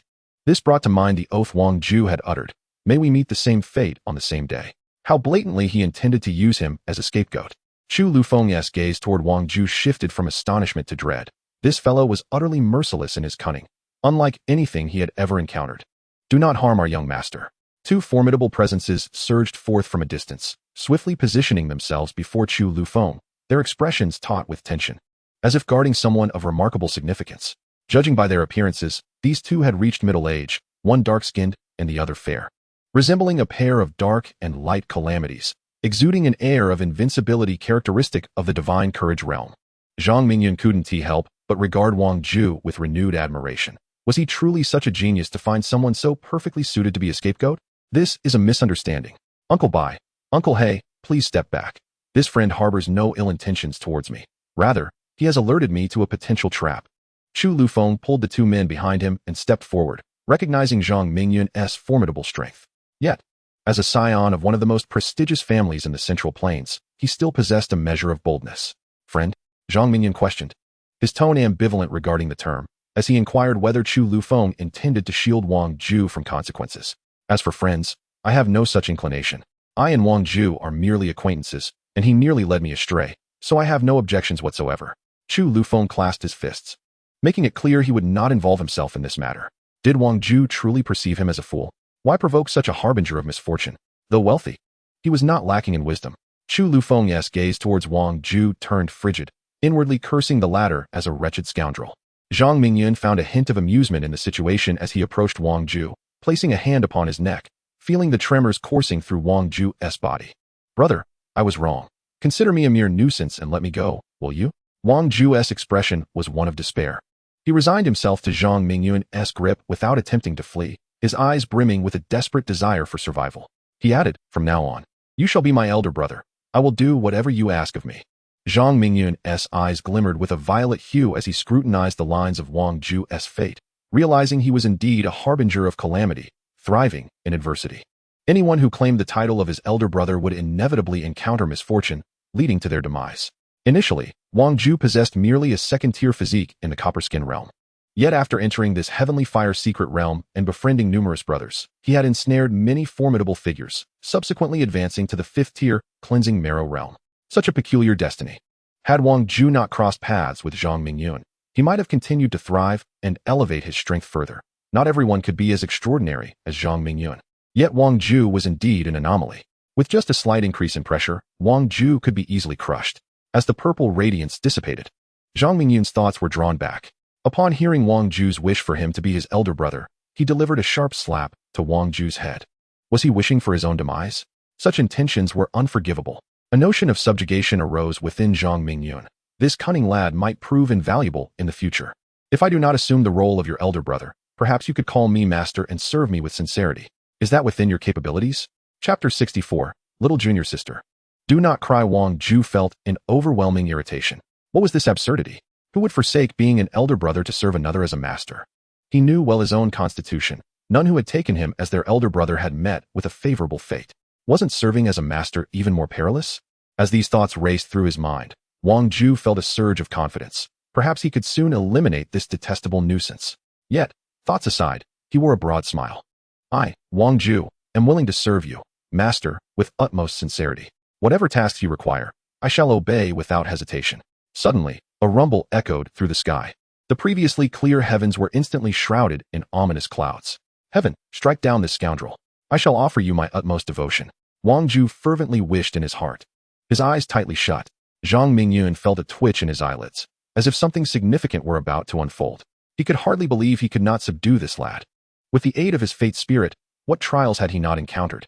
The fate spirit, sensing Zhang Mingyun's thoughts, grew anxious. Why choose him as your servant when there are countless others?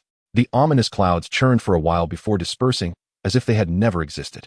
Upon witnessing their retreat, Zhang Mingyun exhaled a long sigh of relief. Surely, all is well. My fortunes are vast. How could I be vanquished by this brat? Very well. Since you sincerely wish to ally with me, I shall not betray your trust. Should I require your assistance in the future, I will seek you out. Zhang Mingyun released Wang Ju's neck, patted his shoulder, and turned to depart. I shall see where this calamity will seek me out in the future. Wang Ju chuckled coldly, vanishing from the sight of Chu Lufeng and his companions. Chu Lufeng withdrew his gaze, pondering the peculiar relationship between the master and servant. Little did he anticipate that years later, these two would become titans in the celestial realm, forging an extraordinary bond before his very eyes, from which he too would benefit. But that was a tale for another time.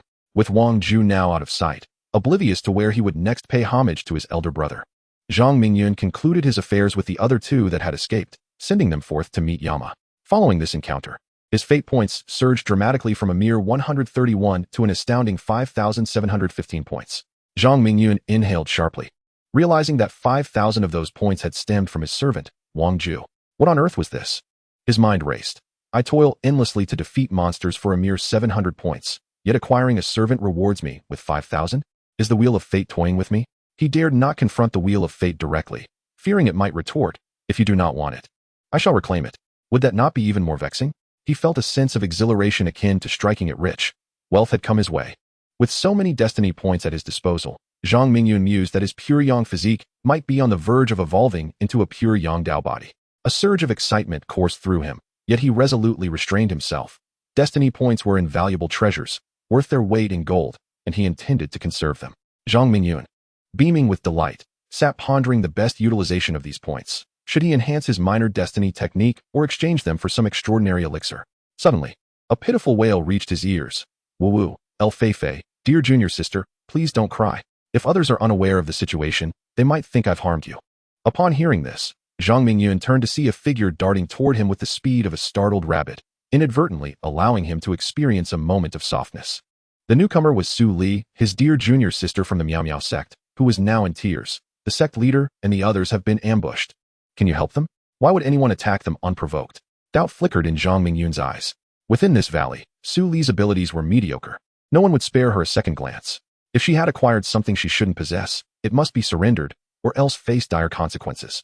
Could it be that the sect leader had secured a precious Dao herb, hastily summoning the sect's masters and elders for protection? However, what began as a singular threat had escalated into multiple factions, overwhelming the sect leader and his companions, who were now on the brink of collapse. Even spitting blood, facing life-threatening danger. You're strong and formidable. Surely you can rescue them, right? Su Li's voice dwindled to a whisper, her words punctuated by sobs, revealing her desperation as she clung to Zhang Mingyun for hope. Moved by the sight of the delicate beauty weeping in his arms, Zhang Mingyun found himself agreeing to investigate, not merely for Su Li's enchanting appearance, but primarily for the coveted Dao herb, originally intent on seizing one, or perhaps 3 or 5. This newfound sense of purpose made the endeavor all the more appealing. Taking Su Li's hand, he dashed deeper into the valley. At the end of the low ravine, he encountered a formidable encirclement, 3 layers deep on the inside and 3 layers on the outside. The sect leader, Huang Yulong, was unmistakably trapped within, alongside a dozen others, all pale and visibly drained. Can we save them? Su Li's confidence waned further as she observed the daunting numbers of their adversaries. Junior sister, you wish to rescue the sect leader, don't you? I have a plan, but I wonder if you would be willing to hear it? Zhang Mingyun spoke with an air of cunning, akin to a wolf enticing a Na'vi rabbit. I want to save the sect leader. What is your plan? Please tell me.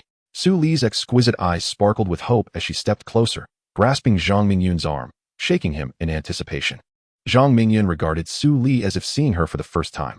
The intoxicating scent of her breath wafted toward him. She possessed a striking visage, her large eyes shimmering, a delicate nose, and a blush on her cheeks. Her charming lips were irresistibly alluring, making her an unparalleled beauty. No wonder Yao Huan coveted Su Li, even going so far as to eliminate the core senior brother to claim her for himself. Her beauty was indeed captivating. The scenery in Zhang Mingyun's eyes encompasses far more than mere visuals. There exist nuances that can only be grasped through intuition. After a moment's hesitation, he thoughtfully stroked his chin and proposed, if the leader does not trust me with the responsibility of safeguarding the elixir, I excel in speed. I could swiftly depart from the leader's side, traversing the valley, and those capable of catching up to me are few indeed. Indeed, this would alleviate the impending crisis faced by the leader and the others, albeit placing you in a perilous situation. Initially, Su Li's eyes sparkled with excitement. But soon she found herself in a dilemma. For the sake of the sect, I, Li Xue, will act without hesitation. As long as the leader and the palace master are safe, and we obtain the legacy of the Elder of Heavenly Fire, our sect shall undoubtedly rise to prominence. Zhang Mingyun spoke with solemnity, his words imbued with a sense of irrevocability. Biting her silver teeth, Su Li removed a silver necklace from around her neck and stepped forward, placing it around Zhang Mingyun's neck. This is my token. The leader will surely trust you upon seeing it. Cherish it. Su Li, in a moment of boldness, pressed her lips against Zhang Mingyun's. After a few breaths, her cheeks flushed with embarrassment as she pushed him away, her gaze imbued with genuine affection. Zhang Mingyun, whose relaxed demeanor had suddenly turned tense, perceived a transformation in the woman before him. Clad in a golden gown that accentuated her alluring figure while maintaining an air of modesty, a vivid memory of her pristine beauty at Bakwun Ridge flashed through his mind. Was she embarking on a path reminiscent of Yao Huan? Chapter 65. What does one more matter? How could Su Li dare to treat him in such a manner? Surrounded by enemies, with the members of the mysterious Cloud sect trapped, did she still possess the luxury of such sentiments? Or did she believe that charging into the encirclement would surely lead to her demise? Was this a final kiss bestowed upon the brink of death? Zhang Mingyun pressed his lips together, savoring the lingering sweetness, as he felt the warmth radiating from the pendant of the necklace. A thought crossed his mind. Could this bold girl be offering herself to him? No, absolutely not. He already had Rower, along with the enchanting Yunshang residing in his heart. And there was also the waiting Xiao Yuer who sought his rescue. Zhang Mingyun's heart fluttered with uncertainty as the 4 figures in his mind danced before him. And a thought emerged. What if there were one more? Would that truly be so wrong? Was he truly so unfaithful? Undoubtedly not. In Blue Star, he had been innocent and upright, having only pursued Wang Ziyue. Yet, she had imparted a life lesson by poisoning him. Devoted to but one, had become a relic of his past. As long as the one he cherished remained true, he too would never betray the bonds of affection. As his thoughts turned, he recognized that Su Li's identity was undeniably complex. The mysterious Cloud sect was his adversary. If he were to become too entangled, could he remain true to his heart? With a sense of unease, he swiftly turned and vanished from Su Li's sight. By the time she realized his absence, Zhang Mingyun had already reached the outskirts where Huang Yulong was ensnared, his hands like 2 powerful oars, parting the crowd as he forged ahead. Watching the valiant man press forward, tears welled in Su Li's eyes, her long-dormant heart stirred. This man was truly remarkable, and she silently vowed, as long as Li Xue survives, I shall implore my father to allow me to become your Dao partner. A young man clad in fine garments noticed his servant being tossed aside, and turned with a loud shout. Who dares to stir trouble above the Lu family in Zhongzhou? The young man clad in brocade was named Lu Linzhou. In response to him, an immensely solid fist suddenly struck his head, sending a piercing pain coursing through him, causing him to wail, "Ah, that hurts." How could this young master endure such pain? Zhang Mingyun displayed a look of astonishment. Lu Linzhou's head was harder than he had anticipated. He felt a slight ache in his palm, a reminder that he had consumed a complete medicinal herb. His pure young body refined to a third of its potential, nearly reaching the realm of divine strength. A light tap from him could easily be fatal. Yet Lu Linzhou merely clutched his head and shouted, appearing remarkably vigorous. It seemed the Lu family from Zhongzhou possessed some mastery in body refinement. Zhang Mingyun devised a plan. He seized Lu Linzhou and swung him forcefully towards the wall of people ahead, using Lu Linzhou's body as a means to forge a path. With a resounding crash, Lu Linzhou transformed into a human projectile, creating a wide passageway. Zhang Mingyun's strength was such that wherever Lu Linzhou passed, cries of alarm erupted. Who dares to meddle in the contest for medicinal herbs? A burly man in black leaped from the crowd, his thick brows and piercing eyes glaring as he shouted fiercely, launching a punch toward the approaching Zhang Mingyun. Zhang Mingyun raised an eyebrow. It was evident that the man had attained the pinnacle of body refinement, his strength surpassing that of Lu Xianfeng from Zhezu, and his speed was as swift as the wind, indicative of formidable training. Upon witnessing the powerful gust created by the man's punch, Lu Linzhou cried out in alarm. Heavenly Black, stop! I'm still in this brat's grasp. Terror replaced his earlier bravado. If that strike landed on him, he knew he might not withstand it. Lu Linzhou's fears materialized as the executioner's grip ensnared his legs, leaving him inverted and teetering before being yanked up towards the full force of Heavenly Black's strike. A frenzied expression crossed Lu Linzhou's face. Since there was no escape, he resolved to fight back with all his might, his blood surging in rebellion as he unleashed an ancestral forbidden body technique. Ah, your will to survive is quite strong. If you can endure this punch, I shall let you go, Zhang Mingyun remarked, feeling the rigidity of Lu Linzhou's body intensify in his grasp. You must keep your word, Lu Linzhou shouted in midair, his face displaying an extreme madness, driven by the instinct to survive. This scene unfolded before the core circle, yet none stepped forward to intervene, treating it merely as a game. Things are getting lively. Where did this young one come from? His prowess in body cultivation is remarkable. A middle-aged man with a white beard sneered. His interest piqued as he observed Zhang Mingyun nearing the confrontation. This little brat is quite audacious, daring to seize the medicinal herbs, remarked a middle-aged woman, her face showing signs of age but her physique resembling that of a steel warrior, taut and explosive. An elder standing in a remote area observed the impending clash and voiced his curiosity. I have heard that the Lu family excels in body forging. This young lad's bones do not seem fragile. I wonder who possesses the stronger physique, him or that Heavenly Black youth. Trapped in the heart of the ethereal sect, the members began to sense an unusual tension. An elderly man with white hair, Qiu Yufeng, the head of the talent cultivation hall, wore a bitter expression as he surveyed the predatory gazes of those around him. Fear crept into his heart as he remarked, Sect Master, others have come to hunt us. It seems we are doomed to be unable to escape this time. A middle-aged woman, Luo Qianyi, who radiated beauty, retorted with dissatisfaction, Brother Qiu, you are merely bolstering the confidence of others while diminishing our own. The sect master will surely lead us out of this predicament. Qiu Yufeng, his face flushed, countered. Sister Luo, this is not about boosting others' spirits. There are at least 10 formidable opponents surrounding us, not to mention their minions outside. Enough. What time is it? You two are still bickering. Let us observe the situation and, if necessary, we shall throw out the infant fire Dao Lotus, as it cannot be used here anyway. Huang Yulong spoke in a low voice, turning his cold gaze towards the arguing pair. His heart burned with frustration as he realized that despite his prowess, he could not resist. Ah! Lu Linzhou cried out, feeling as though his head might burst. The attack from the dark-cloaked figure had been exceedingly brutal, nearly shattering his skull.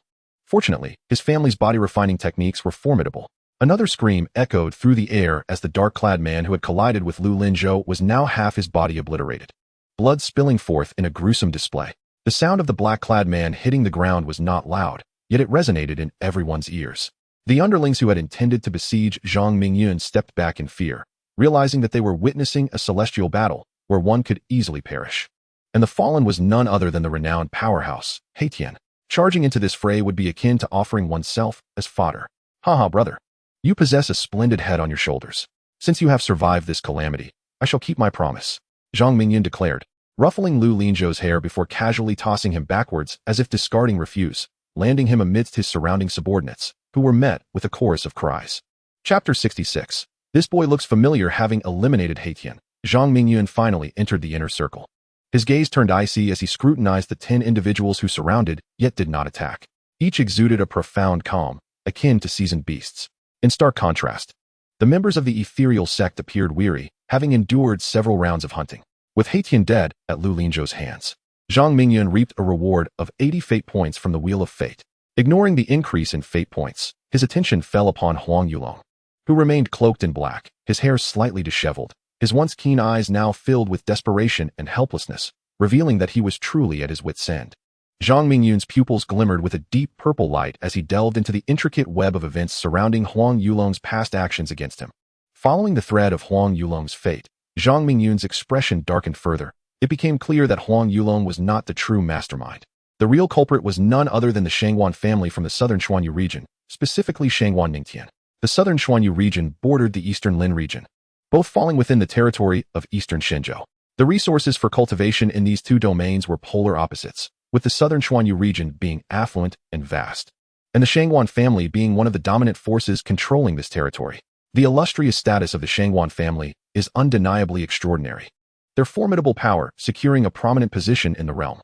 It would not be an exaggeration to describe them as a colossal entity. Yet, the original owner of this identity was but a frail individual, raising the question of why they would attract such animosity. Could this disdain stem from the disappearance of their father? Additionally, a revelation stirred Zhang Mingyun's heart. Su Li was, in fact, the daughter of Huang Yulong. A fleeting glimmer of purple light flashed in Zhang Mingyun's eyes as he swiftly grasped the unfolding situation. He suppressed the burgeoning intent to kill and proceeded towards Huang Yulong's location, intending first to collect his due from the medicinal treasures and subsequently to deal with Huang Yulong. A middle-aged man, his beard entirely white, obstructed Zhang Mingyun's path. Clad in golden boots and armor, his physique was robust and imposing, with his chest exposed and a thick tuft of white hair cascading down to his abdomen. His eyes glinted with coldness as he questioned, "Young brother, how rude of you. First, you kill my brother, and now you wish to seize the flame lotus without inquiring whether we consent to your advance." As Zhang Mingyun glanced around, he noted the 10 individuals from the Miao Miao sect surrounding him, their glares laden with hostility. The distance between them revealed 3 distinct factions. With a wave of his hand, the white-bearded man summoned 3 more allies to encircle Zhang Mingyun, one of whom grinned maliciously and said, "Brother, why waste words on him? Let us just dispose of him. How dare he attempt to snatch food from our mouths?" Zhang Mingyun, clearing his throat, interjected, "I see you are surrounding the sect members, yet not claiming the medicinal treasures. Do you consider them beneath your notice?" He spread his hands, adopting an expression of feigned innocence. Meanwhile, his mind raced with strategies to evade the imminent conflict. He was not arrogant enough to confront all 10 formidable opponents simultaneously. "White-haired ghost, this little brat shows you no respect. His words are a constant affront to your intelligence." A mocking voice came from an elderly woman nearby, accompanied by 2 burly men, evidently belonging to another faction. "Poisonous matron, shall you take the lead? I could offer this delicate young brother to you for your enjoyment." The white-haired ghost, Si Junsheng, repeated his inquiry, fully aware of the elderly woman's peculiar inclinations, particularly in certain matters. Such a fragile creature holds no appeal for me. I would tire of him in moments, far less substantial than my Qingqing and Yunyun." The poison matron retorted, her gaze smoldering with fervor as she glanced at her companions. The final faction, led by an elderly man clad in a voluminous white robe that concealed his form, offered a benevolent smile towards Zhang Mingyun, clearly uninterested in intervening. Suddenly, a burly man behind Zhang Mingyun interjected, "Kid, you have 2 choices, either flee or perish." It was evident that the brute sought to eliminate Zhang Mingyun without delay. Si Juanqing's eyes glinted with a particularly fierce intensity as he regarded Zhang Mingyun, as if he were gazing upon a corpse. Zhang Mingyun's expression turned icy. The malevolence radiating from these 4 individuals was almost palpable. Unable to endure further provocation, he pivoted, transforming his palm into a fist, and unleashed a strike imbued with 80% of his strength towards the burly man. The punch was extraordinarily swift, with the distance between them minimal, and bolstered by the element of surprise, his fist rapidly approached the man's face. The burly man sensed the imminent peril of life and death, hastily raising his arms in defense. A look of fury crossed Si Junsheng's face. He could scarcely believe that the prey he had cornered would dare to retaliate and attempt to ambush his brother. Shameless, utterly disgraceful, Si Junsheng raged inwardly, swiftly employing his renowned technique, the heart-devouring claw, aiming for the vulnerable back of the treacherous figure in the tattered white robe. He wished to seize the young man's heart and ascertain whether it was black or red. With a crisp crack, the burly man let out a harrowing scream. Ah! As his pride in his body-refining techniques was shattered by the seemingly destitute white-robed youth. The overwhelming force bore down on his arms, causing them to erupt in a mist of blood, reducing them to mere fragments. The excruciating pain compelled him to scream, a desperate attempt to alleviate his suffering. Zhang Mingyun, having successfully landed a punch, swung another towards the burly man's head, disregarding the impending attack from behind. This was a fight waged with life and death at stake, an all-or-nothing struggle. Thud! As anticipated, the burly man's head exploded like a ripe fruit, blood and brain matter splattering across the sky. Zhang Mingyun had decisively slain him, and with this act, the rewards of the Wheel of Fate arrived, granting him 120 points in his account. Witnessing this dog-eat-dog scenario, the members of the Miao Liao sect were filled with hope. Perhaps this was their opportunity for a turnaround. Sectmaster, why does that white-robed youth seem vaguely familiar? Qiu Yufeng's gaze fell upon Zhang Mingyun's white robe, riddled with numerous holes, his eyes glimmering with uncertainty, as if grappling with a fleeting thought. That attire belongs to our sect's disciples. Could this young man be one of us? Luo Qianyi's eyes sparkled with realization, though concern quickly followed as she observed the fierce claw of an assailant approaching Zhang Mingyun from behind. This individual bore a striking resemblance to our disciple, Li Fei, yet Li Fei was clearly only at the copper-skin realm. An elder, unable to ascertain the newcomer's dubious identity, interjected. Huang Yulong, too, hesitated. He would not recklessly intervene for someone whose origins were shrouded in mystery. Although he could contend with a predatory leader, what good would it do? As the battle reached a fever pitch, Si Juncheng's eyes widened in rage as he bellowed, "You seek death." His right claw latched onto Zhang Mingyun's back, an encounter far removed from his imagined scene of extracting the heart. He felt as though his iron-like fingers were ensnared, unable to advance. As a formidable warrior in the late stages of the divine bravery realm, Si Juncheng's reflexes were astonishingly swift, transforming his claw into a fist for a ferocious strike. Intent on bludgeoning Zhang Mingyun to death, Zhang Mingyun, unable to turn in time, was struck by the immense force, spitting blood mid-air before crashing to the ground, landing squarely in the guarded area of the Miao Liao sect. To attempt to seize victory in such a manner, how ludicrous! Si Juncheng's beard seemed to stir without wind, his form darting like a wraith, pursuing Zhang Mingyun with astonishing speed. He aimed to eliminate Zhang Mingyun before he could touch the ground, accompanied by his two surviving brothers, who were sharpening their knives with malicious intent. Chapter 67. Li Fei hurries on. Zhang Mingyun's face betrayed a semblance of terror. Yet within, he remained remarkably composed. The punch that Si Juncheng had aimed at his back had indeed inflicted harm. However, Zhang Mingyun's pure Yangdao body had already been tempered to 1/3, his resistance to blows infinitely heightened. Unless one's strength vastly surpassed Zhang Mingyun's, it would be exceedingly difficult to bring about his demise, akin to a resilient cockroach, impervious and steadfast. The blood Zhang Mingyun deliberately spewed forth was meant for Huang Yulong's observation. He was certain Huang Yulong could discern the attire adorning him. He was wagering that Huang Yulong would undoubtedly intervene. Once Huang Yulong took action, he would have the means to secure the Dao medicine. Seeing Zhang Mingyun on the verge of being subdued by thunderous might, Huang Yulong immediately dashed forward, countering with a palm strike that collided with Si Juncheng's furious punch.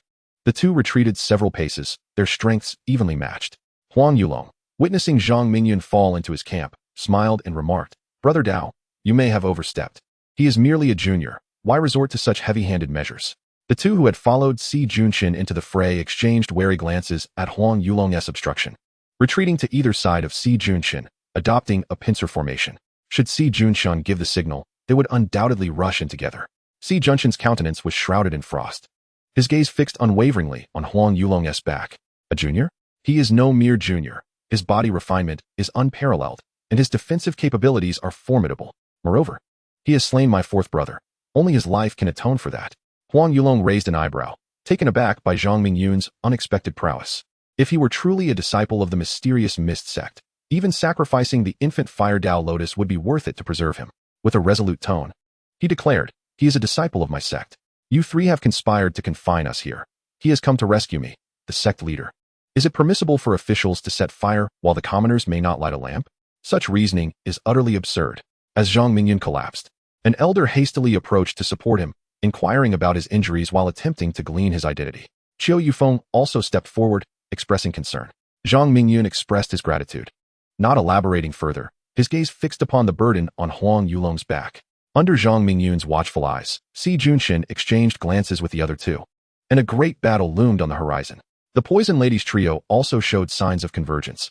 while the elder observing from the sidelines remained nonchalant, not leading his subordinates into the fray. Predecessors, please refrain from combat. Is it not merely a Tao medicine? Grant me a moment, and I shall persuade our esteemed sect leader. Zhang Mingyun hurriedly positioned himself between Si Junshin and Huang Yulong, at which point the poison lady had already reached Huang Yulong's side. Huang Yulong glared at Zhang Mingyun, his eyes filled with menace, his fists clenched tightly, ready to step forward, but was restrained by the poison lady's hand on his shoulder, calming his tempestuous rage. You have 10 breaths to persuade him. If the infant fire Tao Lotus is not surrendered after that, do not blame us for being unmerciful.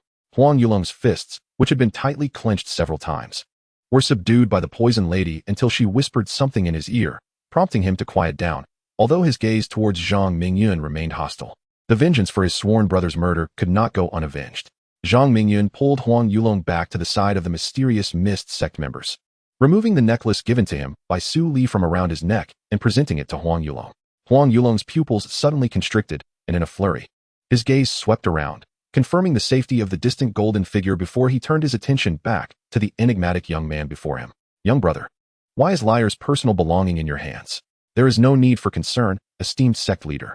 I am Li Feifei, a disciple of the sect. This item is a token entrusted to me by senior sister Su, who sent me to assist you. Zhang Mingyun, sensing the opportune moment, spoke candidly, clarifying his intentions. He addressed Su Liar as senior sister in public, yet referred to her as junior sister in private.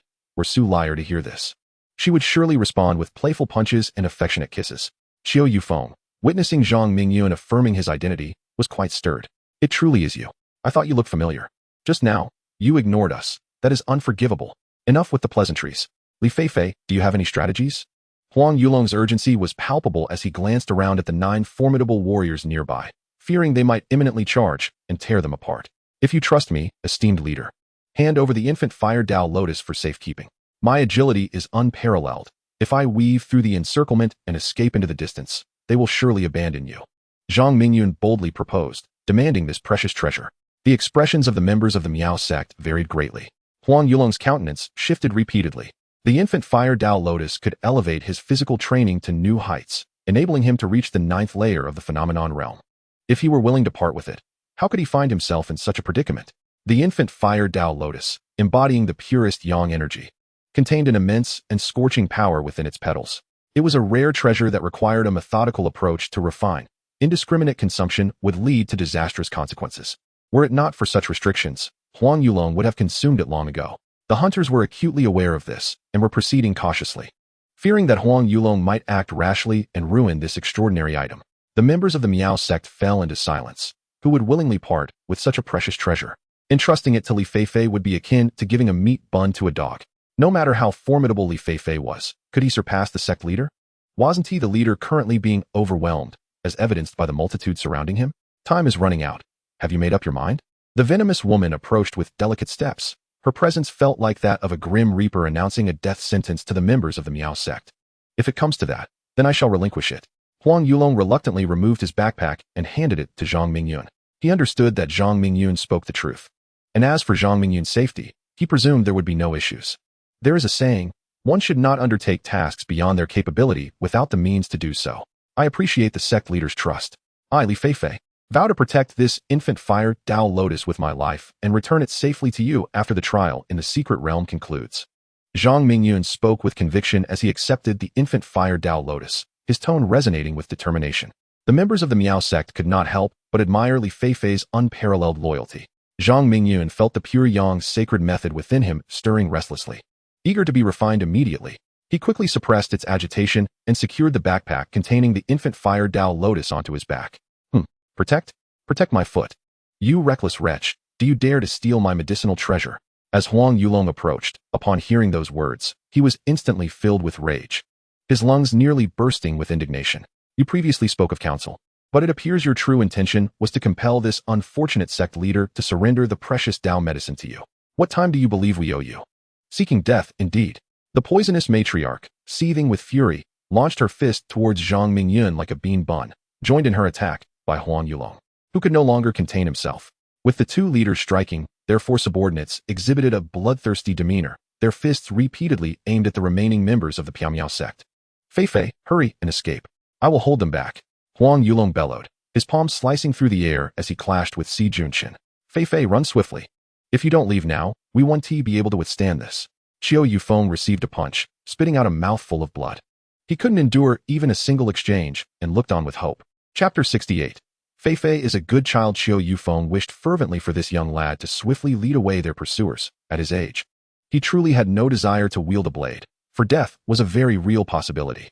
Zhang Mingyun sent the poisonous matriarch flying several dozen feet with a single punch before turning his gaze toward the members of the Piaomiao sect, his eyes aflame with excitement. The Dao medicine was finally within his grasp. Zhang Mingyun's heart surged with emotion, thinking, every member of the Piaomiao sect, from the leader to the disciples, was considering my situation, even now holding back the enemy for my sake. What good people they are. Take care, everyone. Fei Fei is leaving, Zhang Mingyun shouted, his voice echoing with a sense of melancholy reminiscent of the windswept, cold waters of the Li Xue, as he took off with great speed. Do not allow this little beast to claim the prize. Tianxiu, stop him at once. Si Junshin called out to the elder not far away. He found it utterly perplexing what Tianxiu's intentions were, as he appeared to exert no effort despite his formidable strength, maintaining an air of indifference that was quite irksome. The poisonous matriarch, feeling uncertain, shouted toward the aloof Tianxiu, Brother Tianxiu, this young man possesses formidable strength. We require your assistance. Upon hearing this, Zhang Mingyun quickened his pace. For the elder's lack of visible intent suggested ulterior motives in his encirclement of Huang Yulong. Just as Zhang Mingyun surged forward, Tianxiu moved, catching up to him in mere breaths, blocking his path. Young brother, you should relinquish that Dao medicine. I can assure you safe passage in return. Zhang Mingyun's pupils constricted. The elder exhibited an extraordinary method of movement akin to traversing inches of ground with each step. While this technique might not be remarkable in the outside world, within the confines of the secret realm, it was alarmingly swift, rendering Zhang Mingyun's own heavenly ghost illusion ineffective, as he found himself at a distinct disadvantage. Zhang Mingyun remained silent, pulling his backpack to his chest and tearing a gash in it, a wave of fiery energy washing over him. His eyes gleamed as he plucked a petal from the infant fire Dao lotus. If words cannot dissuade the damned soul, then let death be your fate. The Tianxiu elder was incensed by Zhang Mingyun's actions. The potency of the infant fire Dao lotus could only be preserved when intact, and once damaged, it must be consumed immediately. Clearly, at this moment, amidst the lurking wolves of adversity, it was not an opportune time to refine the medicinal power. The celestial prisoner stepped forward, directly confronting Zhang Mingyun, and struck with tremendous force aimed at his head. Should that strike connect, it could very well shatter his skull and splatter his brain. Zhang Mingyun's initial instinct was not to evade. Instead, he stuffed a whole petal into his mouth, chewing it as he threw a punch, colliding with the sudden attack from the celestial prisoner. With a series of staggering steps, Zhang Mingyun found himself retreating several dozen zhang, each footfall leaving a deep imprint in the ground, until he finally came to a halt, coughing up blood. The celestial prisoner, however, had only retreated a few steps, moving with ease and grace, far from the exertion displayed by Zhang Mingyun. It was evident that in this clash, Zhang Mingyun was at a disadvantage. His internal organs felt as if they had been shattered by the abrupt force. Yet, with the release of the medicinal power from the infant fire lotus, he quickly regained his vitality and shot away into the distance. The celestial prisoner was a master of the perfected divine might, his strength formidable and incomparable to mere mortals like Si Junshin.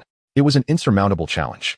This was the conclusion Zhang Mingyun reached within his mind regarding the celestial prisoner. He hastily tore off another petal from the infant fire lotus and consumed it, realizing that his only option was to flee. Seeing Zhang Mingyun turn to escape without a hint of reluctance, the celestial prisoner felt a surge of anger and impatience, bellowing, "Miserable rodent, defiling a precious treasure. You shall perish." Zhang Mingyun swallowed the entire petal, yet contrary to the celestial prisoner's expectations of his explosive demise, he appeared unaffected, igniting a deep curiosity within the celestial prisoner regarding the secrets Zhang Mingyun harbored. Even he dared not indulge in the consumption of the medicinal herbs as extravagantly as Zhang Mingyun was doing. The infant fire lotus had long been regarded by the celestial prisoner as a forbidden treasure, and now, unexpectedly faced with a brazen rodent daring to commit such heinous acts, incessantly devouring the petals, he feared that if he could not subdue this pest soon, the entire plant would be consumed. Without further hesitation, the celestial prisoner pursued without restraint, this time targeting Zhang Mingyun's back. A brilliant golden light enveloped him as his right hand transformed into a lethal blade, intent on severing the rodent in two. A sinister smile creeping upon his lips as he envisioned the gruesome outcome. In the blink of an eye, the celestial prisoner was upon Zhang Mingyun, delivering a crushing blow to his back. Zhang Mingyun cried out in pain, sent hurtling away until he collided with the rocky wall, finally coming to rest. blood spilling from his mouth as he staggered to his feet and fled once more. As Zhang Mingyun continued his desperate escape, the celestial prisoner relentlessly pursued him, delivering blow after blow. Filthy insect in the gutter, perish. The celestial prisoner sneered, though internally, he was increasingly anxious. The fleeing youth was like an indomitable cockroach. No matter how forcefully he struck, the outcome remained the same. He continued to flee, still evading capture. Zhang Mingyun seethed with frustration. How could the celestial prisoner, relying on his exceptional agility, persist in ambushing him from behind? Even a clay figurine would have its temper. How much more so for him? The two figures, one chasing and the other fleeing, became a comical sight within the valley. Soon, the poison mistress and the white-haired ghost rallied their respective subordinates, abandoning the members of the mysterious sect to focus solely on Zhang Mingyun. The 9 formidable warriors exerted themselves to encircle and intercept him, quickly yielding results. Zhang Mingyun was struck and sent flying numerous times, eliciting mixed emotions among the onlookers. Fei, throw out the Dao pill. They will kill you, Su Li cried out, her eyes brimming with tears as her heart shattered upon witnessing Zhang Mingyun spitting blood repeatedly. Huang Yulong approached Su Li, fists clenched, exclaiming, Li Fei, are you intent on throwing away your life? Hurry and discard the infant fire Dao lotus. Li Fei, a kind-hearted youth, persisted in his efforts to fulfill his promise to the sect leader, yet such determination could cost him dearly, lamented a hall master of the mysterious sect. How could this individual be so powerful? Even under pursuit by 9 formidable warriors, he can withstand their blows. If he survives this encounter, he will undoubtedly carve out a place for himself in the central continent. Chu Lufeng regarded Zhang Mingyun with newfound respect. Li Fei, you must not die. I have yet to introduce myself to you, whispered a woman clad in battle attire from the Lu family. Damn it, these 9 curs truly underestimate me. Once I refine the entire Dao pill, I will show you what I am capable of. Zhang Mingyun vowed silently, his teeth clenching and grinding as blood continued to spill from his mouth. He hastily called upon the wheel of fate within him. Is there a technique to suppress the old man in the white robe? I wish to exchange all insights. Or perhaps a method to slay all 9 in one strike. Zhang Mingyun dared to dream, confident that the wheel of fate held the answer. According to the host's request, the Lingyun minor technique meets the criteria. To exchange for all insights, a deduction of 1,100 fate points is required to slay 9 foes. An exchange for a thunder spear needs 5,000 fate points. Which shall the host choose? The wheel of fate responded promptly. Confirm the exchange for the Lingyun minor technique. Zhang Mingyun chose without hesitation, for the latter was a one-time use, far less substantial than the former. The exchange was successful. Currently, the host retained 4,795 fate points. The wheel of fate fell silent thereafter. With a thought, Zhang Mingyun activated the Lingyun minor technique within him, feeling his body grow light. With a graceful leap, he soared into the sky, completely defying the constraints of gravity, leaving the onlookers in stunned silence. What is happening? Just when we were beating this brat to a pulp, he suddenly flies into the air. If he could fly, why didn't he do it sooner? Is this some sort of jest at our expense? Is being beaten amusing? Can it get any more absurd? Elder Tianhua, what are you doing? Do you still intend to uphold the rules of the game? This person clearly possesses spiritual power. This is blatant cheating. At that moment, the valley seemed to be enveloped in silence, the atmosphere thick with tension. The heavenly prisoner imitated Zhang Mingyun's leap, soaring several feet into the air before crashing back down, his expression one of utter dismay. Damn it, the rules are intact. This is not merely flying through spiritual power. Tianxiu Daoist, why is this young man so enigmatic? I find it difficult to comprehend. Si Junsheng's expression reflected his confusion, as Zhang Mingyun's inconsistent behavior left him perplexed. The poisonous lady, fierce and taciturn, swayed her body and seized a stone the size of a human head, hurling it violently toward Zhang Mingyun. The force with which she threw it was considerable. Should the stone strike, it could cause severe injury or even death.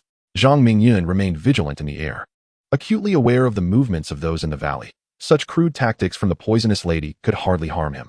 The Lingyun minor arts, true to its celestial moniker, allowed him not only to ascend but to do so with unparalleled speed, transforming into a fleeting shadow to evade the projectile and ascending even higher. Si Junsheng and the poisonous lady launched dozens of large stones in succession, all of which Zhang Mingyun easily dodged. Frustrated and humiliated, Si Junsheng exclaimed, "Damn it! I refuse to believe he can remain suspended indefinitely. He must tire eventually, and when he does, we shall overwhelm him and strike him down." Tianxiu Daoist regained his composure, his gaze swiftly locking onto a location as he took a step and vanished. His expression turned urgent. This peculiar character had consumed considerable time and resources, and now only one medicinal herb remained in the valley, while the sun above seemed to cast its gaze upon him.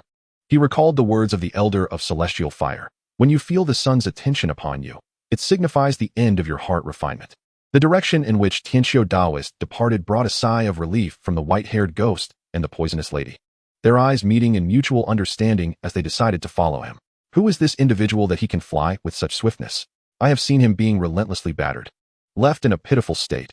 How is it that he ascended so effortlessly? A young man clad in white expressed his bewilderment, for such occurrences were unprecedented. I think you're worrying over nothing. Such a figure is beyond our comprehension. We should find a safe refuge and await the conclusion of the heart refinement to obtain the Elder of Celestial Fire's legacy, responded another youthful companion, clearly more eager for the rewards of the heart refinement. Li Feifei can fly. How did he acquire such a skill? Qiu Yufeng wore a puzzled expression, recalling vividly the moments when Li Feifei was beaten to the point of vomiting blood, harboring a suspicion he dared not voice. Luo Qianyi's eyes sparkled as she followed Qiu Yufeng's line of thought, articulating a hypothesis she herself found hard to believe. Could it be that he ingested the celestial fire lotus, thus acquiring some spiritual power? The celestial fire lotus. Huang Yulong cast an irate glance at the onlooker Zhang Mingyun, pondering whether he too could possess such flying abilities had he recklessly consumed it.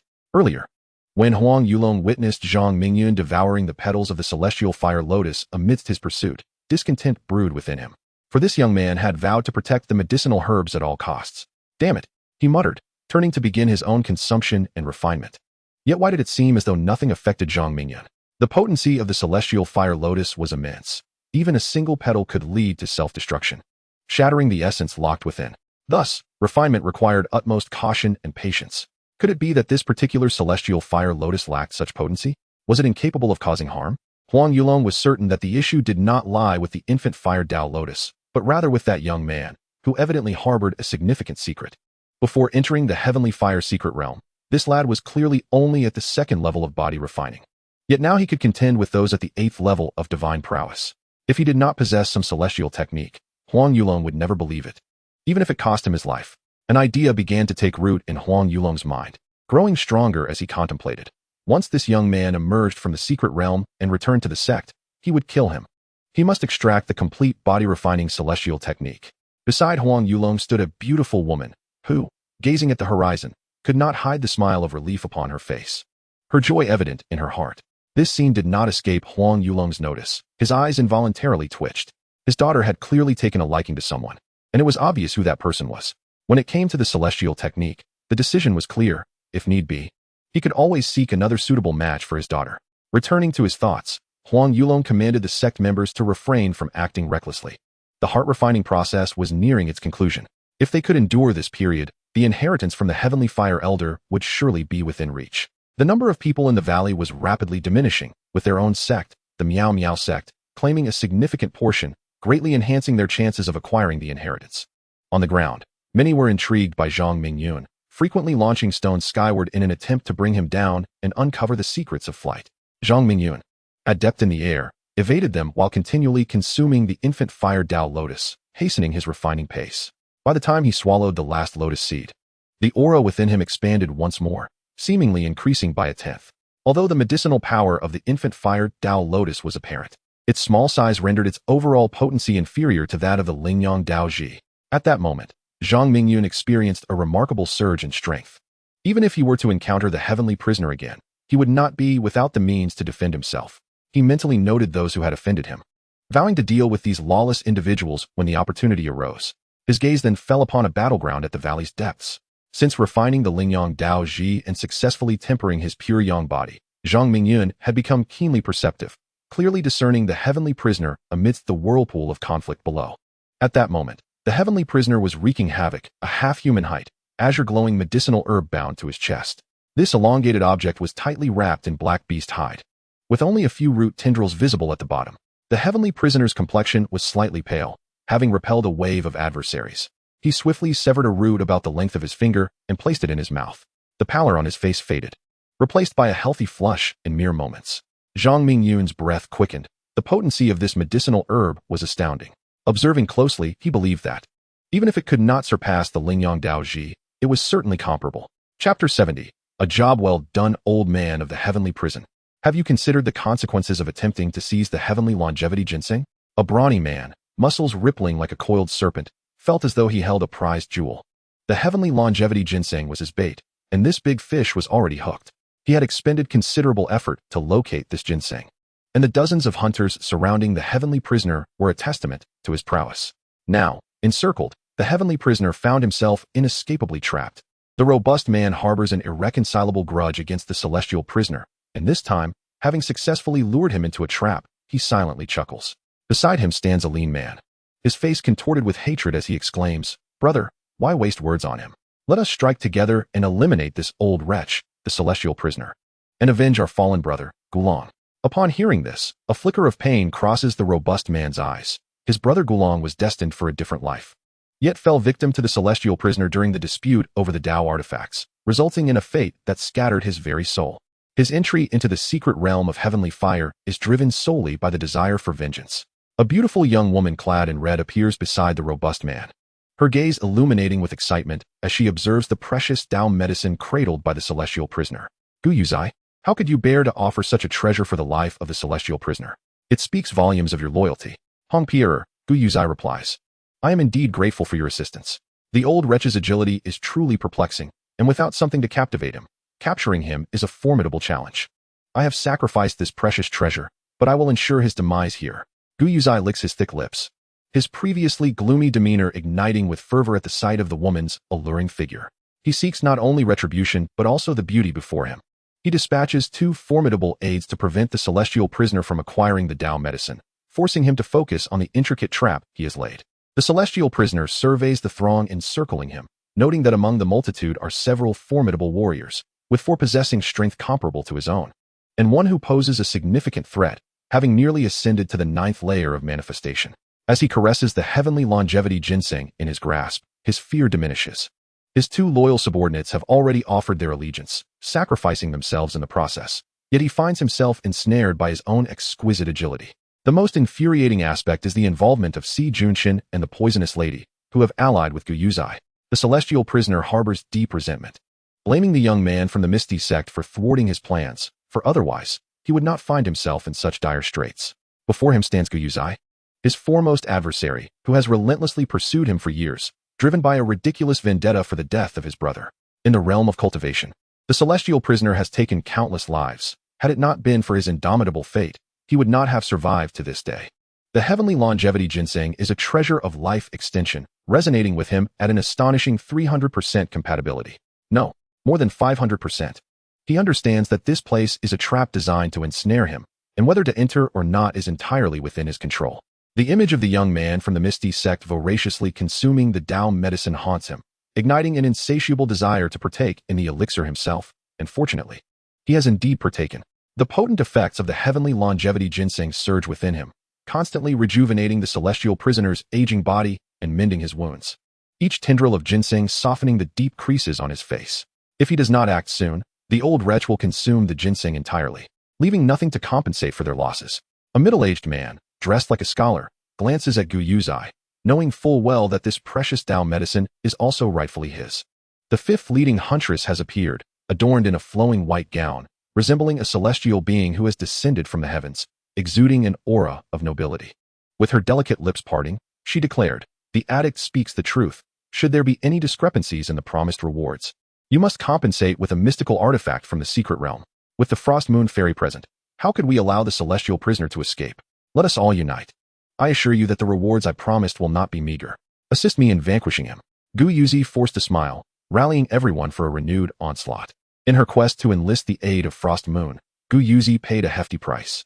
According to her understanding, Frost Moon's cultivation path mirrored that of an ancient female immortal, her formidable strength undeniable, her figure voluptuous and alluring, making Gu Yuzai swallow hard at the sight. 5 individuals besieged one, and soon the celestial prisoner found himself at a disadvantage. The outer circle of supporters seized their chance, landing punches on him at every opportunity, while the 5 warriors of complete divine prowess relentlessly pursued their quarry. The celestial prisoner bore the brunt of the assault, reminiscent of Zhang Mingyun's earlier resilience, occasionally swallowing fragments of roots for sustenance. Zhang Mingyun descended from the skies with astonishing speed, akin to a tempest, hurtling towards the battlefield where Gu Yuzai and her companions fought. Transforming into a streak of lightning, he positioned himself behind the celestial prisoner, tearing away the beast hide that encased him, and delivered a powerful blow to his spine. This strike was retribution for the previous pursuit by the celestial prisoner. The elixir taken from him transformed into a gentle breeze, soaring into the heavens, leaving the battlefield to the others. The celestial prisoner, caught completely off guard, was already struggling against the 5 attackers when he was unexpectedly ambushed from a distance, the force of the blow propelling him towards Gu Yuzi's position. Haha, well done. Xiaoyu, you safeguard the elixir. We shall first eliminate the celestial prisoner. Although Gu Yuzi did not see the assailant's face clearly, she knew that behind the celestial prisoner stood only her brother, Xiaoyu. Who else could it be? Gu Yuzi advanced with the grace and power of a dragon, her hand clawing towards the celestial prisoner's head, intent on delivering a crushing blow while he was distracted. Return my longevity ginseng. The celestial prisoner, heartbroken, evaded Gu Yuzi's initial strike and turned to charge at the man behind him. This time, what will you use to heal your wounds? Perish. Hong Pier, seizing the opportunity, thrust her palm into the celestial prisoner's back with greater force than Zhang Mingyun's earlier strike. The celestial prisoner, heavily wounded, coughed up blood and collapsed to the ground. At last, he caught sight of the man who seemed to have ambushed him, a figure devoid of possessions, his complexion ashen. He could not help but laugh maniacally. Fool. The mantis stalks the cicada, while the oriole lies in wait. This sentiment resonated between the celestial prisoner and Xiaoyu, yet their states of mind were starkly opposed. Xiaoyu stood frozen, staring at his empty palms, anxiety flooding his eyes. He longed to exclaim, "The elixir is not with me." But how could he voice such a thing, with 3 formidable allies assisting? Wouldn't such a shout disrupt the entire strategy? Come and claim your life. Gu Yuzi clenched his fists, preparing to send the celestial prisoner on his final journey. However, to his astonishment, the celestial prisoner once again evaded capture, dashing towards the dazed Xiaoyu, seemingly intent on fleeing the battlefield. Renowned for his speed, if the celestial prisoner managed to escape, recapturing him would prove exceedingly difficult, leaving Gu Yuzi momentarily stunned. At that moment, a white silk ribbon suddenly shot forth, piercing through the celestial prisoner's back just as he was on the verge of escaping the encirclement. Frost Moon, holding the end of the ribbon, swiftly twisted and pulled it, extracting a vibrant red heart. Chapter 71, Everyone Run. The celestial prisoner let out a harrowing scream, clutching his chest as he collapsed to the ground, blood gushing forth like a fountain. This scene filled Gu Yuzi with delight. He stepped forward and unleashed a flurry of punches into the celestial prisoner's dantian, followed by his head. After a relentless assault of numerous strikes, he howled to the heavens, "Brother, I've avenged you." Witnessing the fall of the celestial prisoner, the white-haired specter and the poisonous mistress exchanged a glance and quietly retreated, vanishing from the vicinity of the battlefield. Zhang Mingyun hovered in the sky, observing the combat below while savoring the heavenly longevity ginseng. Occasionally, a trickle of azure juice escaped from the corner of his mouth, which he promptly licked back, swallowing it along with the delectable ginseng essence and pulp, as the pure Yang's sacred method rapidly refined the potent medicinal energy within him. The pure Yang Dao was exceedingly domineering. The celestial prisoner dared only to nibble on the roots, while Zhang Mingyun boldly consumed the flesh. Were the others at the bottom to witness this, they would surely chastise him for being unfilial. The medicinal efficacy of the heavenly longevity ginseng was to strengthen the foundation and prolong life, yet it paled in comparison to the benefits of the spiritual Yang Dao herb, yielding far lesser results. As Zhang Mingyun cheerfully chewed on the ginseng, he watched the unfolding drama at the base, pleased to find that the Wheel of Fate had rewarded him with 200 destiny points. Gu Yuzi, we have avenged you. It is time to fulfill our promise. The addict patted Gu Yuzi's shoulder, a gesture of both comfort and encouragement. However, Hong Pier and Frost Moon wore troubled expressions, glancing towards Xiaoyu, who appeared empty-handed. Where was the shadow of the heavenly longevity ginseng wrapped in animal skin? Xiaoyu's countenance was grim. Any clear-headed individual would realize what had transpired. The 2 women couldn't help but recall the absurdity of the celestial prisoner being sent flying. How could Xiaoyu, the weakest among them, have the capacity to accomplish such a feat and successfully seize the ginseng? Xiaoyu, quickly bring forth the heavenly longevity ginseng. I shall divide the rewards for the 3 fellow Taoists. Gu Yuzi spoke in a low voice, still basking in the glory of vengeance. Brother, the heavenly longevity ginseng is gone. Xiaoyu approached Gu Yuzi, his eyes reddened, cursing the unseen thief in his heart. What do you mean gone? Hurry and produce it. Gu Yuzi sensed something amiss. As his gaze fell upon Xiaoyu, his legs weakened, disbelief flooding his eyes. Nothing? Xiaoyu, you have nothing on you? He then scanned the spot where Xiaoyu had previously stood, realizing it was indeed the closest to the celestial prisoner. Where is the heavenly longevity ginseng? The subordinates brought by Gu Yuzi appeared utterly bewildered. One individual stepped forward and said, Brother Gu, we have nothing here either. Where has it gone? Gu Yuzi, despondent, replied. This is a case of someone stealing the heavens and replacing them. With extraordinary agility, they have taken the heavenly longevity ginseng. Here we are, fighting fiercely, only to have someone else reap the rewards. Hong Pierre's words struck true, her gaze toward Gu Yuzai tinged with reproach. The heavenly longevity ginseng is lost. Gu Yuzai, we had an agreement. You were to receive 20%, and you assured me it was foolproof. Is this what you call foolproof? The addict questioned. His complexion darkened as he glared at Gu Yuzai. Bring forth a celestial artifact as compensation. Zhang Yue's eyes glimmered with iciness, her tone stern. She had long proclaimed that any loss of the medicinal herbs must be compensated with a celestial artifact. With a mournful expression, Gu Yuzai lamented, promising Zhang Yue and the others each a celestial artifact to appease their ire. Zhang Mingyun, observing the spectacle, couldn't help but smirk. Before long, he had thoroughly refined the entire heavenly longevity ginseng, solidly establishing himself in the heavens, his essence of Tao coalescing to an impressive 50%. What once resided solely around his abdomen had now expanded to encompass his lower abdomen and chest. The more he refined his pure Yang Tao body, the more arduous the process became. Despite the enormity of the heavenly longevity ginseng, he had only managed to condense a mere 10% of the essence. Its potency was threefold that of the infant fire Tao lotus, yet the effects were far from favorable. At that moment, fiery orbs cascaded from above, directly targeting the only safe zone within this secret realm. Boom, boom. Damn it. Is the heavenly fire seeking to annihilate the world? Zhang Mingyun was the first to notice the anomaly, as he was closest to the sun, hurriedly dodging the massive flames. The heavenly fire annihilating the world? That was not his intention. He desperately needed these vessels, merely using this method to filter out the most exceptional body cultivators. Only those with superior physiques were worthy of his possession. Suddenly, the life spirit within Zhang Mingyun's heart responded, its words sending a chill through him. As the life spirit manifested, Zhang Mingyun's thoughts quickened. So we can depart at any time, right? With such a powerful life spirit, escaping this realm should be effortless? Indeed. You need only exchange for a sky-dodging talisman from the Wheel of Fate, and you can ignore the restrictions of this realm to flee. The exchange price is 2,000 fate points. The life spirit provided an answer, adding, why the rush? Do you not desire the treasures of the heavenly fire? I have no intention of leaving. I am merely considering my options. Naturally, I want the treasures, especially with you, esteemed life spirit, by my side. What is there to fear? Zhang Mingyun grinned. His communication with the life spirit lasted but a moment, yet the temperature of this realm surged dramatically. It was several times hotter than the blazing sun ladder. While he managed to evade the initial onslaught, those in the valley below were not so fortunate. Meanwhile, as he operated the pure Yang sacred method, the searing heat waves were absorbed and refined within him, benefiting the purification of his pure Yang Tao body. Help! Help! A young man was engulfed as the flames from above struck him, his body consumed in an instant, unable to even struggle as a cultivator of the golden body realm. Run! Another individual, realizing the terrifying flames, fled in haste. A flame descended upon the vicinity of the Miao Miao sect, striking one of the hall masters first. Save me! Huang Yulong gazed at the flames ceaselessly falling from the sky, his expression turning to one of terror. What manner of fire is this? Everyone flee! Is the Elder of Heavenly Fire intent on annihilating us? Panic washed over Si Juncheng's face as he took to his heels. Cursed heavenly fire. The gown of Shuang Yu was singed, her icy visage now flushed from the searing heat of the valley, desperately evading the rampant flames surrounding her. Despite having stepped into the threshold of the myriad realms, she could only seek refuge. In the blink of an eye, the valley transformed into a sea of flames, resembling a depiction of hell on earth. The number of people within the valley diminished rapidly, visibly declining, as neither the formidable strength of the 8th layer of body refinement nor the feeble 5th layer of the cleansing marrow could withstand the scorching flames.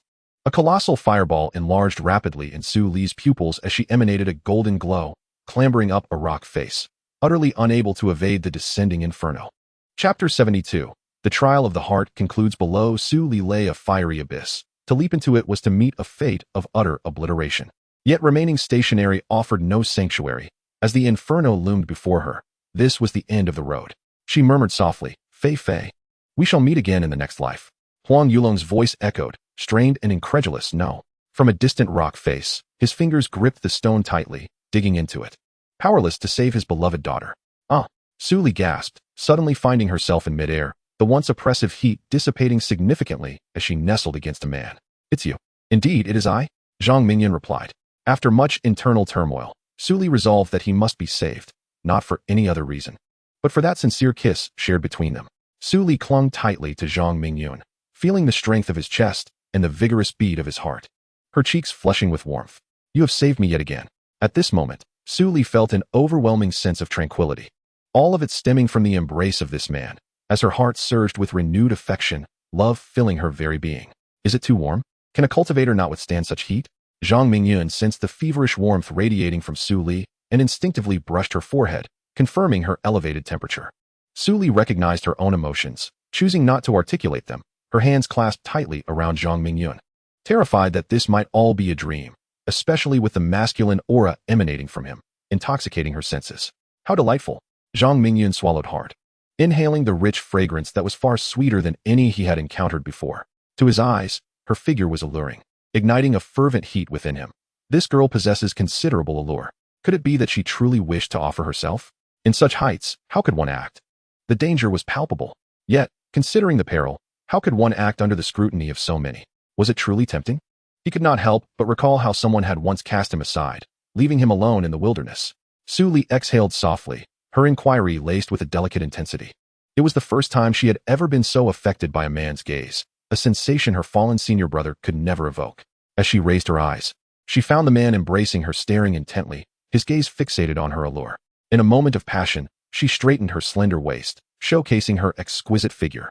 Zhang Mingyun's breath quickened. He could scarcely endure such a tantalizing stimulus. Without hesitation, he pressed his lips against Su Li's crimson ones, and in that instant, the barriers of hatred vanished, replaced by an overwhelming fervor. Immersed in this blissful moment, the flames in the sky ceased their descent, the once torrid inferno now extinguished. Dozens of figures leaped from the cliff, their expressions unmistakably revealing the relief of having survived. After this battle, only 6 members of the Piamiao sect remained, including Zhang Mingyun and Su Li, a catastrophic loss that decimated the sect's core strength. Huang Yulong's countenance darkened. He found it utterly unacceptable. The importance of a sect's foundational strength was immeasurable, and cultivating loyal disciples could take decades, if not longer. A middle-aged man clad in white robes, noticing Huang Yulong's despondency, approached to offer solace. Brother, there is no need for self-reproach.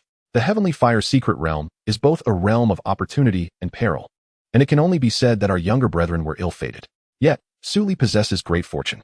This man, Su Daoqing, the vice-master of the Piamiao sect, had observed Zhang Mingyun's act of saving Su Li and was filled with curiosity about him. Li Xue is fated to survive, Huang Yulong remarked, his expression softening as he gazed towards the sky, where the two were closely entwined, inseparable. Ahem, Qiu Yufeng coughed softly, attempting to alleviate the tension. He noted Huang Yulong's face flush with anger, wary of provoking his ire further. Huang Yulong turned his face away, clearly irked. Zhang Mingyun certainly shone brightly, deserving of his position as his esteemed son-in-law, yet the thought of him harboring murderous intentions was unbearable. He dreaded the moment Su Li would learn the truth. The consequences would be dire. Su Daoqing opened his mouth to speak, but ultimately refrained, well aware of Huang Yulong's temperament. Once he had made up his mind, it was nearly impossible to sway him. Luo Qianni, perceptive to the atmosphere, interjected, Brother, there is no need for such agitation. Li Feifei, though talented, has his share of cunning. He easily deceived our Li Xue with mere words. I shall counsel her upon our return to the sect, and I believe she will soon come to understand. Your kindness is appreciated, Qianni. I entrust Li Xue to you, Huang Yulong replied, feeling somewhat reassured.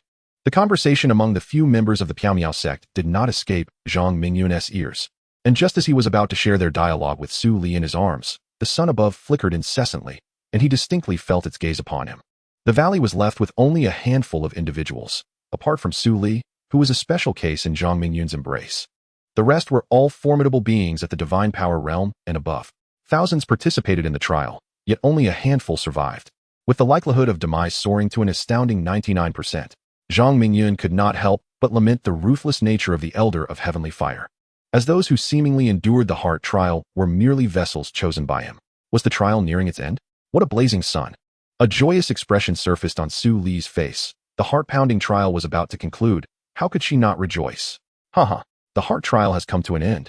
And now the inheritance belongs to me. Celestial artifacts and elixirs shall be mine. This wretched trial has finally concluded. Release me.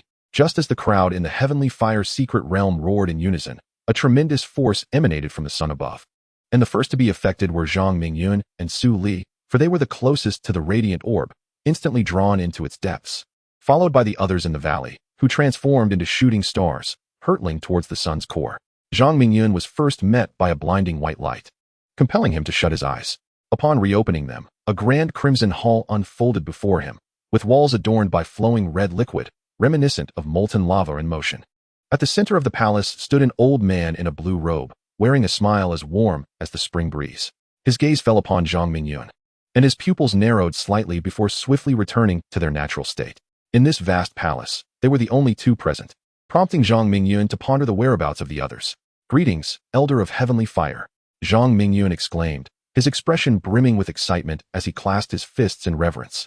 Though inwardly he harbored a storm of resentment, questioning, "Elder of Heavenly Fire, how could you be so merciless, taking so many lives at your whim?" Zhang Mingyun dared not convey the slightest discontent, for although the Elder of Heavenly Fire was but a lingering soul, his presence exuded an unfathomable depth, harboring terrifying fluctuations that Zhang Mingyun could only perceive instinctively. "My young friend has awakened a pure yang body, indeed a person of great fortune," the Elder of Heavenly Fire remarked with admiration. "Thanks to your esteemed blessings, I have fortuitously awakened my pure yang body in your realm. But my feeble cultivation leaves me in a state of unease, unable to repay you," Zhang Mingyun replied, his expression revealing a sense of indebtedness, perplexing the elder. The path to evolving the undying sacred body is not one that the Elder of Heavenly Fire's mere remnant could fully comprehend. Chapter 73. Seizing the body, the Elder of Heavenly Fire regarded Zhang Mingyun with approval, as though he viewed him as a cherished disciple. "If that is the case, would you be willing to inherit my mantle, and one day assist me in restoring my cultivation to return to the celestial realm?" "I am willing, and I shall spare no effort to help you reclaim your former glory," Zhang Mingyun responded with vigor, fully aware of the appropriate words to utter in the presence of such an esteemed figure. A flicker of displeasure crossed the elder's eyes, his expression darkening ominously, clearly indicating that Zhang Mingyun's response had not met his expectations. "Master, please do not be angered. It is merely that Mingyun was too excited and momentarily lost composure." Zhang Mingyun quickly interjected, clasping his fists in apology, once again experiencing the elder's capricious temperament. The Elder of Heavenly Fire observed Zhang Mingyun, noting that he did not perform the traditional act of kneeling in submission, which reignited his ire, though he swiftly concealed it. "Good disciple, since you have chosen to become my apprentice, I shall impart my most treasured techniques to you, ensuring that you attain the realm of the sacred body. Brother Mingling, prepare yourself. I sense that the Elder of Heavenly Fire is about to take serious action." Zhang Mingyun felt a tightening in his heart and urgently summoned his spirit. As long as he dares to enter your body, I shall ensure he cannot come or go." The spirit sneered coldly. Zhang Mingyun perceived a golden cage forming in his mind, ancient and profound, with Sanskrit inscriptions the size of tadpoles etched onto each golden pillar, intermittently glowing with white light. The spirit commanded within Zhang Mingyun's body, "Heaven-slaying prison of immortals, merge." Following the spirit's intent, the heaven-slaying prison completely fused with Zhang Mingyun's being, enveloping him entirely, as if the golden cage had never existed. With a swift motion of his sleeve, the Elder of Heavenly Fire conjured a massive flame that instantly engulfed Zhang Mingyun. The unbearable heat rendered Zhang Mingyun breathless, prompting him to cry out, "Master, please stop. I can't endure this any longer. I no longer desire the inheritance. I feel as though I am about to melt away." Zhang Mingyun did not operate the pure yang sacred method. His flesh dissolved at an astonishing rate, as if he were to be entirely consumed by the inferno. The Elder of Heavenly Fire observed for a moment, detecting no trickery, and murmured to himself, "I thought this lad possessed some means to counter flames, but it appears he is merely ordinary. Such a physique is rare, a millennium in the making. Heaven is aiding my complete revival." He hesitated no longer and transformed into a beam of white light that entered Zhang Mingyun's mind. The flames encasing Zhang Mingyun suddenly contracted, all flowing into his body, where they felt gentle as water, dancing upon his fingertips. Clenching his fists and stretching his limbs, Zhang Mingyun revealed a calm smile. "This body is truly remarkable, brimming with yang energy. The sensation of youth is delightful. Indeed," he mused, "this refinement has cost me considerable effort." Yet, the smile on Zhang Mingyun's lips vanished as he spoke anew. "Young man, how can you still wield control over this body? Where have you been hiding?" Zhang Mingyun's expression darkened as he closed his eyes to sense his surroundings. Elder of Heavenly Fire, you are quite adept at usurping another's domain. Heaven-slaying prison of immortals, coalesce." Zhang Mingyun's eyes abruptly opened, a beam of golden light shooting forth from their depths. The once hidden heaven-slaying prison reformed within his mind. However, it was no longer empty. Within the cage was a gray-haired elder in a green robe, shackled and bound in the shape of a large character. "Who are you?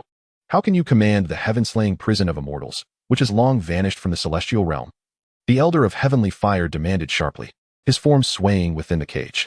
Being merely a remnant soul, without a physical body, he should not have been confined. Yet the peculiar nature of the heaven-slaying prison held him captive, accompanied by sporadic bolts of thunderous electricity. With each electric shock, the elder's earlier bravado dissipated, and he cried out in agony. Though the elder of heavenly fire was a spiritual entity, the lightning unleashed by the heaven-slaying prison seemed particularly effective against souls, causing Zhang Mingyun to feel a pang of pain himself. As the spirit established the heaven-slaying prison, the method of control was transmitted to Zhang Mingyun, enabling him to wield the electric strikes with precision, ensuring the elder was not utterly obliterated. Where has your earlier bravado gone, elder? Weren't you rather arrogant just now? You still wish to be my master? To hell with that notion. As Zhang Mingyun posed his inquiries, he simultaneously unleashed electric shocks from the prison cage. The elder of heavenly fire winced in pain, gazing skyward in desperation. Oh heavens! What vengeful spirit have you sent to claim my essence? This is not merely a rare encounter. It is a calamity of millennia that seeks to undo me. Of course, the elder of heavenly fire could not perceive the heavens. He could only see the floating spell tomes in Zhang Mingyun's mind, rising and falling in a most peculiar manner. Zhang Mingyun, disinclined to engage in idle chatter, cast a violet gaze upon the elder's faded strands. It became apparent that the elder had divided his lingering soul into 88 fragments, coinciding with the number of chosen challengers. The fragment confronting Zhang Mingyun possessed a soul force amounting to a significant 10% of the total, along with the elder's intrinsic heavenly fire, making it the most formidable among the remnants, essentially, the main soul. This underscored the high regard the elder held for Zhang Mingyun. Were it not for Zhang Mingyun's life spirit aiding him, he might have indeed encountered peril, as the former heavenly fire king, even in his disembodied state. His might was indisputable. To speak plainly, in the Cloudrise continent, none could rival his existence. Extinguishing Zhang Mingyun would be akin to squashing a mere insect. It was his avarice for Zhang Mingyun's pure yang body that led to the capture of his first soul fragment, marking the commencement of his utter annihilation. A flicker of flame danced at Zhang Mingyun's fingertips, and through the elder's memories, he swiftly grasped the means to wield it, an invaluable asset. The sole dilemma lay in the fact that the consumption of spiritual power by the heavenly fire was exceedingly daunting, relying solely on his own spiritual energy. He would likely be drained before even invoking it. However, a compromise existed. The elder's soul fragment could invoke the heavenly fire at the cost of 100 celestial crystals each time. The elder had remained hidden within the Cloudrise continent for a millennium, and only in recent years had his soul regained a tenth of its former strength, thus leading to this trial of heavenly fire. This secret realm was established by the elder at the moment of his demise. The fire stones within the bodies of the mystical beasts were condensed from his very flesh, serving as bait for temptation. Anyone who refined the fire stones from the beasts would undoubtedly infuse the elder's essence into their own body. Once the elder's soul successfully seized a new vessel, with the aid of the fiery spirit within, he could swiftly transform into independent avatars, ready to merge once again at a crucial moment, reclaiming his former glory. As Zhang Mingyun's breaths quickened, he uncovered a staggering secret. Controlling the celestial prison cage, he severed the elder's right arm. The detached limb quickly emitted a radiant soul force. And soon, a crimson bracelet appeared within Zhang Mingyun's vision. The elder's expression turned to one of sheer terror. He could not fathom how Zhang Mingyun had discerned the bracelet's concealment within his arm. In a panic, he exclaimed, "Oh no, that is my resource for a resurgence. You cannot take it, you wretched brat." Chapter 74. Little Wind. Long time no see. Zhang Mingyun grinned widely, yet no sound escaped his lips. The fate of this soul fragment hung by a thread in his contemplation. He deemed it unnecessary to waste further words. Harnessing the unique refining methods of the elder of heavenly fire, he cleansed the residual soul power of the bracelet, infusing it with his own new soul energy. As his essence penetrated within, he discovered that the interior of the bracelet possessed a space as vast as an arena. Within it lay mountains of exquisite spirit stones, over 100 superior celestial artifacts, and several hundred of lesser quality. Countless volumes of celestial techniques were stacked high, along with over 1,000 vials of elixirs. What captivated Zhang Mingyun the most were the dazzling celestial crystals, numbering in the tens of thousands, alongside a corner where more than a dozen medicinal herbs were neatly arranged. Wolf had arrived. Wolf had arrived. All the Elder of Heavenly Fire's savings were contained within this space. The world was vast, and there was nowhere he could not go. Zhang Mingyun's heart trembled as he roared with exhilaration. He felt as though he had struck an endless bounty, no longer needing to worry about sustenance, struggling within his confines. The Elder of Heavenly Fire writhed in agony, while Zhang Mingyun once more activated the celestial prison of slaying heaven, releasing bursts of lightning. You need not struggle. The celestial prison is a self-contained realm, and your thoughts cannot escape. Do not attempt to relay any information to the remaining souls. I now take control of everything that belongs to you. Ah, wretched boy, cease this at once. You are killing me.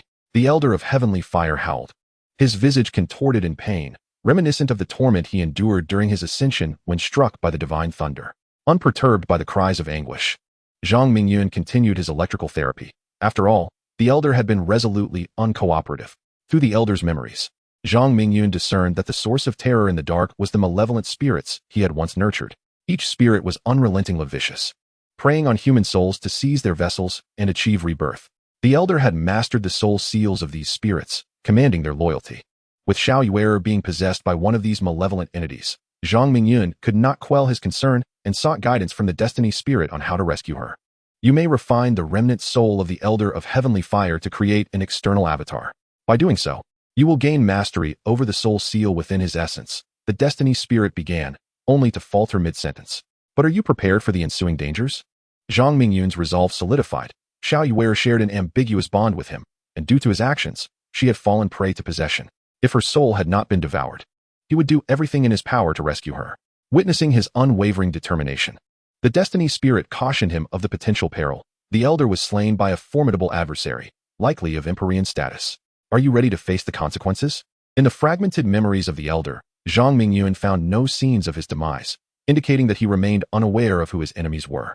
Refining the elder's remnant soul would mean being marked by his essence. Should an Empyrean being sense him, a mere sneeze could lead to his obliteration. Fear not, for I am undaunted by the whims of fate. How could I fear a mere Empyrean? Zhang Mingyun asserted, resolute in his decision to refine the elder. Had it not been for his involvement in the heavenly fire legacy, Xiao would not have been possessed by a malevolent spirit. Since you are so determined, I shall not impede you further. You may exchange insights with the Wheel of Destiny for the complete method of soul refining, which, when combined with the celestial prison of slaying heaven, will be sufficient to refine the remnant soul of the elder of heavenly fire. The spirit of destiny sighed, realizing that Zhang Mingyun was indeed a master of mischief. With great enthusiasm, Zhang Mingyun awakened the wheel of fate and exchanged for the minor celestial art of soul transformation and body refinement, only to find himself feeling despondent. The spirit of destiny was truly unhelpful. It had not informed him that fully comprehending the soul transformation and body refinement art would require 4,000 fate points. Adding the 50 fate points he had just earned from rescuing Su Lini, he was left with only 1,045 fate points. He couldn't help but curse the spirit of destiny in his heart. It could have easily concealed the wheel of fate's perception, but instead forced him to spend his precious resources on a minor celestial art. His previously abundant fate points had once again dwindled, causing him considerable regret.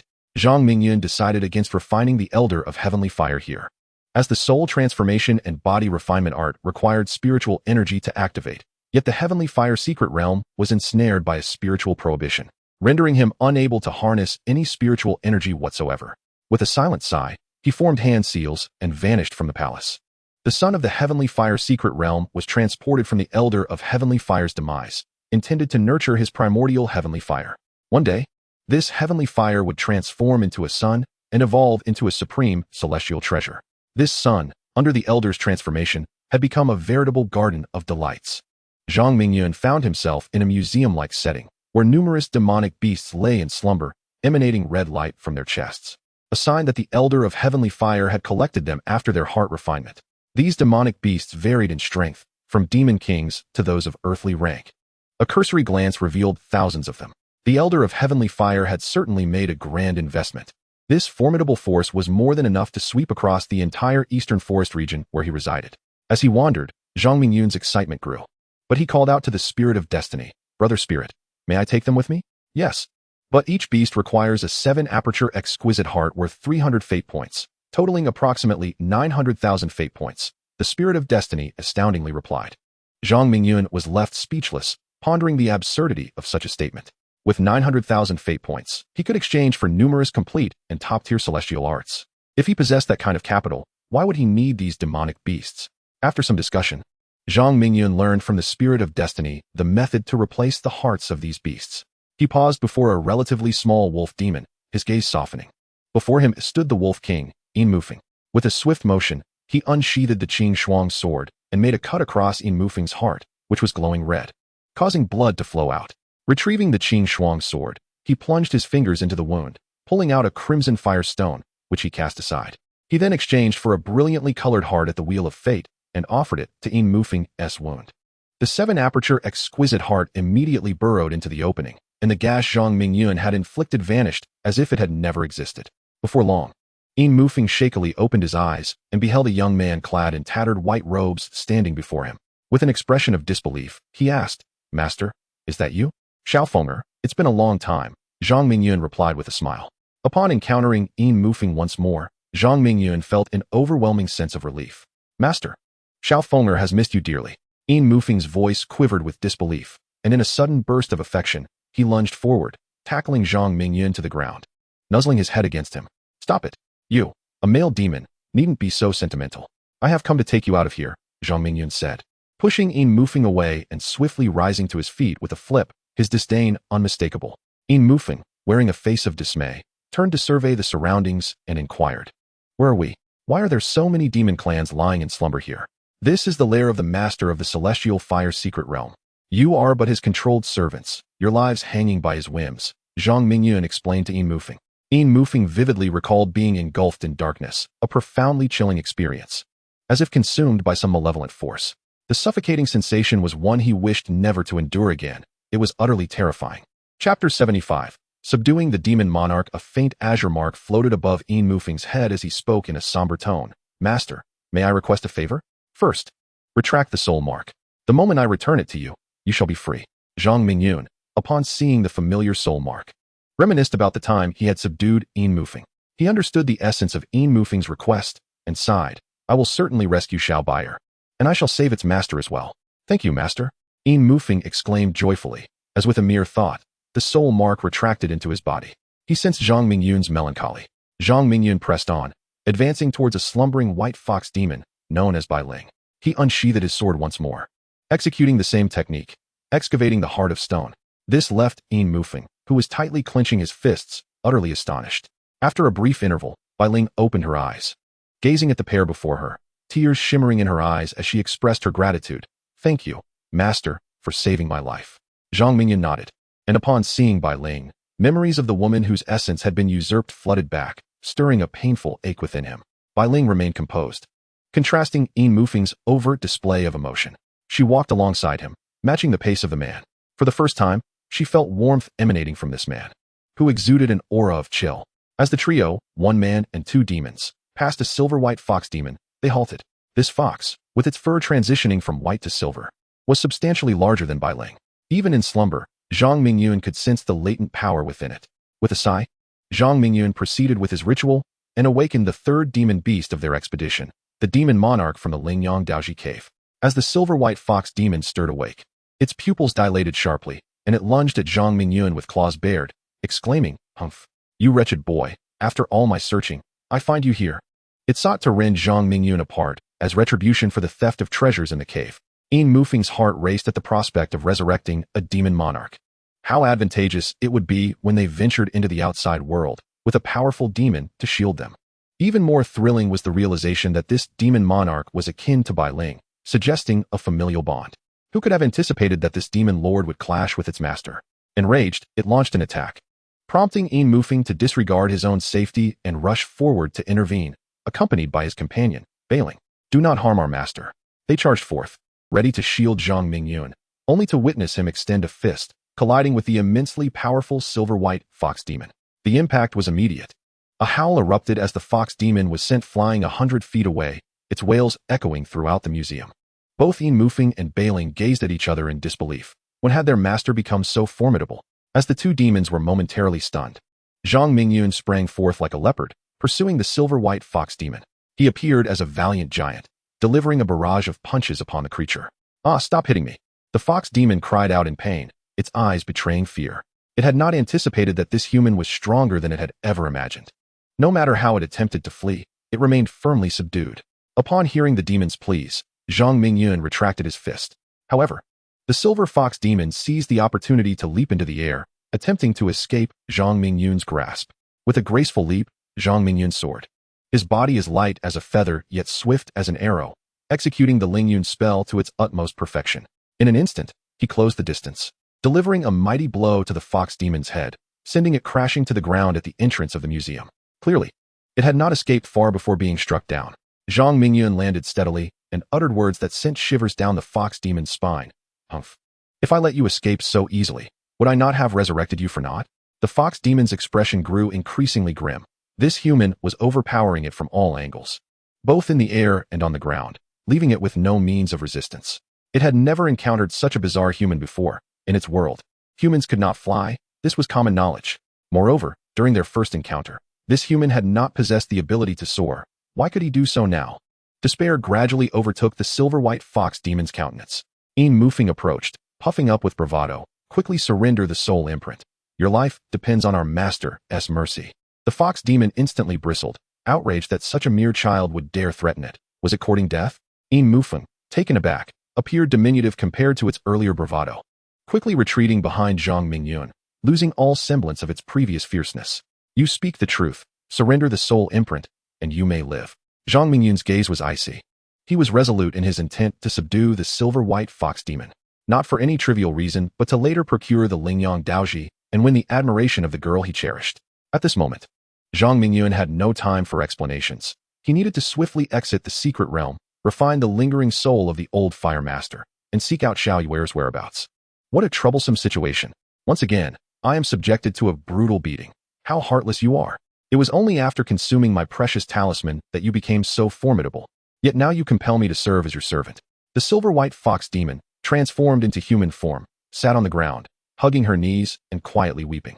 She wore a simple white dress, devoid of any adornments, embodying the purity of a freshly bloomed lotus. However, this exquisite sight was marred by evident blemishes. Her face bore bruises, and her chest was marked with a purple bruise, reminiscent of a neighborly girl tormented by ruffians. Will you give it or not? Zhang Mingyun ground his teeth. Though his heart ached, he was determined to take the demoness away, unwilling to let her perish in this realm. Isn't this what you wanted? I'll give it to you. Is it really necessary to resort to such brutality? The girl spoke, releasing a silver mark from her lips. Her face now more sorrowful than ever. What had her master done to her? Why did it seem as though the two shared an unspeakable secret? Silver Mufeng whispered to Bai Ling, who, upon hearing, gave a thumbs up, thinking Silver Mufeng was getting a bit carried away. Was it appropriate to utter such words in person? In this moment, idle chatter was ill-advised. Zhang Mingyun, with keen ears, swiftly approached Silver Mufeng, delivering a light yet forceful palm strike, sending Silver Mufeng crashing against a wall hundreds of feet away, fracturing several ribs. Hurry! We are about to exit the secret realm of heavenly fire and return to the eastern forest domain, Zhang Mingyun announced, glancing at the limping Silver Mufeng, as Bai Ling and the silver-white fox demon stood before him. Despite the pain, Silver Mufeng sprinted to Zhang Mingyun, appearing unaffected. Yet the agony within was known only to her. Chapter 76. Hehuan City. Zhang Mingyun formed hand seals, enveloping himself and the three demons in a transparent barrier. In an instant, they vanished from the secret realm amidst flickering light. Outside, the world basked in brilliant sunlight, with mountains stretching endlessly, presenting a lush vista. In the sky, four figures soared swiftly on the wind. At the forefront, a young man with striking brows and starry eyes emerged under the sun, casting occasional glances at the young girl beside him, nodding subtly. Sensing an awkward atmosphere, he sought to break the silence. Little demoness, what is your name? You may call me as you wish. The girl replied, puffing up her cheeks, her tone decidedly unfriendly. Then I shall call you Little Fox. From now on, you shall enjoy delicious feasts and exquisite delicacies by my side, ensuring your steady ascent to the rank of Demon Emperor, or even Celestial Demon Emperor, Zhang Mingyun remarked, scratching his nose, painting grand visions. As the saying goes, a boss who does not paint dreams is not a good boss. The little fox flicked her head back in annoyance, dismissing the notions of demon emperors. At this moment, rare treasures were of paramount importance to her. The young man behind him, a dashing figure, resembled a playful monkey, glancing around eagerly. Master, I find the air outside incredibly refreshing. I absolutely love it. What a sycophant. This brutish boy has been spoiled by this foolish wolf, the little fox thought, rolling her eyes inwardly, yet dared not voice her thoughts, fearing the wrath of those beside her. Another woman donned in a white dress exudes tranquility as she quietly stands behind the little fox, grasping the hem of her skirt to stabilize her flight, savoring the essence of freedom. The four individuals soaring through the sky are none other than Zhang Mingyun and his companions, who have emerged from the heavenly fire secret realm. The three demons have all transformed into human forms, while Zhang Mingyun removes his mask, revealing his true visage. So, the master is this handsome. This appearance suits you well. Silver Mufeng praises, clearly taken aback by Zhang Mingyun's true appearance for the first time. Zhang Mingyun, acknowledging the compliment with a nod, reflects that appearance is merely a facade. Though aesthetically pleasing, Beautiful visages are all too common, yet they garner the most affection. The little fox gazes at Zhang Mingyun, momentarily entranced. Contemplating, so, the brash young man possesses such looks. He is rather handsome. She cannot help but steal a few more glances. Bai Ling, after a brief look at Zhang Mingyun, diverts her gaze, seemingly immune to his charm. Unaware of the thoughts swirling in their minds, Zhang Mingyun guides the little fox, each carrying one individual to hasten their journey towards the realm of the Hahuan sect. Fox sister, why is it that when you transform into a human, you are clothed? Bai Ling inquires at an opportune moment. When she assumes her human form, she is left vulnerable, fearing exposure. The exposed form of her demon body leaves her feeling shy and awkward, necessitating a search for shelter and new garments every time she changes shape, which is quite cumbersome. Bai Ling envies the little fox's ability to switch between human and demon forms while still being appropriately attired. There's nothing to it. You too should quickly cultivate to the demon lord realm, and you will naturally acquire the celestial attire that comes with it. This is a unique ability of the demon lords. The little fox remarks, as if discussing something trivial, clearly pleased with her own ability to change her celestial garb at will.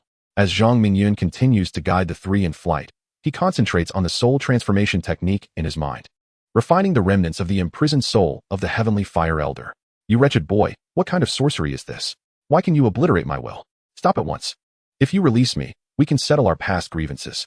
Otherwise, my other soul fragments will ensure your utter destruction. The tortured remnants of the heavenly fire elder wail incessantly, pleading for mercy and uttering curses, but Zhang Mingyun offers no reprieve, focusing entirely on the purification of the soul. After 2 hours, the four finally arrive within the territory of the Hahuan sect. The sect token bestowed by Yunshang begins to flicker with countless messages, among which one from Yunshang tugs at his heartstrings the most. Mingyun, where are you? Where shall I search for you? Wu Yeji's soul lantern has shattered. Are you well? Mingyun, you must survive. Otherwise, I shall never forgive you. Following this are messages of concern from the Li Palace Master, inquiring about their precise location to come to his aid. There are also messages from elders and disciples who have encountered troubles, hoping for his survival to assist them in altering their fates. Xian Yi also sends a message, imbued with concern, while Li Xue's message conveys a wish for his safety. Upon receiving the message, Zhang Mingyun first reassured Yunshang of his safety, succinctly recounting his recent experiences. While choosing to withhold the intriguing details of the wind tunnel, he informed her of his current whereabouts, indicating that he was en route to the sect. After a period of silence from the talisman, he began to wonder if Yunshang was absent from the sect's grounds. Given her nature, she would undoubtedly respond immediately upon receiving news of his return. After much contemplation, he decided to inform the departing hall master of his location, particularly considering that Wu Yeji, merely an elder, had dared to act against him. What more could he expect from other hall masters? Although he felt no fear of those with ill intentions due to his current strength, it would be prudent to avoid unnecessary trouble. Within the sect, apart from Yunshang, it seemed the only one genuinely concerned for his well-being was the departing hall master who had watched over him since childhood. Now that Yunshang was unreachable, he had to settle for the next best option, taking each step cautiously. Zhang Mingyun and his companions flew swiftly, soon spotting a grand city that resembled a worldly imperial capital, bustling with people. What a lively scene, master. May we descend to explore? Silver Mufing's eyes sparkled with excitement as he sought Zhang Mingyun's approval. The other two girls were equally eager, brimming with anticipation. Zhang Mingyun found their enthusiasm amusing. Since Yunshang was not present at the sect, returning seemed rather pointless. He seized the opportunity to refine the remnant soul of the heavenly fire elder while waiting for the departing hall master. Let us descend, but do not cause any trouble. From now on, you may refer to me as young master. He instructed the trio, who nodded in agreement, with the little fox notably refraining from her usual defiance. The four of them landed steadily just outside the city. Zhang Mingyun's curiosity piqued, enjoying the scenic views along the way. The vast city was enveloped by a transparent barrier, a clear indication of a formation set by someone. The city towered approximately several dozen feet high, with a grand gate wide open, its arch adorned with the flamboyant characters spelling Hahuan City. Observing the imposing city before him, Zhang Mingyun couldn't help but exclaim, "What a magnificent Hahuan City!" The little fox and her companions looked around, as if it were their first market visit, excitement evident on Bailing's face. At the entrance of Hahuan City stood 4 guards clad in armor reminiscent of ancient imperial soldiers, vigilantly watching over the area. As they approached, they could clearly hear a conversation between 2 guards and 2 individuals seeking entry. From where do you hail, and what purpose brings you to our city? Chapter 77. Han Po Kwang, esteemed celestial beings, my brother and I have come to sell some mountain goods. We heard that fox pelts fetch a good price, and we wish to try our luck, said the rugged-looking speaker, who, despite his coarse appearance, was quite meticulous. He shook his pack, revealing a fine fox pelt as a gesture. One of the guards stepped forward, inspecting the goods closely, even running his hands over the fur, and with a grin remarked, "You two are indeed fortunate to have brought such splendid pelts. 3 of them, no less. They could fetch at least 10 spirit stones. But rules cannot be broken. Each of you must pay 1 spirit stone, and each stone is only valid for a day." Standing at the forefront, a soldier interjected. His complexion dark and adorned with a rugged beard, he was the captain with considerable authority. "We understand that 2 spirit stones are required. And we must exit the city before nightfall," responded another individual under scrutiny. Next, the bearded man took the spirit stones without further ado, beckoning the next person in line to step forward. The hunter, having presented 2 spirit stones, received 2 blue tokens, and both individuals effortlessly crossed into the formation. At this moment, a line of over 10 commoners remained at the city gate, devoid of any aura of power, among whom stood Zhang Mingyun and his companions. The 4 soldiers guarding the city all possessed innate strength, with the bearded giant being the most formidable at the late stage of the innate realm. "Is there a fee in spirit stones to enter the city?" Zhang Mingyun finally grasped the situation. The cost of entry was not trivial, rendering it unattainable for common folk. Oddly, these commoners possessed spirit stones, which only piqued his curiosity further. "Young brother, are you new here?" Hahuan City is under the jurisdiction of the Hahuan sect. Naturally, there is a fee in spirit stones for entry, spoke a robust man, his face flushed as if perpetually exposed to the elements. A basket slung over his back containing fish products. These commoners had come to this city for trade, and despite the exorbitant entry fee, they accepted it willingly. Which perplexed Zhang Mingyun. "Good sir, are you here to sell fish? I sense a certain vitality in your catch. It should fetch a handsome price, no?" Although Zhang Mingyun was unfamiliar with the species of fish, he could perceive a subtle spiritual energy emanating from the flesh. This young brother has a keen eye. Lu Ji's tuna is indeed a rare treasure. It is said that even celestial beings in the sky have feasted on the fish he catches. Each fish can be sold for 1 spirit stone. A man behind the robust figure remarked enviously. Lacking the fishing prowess of the frontman and only able to sell premium tea leaves, which yielded far less profit. "What do you need spirit stones for?" Zhang Mingyun inquired, intrigued by the commoner's eagerness for spirit stones. The trio of small foxes listened intently, eager to understand human customs. "Isn't it to save up for our little ones? The costs of cultivating immortality are substantial. If my child could become an immortal, I would give my life for it," Lu Gu explained. The universal parental affection struck a chord with Zhang Mingyun. He understood their intentions, so that was the reason. Soon, it was Zhang Mingyun and his companions' turn. 2 soldiers extended their hands to halt them. Without spirit stones, entry into the city was utterly impossible. This was the rule set by the city lord, and they were merely enforcing it. "Young man, to enter the city, you must pay 1 spirit stone. This is the entry fee for the 4 of us," Zhang Mingyun stated as he presented the 4 spirit stones he had prepared, concealing his storage bag within his garments. Since they were using the commoner's passage, he resolved to adhere to the regulations. The bearded man nodded, then cautioned, "The blue tokens allow you to stay in the city for only 1 day. You must exit before nightfall, or else you will be apprehended by the patrols and marked as having poor credibility. Next time you wish to enter, you will need to pay 2 spirit stones. If the time to exit arrives and one wishes to stay overnight, where would one supplement the spirit stones?"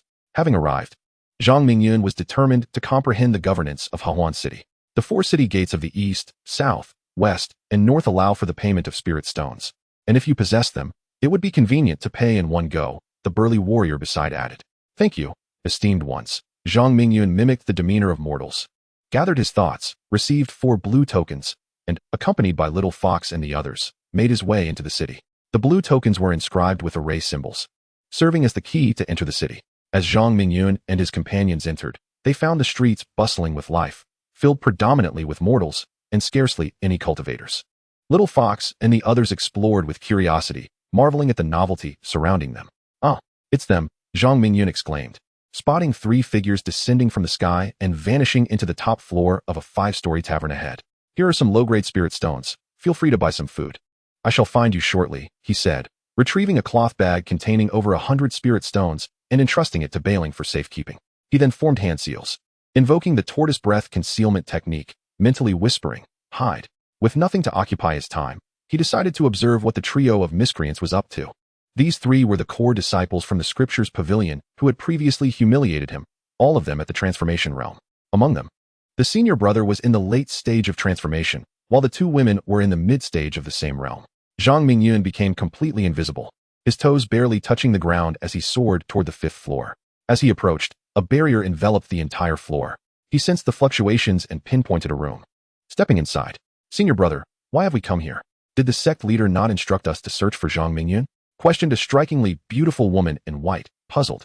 One must enjoy life to the fullest. Why bother with that little misfortune? He would only bring me further vexation, the senior brother replied, seated on a grand bed. His expression far from pleasant. This senior brother, Han Poku, was acknowledged as the strongest disciple within the sect. Zhang Mingyun's sudden appointment as the junior sect leader infuriated him, and he longed for Zhang Mingyun's demise. Ningxiang, you truly have a pig's brain. It would be better if that brat perished outside. He scoffed, while another woman made a cutting gesture with her hand, then obediently settled beside Han Poku. Chilua understands me well. My affection for you has not been in vain. Ningxiang, why haven't you come to pay your respects? Han Poku exclaimed, pulling Chilua closer. His gaze aflame as he fixated on the distant Ningxiang. Ningxiang's eyes widened in panic, her expression fraught with tension as Han Poku's gaze seemed like a knife, relentlessly tormenting her delicate frame, causing her great distress. Noticing Ningxiang's hesitation, Han Poku's right hand clawed, unleashing a tremendous force that suddenly drew her in. Ningxiang's eyes widened in horror as her neck was ensnared in Han Poku's grip. A mere exertion would spell her end. Senior brother, spare me. Ningxiang gasped, her complexion turning purple, struggling to breathe as she shamefully succumbed to Han Poku's absurd demands.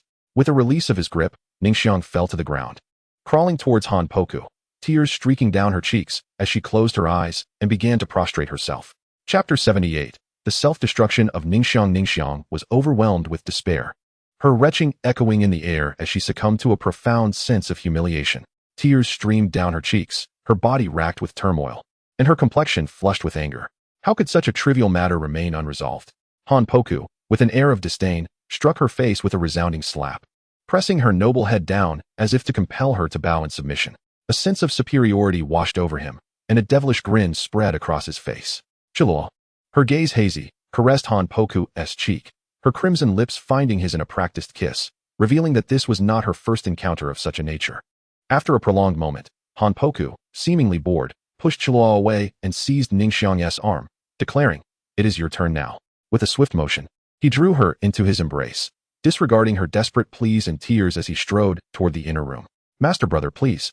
I am the woman of seventh brother," Ningxiang cried, her eyes brimming with tears as she begged for mercy. "Let us see how you maintain your pretentiousness. You are nothing but a wretched woman. You thought being with seventh brother would protect you from me? Today, you shall learn who truly holds the power within the Hawan sect." Han Poku's arrogant voice resonated through the room, accompanied by ominous creaks. To save a life is more meritorious than constructing a seven-tiered pagoda. Today, Ningxiang, you are fortunate to have encountered me. Zhang Mingyun was utterly stunned by the scene before him, unable to comprehend Han Poku's audacity in coercing his brother's woman into submission. What a beast Han Poku is. Yet, he seems to relish in this enjoyment. If not now, then when would he take his revenge? Zhang Mingyun, a master at inflicting suffering upon adversaries, decided it was time to act. Activating the art of fate alteration, he summoned forth a brilliant golden light from his eyes, channeling the third phase of the reverse fate technique to alter Ningxiang's destiny. In an instant, a bolt of golden radiance shot forth from Zhang Mingyun's eyes, transcending the barriers of the inner room and embedding itself within the intricate web of Ningxiang's fate. At that moment, her destiny hung by a thread, shrouded in dark energy, as misfortune loomed over her. Zhang Mingyun's golden brilliance quivered and transformed into a bridge spanning the abyss of fate. As he endeavored to reshape Ningxiang's destiny, a thunderous shout enveloped the room. "Beast, come and meet your fate." A blade of light, sharp as the edge of creation itself, hurtled toward Han Poku's distracted head, promising certain death should it strike true. Panic seized Han Poku, who was oblivious to the interference until it was too late. He raised his right hand, engulfed in searing flames, in a desperate attempt to fend off the formidable blade.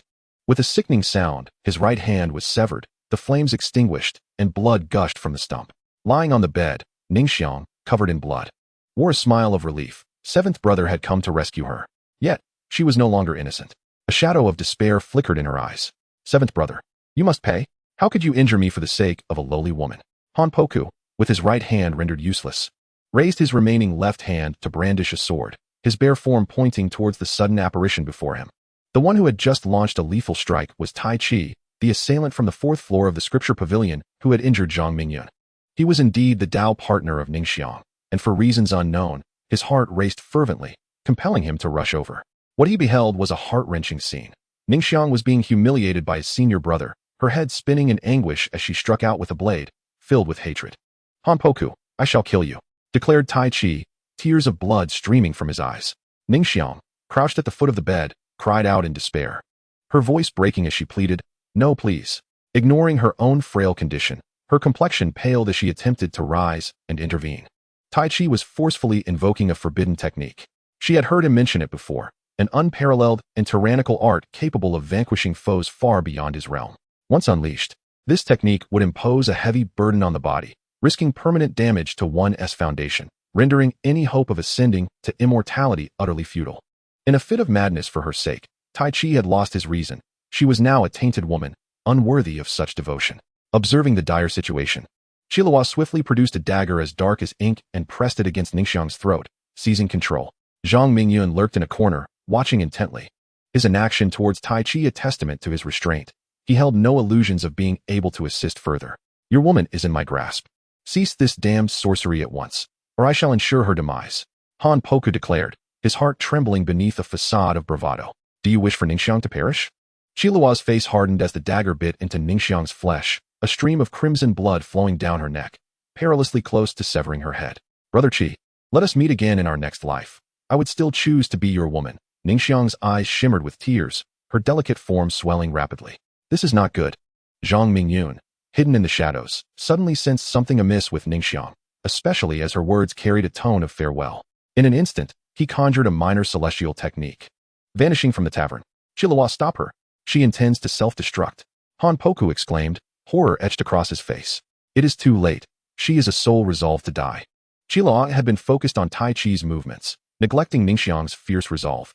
With a deafening explosion, Chilua was unable to even escape her nascent soul as Ningxiang detonated. Their bodies reduced to a mist of blood. The tavern was obliterated, leaving a gaping crater, the surrounding structures ravaged as if struck by a missile, a scene of desolation. The toll on nearby lives was unfathomable, a testament to the catastrophic power of a self-detonation at the divine transformation level. Within the crater, two figures remained upright. Hanpoku, caught in the blast, bore cracks upon his towering form, blood flowing incessantly, his breath weak and labored. Tai Chi, though further away, was also coughing blood, grievously injured. His forbidden technique had been violently interrupted by Ningxiang's act.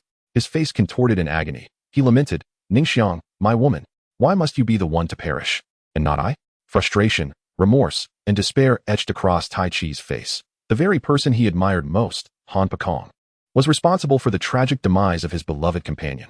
Ningxiang had once cautioned him, warning that Han Pekong was a beast cloaked in human form, narrow-minded and treacherous, advising him to maintain a safe distance lest he be betrayed. Yet, Tai Chi had comforted Ningxiang, asserting that his senior brother was not of that ilk, for time reveals a person's true nature. Ningxiang's words had become a grim prophecy. Her death and the obliteration of her path were consequences of his ignorance. How he loathed himself. In her final moments, she had implored him to cease his use of forbidden arts to safeguard their celestial foundation. Though she had indeed succeeded, she was no more. The one he cherished most was gone. Chapter 79. Turmoil at the Tavern Kill. Tai Chi found himself speechless, brandishing a gleaming, frost-white blade towards the faltering Han Pekong. Ah, that woman Ningxiang was truly exquisite, her fiery spirit captivating. How I wish I had taken her to bed sooner. Han Pekong's voice was laced with blood as he coughed, his figure dissipating into the horizon. "Where do you think you're going?" Tai Chi's eyes widened with fury as he unleashed his full cultivation, swiftly forming a hand seal. The art of supreme sovereignty. Tai Chi activated the forbidden technique. Han Pekong had to perish. His aura surged dramatically, breaking through to the harmonization stage, releasing a presence that made the very city of Hehuan tremble. Vanishing into the abyss. "Ah, you reckless madman," came Han Pekong's anguished cry from the sky. "Little Qi, spare me. I will find someone even more enchanting for you." His voice turned shrill, pleading pitifully. "Today you must die? You will pay for Ningxiang's life." Tai Chi's voice rang out with the authority of a celestial being passing judgment, a blinding light erupting, resembling two blazing suns in the heavens. Han Pekong fell. Zhang Mingyun lurked in the shadows, choosing not to reveal himself. To him, Tai Chi's forbidden technique seemed like mere child's play, unable to breach even his formidable defenses. His pure yang body had been refined to an impressive level, rivaling that of a mid-grade Dao artifact.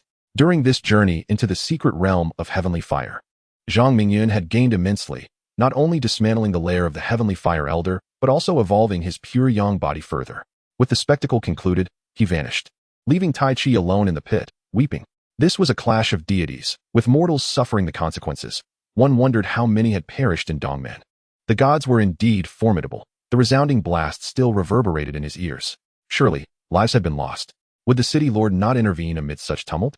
As Zhang Mingyun approached the west gate, he overheard discussions among the people, yet he opted to remain inconspicuous. This matter held no relevance for him. Congratulations, host. For altering the fates of Tai Chi and his companions, you are rewarded with 2,051 destiny points. The voice of the Wheel of Fortune echoed as expected. Why so many? Zhang Mingyun was taken aback, realizing his perspective had been somewhat limited. The rewards were as follows. Qiluo received 100 points. Ningxiang, as the pivotal figure in the incident, was awarded 300 points. Han Pokong also received 300 points. The evolution of the Tai Chi Immortal Path garnered 1,000 points. Additionally, a total of 351 lives were lost at the eastern gate of Hahuan City, each rewarded with 1 point. The Wheel of Fate elucidated this. Brother Luan is truly magnanimous. Zhang Mingyun exclaimed, rubbing his hands in praise. However, he thought, is the death of mere mortals counted against me? That was Ningxiang's doing. After all, internally, he raged, dissatisfied with the outcome. Yet what could he say?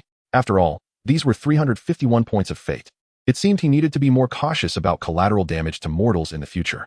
Calculating his total points in his mind, he noted he had 145 remaining, plus the newly awarded 2,051 points, bringing his total to 2,196 fate points.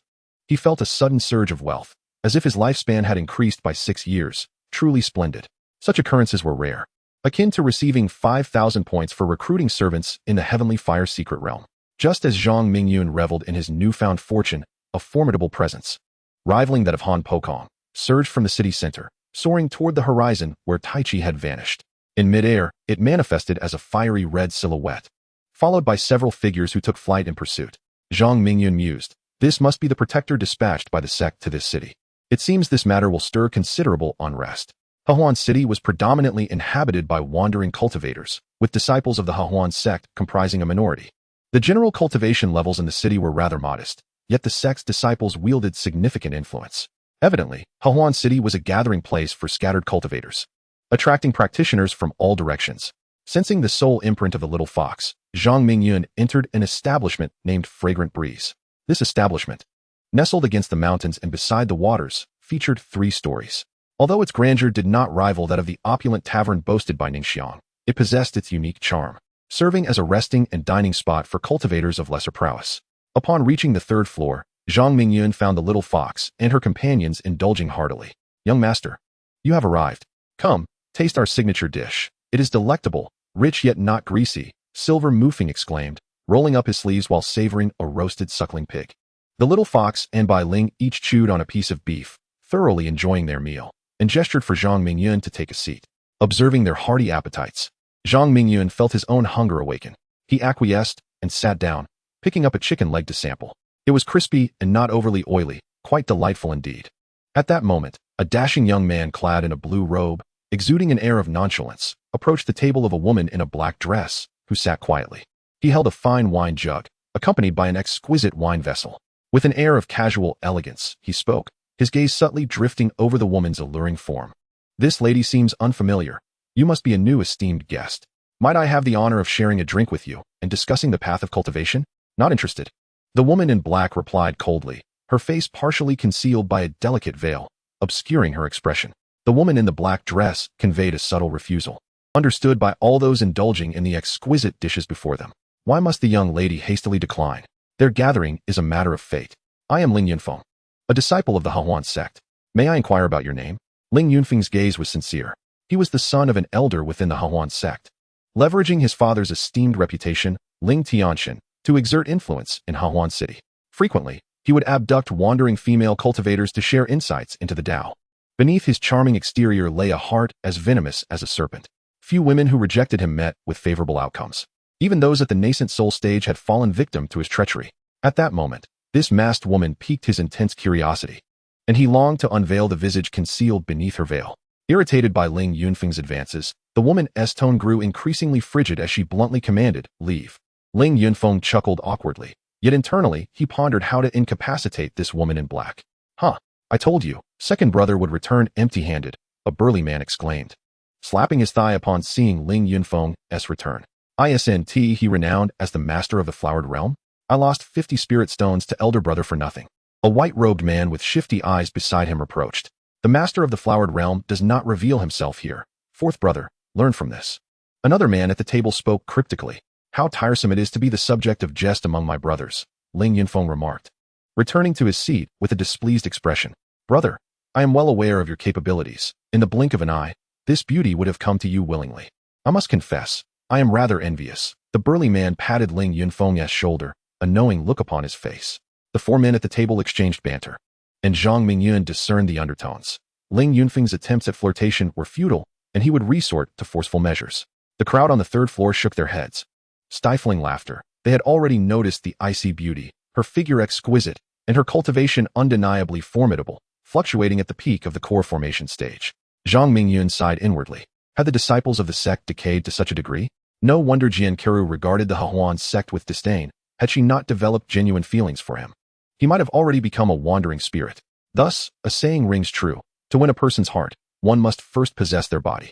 How peculiar is this line of thought? Could he have been influenced by the pure yang sacred method? Zhang Mingyun, priding himself on being a paragon of virtue, could hardly be compared to Ling Yunfeng. His eyes flashed with purple light as he locked onto the fated trajectory of Ling Yunfeng, discovering that the near future held misfortune, stemming from the masked woman before him. Life and death are governed by destiny. Ling Yunfeng, audacious and reckless, had abducted countless individuals, and today he would reap the bitter fruits of his misdeeds. In the world outside, there are certain individuals one must not provoke. Those who often tread by the riverbank cannot escape wetting their shoes. It is entirely normal to occasionally encounter an iron wall. After indulging in a delightful feast, Zhang Mingyun and his companions emerged onto the street. Just as the trio of little foxes intended to continue their leisurely stroll, an elderly figure suddenly appeared beside Zhang Mingyun. This was Li Xue. Clad in a simple white gown, she gazed at Zhang Mingyun with a smile, relieved to see him unharmed, though her eyes betrayed a hint of anxiety. Young master, I have arrived late. An aura emanated from Li Xue, enveloping the four of them, before she inquired. Who are these three? Speak plainly, Aunt Li. They are my companions, and there is no need for concealment. Zhang Mingyun replied, his expression tightening, a foreboding feeling creeping into his heart. The sect master is missing, Li Xue declared, clenching her fists. Where did she disappear? Have we sought help from the sect? Zhang Mingyun's heart sank. His worst fears had come to fruition. Li Xue recounted the circumstances of Yun Chang's disappearance, finally expressing her suspicions. I suspect the sect master has been trapped within the mysterious sect. Yun Chang vanished near the gates of the mysterious sect and has been missing for nearly half a month, Zhang Mingyun murmured, his anxiety intensifying. It seemed that Yun Chang mistakenly believed she was being pursued by Wu Yezhe and had ventured into danger alone due to her connection with Huang Yulong. However, during this time, Huang Yulong and his key subordinates were occupied in the celestial fire secret realm seeking fortune. The mysterious sect should be relatively deserted. As thoughts raced through his mind, a figure began to take shape in Zhang Mingyun's consciousness. Could it be Huang Jintian? Zhang Mingyun had observed Huang Yulong's fateful trajectory. Huang Jintian was the previous head of the mysterious sect and the father of Huang Yulong. How could it be him? Hadn't he perished in the Dream Return Valley? Li Xue gasped in disbelief, her eyes wide with astonishment. Huang Jintian had entered the Dream Return Valley alongside the original Master's father, Zhang Yaoqing. Yet while Huang Jintian emerged, Zhang Yaoqing remained unaccounted for. Huang Jintian was alive, his powers having grown exponentially, and now he lurked in the shadows. It was highly probable that he had orchestrated the demise of Zhang Mingyun's master. Connecting the dots, Zhang Mingyun's doubts transformed into certainty. According to Huang Yulong's memories, Huang Jintian had been hiding in the ancestral hall of the mysterious sect, having secluded himself since his return from the Dream Return Valley. Huang Jintian's connection to the original Master's missing father, coupled with his son Huang Yulong's deep-seated enmity towards the original master, compelled Zhang Mingyun to venture to the mysterious sect to uncover the truth. If this were indeed the case, the sect master might be in grave danger. Li Xue's eyes reddened, her anxiety palpable. She did not question how Zhang Mingyun came by this knowledge, but she was aware that he would not jest about such matters. With the sect master missing and the Grand Elder Yun Kunzi seizing control of the sect, not only had he failed to aid Yun Chang, but he had also issued a command to cease the search for Zhang Mingyun.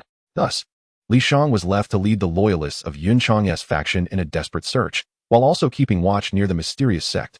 Though the hope was bleak, she vowed to exert her utmost efforts. Upon receiving word of Zhang Mingyun's safe return, she hastened to his side, relieved to find him unharmed, which eased her troubled heart somewhat. Zhang Mingyun was in a state of anxious urgency. though his face remained relatively composed. He addressed Li Shang, saying, "Aunt Li, there is no need for excessive worry. I have a friend with considerable influence at the Misty Sect. Allow me to investigate the situation. I kindly ask you to escort them back to my residence for rest. Should any developments arise, I will inform you promptly." He entrusted the little fox and her companions to Li Shang, as he felt it necessary to embark on this journey alone. After all, the trio lacked formidable strength. Despite the substantial loss of the Misty Sect's core forces due to the Elder Tianhua, their elite powers remained intact. He could not guarantee the safety of the little fox and her friends on this venture. It would be unwise to venture into the Misty Sect, a veritable den of peril, especially when their leader, despite his extraordinary prowess, remained ensnared. They needed to return and consult Yan Kunzi, striving to persuade him to lead the various hall masters in a joint effort. Li Shang immediately opposed Zhang Mingyun's reckless endeavor. Seizing his wrist and attempting to ascend into the sky, she intended to forcibly bring Zhang Mingyun back to the sect. If Yunshang were truly trapped within the Misty Sect, sending Zhang Mingyun would hardly suffice. Having barely returned, she could not permit him to act recklessly. "Aunt Li, I am well aware of my own capabilities. Please, let us proceed as I suggest," Zhang Mingyun asserted firmly, effortlessly brushing aside Li Shang's arm. He then soared into the air with astonishing speed, akin to teleportation. Li Shang staggered back, her seasoned face etched with disbelief. Was this truly the Zhang Mingyun she knew? His strength was unparalleled and formidable. What trials had he endured to attain such prowess? The little fox, witnessing Zhang Mingyun's departure, was filled with exhilaration, reveling in the chaos. With a mischievous glint in her eye, she disregarded Li Shang's consent and exclaimed as she took flight, "Aunt Li, you can escort these two ineffectual companions back. I shall assist the young master." Li Shang reached out to grasp her, but caught nothing. She hurriedly called out to the ascending girl, "Come back. The young master did not permit you to go." "Hey, why is everyone leaving? Sister Fox, wait for us," Yin Mufeng exclaimed anxiously, turning to chase after the little fox. Bai Ling also turned to follow, but Li Shang quickly seized her wrist and propelled them forward, grasping Yin Mufeng's shoulder with her other hand. "You two have yet to form your nascent souls. Why are you joining the fray? Follow me." As her words fell, the three of them vanished from the bustling street. Upon reading this passage, dear reader, kindly lend a moment of your time, and perhaps leave a note of encouragement or support. This would greatly motivate the author to continue their efforts. Thank you. Chapter 81. Infiltrating the Misty Sect Teleportation. Such a spell is only possessed by those in the nascent soul realm. I cannot believe I have witnessed 3 nascent soul cultivators. One person gasped in awe, gazing at the sky with envy. "Fool, only that venerable elder is of the nascent soul realm. The other 2 youths are merely at the foundation establishment stage," another remarked. Having observed the scene closely, the elderly woman was clearly guiding the 2 young ones away, making the answer evident. "Is this what Father referred to as celestial beings? How wondrous. I too wish to become a celestial being one day." A child of 7 or 8 years, witnessing the spectacle, was filled with deep longing. As the mortals on the street continued to gather in increasing numbers, their gazes fixed upon the sky, which bore no trace of any celestial beings. They longed to catch a glimpse of divine beauty. Atop an unnamed peak of the Misty Sect stood an imposing and resplendent hall, adorned with flowing red drapes and window panes plastered with auspicious red characters. In the very center of the hall lay an extravagant bed, equally vivid in hue. The entire ambience suggested preparations for a wedding. Seated cross-legged upon the edge of the bed was an enchanting woman, her countenance inciting envy among all women across the realm. With a proud nose and cascading black hair, she donned a bridal gown that accentuated her allure. Yet, as she tightly shut her eyes and formed hand seals, her expression contorted with unbearable anguish, marring the festive beauty as if it were imposed upon her. The woman struggled repeatedly to break the chains binding her nascent soul, akin to an ant attempting to shake a tree, only to provoke a fierce backlash that pierced her heart, compelling her to relent. A deepening sense of helplessness clouded her gaze as she sighed. Truly, the ancient locking spirit and sealing infant technique is tyrannical. My cultivation has been entirely suppressed, and my nascent soul cannot separate from my body. Cursed Misty Sect, where art thou, Mingyun? You two keep a vigilant eye on her. No slip-ups must occur, for the fate of our sect hangs in the balance. I shall greet young Master Shangwan. A powerful voice resonated from outside the hall. Yes, Sect Master. 2 voices responded in unison, both feminine. In the domain of the Misty Sect, amidst the lofty mountains, Zhang Mingyun's heart raced with anxiety. Why have you come? Were you not instructed to return with Aunt Li? His frustration flared as he observed the little fox, who had disobeyed his command and followed him. Why are you so fierce?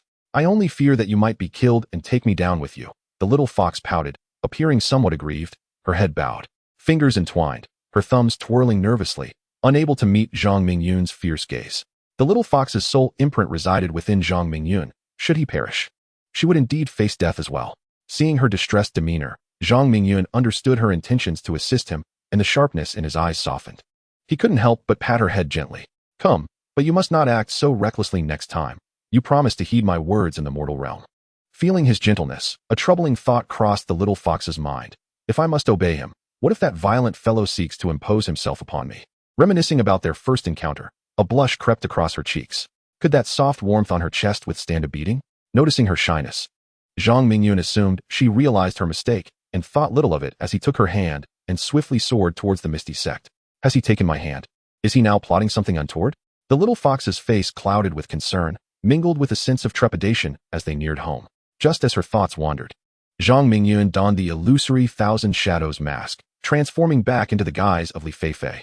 Originally, he intended to infiltrate the misty sect alone, utilizing the tortoise breath concealment technique, which rendered the formation barriers inconsequential. However, the little fox's presence undoubtedly complicated his endeavor. Certainly, he could command the little fox to await him outside, but would the little fox heed his call? The answer is abundantly clear: certainly not. The demon clan lacks the mastery of human sorcery, excelling instead in martial prowess and the awakening of various innate abilities. Contemplating this, Zhang Mingyun expended 330 fate points to procure a Mirage Thousand Shadows mask and a forbidden cloak of invisibility from the Wheel of Fate, which he presented to the little fox. She accepted the two treasures with a look of confusion, but as she began to explore them, her face lit up with joy, and she giggled with delight as she attempted to unlock their new functions. Zhang Mingyun, admiring her youthful exuberance, felt a sense of fondness akin to that of nurturing a neighborly girl. With a sudden inspiration, he transformed his appearance dramatically, manifesting as a woman clad in snow-white robes, exuding an icy demeanor reminiscent of Frost Moon from the secret realm of heavenly fire. He demonstrated the actions of Frost Moon for the little fox to learn.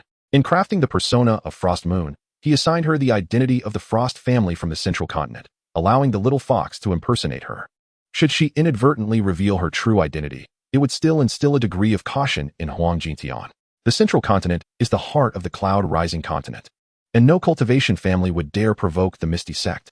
Moreover, those who had traversed the secret realm, like Huang Yulong and his companions, would serve as witnesses to Frost Moon's origins from the central continent.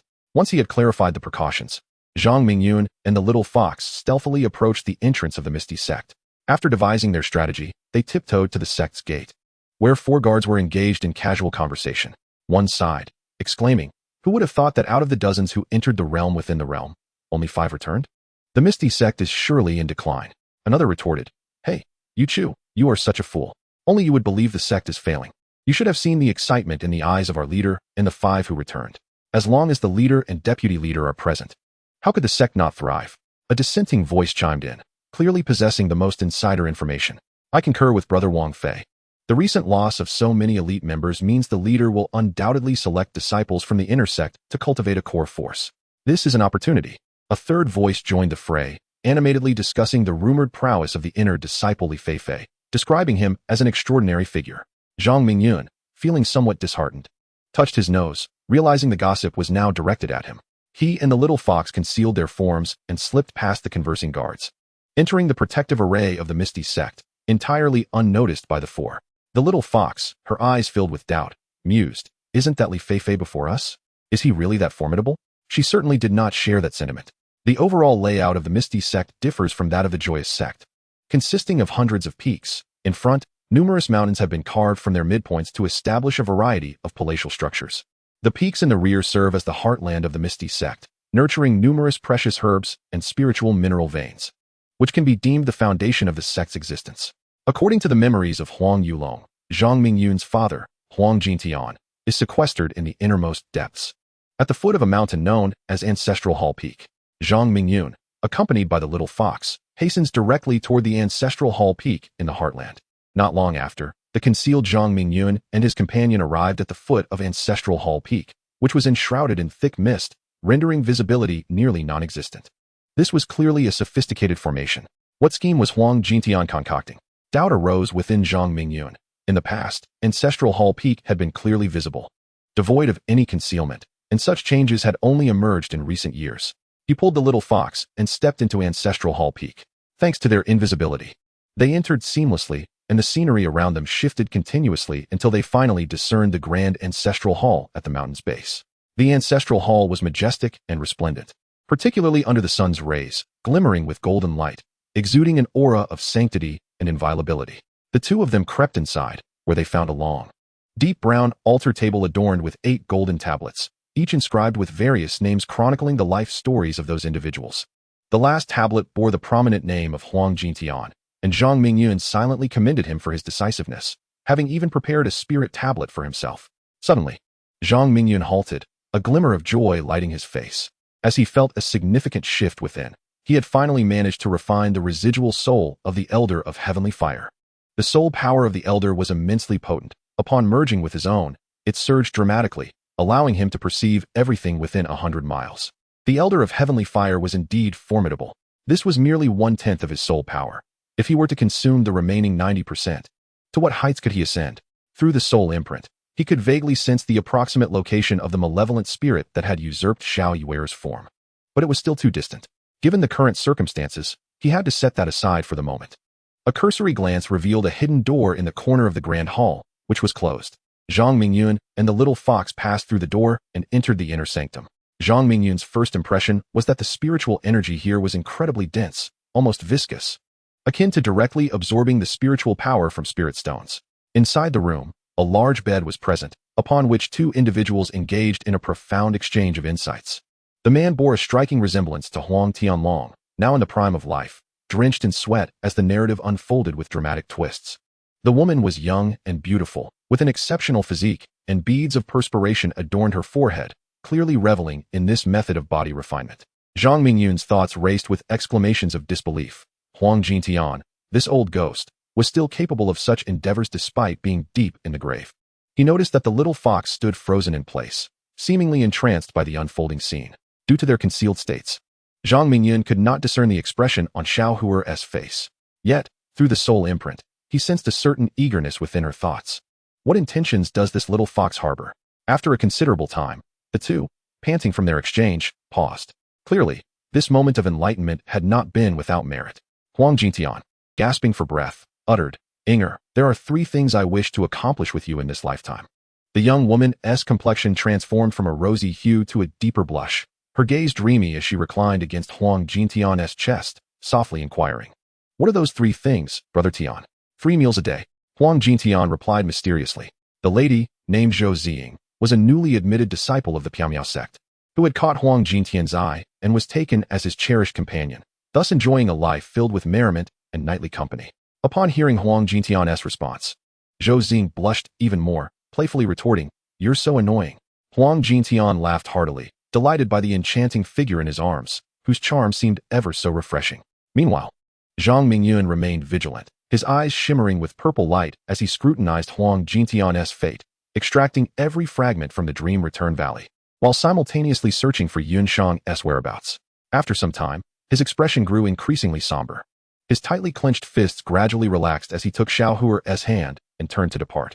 With Huang Jintian having reached the initial stage of the Great Ascendancy and possessing a supreme Tao artifact, Zhang Mingyun lacked the confidence to strike him down in one swift blow. Furthermore, with Yunshang absent from the scene, there was no need for him to linger in this entanglement. Zhang Mingyun made a note of Huang Jintian in his ledger, vowing to eliminate this scoundrel sooner or later. As for the disappearance of the original owner's father, Zhang Yaoqing, it bore little relevance to Huang Jintian. He was merely one of many accomplices. Huang Jintian understood that Zhang Yaoqing had disrupted the opportunity for communication and enlightenment with Shangguan Ningtian, leading to a conflict between them. Shangguan Ningtian promised great rewards for those who participated in the assassination of Zhang Yaoqing, with the Donglin Domain's Immortal Tao sect being the first to support, followed by the Piaomiao sect. Ultimately, Zhang Yaoqing was pursued into a desperate realm, never to be heard from again. Shortly thereafter, the concealed Zhang Mingyun and his companion appeared atop a mountain several dozen miles away, which was unmistakably the place where Yunshang was imprisoned. Zhang Mingyun unleashed his vast soul power, projecting images of the peak into his mind. Below the summit, there was no trace of Yunshang. Only the center of the peak was shrouded in dense fog, which repelled his soul power. 2 middle-aged men stood guard outside the fog, their cultivation at the late stage of the Great Ascendancy. Zhang Mingyun's pupils constricted sharply, realizing the formidable challenge ahead. His grip on Xiao Huer tightening with perspiration beginning to form. Xiaohuer gently patted the back of his hand, signaling him to relax. Having never faced adversaries at the late stage of the great ascendancy before, his initial anxiety transformed into cautiousness as he slowly led Xiaohuer into the thick mist, wary of awakening these two formidable guardians. Upon entering the formation, Zhang Mingyun felt a noticeable relief, only to then hear a boisterous and unrestrained laugh echoing from within the hall. Haha, that old scoundrel Huang Yulong has truly outdone himself, presenting such a precious furnace. I hear you are the leader of the Hawan sect? Surely, your skills in pleasing men are unparalleled. After a brief pause, it seemed that no one responded. The man spoke again. Heh, my beauty remains silent. Soon enough, you'll be calling for me, accompanied by hurried footsteps, advancing forward. Do not come any closer. Even in death, I shall not allow you to have your way. Another voice, resolute and flickering like a candle flame, seemed ready to extinguish at any moment. Haha, even in death, you cannot escape my affection. Yet, I relish the taste of defiance. The devilish voice erupted in maniacal laughter. Then came the sound of an object embedding itself into the wall, akin to a dagger slicing through the void, though lacking its sharpness. TSK. Do you still wish to shatter your heart with a hairpin? Is that even possible? Foolish woman, the man taunted, his tone reminiscent of a cat playing with a mouse. All entirely within his control. Following this, the sound of a body landing on the bed echoed, clearly the work of a malicious individual. Where are you, Mingyun? The woman shrieked, unable to fathom the gruesome and brutal scene that awaited her. You called too soon. Save your strength. Soon enough. You will be calling for your young lord. Is that not his name? He is a cowardly fool, his woman already delivered to my bed. How dare he seek his own demise? Once I have tamed you, I shall go and slay him. The man's tone shifted from gentle to furious. As if patience had worn thin, advancing closer to the crimson bed. The woman's face turned ashen, her tear-filled eyes closing, streams of tears tracing down her cheeks. Bound by spiritual energy, her hands and feet were firmly restrained, leaving her utterly helpless. All she could do was silently yearn for the one she missed in her heart. Chapter 83. I arrived late. Upon reaching the entrance of the grand hall, Zhang Mingyun's mind instantly captured the scene within. The momentary relief he had felt was abruptly seized by the conversation of the two inside. Tears welled in his eyes, and anger evaporated them almost instantly. Releasing the little fox, he swiftly formed a hand seal, and a golden cage, the size of a cube, shot forth from his head, immediately enveloping the entire hall. He urgently instructed the little fox, conceal yourself and stay outside until I emerge. The little fox, initially wanting to follow him inside, nodded obediently upon seeing Zhang Mingyun's anxious demeanor, adeptly discerning when to be willful and when to be compliant. Zhang Mingyun transformed into a fleeting shadow, charging towards the purple-clad man who was attempting to extend his wicked grasp towards Yunshang. His speed rivaled that of teleportation. In an instant, he arrived behind the man at the bedside, witnessing the smooth expanse of the man's back, once clad in defensive attire, now willingly shed, revealing a pale back. Vulnerable to Zhang Mingyun's wrath. However, all that Zhang Mingyun felt was disgust. A flame the size of a basin surged from his right hand, hastening directly into the man's back. The force of this strike, fueled by the divine flames of heavenly fire, contained all of Zhang Mingyun's fury, along with the impactful strength derived from his half-finished pure yang body. Bang! Ah! The polished man cried out in agony as he was sent flying by the primal heavenly fire unleashed by Zhang Ming, accompanied by the sound of shattering bones. Although he was not immediately reduced to a mist of blood, it was evident that he was no weak body cultivator.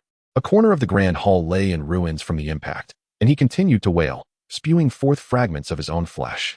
Though alive, he bore severe injuries. The man had ceased his forward motion, yet the flames engulfing him only intensified, wrapping around the figure in purple attire and raging with unrestrained ferocity. The temperature in the hall soared instantly, igniting several crimson drapes. The man, stripped of his garments, rolled on the ground in a futile attempt to extinguish the flames, casting a terrified glance at Zhang Ming. Who are you? Please, retract this cursed fire. The roaring flames seemed to adorn the man in a painful new garment. Zhang Ming, unfazed by his cries, focused his gaze on the exquisite woman, her hair slightly disheveled, yet her attire intact. I have arrived late. His voice trembled with emotion, for he had never witnessed Yunshang in such a state of distress. He swiftly shattered the spiritual bindings that restrained her, then gestured with his hands towards her dantian, where the chains sealing her primordial infant were instantly crushed. This was the seal laid by Huang Jintian. Having perused Huang Jintian's myriad memories, he was well equipped to dissolve the locking spell. The woman tightened her fists, feeling the surge of spiritual energy within her, as if everything had become surreal. The scene mirrored her envisioned fantasies. She gazed at the unfamiliar young man before her, his demeanor and appearance starkly contrasting with the one she longed for. Yet she felt an inexplicable sense of intimacy. Is it him? How could it be him? This man was overwhelmingly powerful. A single flame causing the arrogant assailant who sought to harm her to scream in torment, still enduring the searing blaze. Zhang Ming observed the woman lost in thought, and, assuming she was frightened, quickly reassured her, "My lady, I have come. Do not be afraid." The woman who had suffered under poisonous hands was none other than Zhang Ming's beloved, the leader of the Hahuan sect, Yunshang. "You, is it truly Mingyun?" Upon hearing the familiar call, her heart fluttered back to life, racing uncontrollably. "It is I," Zhang Ming exclaimed, slapping his forehead, then wiping away the illusions from his face, revealing his handsome features, which now bore a look of chagrin. "It was my fault for not removing the mask sooner, causing you not to recognize me." Yunshang embraced Zhang Ming tightly, whispering in his ear as tears streamed down her face. "Oh, how I feared I would never see you again." Her despair struck a chord deep within Zhang Ming, igniting an inferno of anger. "It is all right now, they shall pay," he declared, patting her back with a cold resolve. Just as the two were lost in their embrace, a primordial infant burst forth from the body of the man, fleeing towards the hall's exit while uttering curses. "You two wretched lovers must die. I will have my servants tear you apart to quench my hatred." "Not good. He intends to escape," Yunshang cried, hastily releasing Zhang Ming to pursue the fleeing figure. Zhang Mingyun embraced Yunshang's slender waist, gently patting the back of her hand, assuring her, "It's all right, he cannot escape." A momentary daze flickered in Yunshang's eyes. The man holding her had, unbeknownst to her, become her shield against adversity, filling her heart with an unparalleled joy. Just as Zhang Mingyun finished speaking, there was a loud crash as the fleeing Yuan Ying collided with the imprisoning celestial cage, the iron walls eliciting a grimace from him. Yunshang glanced at the trembling Yuan Ying and softly inquired, "Shall we kill him?" Zhang Mingyun's eyes gleamed with a brilliant purple light. After observing the fate of the diminutive Yuan Ying, he declared, "Leave it to me." With that, he suddenly dashed forward towards the terrified Yuan Ying, who was shrieking in fear. The Yuan Ying, at the early stage of the Great Ascension, bore remarkable treasures that shone with a dazzling glow. His aura was formidable, but he could not fathom Zhang Mingyun's depths. Frightened by the flames that threatened to consume his corporeal form, the Yuan Ying turned to flee in the opposite direction. "Who do you think you are to dare to threaten my woman?" Zhang Mingyun strode leisurely, his speed rivaling that of the Yuan Ying's instantaneous movement. With a flick of his wrist, a burst of flames manifested, which he then deftly cast forth. The flames, as if endowed with sentience, pursued the Yuan Ying's every evasive maneuver, accelerating with each passing moment, accompanied by the sound of rushing wind. The Yuan Ying's eyes widened in terror, his breath quickening to an alarming pace, as if he were facing the harbinger of doom. "Do not strike. If you spare me, I shall support you as the emperor of the Eastern Forest Domain." The Yuan Ying attempted to entice him, but seeing Zhang Mingyun remain unmoved, the flames drew nearer, crashing forcefully against the cage's ceiling. He brandished his spear, attempting to shatter the cage's restraints in a desperate bid for escape. "Bind." Zhang Mingyun chanted a series of incantations, and with a booming voice, the flames that had previously pursued the Yuan Ying transformed into an enormous net, enveloping him instantly. Inside the flames, a cacophony of explosions ensued as they melted the various protective talismans of the Yuan Ying. The renowned technique of the Heavenly Fire Elder was undeniably ruthless. Named for the celestial fire, it was nurtured by the true sun's flames, whose temperatures could hardly be rivaled. As the Yuan Ying was ensnared by Zhang Mingyun, a purple-haired elder stationed outside the great formation drew forth an ancient blue lamp, its flame flickering ominously. Cracks began to appear on the lamp's surface, visibly spreading. "This is bad. Young Master Li Xue is in grave danger. We must hasten to his aid." The elder's expression darkened. He was perplexed as to who could infiltrate the great hall without alarming him. At this point, dear reader, kindly lend a hand and click to urge for an update. Your support will provide the motivation needed for further chapters. Thank you. This Spirit Wave Defense Formation is a high-level array, procured at great expense by the purple-haired elder, perfectly suited to protect the esteemed Li Xue. Who could have anticipated that the enemy would infiltrate so stealthily? Infuriated, he waved his hand, and within the formation, clarity returned as hundreds of formation flags vanished into his sleeves. "Li Xue, that fellow, is utterly infatuated with lust, and I had foreseen the arrival of such a day. However, I never anticipated it would come so soon." A middle-aged man, adorned in garments of blue and white, sighed, his countenance marred by worry. "Gee, my dear brother, what are you lamenting about? He has been killed, and we must flee for our lives. We must do everything in our power to preserve his life." The purple-haired elder retorted with exasperation. No sooner had he spoken than he teleported to the entrance of the grand hall, striking a palm forward. "Break." The elder, known as Fan Ninghua, is a wandering cultivator from the South Xian domain, and currently serves as a guardian for the esteemed Shangwan family. With a thunderous crash, the entrance was shattered to pieces by Fan Ninghua, revealing a dazzling golden wall beyond. He summoned the energy within him and unleashed a barrage of punches, each a blur of motion, yet the golden wall remained unyielding. His eyes widened in disbelief, and he could not help but curse. Is this a tortoise shell? How infuriating! At that moment, a figure materialized beside Fan Ninghua. It was Qi Shaowei, a guardian of Shangwan Ningsui, who arrived with determination. Unfazed, Qi Shaowei unleashed his mightiest strike, targeting another section of the wall. Under his triumphant gaze, the wall crumbled to dust, filling the peak with a cloud of debris. However, his previously cheerful expression morphed into one of terror. A top-tier protective formation? Where on earth did this formidable barrier come from? Although the wall had disintegrated into ashes, the golden barrier stood resolute and unscathed. Qi Shaowei, his confidence waning, asked, "Brother Fan, what shall we do?" As the two men grappled with their predicament, Huang Yulong and his retinue arrived at the scene. Upon witnessing the hall emanating an eerie golden light, their eyes were filled with disbelief. After some deliberation, they resolved to launch a coordinated assault from multiple angles to breach the formation. In a dazzling display, fireworks erupted, and the sounds of explosions echoed as they exerted their combined strength in an attempt to break through. Hidden in the air, the little fox observed as more and more individuals surrounded the hall, radiating golden light, her eyes filled with urgency. That reckless fool is doomed, once this shell is shattered. She shook her head, casting aside such thoughts of worry. She dared not descend, for below her, the purple-haired elder and the man in blue and white exuded an overwhelming pressure that instilled in her a profound sense of dread, deterring her from a sneak attack lest her identity be revealed. Moreover, sensing danger is an instinct of the demonic beasts. Descending would be tantamount to courting death. In her heart, the little fox silently prayed for Zhang Mingyun, hoping that his life would be as unyielding as stone. The relentless sounds of attack sent shivers down Zhang Mingyun's spine within the hall. Gradually, his confidence in the sky-slaying prison cage began to swell, its brilliance intensifying with each infusion of soul energy. As the assault from outside continued fruitlessly, the attackers sought to breach the entrance directly. As time wore on, Zhang Mingyun felt his soul energy waning rapidly. Brother Mingling, there are formidable foes surrounding us. Can you eliminate them? Anxiety gnawed at Zhang Mingyun's heart. Realizing that this situation was untenable, he had no choice but to seek the aid of his spirit companion. A mere lowly spear of thunder possesses the power to annihilate. Yet do you have sufficient fate points to exchange for it?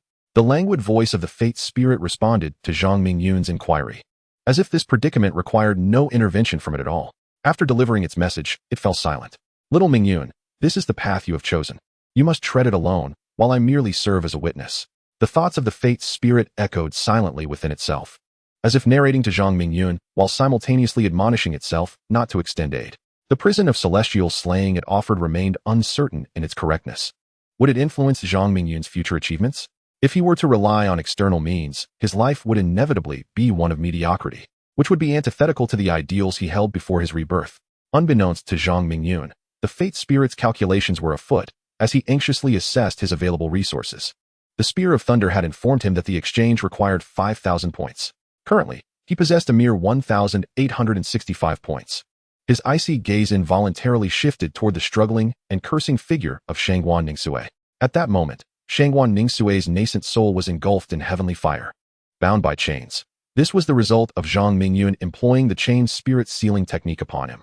A thought flickered in Zhang Mingyun's mind. All this calamity stemmed from this wretched creature's provocations, and thus he must bear the burden himself. Moreover, with Shangwan Ningsui's formidable identity, the rewards would surely be substantial. Perhaps, with some effort, he could amass over 3,000 fate points.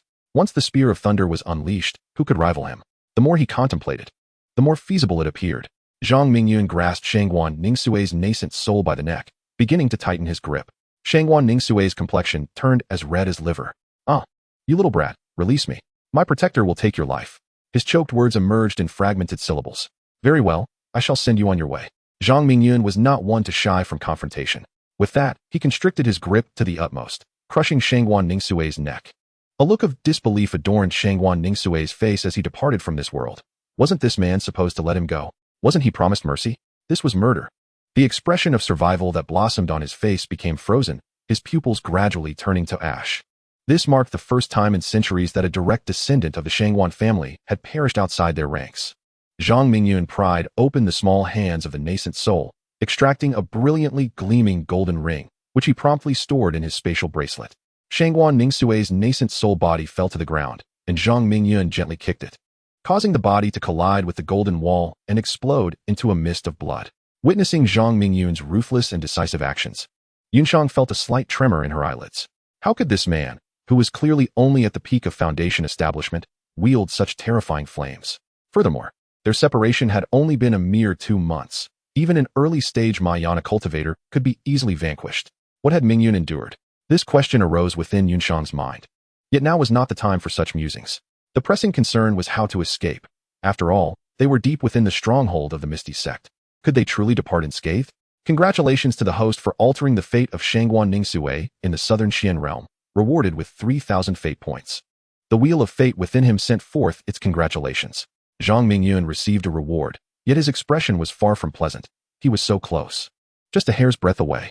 Currently, he possessed a total of 4,865 fate points, nearly enough to exchange for the Thunder Spear, but alas, it remained just out of reach.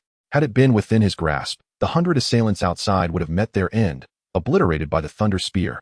Zhang Mingyun, our only course of action is to fight our way out. At the opportune moment, you must find a way to escape. There is a saying, as long as the green hills remain, one need not fear the absence of firewood, Yunshang said, forcing a smile as she sought to hold off the enemy, hoping to carve out a sliver of hope for Zhang Mingyun. My dear, do not worry. I possess the strength to ensure your safety, and I will eliminate all of those wretched foes outside. Zhang Mingyun replied, stroking Yunshang's beautiful hair. Gazing at the woman he cherished most, he laid bare his future plans and the trials he had faced during this time. Yunshang nodded eagerly, her eyes shimmering with myriad colors. A smile finally blossomed upon her lips. Yet hearing of Zhang Mingyun's perilous encounters in the Heavenly Fire secret realm tightened her heart with concern.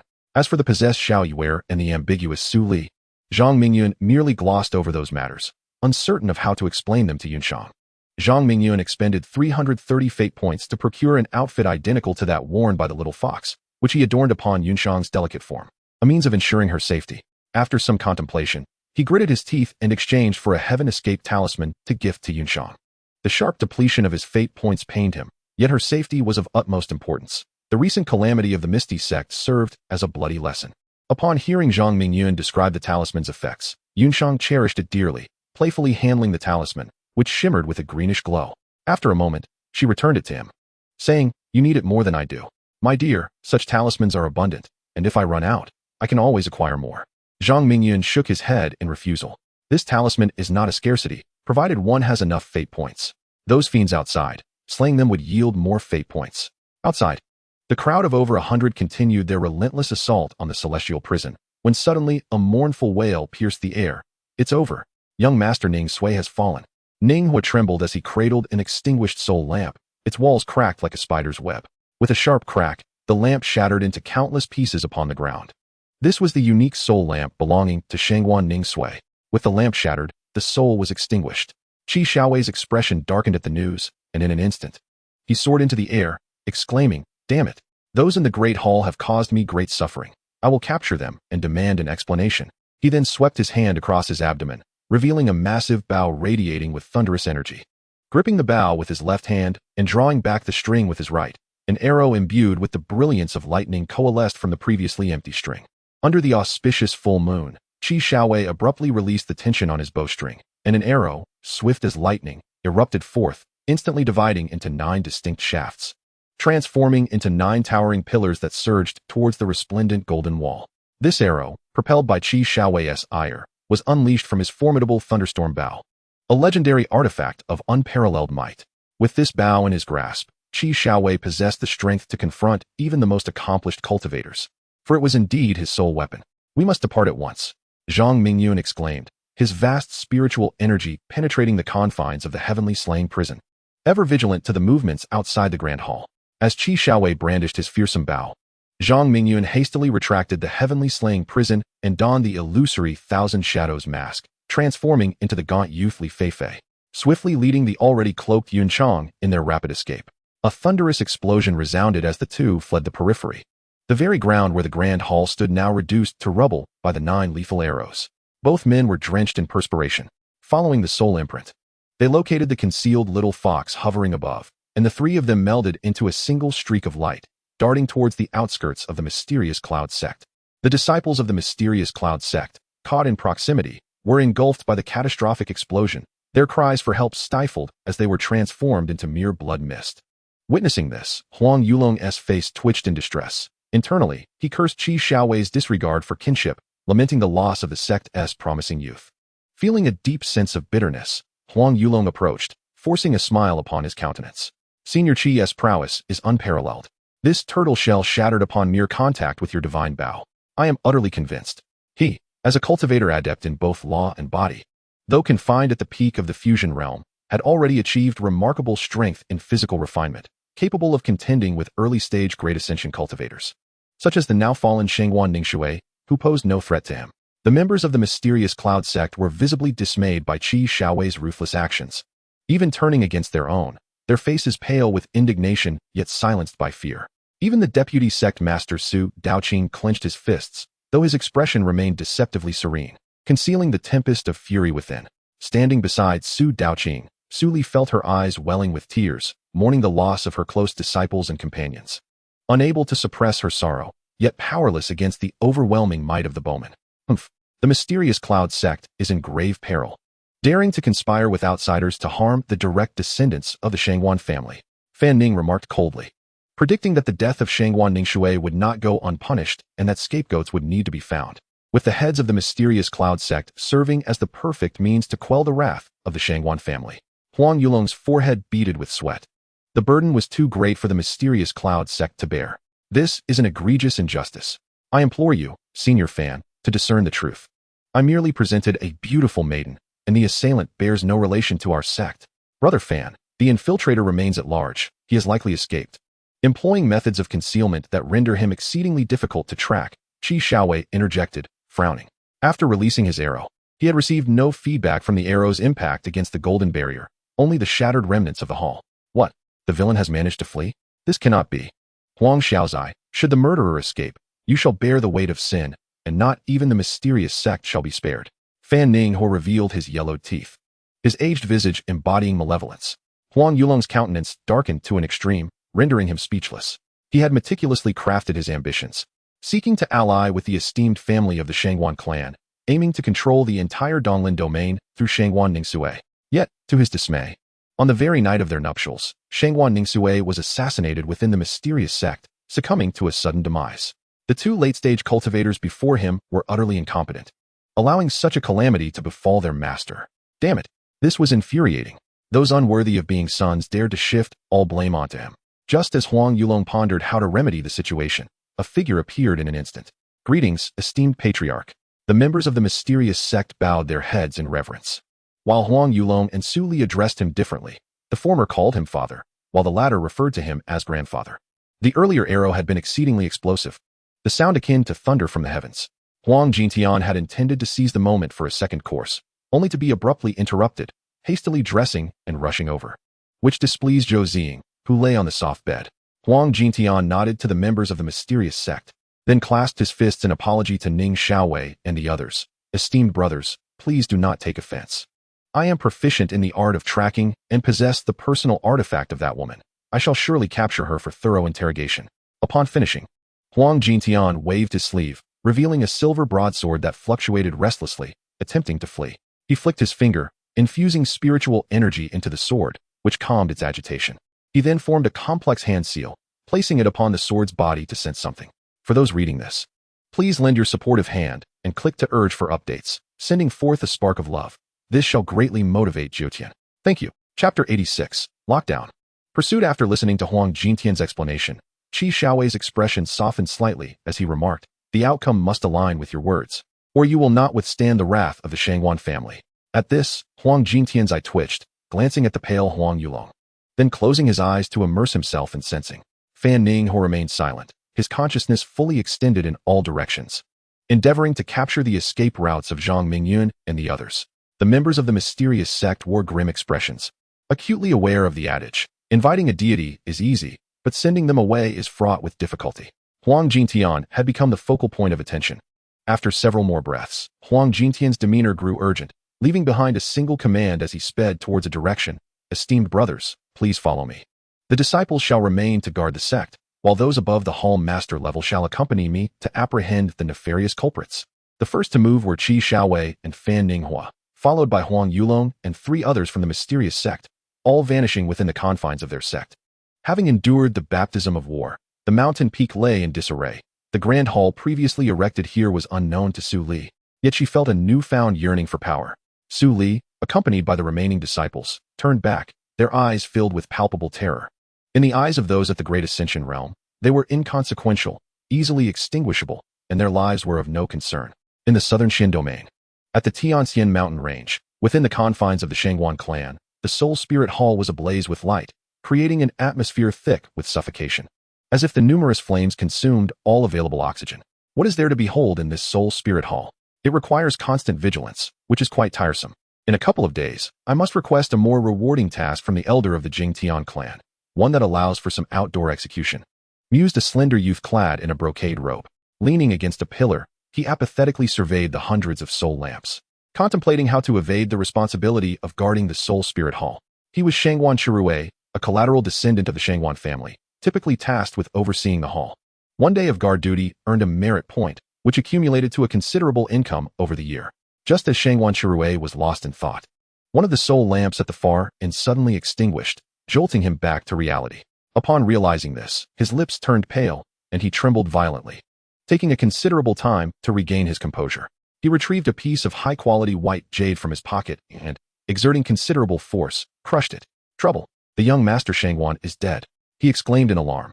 A gray-robed elder appeared abruptly, and upon seeing Shangguan Shurei's ashen face, he demanded sternly, "Who has perished?" Reporting to the elder of the Jingtian clan, "It is Li Xue. His soul fire has been extinguished, and he has fallen," Shangguan Shirue stammered. "How dare you kill a direct descendant of the Shangguan family? You must be tired of living. Come, follow me to see the clan leader." Shangguan Jingtian's eyes blazed with fury, radiating an intensity akin to the sun, reducing all in its path to ash. A wave of murderous intent erupted from him, shaking the surroundings, and with a sweep of his sleeve, he whisked away the crouching Shangguan Shirue, vanishing within the Soul Spirit Hall. Meanwhile, Zhang Mingyun, situated in the Donglin domain, remained unaware of the enormous trouble his actions in slaying Shangguan Li Xue would bring him. He wished fervently for 4 legs to hasten his flight, fleeing from pursuers behind him. Zhang Mingyun had initially planned for the little fox to masquerade as Xuanyue to intimidate Huang Jingtian. However, he never anticipated that Shangguan Li Xue and his companions would visit the sect and expose their claws to his woman. If he did not eliminate Shangguan Li Xue, whom else could he target? Barely having flown less than 1,000 miles from the Piaomiao sect, he sensed several pursuers hot on his trail. His expression darkened as he cursed. "Damn it, they are closing in. I can feel them too, and their pursuit is directed right at us," Yunshang remarked. Her brow furrowed with concern. She was perplexed at how their enemies could track them so precisely. Throughout their journey, she had concealed her presence entirely, relying on Zhang Mingyun's flight, not daring to use her inner spiritual energy for fear of revealing their location. "Young master, shall we fight back?" the little fox exclaimed, her face brimming with anger. Such a retreat was far too stifling. As the new generation demon lord, she possessed her own pride and had never shied away from battle. Where did the problem arise? This is a precise tracking situation. With every breath, they will inevitably be caught. Zhang Mingyun, multitasking, quickly devised a plan, dispelling his invisibility. Since evasion was futile, the only recourse was to eliminate them all. Zhang Mingyun whispered, "My dear, let us proceed as planned." "All right." Yunshang nodded resolutely. A talisman glowing with azure light appearing in her hand, as previously agreed upon with Zhang Mingyun. Should she encounter danger, she would immediately shatter the escape talisman, entrusting the battlefield entirely to him. What plan? Why am I unaware? The little fox, having removed her cloaking garment, revealed her frosty visage. The two before her were no longer concealed. She instinctively knew how to act. "My dear?" The breathtakingly beautiful woman before her was acknowledged as the beloved by the violent youth. Wasn't the mission to rescue the master? What was the significance of saving a beloved? And what did that make her? The little fox's eyes glimmered with an unexplainable hue, her heart heavy, completely oblivious to the plan. The plan was inconsequential. What mattered was to safeguard my dear. "Little fox, we must head deep into that valley," Zhang Mingyun declared, wrapping his arm around Yunshang's waist and soaring forward. Yunshang felt a sweetness in her heart. The sapling she had nurtured had finally grown into a towering tree, capable of shielding her from storms and offering shelter. In stark contrast, the little fox was engulfed in a sea of bitterness. On their way here, Zhang Mingyun had held her hand, filling her heart with joy.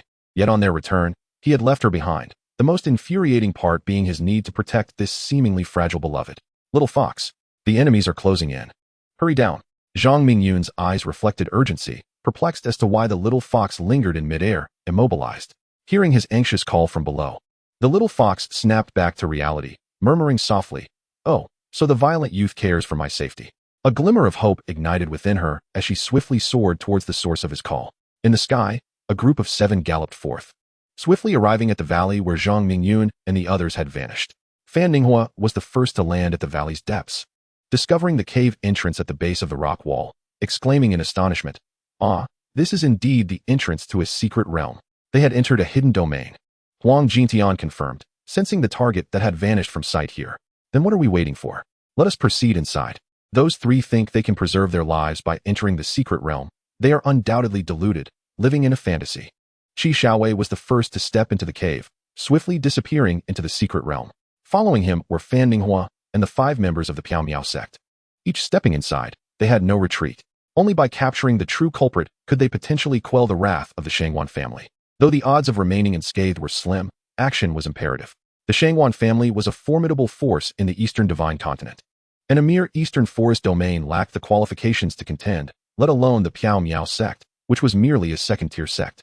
Only 5 members of the Miao Liao sect found themselves filled with suspicion. How could such a hidden realm re-emerge within the confines of their sect? Chapter 87. Re-entering the Heavenly Fire Secret Realm. Upon entering the secret realm, the sun continued to blaze overhead, and Zhang Mingyun reveled in its warm embrace. The little fox and Yun Shang, however, exhibited evident discomfort. The former merely glistened with beads of sweat upon her brow, while the latter appeared as if drenched, her delicate figure entirely soaked, provoking a fiery response within Zhang Mingyun. Observing Zhang Mingyun's gaze lingering on the enchanting figure beside him, the little fox felt a pang of jealousy, coldly huffing as she whisked him away from his infatuation. Yun Shang had intended to offer a few words of parting, but the little fox seized the opportunity, swiftly soaring into the sky. At that moment, Yun Shang discerned the little fox's peculiar demeanor. Her eyes flickered with unspoken thoughts, and her heart experienced a distinct upheaval. Mingyun had unexpectedly cultivated a pure yang body, a physique that wielded a fatal allure for female cultivators. Moreover, the young girl before her displayed an unmistakable interest in Mingyun.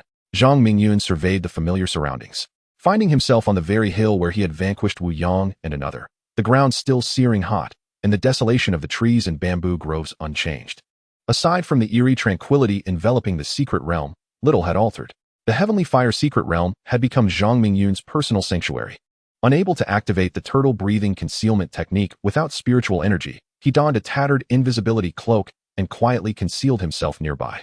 With an intimate understanding of the various prohibitions within the secret realm, he formed seals with his hands, opening a portal to the array, awaiting the entrance of the 7 pursuers into this lethal domain. He owed his gratitude to the Elder of Heavenly Fire for his possession. Without it, he would never have had the opportunity to claim this place as his own. His sole concern lay with the 4 members of the Miao Liao sect returning to the secret realm. Each harbored a fragment of the Elder's soul within them. Observing their actions and expressions, it was evident they had not been possessed, yet these remnants of the Elder's spirit possessed knowledge of the realm's prohibitions, rendering their annihilation no simple task. What is this place? Have we returned? Huang Yulong gazed at the familiar scenery before him, his brow slightly furrowing as his eyes met with Su Daoqing's. His expression shifted from gloom to delight. This was indeed a paradise for physical cultivators and a perilous quagmire for those of the law. Furthermore, with the remnants of the Elder of Heavenly Fire dwelling within them, escaping should be a trivial matter. During this time, the Elder had diligently guided him in rectifying flaws in his cultivation, and having reaped the benefits, he was on the verge of a breakthrough to the initial stage of the Great Ascension. As the 7 pursuers fully entered the secret realm, Zhang Mingyun seized the opportune moment, swiftly closing the entrance to the array as if it had never existed. This sudden change caused Qi Shaowei to feel restless. Wiping the sweat from his brow, he attempted to leap into the air but nearly stumbled to the ground. The blazing sun above drenched him in perspiration, and fear flickered in his eyes as he exclaimed, "Where are we? Why can I not utilize my spiritual energy?" Fan Ninghua struck a withered tree nearby with his palm, leaving the tree unscathed while his hand throbbed with pain, swollen and red. He refrained from crying out, for as a formidable being in the late stage of the Great Ascension, he could easily endure such discomfort, although his aged visage grew increasingly somber. "Huang Yulong, enlighten us on the matter," Fan Ninghua commanded, his authority amplified by his advanced cultivation. Beside him, Huang Jintian effortlessly delivered a palm strike that severed a tree large enough for 3 to encircle, erupting into laughter. "Ha ha! His boisterous mirth radiated the full force of his perfected valorous realm. He then addressed Fan Ning Hua's inquiry. This is the secret realm of heavenly fire, the very foundation of our sect. Soon, Huang Yulong displayed a presence akin to Huang Jingtian, while Qiu Yufeng and Luo Qinyi only exuded an aura of late-stage divine power.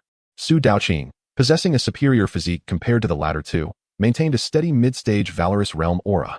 The five of them cast fleeting glances at Fan Ning Hua and his companion, and Qi Xiaowei, with his keen perception, felt a tightening in his chest. Devoid of spiritual energy, he found himself as powerless as an ordinary mortal.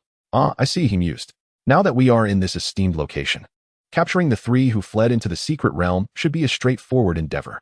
Despite the tension, Qi Xiaowei maintained a demeanor as serene as a spring breeze, seemingly oblivious to the unusual behavior of the five from the mysterious cloud sect. His gaze fixated on the imposing celestial ladder in the sky, as if contemplating a scheme. You are right, Brother Qi, Fan Ning Hua remarked. We are all in this together. Only by uniting our efforts can we apprehend the three and quell the ire of the Shangguan family. Observing the robust physiques of the mysterious cloud sect's five members, a sense of foreboding settled in Fan Ning Hua's heart, prompting him to emphasize his last words. Huang Yulong, eyes sharp as a hawk, could no longer conceal the mockery on his face. Junior sister Luo, junior brother Qiu, retrieve the elder's storage bags. The secret realm is precarious. It is best entrusted to our guardianship. Huang Jingtian, arms crossed, disregarded Huang Yulong's command, his murky gaze roaming the distance in search of something elusive. Su Daoqing stretched his neck, showing no interest in the powerless Fan Ning Hua and Qi Xiaowei. With a graceful leap, akin to a great rock taking flight, he darted through the forest, beginning the pursuit of the three who had entered the secret realm first. Hurry! Those rascals from the mysterious cloud sect intend to silence us. Qi Xiaowei, with sharp senses, took off toward a nearby hill, uttering a desperate warning. Having lived for centuries, he never anticipated that before facing heavenly tribulation, he would first encounter the calamity of man. He dared not descend the mountain, for open ground offered no refuge. Fan Ning Hua's heart raced, never having imagined he would be pursued by those in the composite body realm, utterly defenseless. He fled toward another hill, believing that separating might afford them a chance at survival. The two, being hunted, seethed with resentment, lamenting their previous leniency, wishing they had acted sooner to placate the Shangguan family's wrath by delivering the true culprit and their accomplices. Qiu Yufeng and Luo Qinyi each chose a direction to chase. Their speeds remarkable, expressions of triumph illuminating their faces, as they had never envisioned the day when they could challenge such a formidable force. Yulong, along with the three who had fled into the secret realm, had completely vanished, rendering the spirit-seeking and immortal-finding techniques ineffective.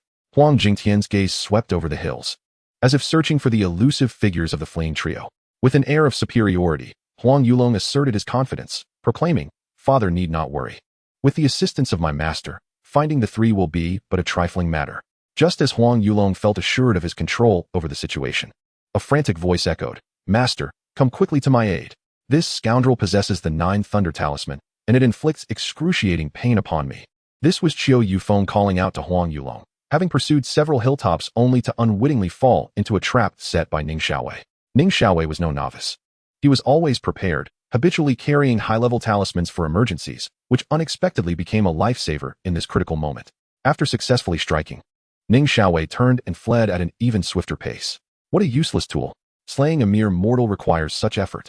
Huang Yulong scoffed, irked by Qiu Yufeng's predicament. Like an arrow released from a bow, Huang Yulong darted toward the agile Qi Xiaowei, who was nimbly navigating through the forest. Zhang Mingyun, witnessing this scene of infighting, was once again reminded of the coldness of human nature, realizing that even those on the same side could turn against one another at any moment. In the realm of cultivation, power dictated everything. At this juncture, Huang Jingtian sprang into action, racing toward the tallest peak, leaping through the forest with remarkable speed, rivaling even the most advanced techniques. His purpose was to investigate the whereabouts of Zhang Mingyun and his companions, driven by a sense of urgency. Zhang Mingyun smirked coldly. With both Huang Jingtian and his son together, he lacked absolute confidence. Now, with Huang Yulong assisting Qiu Yufeng in silencing witnesses, he saw an opportunity to strike down his enemies one by one. The power of the heavenly fire was formidable, each activation costing 100 celestial crystals, causing Zhang Mingyun considerable distress, as the annihilation of Shangguan Ningfei alone had consumed that many crystals. To unleash the ultimate form of the heavenly fire, akin to the horrific scenes encountered in the realm within a realm, would require at least 1,000 crystals, a prospect Zhang Mingyun could not currently afford.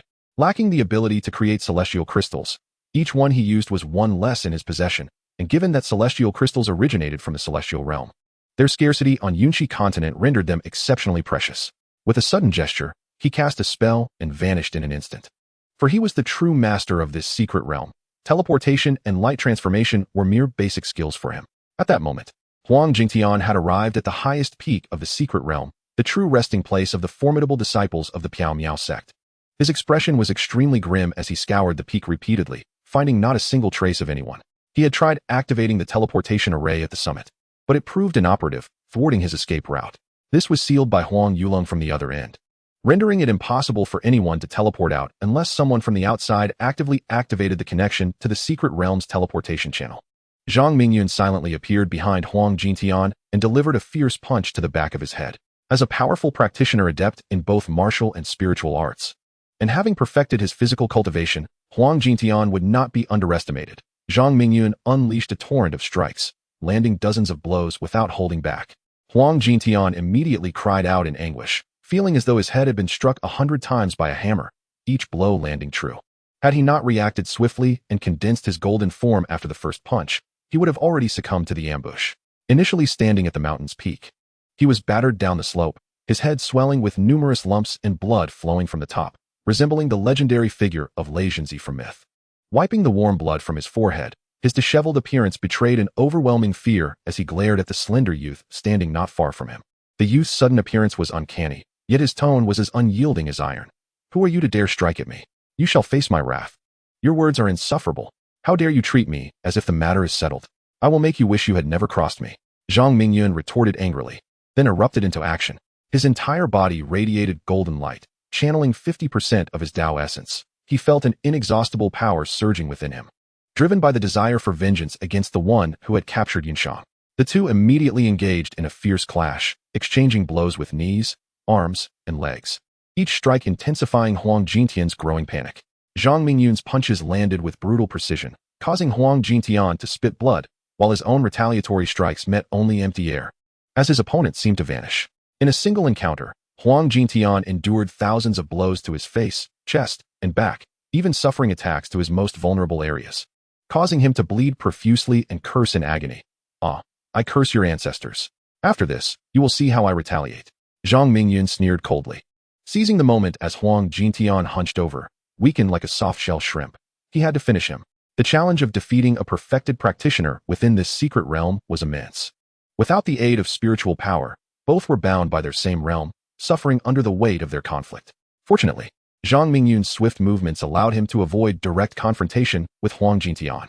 With 50% of his Tao essence amplifying his strength, he felt an overwhelming force surging within him, as if countless elephants were charging forth, ready to burst forth with power. Unable to contain his restless spirit any longer, Zhang Mingyun delivered a brutal kick to Huang Jingtian's abdomen. The impact resonated with a thunderous explosion within Huang Jingtian, propelling him like a cannonball toward a massive rock. As he collided with the stone, he retched violently, expelling chunks of internal organs, a vivid crimson spilling forth, leaving him as lifeless as a discarded dog, devoid of any movement. Huang Jingtian's capture of Yunshang had thoroughly ignited Zhang Mingyun's fury. Regardless of whether he was Su Li's grandfather, he must perish. Zhang Mingyun teleported in an instant, descending from the heavens like a footfall upon a balloon. With a forceful stomp, Huang Jingtian's head erupted, crimson and ivory matter splattering across the stone beneath. Deprived of its cranial authority, the corpse lay motionless. Zhang Mingyun summoned his soul power to activate a storage soul bracelet, retrieving a high-grade celestial sword that shimmered with a green radiance.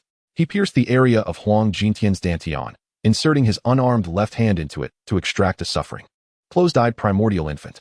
With a firm grip, Zhang Mingyun snapped the infant's throat, setting down the sword to pry open the tiny palm, from which he procured a lustrous red storage ring, subsequently placing it into the storage soul bracelet. The lifeless primordial infant fell to the ground, where Zhang Mingyun crushed it underfoot, dispersing it into a cloud of sanguine mist. He then wielded the azure sword to obliterate Huang Jingtian's remains, utterly eradicating his existence. As Huang Jingtian vanished from the realm, a sense of relief washed over Zhang Mingyun, and he teleported once more. Not far away, atop a hill, Luo Qianyi appeared somewhat disheveled, yet a triumphant expression graced her features, reveling in the downfall of a late-stage great ascension master at her hands. Grasping an emerald storage ring that emitted a faint glow, she hastened back, eager to reunite with Huang Yulong and the others. Just then, a middle-aged man clad in black robes intercepted her path. "Sectmaster, what brings you here?" she inquired, her eyes widening at the unexpected appearance of Huang Yulong. "This is Fan Ninghua's storage ring. Has Ning Xiaowei fallen?" she added, excitement bubbling within her. Huang Yulong, feeling the warmth of the person in his embrace, wore a grim expression as he swiftly accepted the shimmering storage ring, adorning it upon his finger. With a thought, a cube radiating golden light enveloped Luo Qianyi, merging seamlessly into her being. Suddenly, Luo Qianyi's body convulsed as something within her writhed and screamed. Huang Yulong turned the hilt of the sword at his back, plunging the blade into her chest, piercing her heart with merciless resolve. Luo Qianyi's eyes widened in disbelief, unable to comprehend why her ever-loving senior brother had turned so lethal. In her diminishing vitality, she questioned, "Why?" At this juncture, dear reader, may I kindly implore you to lend a hand and encourage the continuation of this tale, igniting a spark of motivation for a swifter progression. Your support is greatly appreciated. Chapter 89. Refining the Fragmented Soul, Because I Am Not Him, Huang Yulong declared, his visage transforming into that of Li Feifei.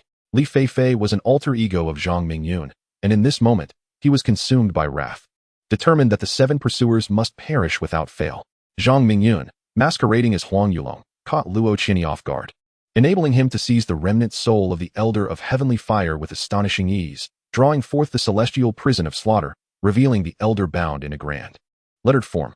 "Li Feifei, you treacherous heretic, may you meet a wretched end." Luo Qianyi's gaze brimmed with malice, her screams echoing incessantly. In the realm of body refinement, safeguarding the heart and head is of utmost importance. The loss of one's dantian and primordial spirit has minimal impact on one's strength, but the destruction of the heart is akin to seeking death. Luo Qianyi's heart was crushed by Zhang Mingyun, her divine power dissipating entirely, her eyes reflecting profound resentment as she beheld the looming fist of the man before her. With a resounding thud, Luo Qianyi's head shattered. Zhang Mingyun showed no mercy due to her gender. In fact, in certain respects, the likelihood of a woman's vengeance succeeding is often greater than that of a man, particularly if she possesses notable beauty, a category that evidently includes Luo Qianyi.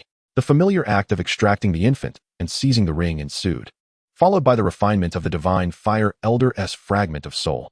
Zhang Mingyun concentrated his soul power to manifest a figure deep within his mind, where the Elder of Divine Fire was imprisoned within the celestial prison of the slaughtering heaven, concealed within Luo Qianyi's body. With her head obliterated, the Elder of Divine Fire naturally found a new abode. The celestial prison of the slaughtering heaven? No wonder the resplendent golden walls of the mysterious sect felt oddly familiar. The Elder of Divine Fire suddenly changed color within the cage, as the threads of understanding connected everything. When Zhang Mingyun's pale blue soul appeared outside the cage, his voice quivered with trepidation, a foreboding suspicion prompting him to inquire, "You little rascal, your soul bears the essence of my main soul. But where is the consciousness of my main soul?"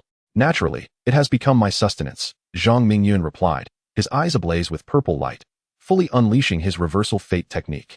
Remarkably, the people of the mysterious sect had not been possessed. Where lay the reason? Why did the Elder of Divine Fire hastily seek to possess him? After a brief pause, Zhang Mingyun withdrew his gaze. The Elder aimed to refine the chosen parasitic host to perfection in this realm, achieving a sacred body and immortal form. Such a vessel could harmoniously align with his soul, and once the host was selected, meticulous cultivation would ensue. Moreover, the Elder of Divine Fire possessed formidable expertise in law, body, and soul, with millennia of accumulation rendering him extraordinarily powerful, unafraid of any backlash from the parasitic host.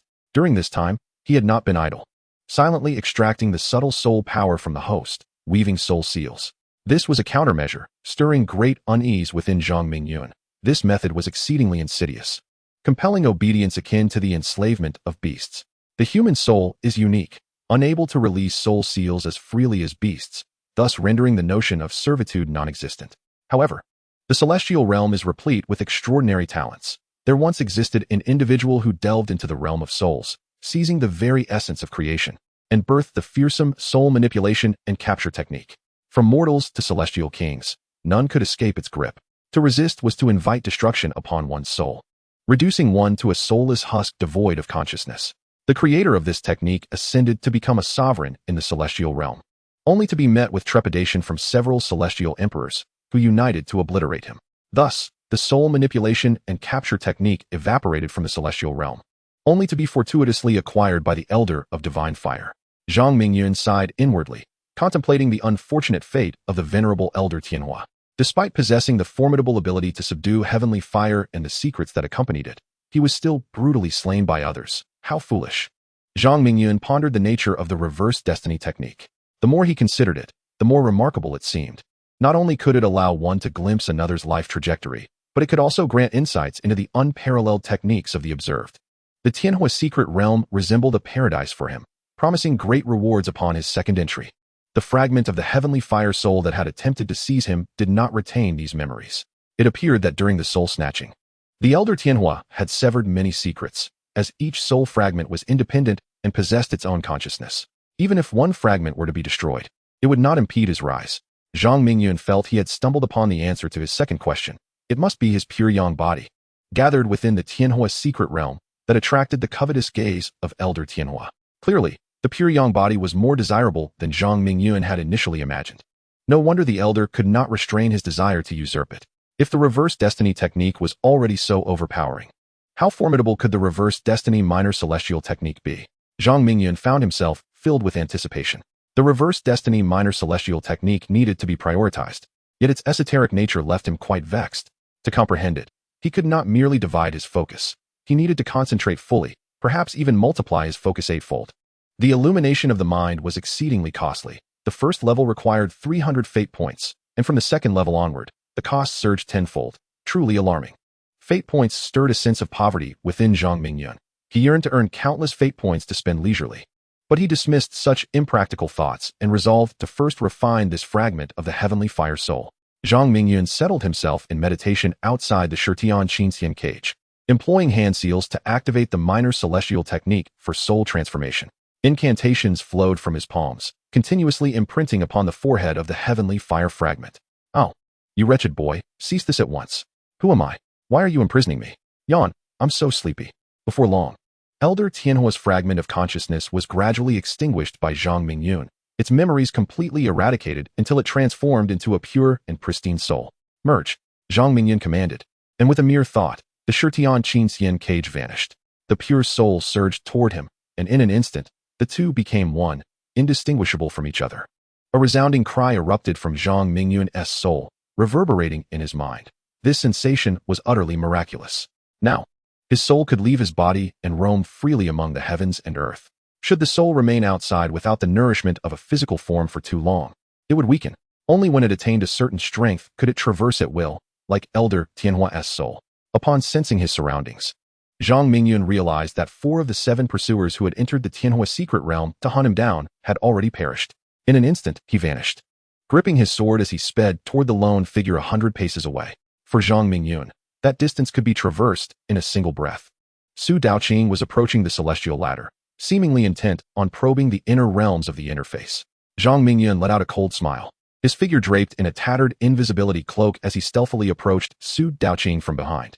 Like a silent assassin lurking in the shadows, he lunged forward with his sword.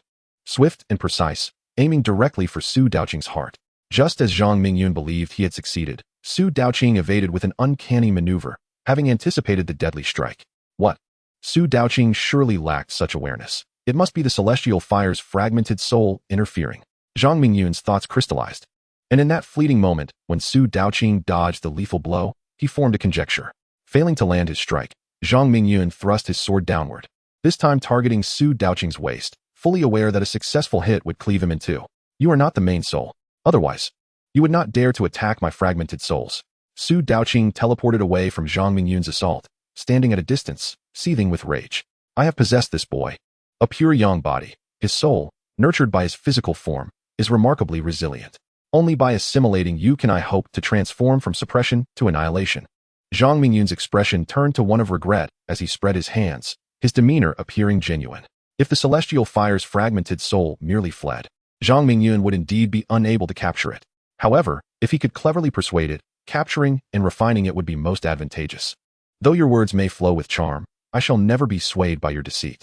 Consuming you, I shall become the main soul. The celestial fire's fragmented soul reasoned clearly. With the main soul extinguished, it would retain its consciousness and rise anew, reclaiming all that was rightfully its own.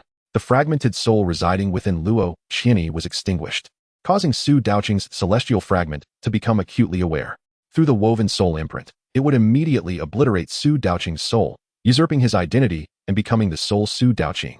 The celestial fire's fragmented soul and Zhang Mingyun's rebirth within the Hahuan sect bore striking resemblance. Both were hosts, inhabiting the bodies of their respective masters. Su Daoqing's eyes glinted with ferocity. As the master of the secret realm, he commanded its formations at will. What reason could there be for him not to vanquish this detestable brat? With a swift motion, he vanished from his position, reappearing behind Zhang Mingyun, brandishing a pitch-black crescent blade aimed at Zhang Mingyun's heart. From 3 feet away, the crescent blade closed the distance to a mere foot, and Su Daoqing's eyes glimmered with anticipation. Yet the ensuing scene filled him with a profound unease. The one he sought to slay did not flee, but spun around instantaneously, a faint smile playing upon his lips as he regarded Su Daoqing. Die! I desire your soul, and your vessel as well. Su Daoqing bellowed, and the crescent blade erupted with a torrent of luminous energy, engulfing the now-closed Zhang Mingyun entirely. As the blade's radiance enveloped Zhang Mingyun, golden threads shot forth from his forehead, piercing through the blinding light and landing upon Su Daoqing. What on earth is this? You wish to bind me? That is impossible. Su Daoqing exclaimed in shock, intensifying the energy of his blade, desperately attempting to eradicate Zhang Mingyun. However, the golden threads that erupted from the head of the figure before him were bizarrely otherworldly. They did not bind his body, but instead sought to penetrate his very soul. Endless golden threads entwined around the soul of celestial fire within Su Daoqing, and the suffocating sensation grew increasingly intense. The soul of celestial fire roared. What on earth is this? It's choking me. Su Daoqing, who had subdued the soul of celestial fire, found his crescent moon blade lacking its former sharpness and ferocity, its dazzling blade light resembling a rootless duckweed, thereby significantly diminishing its power. A glimmer of joy ignited in Zhang Mingyun's eyes. After withstanding a portion of the blade light with his physical form, he unleashed a sweeping strike, unable to restrain his shout. Wail of the flowing clouds. Shadow of the dark moon, holy thunder, shatter the void.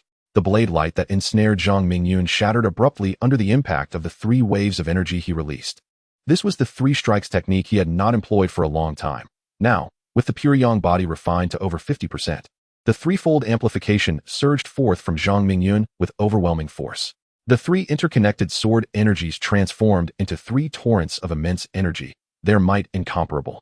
Particularly, the final surge of energy was extraordinarily terrifying, akin to a second blazing sun rising in a secret realm. When it descended upon the immobile Su Daoqing, his entire corporeal form was torn to shreds, leaving only his head rolling upon the ground. The soul of celestial fire emitted a heart-wrenching cry. Not only had the recently acquired body been shattered, but its very essence was forcibly extracted. It raced towards Zhang Mingyun's mind, and upon entering, the soul of celestial fire found itself ensnared within a golden cage, under the relentless bombardment of thunder. The soul of celestial fire could no longer endure and began to plead, "Please, no more lightning. We are but fragments of the same soul. Why the urgency to merge? I, the main soul, willingly offer myself to you." Ultimately, the soul of celestial fire ceased its struggle and willingly cooperated with Zhang Mingyun to be refined. Unable to withstand the excruciating pain of the 5 thunders, Zhang Mingyun divided his consciousness, invoking the minor celestial art of soul transformation and body refinement, integrating it into himself to enhance his soul power. With Su Daoqing's corporeal form obliterated, the crescent moon blade had already fallen to the ground, its darkened surface reflecting Zhang Mingyun's imposing figure, as if he were a divine being descending from the heavens, restoring order, dispelling darkness, and welcoming the dawn's radiant glow. After collecting the fallen crescent moon blade and storage ring, Zhang Mingyun concealed his soul's aura completely, allowing a faint whisper of the soul of celestial fire's essence to emanate. Should any other fragments of the soul be attentive, they would easily sense it, confirming his identity without arousing suspicion. Before Zhang Mingyun could exhale in relief, his expression suddenly changed, breath growing rapid as he murmured, "There's still time. It will be fine." He immediately transformed into Su Daoqing's likeness, grasping the celestial sword, and swiftly vanished from the realm of the heavenly staircase. In the Tianhua secret realm, within a not-so-spacious canyon, 2 women awaited anxiously. These 2 possessed exquisite beauty, their graceful figures and heaving chests betraying their inner turmoil. A woman in white appeared to sense something, her gaze fixated on the canyon's mouth, the gravity in her eyes becoming increasingly pronounced. As her brows furrowed, she grasped the hand of the other woman clad in pink, soaring skyward as if evading something. Yet, despite their keen perception, the circumstances had changed irrevocably. Escape was not destined for them. A man in black materialized in midair, blocking the path of the 2 fleeing women. With a resounding slap, An attempt was made to strike the two women from the sky back into the valley. The woman in white, flying ahead, was quick-witted. She turned and embraced the pink-clad girl, using her frail body to absorb the full force of the blow delivered by the man in black. As the white-clad woman was struck in the back, she coughed up a mouthful of blood, deeply moving the girl in her arms. In addition to the forceful strike, a powerful wave of energy surged forth, forcefully sending both women crashing to the ground, raising a cloud of dust. Gasping, the white-clad woman collapsed, spitting blood. The pink-clad girl, witnessing this, quickly rose to assist her, and the animosity in her eyes gradually faded as she watched the white-clad woman bleed. The encounter between the man in black and the woman in white clearly demonstrated the former's overwhelming strength, inflicting grievous injuries upon the latter, akin to a merciless hand that crushes a delicate flower. The man in black descended from the air, landing before the two women. "What a stroke of luck to find you two little ladies hidden away here," he exclaimed with a sinister grin, his eyes glinting with mockery. The arrival of the elderly man with white hair deepened the despair in the hearts of the two women. "Is this performance to your liking?" he continued, addressing the white-clad woman. "Rest assured, there is another here to rescue you." But where could they be hiding? The man in black, known as Huang Yulong, had finally located the two women concealed from view, guided by the flames within him. His gaze turned to the woman in pink, revealing a hint of suspicion. "You shameless wretch, how dare you injure her? I shall take your life." A voice interjected, belonging to an exceptionally beautiful woman clad in a flowing pink gown that accentuated her perfect figure, seemingly celestial in nature. The woman known as Yunshang clenched her teeth, her gaze fixated on the blood-stained lips of the one who stood before her in defense. A fierce intent to kill ignited in her eyes. The little fox, clutching her chest, remained silent, acutely aware of their dire predicament, facing a fierce tiger ahead and a ravenous wolf behind. How could they possibly escape? "How audacious of you to threaten the life of the sect leader. Clearly, you do not know the meaning of death," came the brazen taunts of Qiu Yufeng, who unleashed his reckless bravado within the valley like a hellish dog howling. "This time, I shall not hand you over, sect leader Yun. Keeping you close is far better. If it weren't for my father's directive, you would have long been mine. Since you, Miss Xuanyue, have come, you might as well stay too." Huang Yulong sensed the faint murderous intent, yet he stepped forward, undeterred by any threat, gradually closing in on the two women. "Leave the matter to me. I shall handle it well. You find an opportunity to escape while I hold them back," Xiao Hooter said to Yunshang, immediately revealing her true form as a fox demon, which represented her utmost strength, as her human guise only hindered the display of her abilities. "Xiao Hooter, you must flee. Huang Yulong desires me. I have my own means of extricating myself." Yunshang's face displayed urgency, unaware that Xiao Hooter possessed a talisman for escape, which could aid her in seeking survival against the formidable obstacle. "Frost Moon, you are indeed a fox demon. Your fur is so lush and beautiful. Just what I need, a warm bed companion." Huang Yulong's interest was piqued. This was a genuine demon lord, having tasted the essence of humanity, yet never experiencing that of a demon before. His resolve to capture the two women was exceedingly strong, far surpassing the initial intentions he had when arriving with Fan Ning and Hua. Sister Luo Qianyi stood before the two women, a mere speck of dust competing with the brilliance of the moon. After years of dormancy, her body rejuvenated, her mindset transformed into one of youthful vigor. "Is this performance captivating?" A shadow appeared behind Qiu Yufeng, accompanied by a sinister voice. Before Qiu Yufeng could respond, a long sword radiating a green light pierced forcefully into his back, accompanied by countless golden threads infiltrating his body. Qiu Yufeng clutched his chest in agony, turning his head back with great effort, disbelief shining in his eyes as he questioned, "Su Daoqing, why the hell are you trying to kill me?" Blood gushed from Qiu Yufeng's mouth, and he could not fathom the motive behind Su Daoqing's actions, his brilliance dimming further.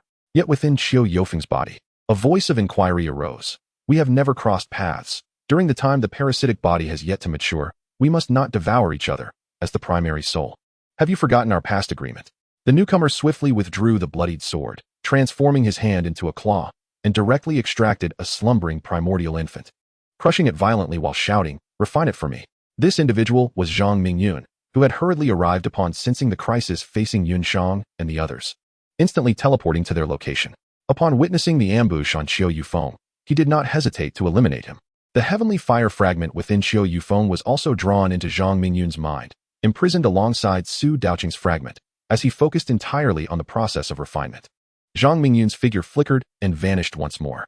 The battle between Huang Yulong and Xiao Hooer approached its conclusion, with Xiao Hooer completely devoid of the strength to resist. Huang Yulong raised his fist, ready to unleash a tempest upon her head. Should this blow land, Xiao Hooer would undoubtedly meet her end, her demise inevitable. "No, Xiaohuer, flee! Yunshang cried out desperately, feeling an overwhelming sense of helplessness for only the second time in her life. Xiaohuer had sacrificed her chance to escape for her own sake, her beautiful eyes unable to bear the sight, preparing to close. Brutal lad. If there is a next life, will you choose me? Tears glistened at the corners of Xiaohuer's eyes, her enchanting domain fully activated. Yet still suppressed by this damned human, rendering her immobile, helplessly watching as the fist loomed larger before her. As Zhang Mingyun swiftly approached the pinnacle, he finally arrived just as Huang Yulong's fist was about to descend. With his long sword, he unleashed 3 torrents of formidable energy, aimed directly at the vital points on Huang Yulong's body. He could not afford to engage in any pretense. He had to eliminate Zhou Yufeng first, then deal with Huang Yulong. Su Daoqing, have you lost your mind? How dare you betray the sect, or have you already perished? Huang Yulong was struck with terror, finding it impossible to contend with such overwhelming momentum. After a brief exchange with the flame of his internal spirit, he quickly deduced the most accurate answer. In an instant, Huang Yulong vanished from the area enveloped by Zhang Mingyun's 3-strike technique, reappearing at the horizon with a pallor of iron on his face. If you do not act to seize control, when will you wait? This child cannot hope to challenge me. Zhang Mingyun, donning Su Daoqing's visage, gazed towards the distant sky. His voice, though soft, carried far and wide. The implications of his words caused Huang Yulong's pupils to constrict repeatedly. After a moment, they returned to normal, clearly indicating that someone had conveyed something to him. The little fox transformed back into her human form, and Yunshang helped her to sit down. As both women turned their gaze towards Zhang Mingyun, a different warmth flickered in their eyes. This man had finally arrived. Li Feifei, the vendetta for my father cannot be shared. Should you 3 dare to leave the secret realm, I shall ensure your demise. Huang Yulong formed a seal with his hand, and his figure rapidly dimmed, as if attempting to escape the secret realm. Do you think you can leave without consulting me? Zhang Mingyun continuously formed seals, sending forth a series of markings that struck the spatial barriers around them, causing dazzling golden light to flash as he reinforced the array, creating an even more potent sealing power. A figure plummeted from midair. The sudden seal fortified the secret realm. Damn Li Feifei. Huang Yulong's expression turned grim to the utmost. His plan to flee utterly shattered. At this moment, Zhang Mingyun approached, reverting to his Li Feifei guise, yet his long sword pointed ominously, making his intentions unmistakable. Li Feifei, we bear no grudges, and we hail from the same sect. In the realm of realms, your affection for my daughter is sincere. Once we exit this barrier, I shall bestow my daughter upon you. What say you? Huang Yulong's eyelids twitched incessantly, his tone unmistakably pleading for peace. He realized that the current Li Feifei was steeped in murderous intent, and desperate to alleviate his rage, he brought up Su Li. You should not harm them. Nor should you use Su Li as leverage. You lack the qualification. With that, Zhang Mingyun vanished in an instant. Huang Yulong, filled with dread, saw Zhang Mingyun disappear with his sword and hurriedly teleported to evade, simultaneously forming seals to weaken the array's reinforcement while activating his escape technique. Futile. To leave. You must eliminate me. Otherwise, with my interference, you cannot escape. Zhang Mingyun strolled leisurely, observing the constantly fleeing Huang Yulong, his hands forming seals without pause, disrupting any attempt to escape this secret realm. Master, what are you doing? Why can I not control my body? Are you attempting to seize my essence? Huang Yulong's face was painted with horror as he suddenly screamed in a bizarre manner, realizing he could not command his physical form. Only his head retained the ability to move, producing cries of alarm.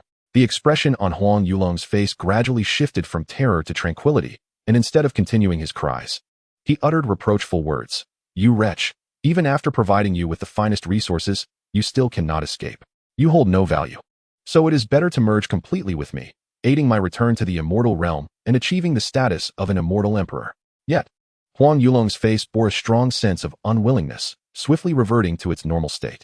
The once great patriarch of the Chaomiao sect was being seized, his consciousness extinguished, his soul transformed into nourishment, condemned to eternal suffering without the hope of reincarnation. A sinister grin spread across Huang Yulong's face, his lips curling into a wide smirk as he gazed at Zhang Mingyun, emitting a series of chilling chuckles. After a considerable time, Huang Yulong finally ceased his laughter, casting a condescending glance at Zhang Mingyun. Main soul?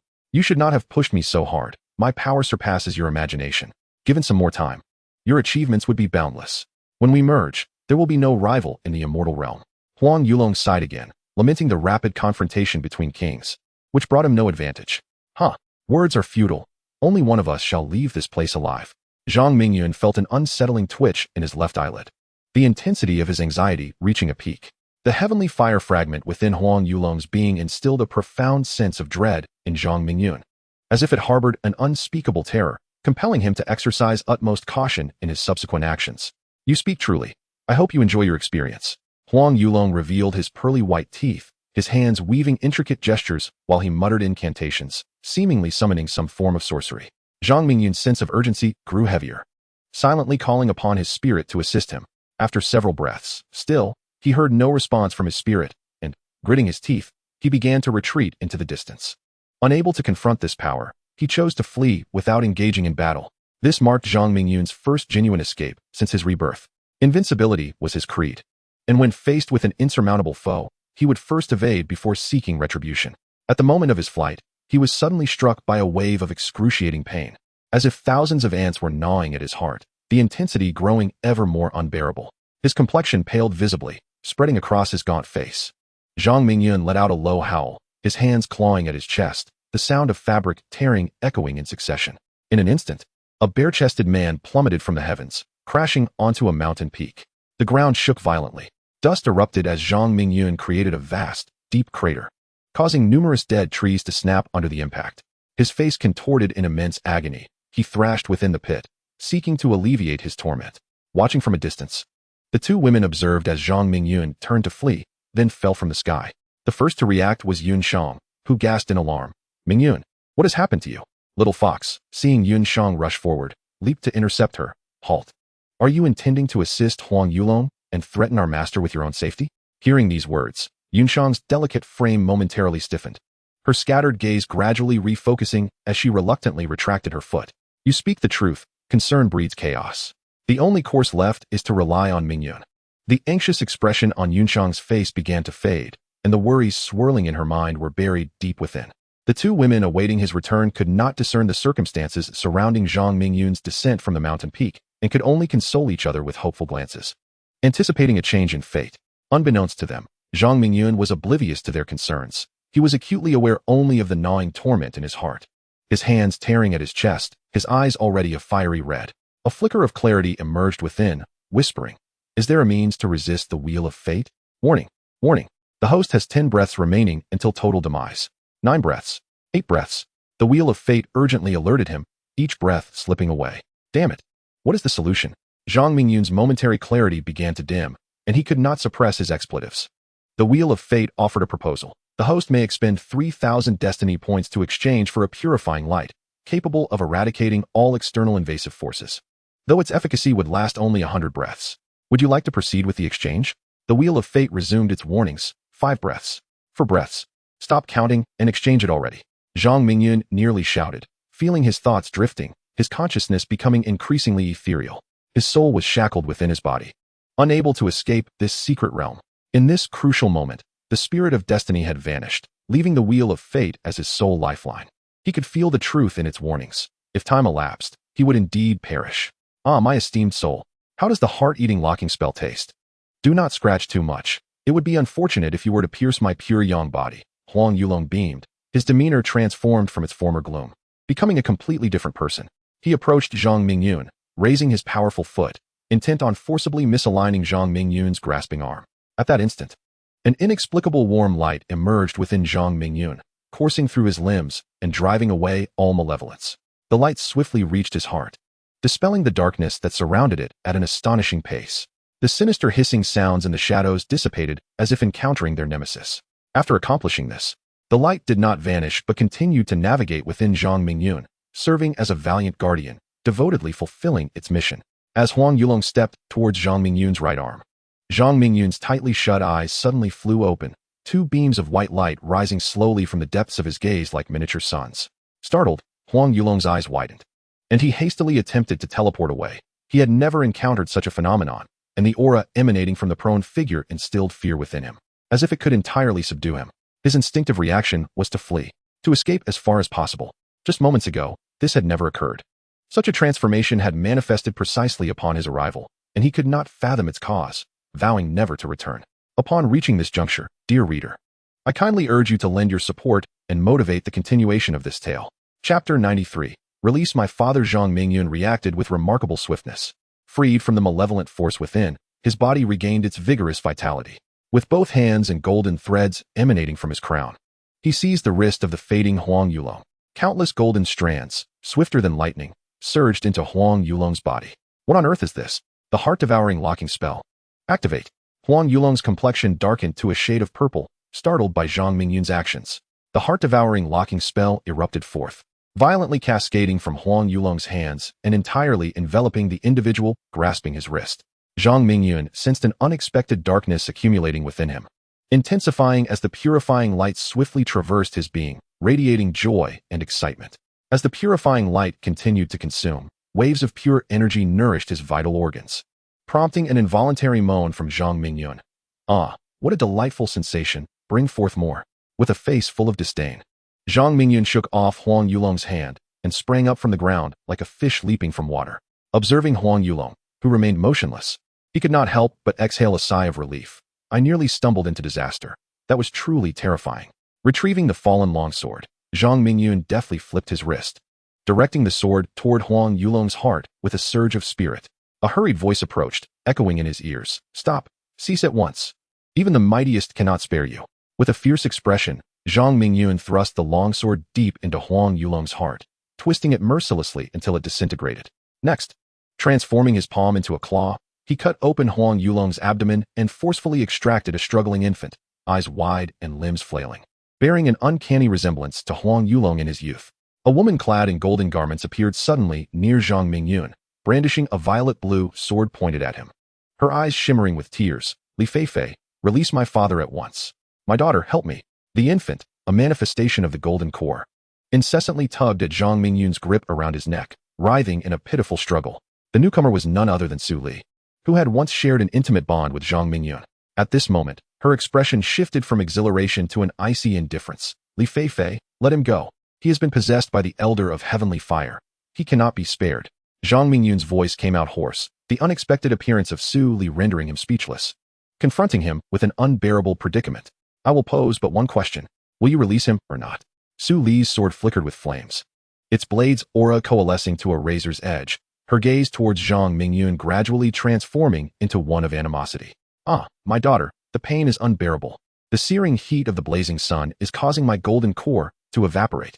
If Fei releases me, my realm will surely be difficult to maintain. Huang Yulong continued to struggle against Zhang Mingyun's grip, using familial ties as his final card. He was the Elder of Heavenly Fire, and the one who held him was no different. But would one who was also the master soul of Heavenly Fire consider a woman's feelings? The answer was evidently no. The individual capable of constraining him exhibited evident turmoil within their eyes. Could it be that the formidable Li Xue before him was devouring his principal soul, gradually usurping his destiny? No. How could this be possible? He was a sovereign of the celestial realm, a master of heavenly fire. Who else in the Cloudrise continent could extinguish their kind? Huang Yulong's nascent soul comprehended the entirety of the situation, giving rise to an overwhelmingly absurd sensation within him. A dignified celestial king was being consumed by a mere ant from the lower realm, rendering all of his endeavors a mere garment for another? No, he must survive. To convey this information to all his fragmentary souls, uniting to eradicate this individual, regardless of whether they were fragments or the principal soul, they would ultimately coalesce into the illustrious Heavenly Fire Immortal King, striving towards the realm of the Celestial Emperor. If you release me, I shall not hold you accountable for the death of my father, and I will even pledge my most beloved daughter to you, allowing you to become the leader of the Piao Miao sect while I retreat to the ancestral peak to devote myself to cultivation, henceforth withdrawing from sect affairs. Fei, does this arrangement please you? The nascent soul ceased its struggles, allowing Zhang Mingyun to grasp its neck, closing its eyes in anticipation of a final glimmer of hope. The fragment of the Heavenly Fire Soul was exceedingly malevolent, revealing Zhang Mingyun's involvement in Huang Jintian's death, thereby complicating matters for him and undermining his strength. What? Grandfather also perished at his hands. Is he truly Li Xue? Upon hearing this, Su Li staggered backward, disbelief flooding her heart, her delicate frame teetering, tears glistening in her eyes. Huang Yulong's subsequent words tightened her heart, as she rasped, my father relinquished his blood feud and compromised. What is your stance on this, Fei? The cold man who had seized her father's life and slain her grandfather was, in fact, the one she yearned for. Su Li could not fathom how. In just a few days apart, their relationship had devolved to such a point of hostility. A thought emerged within her. Do I truly know this man? Observing Su Li's distress, Zhang Mingyun's heart shattered, his voice trembling as he implored, he is indeed the Elder of Heavenly Fire. He is no longer Huang Yulong. Su Li, please awaken. This implies that you are unwilling to grant my father a chance, and must eliminate him. Su Li's crystalline eyes turned a fiery red as she gazed at Zhang Mingyun, her murderous intent brewing, the flames of her sword growing fiercer. Forgive me. The Elder of Heavenly Fire cannot be spared. Zhang Mingyun closed his eyes, as countless threads surged forth once more, merging into the nascent soul, his grip tightening significantly. No. The nascent soul's eyes widened in disbelief, realizing that its captor dared to attempt its annihilation. The nascent soul emitted a final, desperate roar of life. With a resounding crash, as the nascent soul shattered, the two golden cages on the ground, each containing a soul, one large and one small, directly merged into Zhang Mingyun's mind. No. Su Li's voice was hoarse, her entire being feeling as if it had been vacuum-sealed, collapsing helplessly to the ground, weeping over Huang Yulong's lifeless body.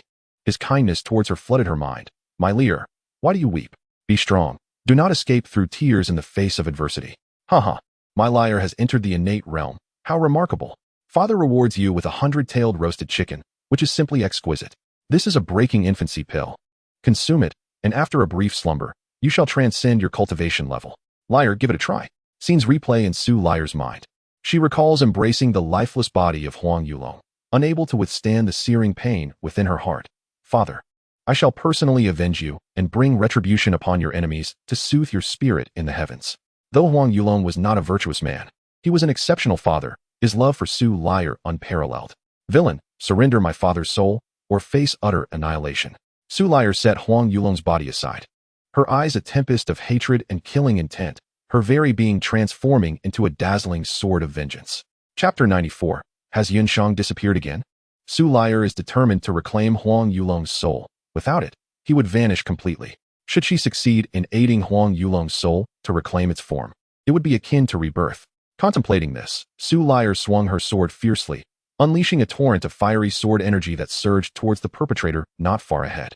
Zhang Mingyun's expression changed abruptly, retreating as he faced the woman before him, whose eyes burned with wrath. He found himself devoid of the courage to fight. Overwhelmed instead by guilt. Where do you think you can flee? Do you think you are the only one capable of flight? Su Lyre's aura shifted, radiating an intense heat. The blazing sun within the secret realm seemed drawn to her, and the sword in her hand emanated an even grander sword energy. As the energy converged, a colossal fire dragon materialized in the sky.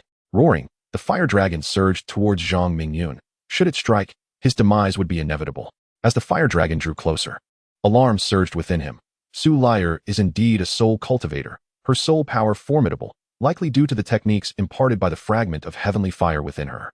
Such a rapid pace of cultivation is truly alarming. If I do not retaliate now, I will surely perish. With a heavy voice, he proclaimed, Huang Jintian was indeed slain by me, and Huang Yulong perished because of my actions. When you grow stronger, feel free to seek revenge. With a flourish of his sword, 3 streams of energy erupted forth, forming a beam of daylight that clashed violently with the advancing fire dragon. Boom. The entire secret realm trembled as if thunder were raging in fury. The collision between the white light and the fire dragon erupted into a dazzling display of auroras. Su Lyre gritted her teeth, retreating 100 steps under the overwhelming pressure exerted by Zhang Mingyun. In terms of physical cultivation, Zhang Mingyun held the advantage. And he was also superior in the realm of techniques. The hatred in his gaze reached its zenith as he charged once more at Zhang Mingyun, her resolve to fight to the death blossoming within her. Contrary to retreating, Zhang Mingyun advanced, instantly appearing behind Su Lyre, where a golden thread erupted from his forehead, seeking to bind the heavenly fire fragment within her. Only by extracting the heavenly fire fragment could Su Lyre's safety be ensured, a notion he harbored as a form of compensation towards her. From that moment onward, no semblance of friendship remained between them. The enmity for the murder of her father was greater than the heavens themselves. Girl, flee now. The young man harbored malicious intentions, seeking to obliterate me entirely and sever your path to vengeance. Within Su Li, the remnants of the heavenly fire soul cried out, the celestial golden threads tightening around his spirit, and he was further terrified of Zhang Mingyun's intent to devour his soul. Su Li's presence here marked a significant accomplishment for this fragment of the heavenly fire. Sensing the continuous disconnection of the remaining fragments, he urged Su Li to explore the secret realm. However, upon Su Li's arrival, he was met with the harrowing sight of Huang Yulong being brutally slain by Zhang Mingyun. The vengeance for his father's death was insatiable, a grudge that could not coexist. The next encounter would herald your soul's dispersion. Su Li cast a profound glance at Zhang Mingyun, cradled Huang Yulong's lifeless body, and turned away, tears replaced by an inexhaustible fury and a relentless desire for revenge. Zhang Mingyun sighed, overwhelmed with melancholy. He could retain Su Li just as he had with Huang Yulong, yet the heavenly fire soul within her would assuredly retaliate. Once the heavenly fire fragment sensed its impending doom, it would strive to seize control of Su Li, seeking a way out, a scenario Zhang Mingyun wished to avoid. Reluctantly, he allowed Su Li to depart, hoping she would triumph over the heavenly fire soul, advance her cultivation, and ascend to the celestial realm at the earliest opportunity. A teasing voice echoed beside Zhang Mingyun. Still watching? They've long since departed. The little fox waved her hand in front of Zhang Mingyun's eyes, forcibly drawing his attention back. The two women endured the wait, recognizing the determination in each other's eyes, and encouraged one another to approach the battlefield. Upon their arrival, they witnessed Zhang Mingyun on the brink of victory, entangled with the unexpectedly appearing woman. It turned out she was Su Li, the one he spoke of as a chance encounter, whom he had inadvertently saved. The woman in pink approached Zhang Mingyun, gazing toward the spot where Su Li had vanished. Questioning his soul, Zhang Mingyun's eyes reflected weariness as he instinctively pulled the woman beside him closer, embracing her tenderly, running his fingers through her dark tresses, and murmuring, "My dear, I am somewhat fatigued. Shall we return home?" "Yes, let us go home." Yunchang gently patted Zhang Mingyun's back, her previous displeasure dissipating like mist. She tightened her embrace around him. The journey through the heavenly fire secret realm had left Zhang Mingyun physically and mentally exhausted, necessitating a period of rest to recalibrate himself. Su Li had unequivocally become his enemy. The phrase "vengeance for my father's death" is an unending feud echoed in Zhang Mingyun's mind, intensifying his inner turmoil. The little fox once again found herself sidelined, a pang of sorrow blossoming within her, though this time it lacked the intensity of before.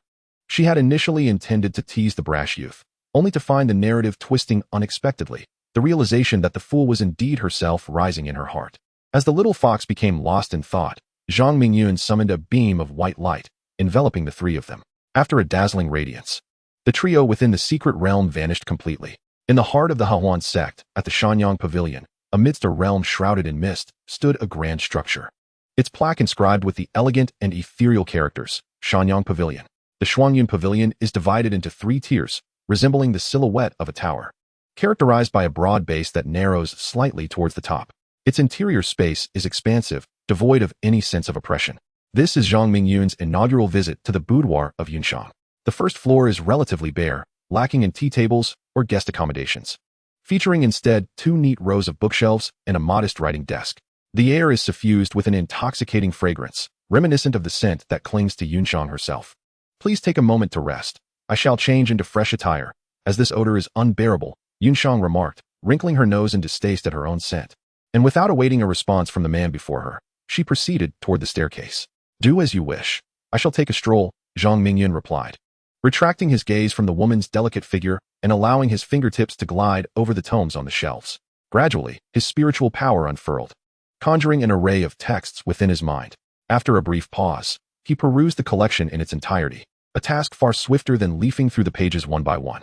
As his spirit energy expanded, it soon enveloped the entire pavilion, rendering everything within its confines crystal clear in Zhang Mingyun's consciousness. Yunshang has vanished again. Zhang Mingyun's breath quickened, and he swiftly materialized on the 3rd floor. This tier was Yunshang's private chamber. Upon entering, the previously enchanting fragrance intensified. At the center lay a large pink bed, clearly inviting and soft. However, Zhang Mingyun had no time to admire it, as he dashed into the separated bathing area, which contained a steamy bathtub and a translucent screen. A glance around revealed no sign of life. For those reading this passage, please take a moment to express your support by requesting updates, as such encouragement fuels the passion for creation. Thank you. Chapter 95. The bath. Zhang Mingyun was engulfed by a sense of urgency. Yunshang had vanished right before his eyes. The outer defenses rendered those beneath her cultivation incapable of entry. With him safeguarding the pavilion, could it be that someone had infiltrated using an invisibility spell and abducted Yunshang? His anxiety escalated. Approaching the bath, he plunged his hands into the water, hoping to retrieve the one he held dear. What is this? It resembles a thin membrane. Oddly familiar. Zhang Mingyun lifted the transparent film, and upon closer inspection, it appeared increasingly peculiar. As he gazed through the water's surface and peered below, a fully blossomed lotus emerged from the depths, a pristine white tinged with a hint of pink, a breathtaking sight laid bare before him. Zhang Mingyun felt a rush of warmth in his abdomen. The one who had vanished met his gaze from within the water. At that moment, he realized that this was no mere membrane. but rather the forbidden invisibility garment he had gifted to the one submerged. Zhang Mingyun gazed at the scene with rapt admiration, astonished that the countless scenarios he had envisioned in his mind now unfolded so effortlessly. How could he not be exhilarated? His body burned with fervor, yet his heart remained as clear as a mirror. However, the figure in the water did not beckon him. How could he take the step he longed to take? He contemplated various outcomes. At last, Zhang Mingyun turned with great difficulty, dragging his heavy footsteps as he stepped outside. The sound of water splashing echoed, reminiscent of a person breaking through the surface. Just as he was about to exit the bathroom, an unexpected shiver coursed through him, and he abruptly retracted his step. A voice calling from behind him arrived just in time. "Are you sure you don't want to come for a bath?" Yunshang's heartfelt invitation momentarily halted Zhang Mingyun's internal struggle. The sorrow etched on his face instantly transformed into excitement. A fleeting shadow lingered in the air, accompanied by garments drifting down from above the bathroom. With a splash, Zhang Mingyun dove into the bath, akin to a fish returning to the sea, immersing himself in the tub spacious enough for two. He and Yunshang faced each other candidly. Their barriers completely dissolved. At that moment, Yunshang's cheeks flushed crimson, resembling a ripe red apple, its fragrance intoxicating and refreshing. Each smile and frown she displayed was imbued with an enchanting allure that utterly captivated him. The graceful form of the water lily blossomed silently before Zhang Mingyun, as the one who haunted his dreams finally opened her heart to him. Undoubtedly, this was the proper way to connect. Zhang Mingyun's gaze grew bold and unrestrained. Though his throat was parched, he could not suppress his swallowing as he touched the silken strands of hair framing the sacred figure before him. An unreal sensation washing over him. Countless unspoken words transformed into an unwavering vow in his heart, aching to be expressed. "My beloved, in this lifetime." Yunshang extended her delicate finger, tracing Zhang Mingyun's lips, interrupting the words he had yet to voice, whispering, "Kiss me." This gesture undeniably ignited the love Zhang Mingyun had long concealed within. Having experienced loss, he held her tightly, capturing her luscious lips in a passionate embrace. This kiss felt as if it had been awaited through countless ages, urgent yet profound. It was akin to a lost ship in the vast ocean finally discovering its course. Time became irrelevant as the two sank into the bath, surrendering completely to the water. As dawn broke, the first rays of sunlight graced the earth, casting a gentle glow upon Changyun Pavilion. Sunlight streamed through the window, illuminating the entwined figures asleep on the bed, draped in the tender embrace of the morning light. Resembling a pair of golden boys and jade maidens, a sweet smile adorned the woman's lips as she rested against the firm arm of the man, sleeping soundly and peacefully. Before long, the woman's eyelashes fluttered, and she opened her beautiful eyes, gazing at the handsome face of the sleeping man. His even and warm breaths caressed her neck, deepening the flush on her cheeks. She felt a wave of softness wash over her, thinking, "What an overwhelming pure yang physique. It makes my heart ripple anew. How utterly embarrassing."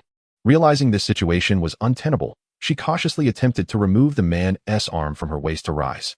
However, the slumbering man turned over, capturing the woman who sought to rise, gently brushing her delicate nose and asking, "Where are you off to, my dear? I need to get up and freshen up. I must visit the Huan Hall later. Having been away from the clan for so long, there will be many matters awaiting my attention." Yunshang sighed softly, pushing against Zhang Mingyun's warm chest. "Pray, dear wife, grant me your assistance in advancing my cultivation further," Zhang Mingyun said, a mysterious smile gracing his face. The passionate encounter of the previous night had propelled his foundational cultivation to the late stage of the golden core, an astonishing rate of advancement that was almost unfathomable. The Pure Yang sacred method truly deserved its reputation as a premier dual cultivation technique. The years of accumulated energy from Yunshang were devoured by Zhang Mingyun, yielding extraordinary results. "Unacceptable. You were far too domineering last night." Yunshang resolutely refused, momentarily at a loss for words as the memories of the previous evening flooded back. Her heart raced with an intensified rhythm. Ignoring Yunshang's shyness, Zhang Mingyun leaned in for another kiss. The scene within the Appreciation Cloud Pavilion became a snapshot in time, and it was only when the sun rose high that Zhang Mingyun finally settled down. Yunshang shot a glance of reproach at the mischief maker. Her flowing white gown concealed her alluring figure, leaving Zhang Mingyun lamenting the sight. "Never enough. I simply cannot gaze upon you enough. I must pay a visit to the pleasure hall. You should return to the lesser sect pavilion. When I have leisure, I shall summon you to meet again." Yunshang stood on her tiptoes, gently pecking Zhang Mingyun's lips, the depth of her affection unmistakable. "Do not overexert yourself, my dear. Do not neglect your cultivation. I can sense significant progress in your abilities today," Zhang Mingyun cautioned as Yunshang began to fade from view. Though he had reaped immense benefits, he could not quell the discontent brewing within Yunshang. Her own hard work and effort paled in comparison to Zhang Mingyun's extraordinary progress. The thought of the latter two words caused her cheeks to flush anew. Such a rogue. This little rascal speaks in riddles. She felt completely ensnared. The sensation of being a pure young body was overwhelmingly delightful. To claim she did not enjoy it would be a falsehood. So this is what dual cultivation truly entailed. A smile curved at the corners of Yunshang's lips. This man was hers to command as she pleased. At that moment, Zhang Mingyun vanished from the bed, reappearing instantaneously beside Yunshang, encircling her slender waist. He slipped a delicate platinum ring onto her ring finger. Take a look at this later. I hope you will cherish it. Chapter 96. Farewell. Li Xue. Yunshang's eyes widened in astonishment. This surprise had caught her off guard. It was the second gift she had received from Zhang Mingyun. The first, a phantom thousand shadows mask along with a forbidden stealth garment, had been immensely practical, making her treasure it within her ring. With a soft kiss, Yunshang responded, a satisfied smile adorning her face. As long as it is from you, I shall adore it. The exquisite ring sparked boundless curiosity within her. This little rascal was treating her with such solemnity. Surely it could not be inferior to the first gift. With eager anticipation, Yunshang vanished, leaving Zhang Mingyun reluctantly withdrawing his gaze.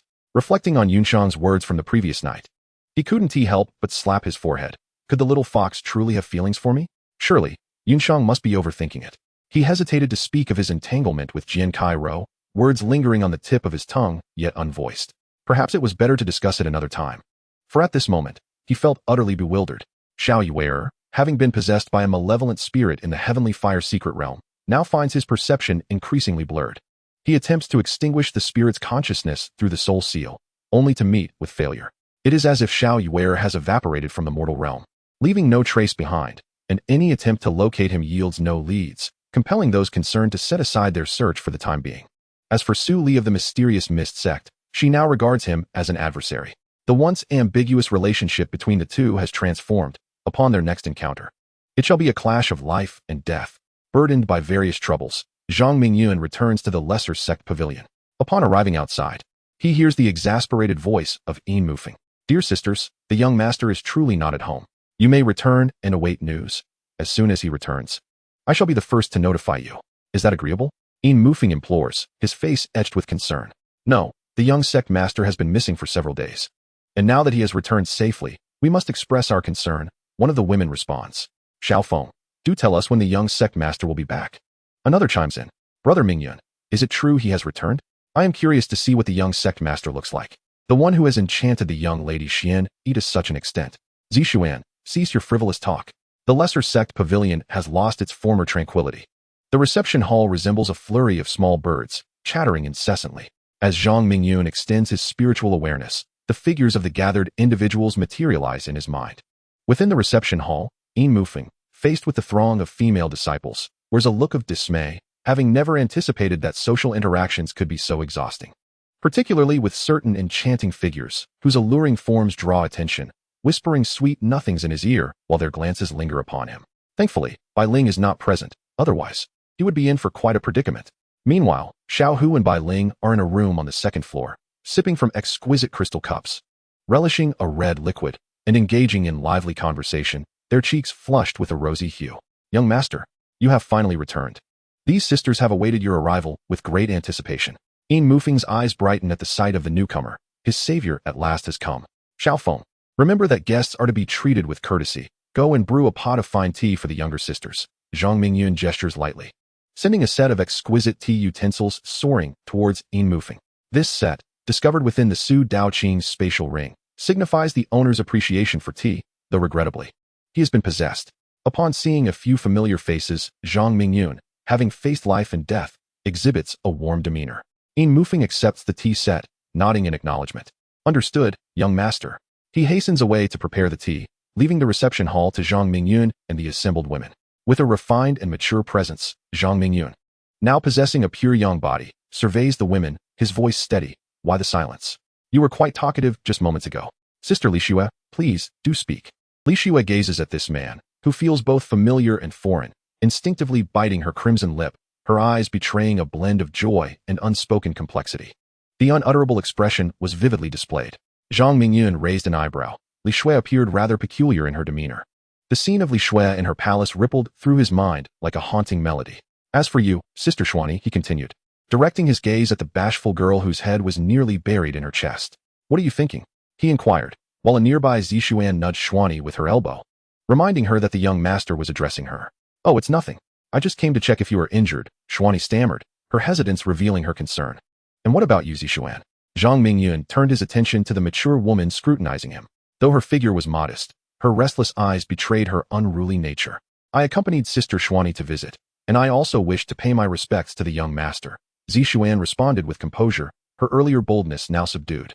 Zhang Mingyun inquired about each of them, noting that none among the later arrivals sought to alter their fate with him. Most were hesitant, and many wished to become his companions. Before long, Yin Mufeng brought forth a pot of brewed tea, and after tasting it, the women's eyes sparkled with wonder as they savored each sip, exclaiming in delight. Observing their enjoyment, Yin Mufeng poured more tea for them. The leaves, a rare treasure from the Shu Dao Qing Na ring, were known as Tianxian Shuya, growing atop the spiritual vein, rich in spiritual essence and difficult to harvest, thus commanding a high price. Now, with Zhang Mingyun's ample resources and the genuine goodwill of the women, he was unbothered by the expense, allowing them the fortune of tasting it. Seeing the enchanting effect of the tea on their faces, Yin Mufeng could not resist a cup himself, savoring its comfort.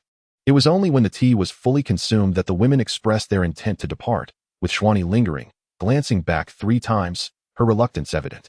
Li Xue remained behind, hesitating to speak. Yin Mufeng, understanding the moment, excused himself, stating he would inform the little fox, and by Ling on the 2nd floor of Zhang Mingyun's return, disappearing around the corner of the staircase. "It seems, Sister Li Xue, you have become quite shy over these past months, unlike the vivaciousness you displayed when you sought to alter my fate," Zhang Mingyun remarked, aiming to ease Li Xue's tension. Upon hearing him mention the ambiguous scene in the palace again, her earlier discomfort transformed instantly. A flush of crimson adorned her cheeks, enhancing her already striking beauty with an added allure. "Please, do not tease me. It makes me feel embarrassed," Li Xue replied bashfully, inadvertently revealing her admirable curves, which drew Zhang Mingyun's gaze anew. As her inner turmoil began to ease under his appreciative eyes, she recalled the gravity of her current predicament, her expression darkening once more. "I came uninvited this time primarily to ask the young master to help me overcome a calamity, but it seems this will be quite difficult."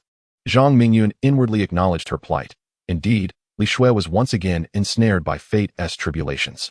With a finger pointed at Li Xue's forehead, a surge of purple light emanated from Zhang Mingyun's eyes, revealing a shroud of gray mist that entwined all the nodes of Li Xue's fate. Chapter 97. A condition. This gray fog was not a sign of demise, but rather a symbol of imminent capture, destined to reduce one to a lifetime of servitude. A mere plaything for others' amusement.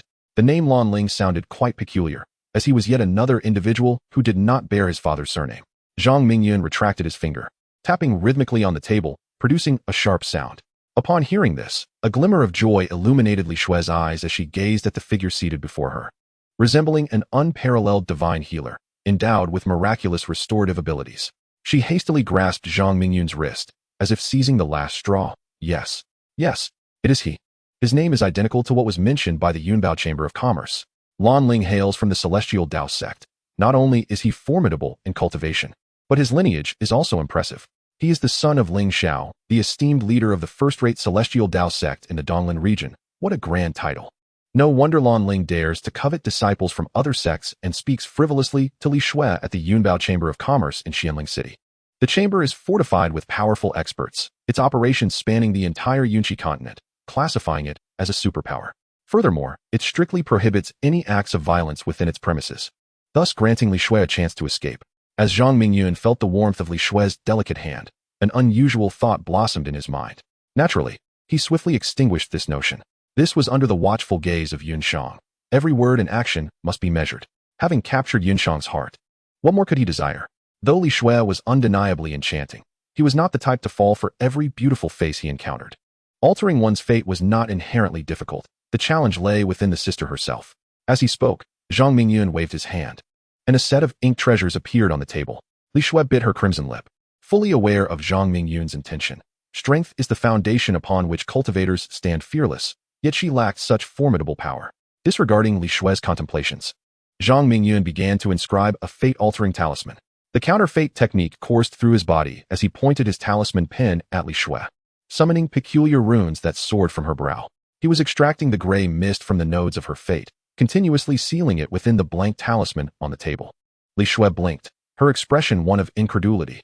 As the runes continued to emerge, her spirit lightened considerably. A full 100 breaths passed before Zhang Mingyun finally set down his talisman pin.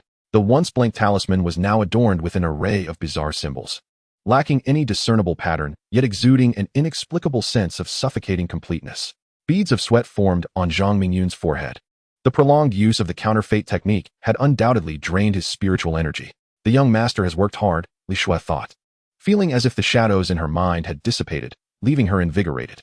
With her sleeves rolled up, she eagerly wiped the sweat from Zhang Mingyun's brow. The sorrowful demeanor she once bore had transformed into one of exuberance, and her affection for Zhang Mingyun was palpably heightened. Zhang Mingyun roared inwardly, cursing Li Xue, the little enchantress. The pure white before him was a blatant temptation. Who could possibly withstand it? A stirring in his lower abdomen prompted him to adjust his posture, attempting to conceal his reaction. Observing this, Li Xue covered her mouth and let out a melodious giggle, reminiscent of silver bells. Her sparkling gaze, imbued with mischief, locked onto Zhang Mingyun's. With her fate now back on track, she believed that with persistent cultivation, she would one day ascend to the celestial realm. Zhang Mingyun, avoiding her fiery gaze, spoke nonsensically. He was no naive youth. He understood Li Xue's flirtatious intentions all too well. The young master had evidently changed. He was not as restrained as he once was. Had he found someone special? Li Xue, in high spirits, seemed to guess something from her teasing words, gradually growing envious. Overwhelmed by her words, Zhang Mingyun swiftly formed seals with his hands, chanting incantations as an invisible dark energy surged into the talismans on the table. The soul spell he invoked, known as the heart-devouring locking spell, originated from the main soul of the heavenly fire within Huang Yulong. Zhang Mingyun had experienced the terror of this spell firsthand, almost losing his life in the process. By refining the heavenly fire fragments from Huang Yulong and others, his own soul had more than doubled, granting him this deadly, invisible spell. Now, he intended to test its might on Lan Ling. Believing a sect master's son could act with such impunity deserved punishment. Seeing Zhang Mingyun evade her questions while casting spells, Li Xue simply sat beside him, propping her chin up with her hand, watching the focused man before her. Zhang Mingyun flicked his hand, sending several top-tier spirit stones flying, distributing them in various corners. The nine heavens gathering chi technique circulated within him, creating a force that voraciously absorbed the abundant spiritual energy in the loft. This was Zhang Mingyun replenishing the spiritual power he had just expended, while another part of his mind delved into the talismans, sensing Lan Ling's condition. As Li Xue witnessed Zhang Mingyun's terrifying gravitational pull, astonishment filled her eyes. When her gaze fell upon the palm-sized top-tier spirit stones surrounding them, her shock could no longer be contained. Were these truly top-tier spirit stones? How could the sect master treat you so well? This had nothing to do with her. It was earned through his own strength, Zhang Mingyun retorted, glancing at the astonished woman. Were top-tier spirit stones truly so remarkable?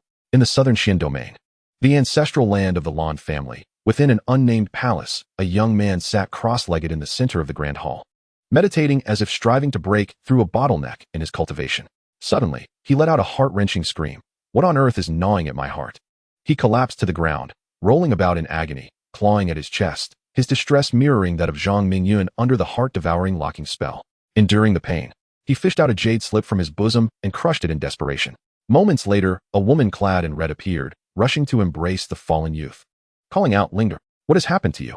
"Mother, my heart aches so terribly." The young man spoke in fragmented breaths, and as he finished, he immediately grew weak. "Linger, do not sleep. Mother will take you to find the ancestor."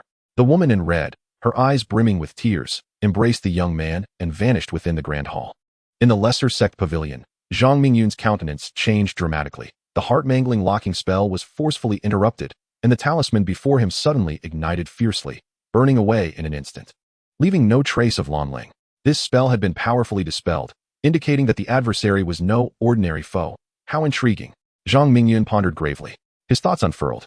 Since Lan Ling was not dead, it was evident that he was accompanied by a formidable individual, compelling him to exercise caution in future encounters. The talisman extinguished itself, leaving no sign of that person's presence. Li Xue's heart raced, realizing that the one coveting her was exceedingly formidable. "Senior sister, in future encounters, do your utmost to avoid this person. He is far more terrifying than he appears," Zhang Mingyun advised. "Yes, I will certainly be cautious," Li Xue nodded, feeling a suffocating sense of helplessness due to her own inadequate power. Glancing at the man before her, warmth surged within her heart, followed by a sudden thought. How could she repay such a life-saving grace? The wheel of fate bestowed its rewards without delay. 500 destiny points arrived, causing Zhang Mingyun to raise an eyebrow in surprise. He had not anticipated that in saving Li Xue, he would inadvertently attract the attention of Lan Ling, along with substantial rewards, igniting his curiosity regarding Lan Ling's identity. This fleeting thought passed quickly, and after a moment of contemplation, he said to Li Xue, "You must retrieve the celestial fortune from the Kanglin Mountains promptly. Delays could lead to unforeseen complications." Zhang Mingyun sensed the helplessness brewing within Li Xue, recognizing that celestial fortune was pivotal in altering a person's fate. "I wish to secure it," Li Xue replied, her face betraying a hint of embarrassment as her words faltered. Zhang Mingyun smiled gently and offered, "Fortunately, I have some leisure time and can lend you a helping hand." "Really?" Li Xue responded with palpable excitement, albeit with uncertainty. "However, I have one condition," Zhang Mingyun added. "For those who have read this far, please take a moment to support with a gentle nudge for updates, and send forth your heartfelt encouragement. For those with means, generous rewards are welcomed, as they motivate further chapters. Thank you." Chapter 98. Do not act recklessly. Could it be that the lesser sect master desires me as his second partner? He is quite handsome and has saved me twice. Li Xue's thoughts wandered, sensing an inexplicable allure about Zhang Mingyun that subtly captivated her heart. After a brief reflection, she bashfully acquiesced, "No problem. I shall regard this as a means to repay your life-saving kindness. Senior sister, you are indeed straightforward. My three companions require a boost in strength, and if there are suitable items within the celestial abode, I hope you might consider parting with some," Zhang Mingyun replied, his heart elated by Li Xue's unexpected candor, though her demeanor struck him as peculiar, leaving him somewhat puzzled. The little fox had already broken through to the realm of demon sovereign, yet only Yin Mufeng and the other two demons remained at a lower level. Should danger arise, he would still need to protect them. From Li Xue's fate node, Zhang Mingyun foresaw that the emergence of the celestial abode was imminent, likely within the coming days. Li Xue's journey to the distant Xianling city was to procure items necessary for the celestial abode's emergence, but her alluring figure had drawn Lan Ling's attention. Is that the matter?" Li Xue's throat felt constricted. What kind of person is he? She has already agreed, but the outcome is not quite what she envisioned. Is it merely a matter of providing a few necessities for the trio? How simple could that be? Zhang Mingyun distinctly perceived a flicker of disappointment in Li Xue's eyes, quickly masked by her composure. "When shall we depart?" "I need to return and gather a few personal items," Li Xue inquired, casting a glance at Zhang Mingyun. "Await my message. You may return to prepare," Zhang Mingyun replied. Li Xue rose gracefully and nodded before taking her leave. "Little Linger, when did you develop an eavesdropping habit?"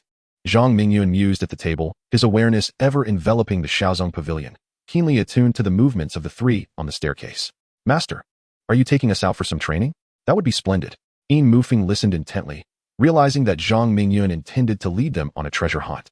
"I merely sought to prevent little Feng from causing trouble, not anticipating that master would discover me," Bai Ling replied, her cheeks flushing in embarrassment at being exposed by Zhang Mingyun's words. "This place is utterly dreary, just a dilapidated house, and yet four of us must squeeze in. It's far too cramped." Xiaohuer pouted, voicing her complaints.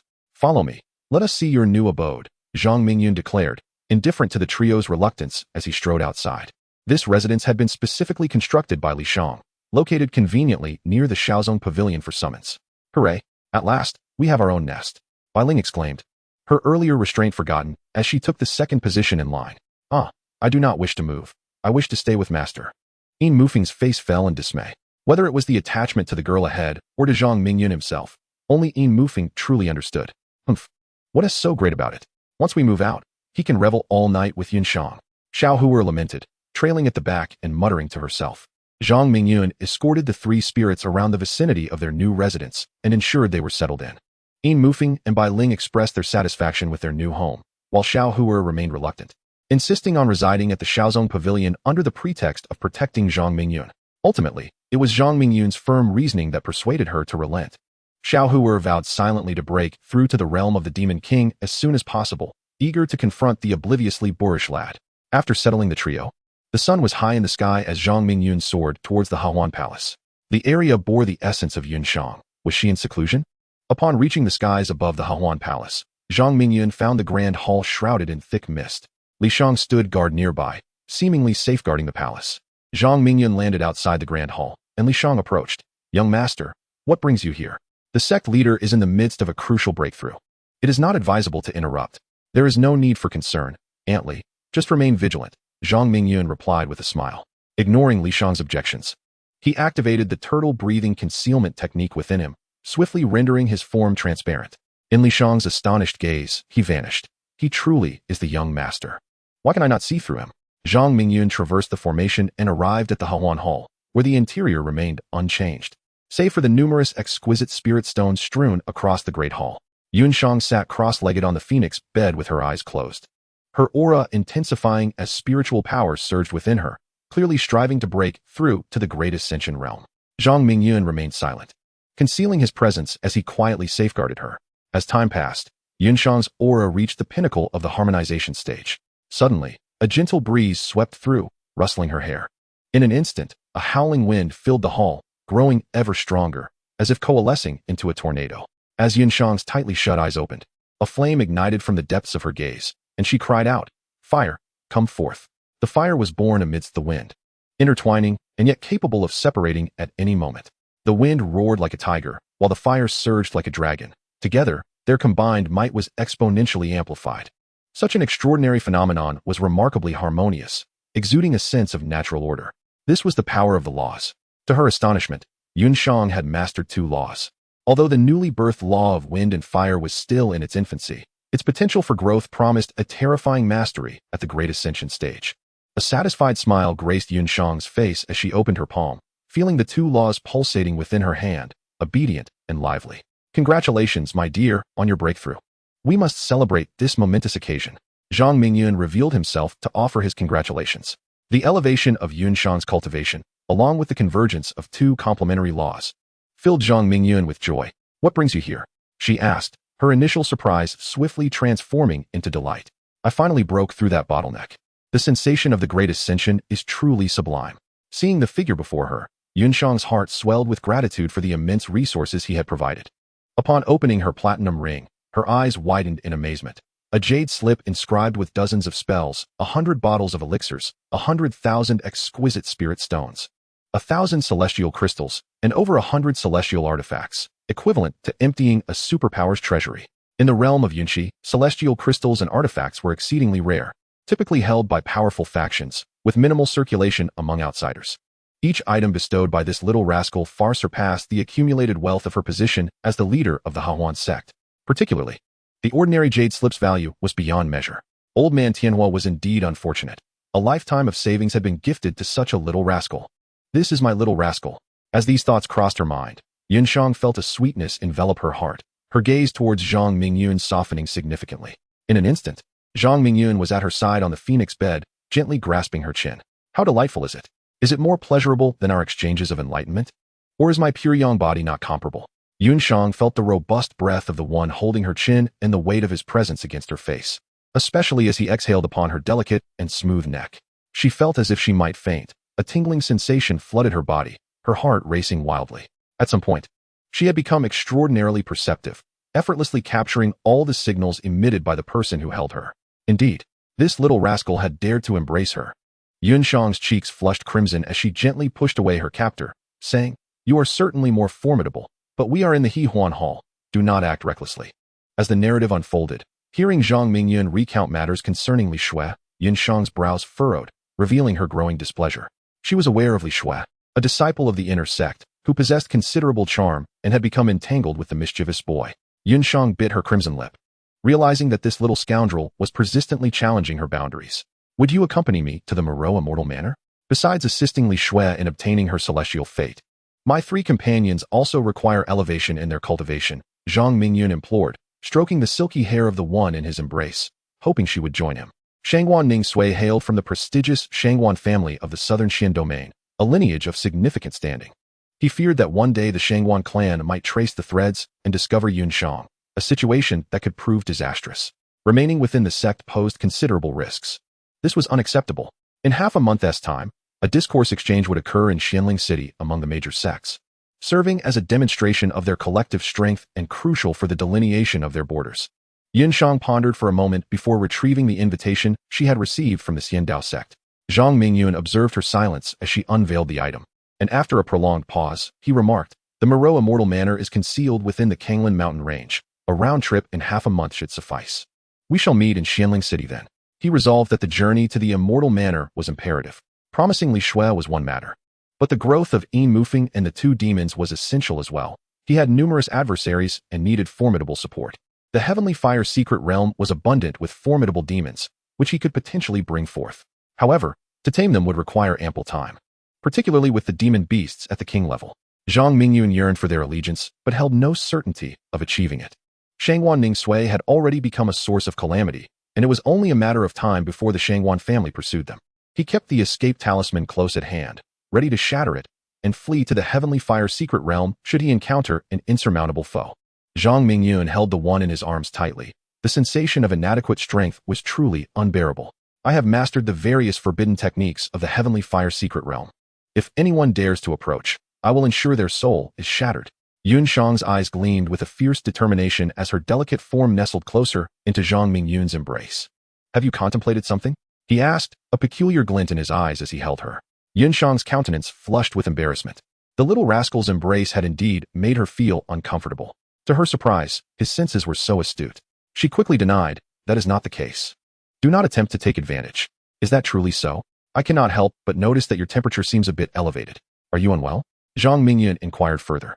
You are the one being shameless, Yun Shang retorted, for as a cultivator, she had never experienced the tribulations of mortal life, the pains of aging, illness, or death. Regardless of whether your fever is genuine or feigned, as your husband, I must ensure that your elevated body temperature is brought down. Continuing in this manner may lead to illness, Zhang Mingyun spoke with profound concern. Please, no, Yun Shang exclaimed, panic evident in her demeanor. Yet a flicker of anticipation lingered within her heart. They spent a sleepless night in mutual healing. As dawn broke, Yun Shang took the initiative to adjust Zhang Mingyun's attire, whispering a stern warning that he must not dally with others outside, or he would face her wrath upon his return. Zhang Mingyun embraced Yun Shang for an extended moment, declaring numerous vows of devotion, which elicited a radiant smile from her. As he departed, Yun Shang implored him to exercise caution and return safely. With a heavy heart, Zhang Mingyun returned to Shaozong Pavilion, summoned Li Xue and the others, and quietly departed from Hahuan sect. The Kanglan mountain range sprawled across the eastern expanse of Shenzhou, resembling a divine dragon's tail, dividing the regions of Donglin, Nanxian, and Baiming into three distinct domains. Among these, Nanxian boasted the richest cultivation resources, followed closely by Baiming, while Donglin ranked last. The vastness of the Kanglan mountain range was marked by towering peaks, sprawling plains, and concealed formidable beasts. This locale served as a crucial avenue for loose cultivators to acquire resources, as well as an ideal setting for illicit activities devoid of regulations. A rumble echoed as the five travelers traversed the mountains, drawn by the sounds of fierce clashes, prompting the leader to halt. This area was quite lively, with the sounds of combat resonating throughout. The speaker was a man with arched brows and a gentle smile, exuding an irresistible charm. I feel an unusual sense of familiarity here, a young girl mused, her hands caressing the earth as her form transformed into a robust fox. With a shimmering coat of silvery gradient fur gleaming in the sunlight, she moved gracefully, captivating all who beheld her. At the moment of the fox demon's transformation, a woman approached the man, her face a mask of astonishment, covering her mouth to stifle any sound. In contrast, behind the wolf demon, a man and woman displayed eager anticipation. This quintet comprised Zhang Mingyun and his companions, who had hastily arrived at the Kanglan mountain range. Upon witnessing the fox demon's metamorphosis, Zhang Mingyun's expression remained unchanged, though inwardly he silently applauded. The little fox's true form is stunning, and her human guise is equally impressive, ample where it should be, petite where it ought to be. Fox sister, why do I get the sense that you have a fever, revealing your true form? He pondered. Never mind. I too shall transform. With that, Yin Mufeng, intrigued by Zhang Mingyun's lack of objection, manifested as a gray wolf demon. Following suit, Bai Ling transformed as well. Her figure significantly smaller than that of the little fox, her pure white fur radiating purity. Little foam, do you seek trouble? How dare you call me lewd? The little fox retorted, her expression turning fierce as she swiftly approached Yin Mufeng, extending her claws for a playful swat. With a resounding thud, Yin Mufeng's formidable form paled in comparison to the little fox, as he was effortlessly sent flying, crashing through several large trees before finally coming to a halt. Please spare me, Sister Fox. I was wrong, Silver Mufeng quickly pleaded, aware that the power of the little fox far exceeded his own. One must always pay the price for their words, the little fox retorted coldly, charging forward once more. Bai Ling, standing nearby, chuckled gleefully. She relished witnessing Silver Mufeng's torment. Zhang Mingyun, unfazed by the tussle between the two creatures, turned to the now calm woman in white robes. Senior sister, are you able to sense the exact location of the misty Lo Xianfu? At this point, dear reader, please lend a hand and offer a gentle nudge for an update. Your support is much appreciated. Chapter 100. Misty Lo Xianfu Li Xue retrieved a jade disc, pressing her palm against it as she closed her eyes to attune herself. After a considerable time, she finally opened her eyes. The fluctuations of the Misty Lo Xianfu are notably intense, located to the southeast, 1,000 miles away. Have you two had enough of your antics? The Xianfu has emerged, Zhang Mingyun remarked blandly. His features began to shift, and in an instant, he bore the likeness of Lan Ling. Once his appearance was altered, he swiftly soared towards the southeast. Li Xue followed closely, her visage transforming into that of a youthful maiden, her ample figure unchanged, leaving her motives a mystery. The three creatures, witnessing this, hurried along, their faces alight with excitement. This expedition to the Xianfu was imperative for their growth. The duo and the three creatures moved with remarkable speed, and soon they arrived at a picturesque area where land met water. A broad lake lay before them. The fluctuations intensified, the Xianfu Qi trembled violently, and Li Xue, filled with anticipation, expressed, "I can hardly contain it. Should we dive in?" Li Xue's expression was one of fervor. She could distinctly sense the disc's yearning, akin to a long-separated child eager to return to their mother's embrace. However, uncertainty lingered regarding the safety of the Misty Lo Xianfu, her thoughts trailing off into doubt. Seizing the moment while attention was scarce, they must descend immediately. Without a hint of hesitation, Zhang Mingyun leaped into the water, declaring, "The opportunity is fleeting." Li Xue, her eyes sparkling with excitement, reached forward and plunged into the water.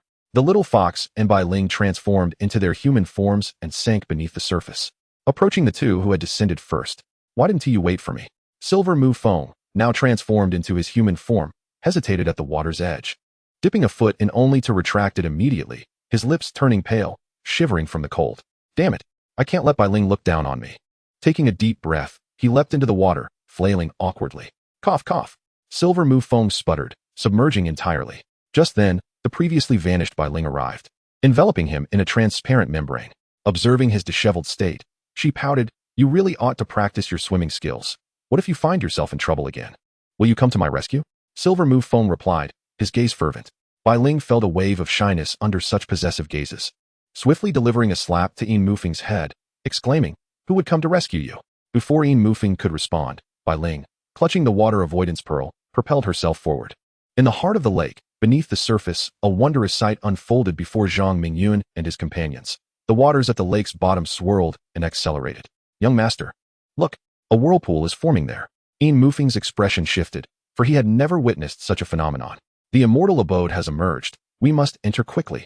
Li Xue called out urgently, and without hesitation, she dashed toward the depths of the whirlpool, irresistibly drawn by the disc in her hand. "Grab my hand. Let us enter together." Zhang Mingyun reacted swiftly, seizing Li Xue's ankle while extending his other hand toward Xiaohuer. Xiaohuer managed to grasp Zhang Mingyun's hand, and thus the five of them formed a celestial alignment, swiftly consumed by the whirlpool. When Zhang Mingyun regained his composure, he found himself on solid ground, gazing at a quaint and elegant white jade residence, where above the entrance were inscribed four gilded characters, Miluo, Immortal Abode. However, the portal was firmly shut, and he stood upon the platform outside the abode. At this moment, dozens of individuals were already present, scattered around the Immortal Abode, tapping here and probing there, as if searching for a way to activate its mechanisms. Most appeared to be casual cultivators, while a group donned uniform attire, likely hailing from the same sect or faction. Zhang Mingyun sensed that there was not a single Great Ascension cultivator present, yet there were no fewer than 10 who had achieved the perfected integration stage, with the majority being at the transformation stage, and several still at the nascent soul stage. An elderly man, noticing the arrival of Zhang Mingyun and his companions, cast a greedy glance at the disc in Li Xue's hand, his murky eyes gleaming with avarice. He approached and demanded, "Little girl, hand over the disc in your possession swiftly. Do not delay the opening of the immortal abode." "What shall we do, young master?" Li Xue leaned closer to Zhang Mingyun, her expression relatively composed as she evaded the old man's unkind gaze, turning to Zhang Mingyun instead. Along with Xiaohuer, the trio concealed their true identities, referring to Zhang Mingyun as young master. They had altered their appearances and auras, donning the illusory Thousand Shadows masks that Zhang Mingyun provided. Gathering beside Zhang Mingyun, they surveyed the surrounding crowd. Zhang Mingyun paid no heed to the old man, addressing Li Xue, "Hand the disc to me. I shall keep it safe." Li Xue nodded obediently, passing the warm disc to Zhang Mingyun, a testament to her profound trust in him. "Hand it over. Such an immortal artifact is not meant for the likes of you." The old man's gaze was as sharp as an eagle's. With a sweeping motion, he conjured a colossal hand of condensed spiritual energy, which lunged menacingly toward Zhang Mingyun and his companions. Should they be caught, it would surely spell their demise. Li Xue's complexion drained of color. Having encountered no danger thus far, she had gradually let her guard down, believing that the celestial fortune was within easy reach. The aura emanating from the old man caused her delicate frame to tremble, instilling within her a profound sense of helplessness, rendering her incapable of resistance as she resigned herself to her fate. At that moment, Zhang Mingyun unleashed a powerful punch, which swiftly transformed into a fist the size of a palm aimed at them. The collision of fist and palm produced a deafening roar, a sound that resonated with an overwhelming intensity. The old man's consolidated palm shattered like fragile foam upon contact, his expression shifting to one of horror as he turned to flee. The fist that had obliterated his spiritual energy surged forth with alarming speed, sending shivers down his spine. Even more terrifying was the approach of its master, who charged alongside it. Should he fail to escape, only death awaited him. Were it not for the young master's orders to protect the likes of you, I alone could have torn him apart without the young master needing to intervene. The little fox cracked her knuckles, eager to take Zhang Mingyun's place and eliminate the unseeing old man. I am aware of his formidable strength. Yet has he truly reached such heights? Li Xue murmured. I must grow stronger. In Mufeng's eyes glowed crimson as he shouted. Throughout their journey, it was Zhang Mingyun who had shielded him, and the weight of his discomfort was almost suffocating. What is all this shouting for? Strength cannot be attained merely through noise. This time, upon entering the immortal abode, should you encounter any precious elixirs or treasures, you must consume them until you can no longer do so. That is the true path to becoming stronger. Bai Ling admonished, striking In Mufeng atop his head, her own eyes shimmering with a similar hue. Her words were directed not only at In Mufeng, but also served as a reminder to herself, just as they were each silently striving for improvement. Zhang Mingyun's fist had already descended upon the old man's chest.